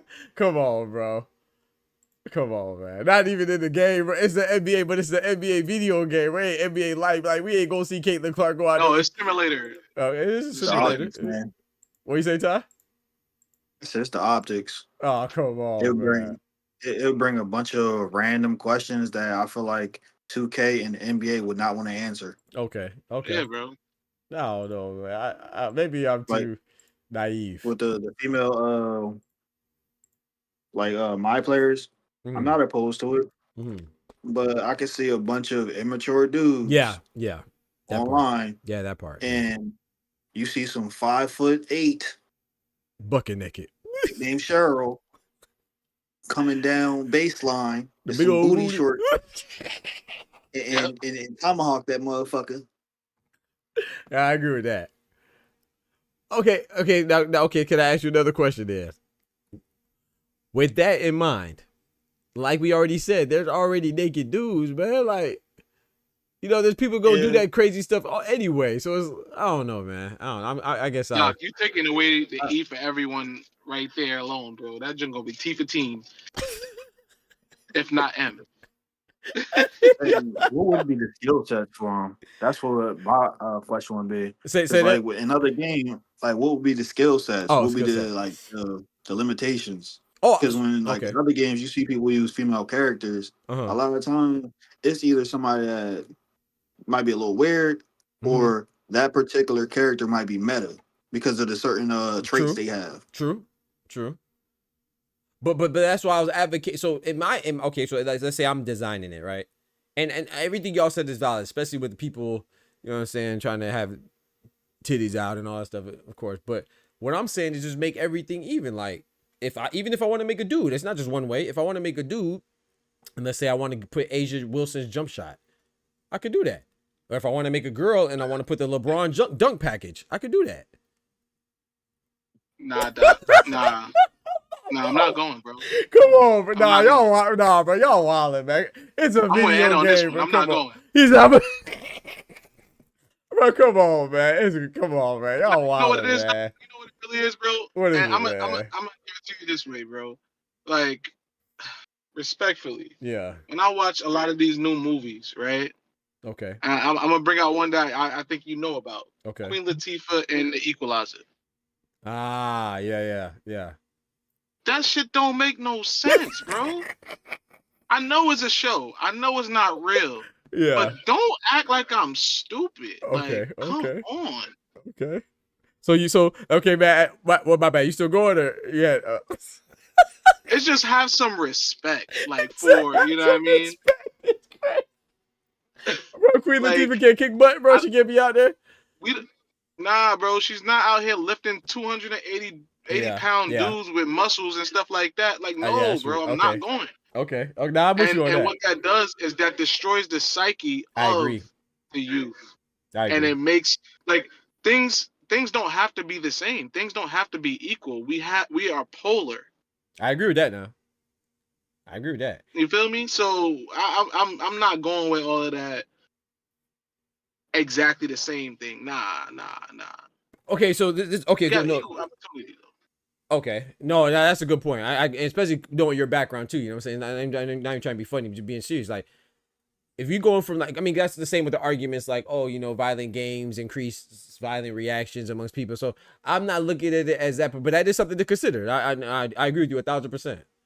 However, just so you know, Doc. Yes, sir. I did research on that, and that is actually a fallacy. Yeah, about the violent games and related to violence. Yeah. I've seen some stuff on that too. It actually decreases. Yeah, I saw a bunch of studies on that too. Now I don't know about the. I didn't do. I don't know about the interactions because the online interactions be crazy. But true. Yeah, but I don't know. But I definitely just playing the game. Yeah, I think I saw the study. I don't know if it's the same study, but I saw a couple studies because I was interested in it too. Just because I'm a gamer and stuff like that. I was like, man, I think it might actually be the inverse. It might decrease it. And yeah, I've seen some studies like that. I did my master's thesis on that. So that's what's up. Yeah. I was just say like that's very valid. But the way I see it is just like, I guess I just see it all as I put it all like fiction, man. I guess, but you're right. There's some people will see it and have like type of they start what's the word, blurring the lines and stuff like that between differences. There's nothing wrong with differences. So I was just saying it as an effort to make everything fair from like a ability standpoint. I guess I was just saying just from like a, which I guess it's essentially the same, but like a capabilities. Like if I was just saying like, hey man, if I want to make a girl, or not even if I want to make a girl, but if I'm a girl and I want to play with somebody like me, like, cause I'm like as there's a God above, like bro, like I'm big on RPGs, especially before I started streaming and stuff like that. Like I play 2K a lot, but that was always for me. It was like basketball games and RPGs. I would literally stop, like that's why I stopped playing Final Fantasy, because I got tired of the fact that I'm buying this game and we have all these technology, but I still got to play like who they want me to look like. What's hard for me to let me what's hard to implement a customization thing to let me make the guy who I want to look like? It's not changing the story, it's not changing the character. It just let me change how I want to look. So that's how I'm equating it to. I'm not really looking at like the ability that a 5'10" girl is doing, which I'm not saying. I mean that's valid. It's definitely, it's more invalid that I'm ignoring that. But I'm just seeing it as like, hey man, you know, hey, whether I'm carrying a big old sword or a big old gun, or I'm super strong, or I'm holding a basketball, it's just a fictional character. But you're right. I mean, especially if you have kids, which I don't know, lack of parents in the household and don't pay attention to them and not teaching the right things. But you gotta have good parents anyway. But that's a whole nother rabbit hole. Vegas about to close it out, bro. The Ace is about to close it out, man. Because you know I am watching the WNBA. You know what I'm talking about? One time for the ladies. My bad. I had to change my thing up. Are you good? Nah, I feel you on the look stuff, and you know what I mean? Yeah, I just think it would be more appropriate in like an NBA Street or something like that, where it's not a simulation. It's not, you know what I mean? Something like that. Yeah, no, I feel that. Leave 2K alone. We don't need it. Well, you know, I'm that's the thing. I know you're really gonna be on my head top, because I think it should go for all games, not even just 2K, but Madden too, shooters too. Madden's crazy, all that, bro. I think I don't see the issue with customizing the character. Now, I'm not talking about customizing like we talked about inappropriate stuff. I'm just saying like just customize the looks. I don't see the problem, man. I'm all for like. See, that's the thing. It's certain games that I'm all for, and there's certain games that I'm like, nah, that's too far, because it's supposed to be a simulation. The NFL, there's no women in the NFL, so why would I put a woman in the NFL? Right. Now I feel NBA, that. there's no woman in the NBA, so why would I put a woman in the NBA? But if you talk about Elden Ring, Diablo, or something like that, where it's a fictional world, anyway, yeah, you should be able to have it. I feel that. That's funny though. I think they just really need to improve on and put a little bit more effort into the WNBA side of things. That's how I look at it. Because I would transfer between both. I would have two players. I would, because I've done it before. It's just the W, the way they had it set up, is just not as fun, and it feels like they put less into it. Yeah. You can't like create a build the same way you can create a build in my career. Yeah. Which I understand why. It's like templates. Right. Oh, yeah. okay. It's like 2K10 and shit like that. Right. Okay. You ain't got as much freedom as, but I could understand why they wouldn't, not giving them a pass, but at least for my mentality, I feel like we already talked, like why would I wouldn't even go over there. You know what I'm saying? Like I get it. You know what I'm saying? Like if they can't do what I could do on this, I'm not gonna pick the lesser version, you know? Because I mean I like the WNBA, like, you know, but I don't like it that much to where I want to just play it if it's a worse experience. Or even if it's the same experience, I'm gonna pick the NBA, you know what I'm saying? But at least if it was the same, at least like you said, like somebody like you, I would try both, but you over here giving me templates, and then the other one I have the freedom to do the attribute points individually, then yeah, I'm not going over there. That's how I feel. Yeah. You got boots. And I think that my bad. We need to need more women. We just need more women to push for that. At the end of the day. Push for what I'm saying, or push for a whole nother individual game? Push for what you're saying. Oh, okay. If that was the case. Yeah. Yep. The money would be there. They're not spending their money on that. They at Sephora, so who cares? They were at Sephora. Yeah. Yeah, no, I'm with you. I'm with you. Yeah, maybe they don't. And maybe I'm saying something that they wouldn't be interested in. Maybe the girls, the majority of the girls, I know some of them would, I would assume, but maybe the majority of women would want to play with a Steph Curry type build as opposed to Aja Reese or Caitlin Clark anyway, or Kalia Copper. You know what I'm saying? So maybe I'm tripping on that part too. I'm just going from the fact that I literally stopped playing game. Final Fantasy, that's my favorite franchise. I think once I got to Final Fantasy 12, I was done because like I was tired of being the same white complexion, blonde hair guy. That's how I felt about Pokemon. Yeah, that's another one. Yeah, why not let me make them? They even switch it up. You can customize your character now. You be whoever you want. Yep. Mm-hmm. Yeah, they learn. Like, a lot of games are doing that. It's so. I don't know. I feel like all this other stuff going on, bro. That's such an easy thing to have. So I feel like when games don't have that, I'll be like, hold on, that means you just ain't trying. You don't even care. Like you don't think that's a.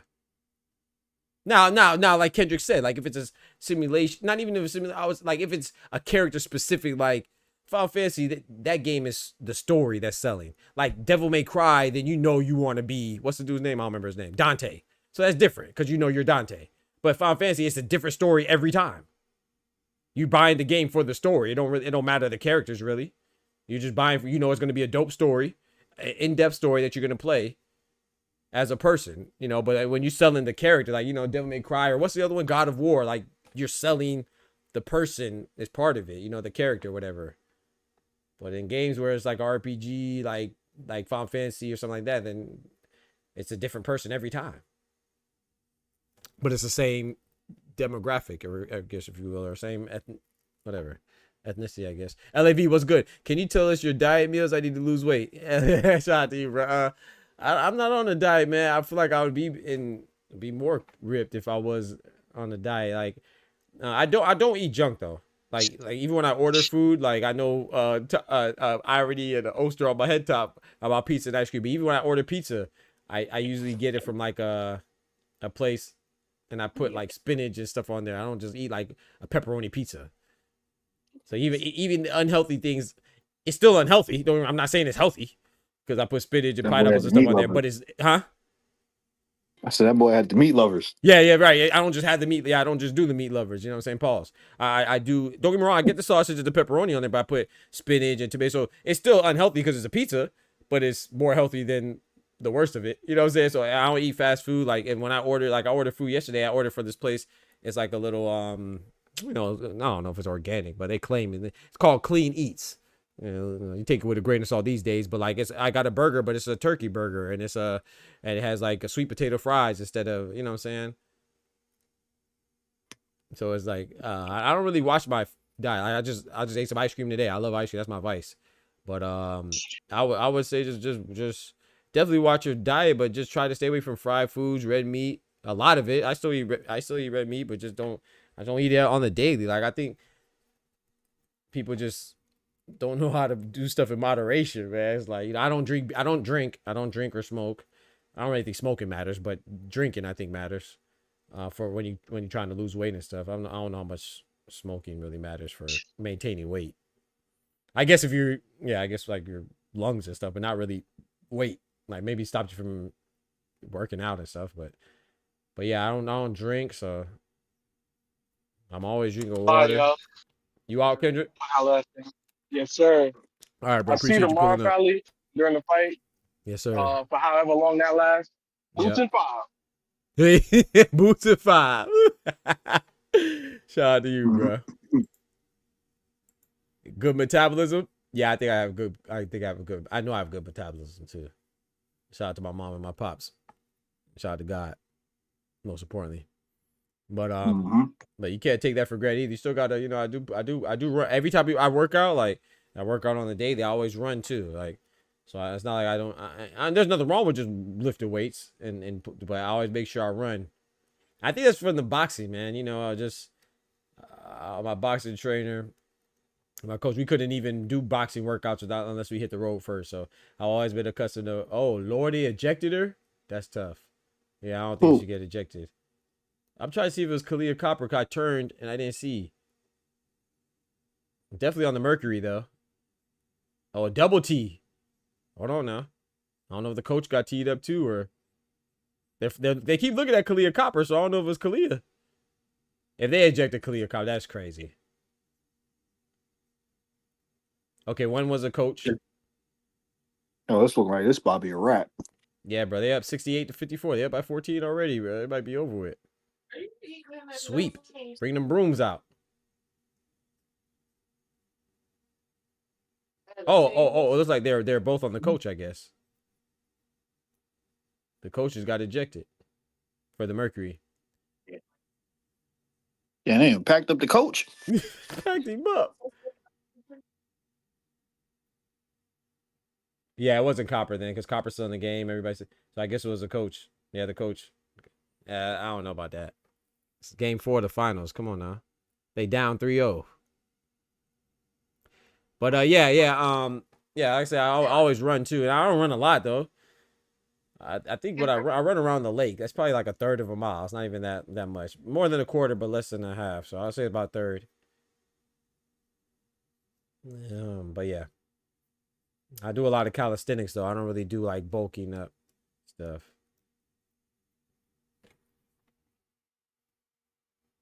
Doing the skinny man things. Skinny man things, yes sir. Yeah, I like it because to me it's like functional movement, man. I like it, bro. I be having fun out there. I ain't gonna lie. You do the things that stay with you. Yeah, exact that part right there. Yep. A lot of all those heavy weights and stuff.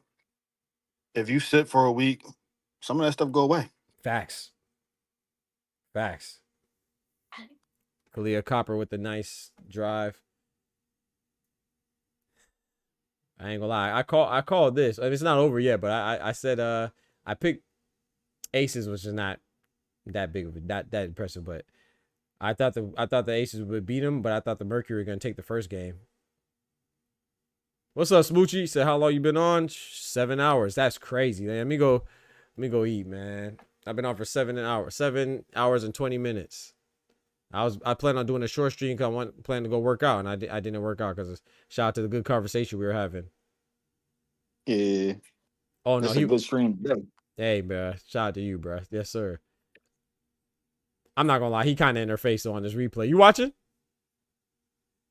No, I'm trying to put it on right now. Oh, okay. Yeah, nah, I ain't gonna lie. The coach, he might have. I don't know if he had a tech before. But they said I don't know if he deserved 2 technicals if they called 2 techs right there. But he was definitely in her face. That was a little kind of. It didn't look good. But that goes back to what Kendrick was saying. You know, like that's a man and women dynamic. If it was 2 men, I don't think it looks as bad. But he was kind of like standing over her. He was standing over the ref. Like 5'2". Yeah, exactly. She already Littler. I hear Littler with it. And he's standing over her, yelling at her. Huh? Even if she was talking greasy, it looked nasty. It looked nasty, bro. That's a fact. He's standing over her, yelling. Yeah, that's a good call. That was a travel by Asia Wilson. She always show up when we out. I'm telling you.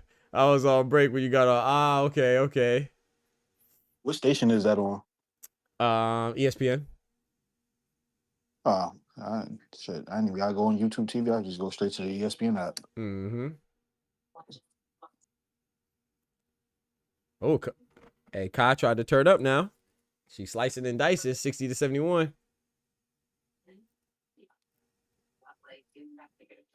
ESPN Deportes. That's crazy. It's on regular ESPN for me. Oh no, I'm on it. I'm like, I clicked on the wrong one. Alyssa Thomas. Hey, bro.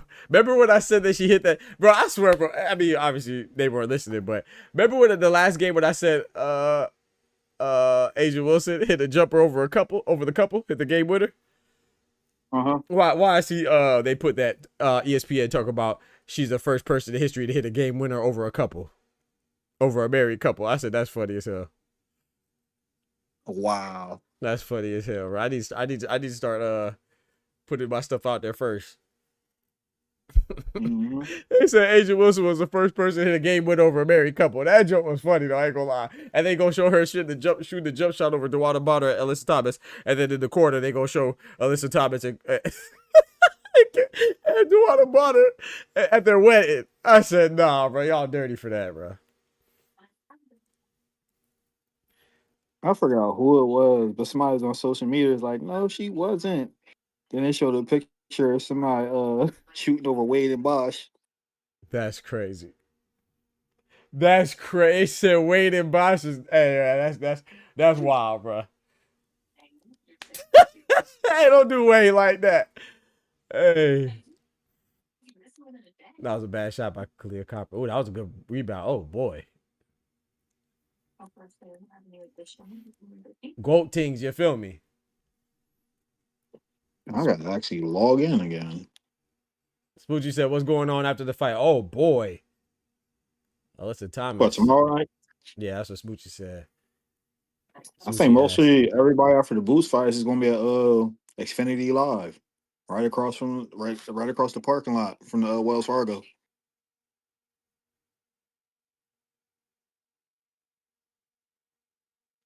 Chelsea Gray and Alyssa Thomas going back and forth.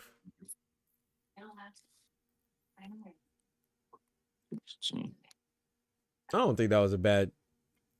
Alyssa Thomas didn't do that on purpose though. She was just trying to go for the ball, and Alyssa Thomas hit her like a linebacker though, coming across the middle. AT a big girl, boy.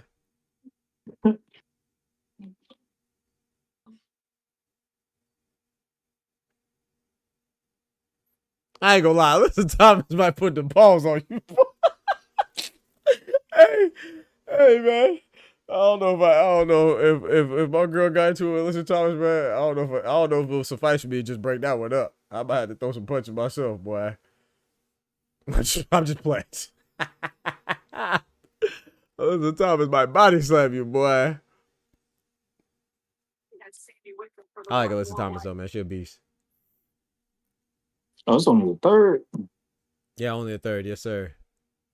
Damn, buddy ass got thrown out that early? Yes, bro. That's crazy, right? I said, man, I don't know about that one. She almost hit the three. Who that? Where that? Shout out to Tech Them Dad. Go ahead, Ty. My fault. No, you shout somebody out. Yeah, oh, appreciate it. Shout out to my brother Tech Them Dad, man, renewing that membership for the 15 months. I appreciate that membership renewal, man. Say he's not going nowhere, committed for another 30 days, bro. I appreciate you, brethren. I'm not leaving. I'm not fucking leaving. The show goes on. Hey, man, my brother hit me with one more, man. Actually, 5 more with the gifted memberships coming through like Oprah in the hood. You know what I'm saying? I appreciate that, man. 1, 2, 3.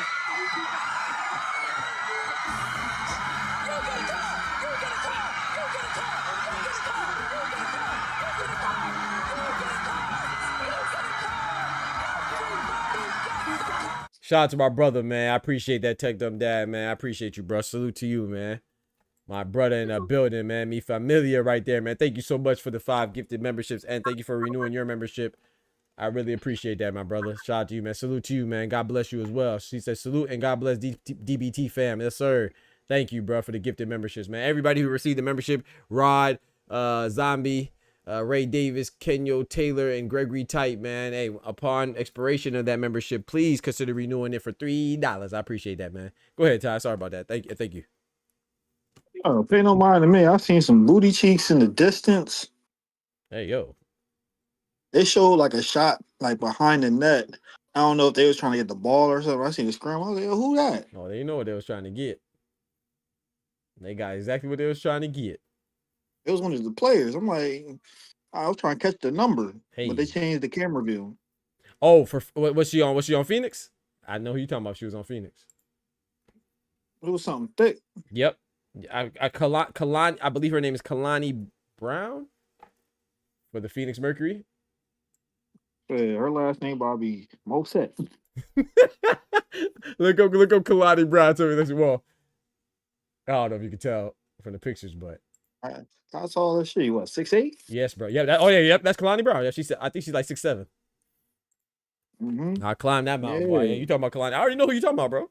I be on it, bro. I be watching now.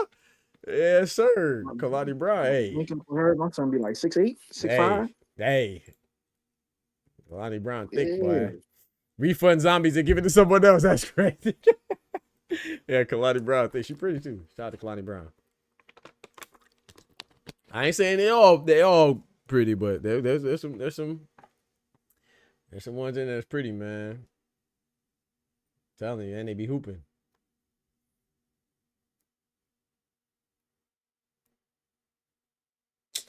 But yeah, man, my brother, I'm about to go ahead and get some food, man. I appreciate you kicking it, man. We on for 7.5 hours, bro. I was not expecting that. Dope show today, man. Appreciate it, man. Another day in the life. That the bet. Hey, Ty, what we gonna do, bro? I'm gonna have to stop shit every day. You know, first was Oster, now it's Pat. Hey, both my brothers, man. Love y'all both, man. Oh my goodness. You can't stop the spin cycle. Can't tell nobody to take their cap off. I can't, bro. Can't do nothing. Can't do nothing, bro. Okay, but I appreciate the kind words for you and Kendrick, man. And shout out to Thomas. Shout out to who else joined? Irony. Shout out to no, Oster didn't join today. Shout out to Pat. Shout out to 2 Cents.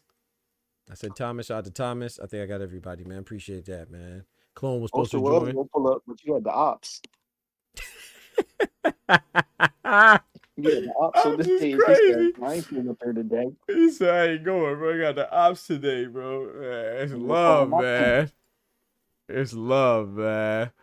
Let's chase for Dr. Boston, Dr. Freaky Oak. Hey. Rakia Jackson, boy. Kalani Brown, boy. I'm telling you, bro. Dejanay Carrington, boy. Skylar Diggins still. Skylar Diggins is still. Yeah, man. There's a couple of them, man. There's a couple of them, bro. I used to like Sophie Cunningham too, but then she started showing her true colors. She be wilding. I will say, but I ain't trying to scrap with Bam and them. Who? I said I would say Asia, but I ain't trying to scrap with Bam. Bro, hey, Asia Wilson, she ain't everybody cup of tea, but I think she pretty too, man. You know, out there hooping. What's her name too? Kelsey Plum. You know what I'm saying? There's a couple out there now. Sabali, cute. Satal Sabali, I believe how you pronounce her name. I always mess up her name. Satu Sabali. Climbing mountains in this chat. You feel me? Tech 6'7"? Oh, I'll climb that mountain. You know what I'm talking about? Nah, I need old girl that be on ESPN. She got like a sister or Agumake. Yep. Oh shit. Agumake. Now they're not twins, but you talking about Neka Agumake plays for the Storm with Skylar Diggins, but the one on the ESPN is Chini Agumake. Yeah, let me get Chine. Yeah, you know she her husband a boxer. What that got to do with me? What that got to do with me? I got her, man. I ain't trying to hear that. Her husband is I can't remember his name, man. What's his name? He's Nigerian too. Dang, what's his name, bro? Oh no, he definitely getting cooked. Put that boy in the blender. I'm gonna tell you right now. I gotta remember. I got to. I can't remember. China Agumake, who she married to? I'm gonna tell you right now. Oh, wait, hold on now. I don't see it. Maybe is she still married? Hold on. I don't think so. The way Richard Jefferson was out there. Hey. Maybe not. I thought she personal life. Hold on, let me click on personal life. Yeah. She married to Nigerian boxer Rafael Akpejiori. He got smoked on. Yeah. He got cooked by Makhmadov. No, I haven't seen him since. Oh no, he has some fights since. He fought. His last fight was June 2024. But yeah, he his first loss to Arslanbek Makhmadov. Got stopped in 2 rounds. I told you I'm not chilling with him without my girl. I'm telling you, bro. Ty gonna have you out there, boy. Let's go all the way up. You feel me? Tech? I'm climbing the mountain. Shoot. What's the name too? Trying to think who else. Q2. What's the name, bro? I know I missed somebody. It said Kelsey Plume. I can't think of it. I know I missed somebody. But yeah, man. Because All right, my guy. The Sparks got 3 of them on there, bro. Rakia Jackson, Kelsey Plume, and what's the name too? Oh, I mean, she all right. She what's her name, man? Burris. Burris is cute, and what's the name too? She a little cutie too from Stanford. What's her name? Cameron Brink. Oh, you talking about Sparks? You said Raquel. You said Plume. Yes, sir. The little light right John. Man, what's the slow buddy name? Shit. Yeah, Cameron Brink. Cameron Brink. Yeah. Cameron Brink. Yep. Yeah, man. A couple little cuties out there, man. But yeah, brother. Brink. Hey, come on now. A couple out there, bro. Uh-oh. But yeah, man, I'm about to go copy some food, man. I'll go watch this game. It's potentially the final game of the season for the WNBA, man. One time for the ladies, man. Las Vegas Aces versus Phoenix Mercury. Yeah, man. I appreciate you pulling up, though, Ty. Oh, it was that one. Yeah, you see her? Yeah, I told you. Yeah, that's Kalani Brown.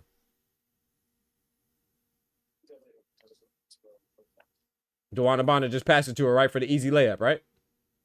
Yep. That's Kalani Brown. Boy, what's that moving? 6. Hey, yeah, a whole lot of something moving, boy. That's 6'7". Gosh dang stallion right there. Not stallion, but Amazonian. I thought you had my parachute pants. I'm telling you, bro. Big 6'7" Amazonian tech. He said, "My wife is in India business. I can talk about 5 women." Say, yeah. Make sure the coast is clear. Don't get in trouble on behalf of me. I want to see you again, bro. I want one time for Mrs. Tech. But yeah, man. All right then, brother. Appreciate you, bro. Tomorrow, man. Hey, be safe out there, man. At the fight. Enjoy yourself, bro. Always. All right, my guy. Yes, sir, man. God bless. Appreciate you, bro. Chat, man. The fight is tomorrow, chat. Oh boy. The fight is tomorrow, chat. And I'm not just saying this because I'm trying to make it seem like Boots is in a tough fight. I just think Weizma Lima is gonna he's gonna earn his keep, man. He's gonna show his worth. But I think that Boots is gonna win by I'm thinking a strong UD, but I'm thinking maybe a late stoppage. I might go with 10 round TKO, maybe a stoppage by the corner. Maybe his corner will try to save him for another day. You know what I'm saying? I just think Weizma Lima, just from watching the little film I watched on him, just doesn't move enough, man. You know, he's definitely gonna be game, but at this level, the level that Boots is on, I think he's gonna need a little more than that. But we'll see, man. This is his debut at a new weight class, you know, so it's not gonna be it's nothing to, I guess, disregard as an easy fight. So, but yeah, man. Then I also got David Allen over Arslanbek Makhmudov. But I ain't gonna lie though, chat. I had a dream. Not quite like Martin Luther King, but I did have a dream. My dream yesterday, Makhmudov stopped David Allen, man. That was my dream, bro. But I'm still going with David Allen, but I had a dream that Makhmudov stopped David Allen, bro. But other than that, I'm going with Joshua Paddy to stop Reese Bellotti in 6 rounds. And I'm going with Guido I don't know who I got between Guido Vianello and Alexis Barriere. I don't know who I got on that one. And then, you know, yeah, but I appreciate y'all rocking as always. Don't forget to smack that like button for real. Smack that like button. I appreciate all the love. Shout out to the super chat love that we got today, man, from Clone with the $5. Shout out to Tufo for the renewing of his membership for 6 months. Shout out to Irony for renewing that membership for 7 months. Shout out to Tech for renewing his membership for 15 months. Shout out to Tech for the 5 gifted subs. I appreciate that, my brother. Shout out to all the members and all the members that renew their membership off while I'm offline. Thank you. A big salute, man. I appreciate that. It goes a long way to keep us going and growing. So if you want to see the predictions, I posted the predictions for the members only. And also I posted it in the Patreon as well. So check that out for the extra support and extra content. I really appreciate this. Help us keep us going and growing. Y'all be easy. Take care of yourselves. Don't forget to smack that like button. But most importantly, remember. With God, we can do anything. Without God, we're nothing. The doctor's out. Peace. Shout out to Ocean. Shout out to Pat, man. I appreciate y'all, man. For real. Y'all know I rock with y'all, man. It's love, man. Appreciate y'all coming through for real. From the college, both worlds they had to meet. 6 degrees between us, so cold we're about to freeze. But we're Florida boys, hot takes, we bring the heat. We're moving the culture, the engineers to the streets.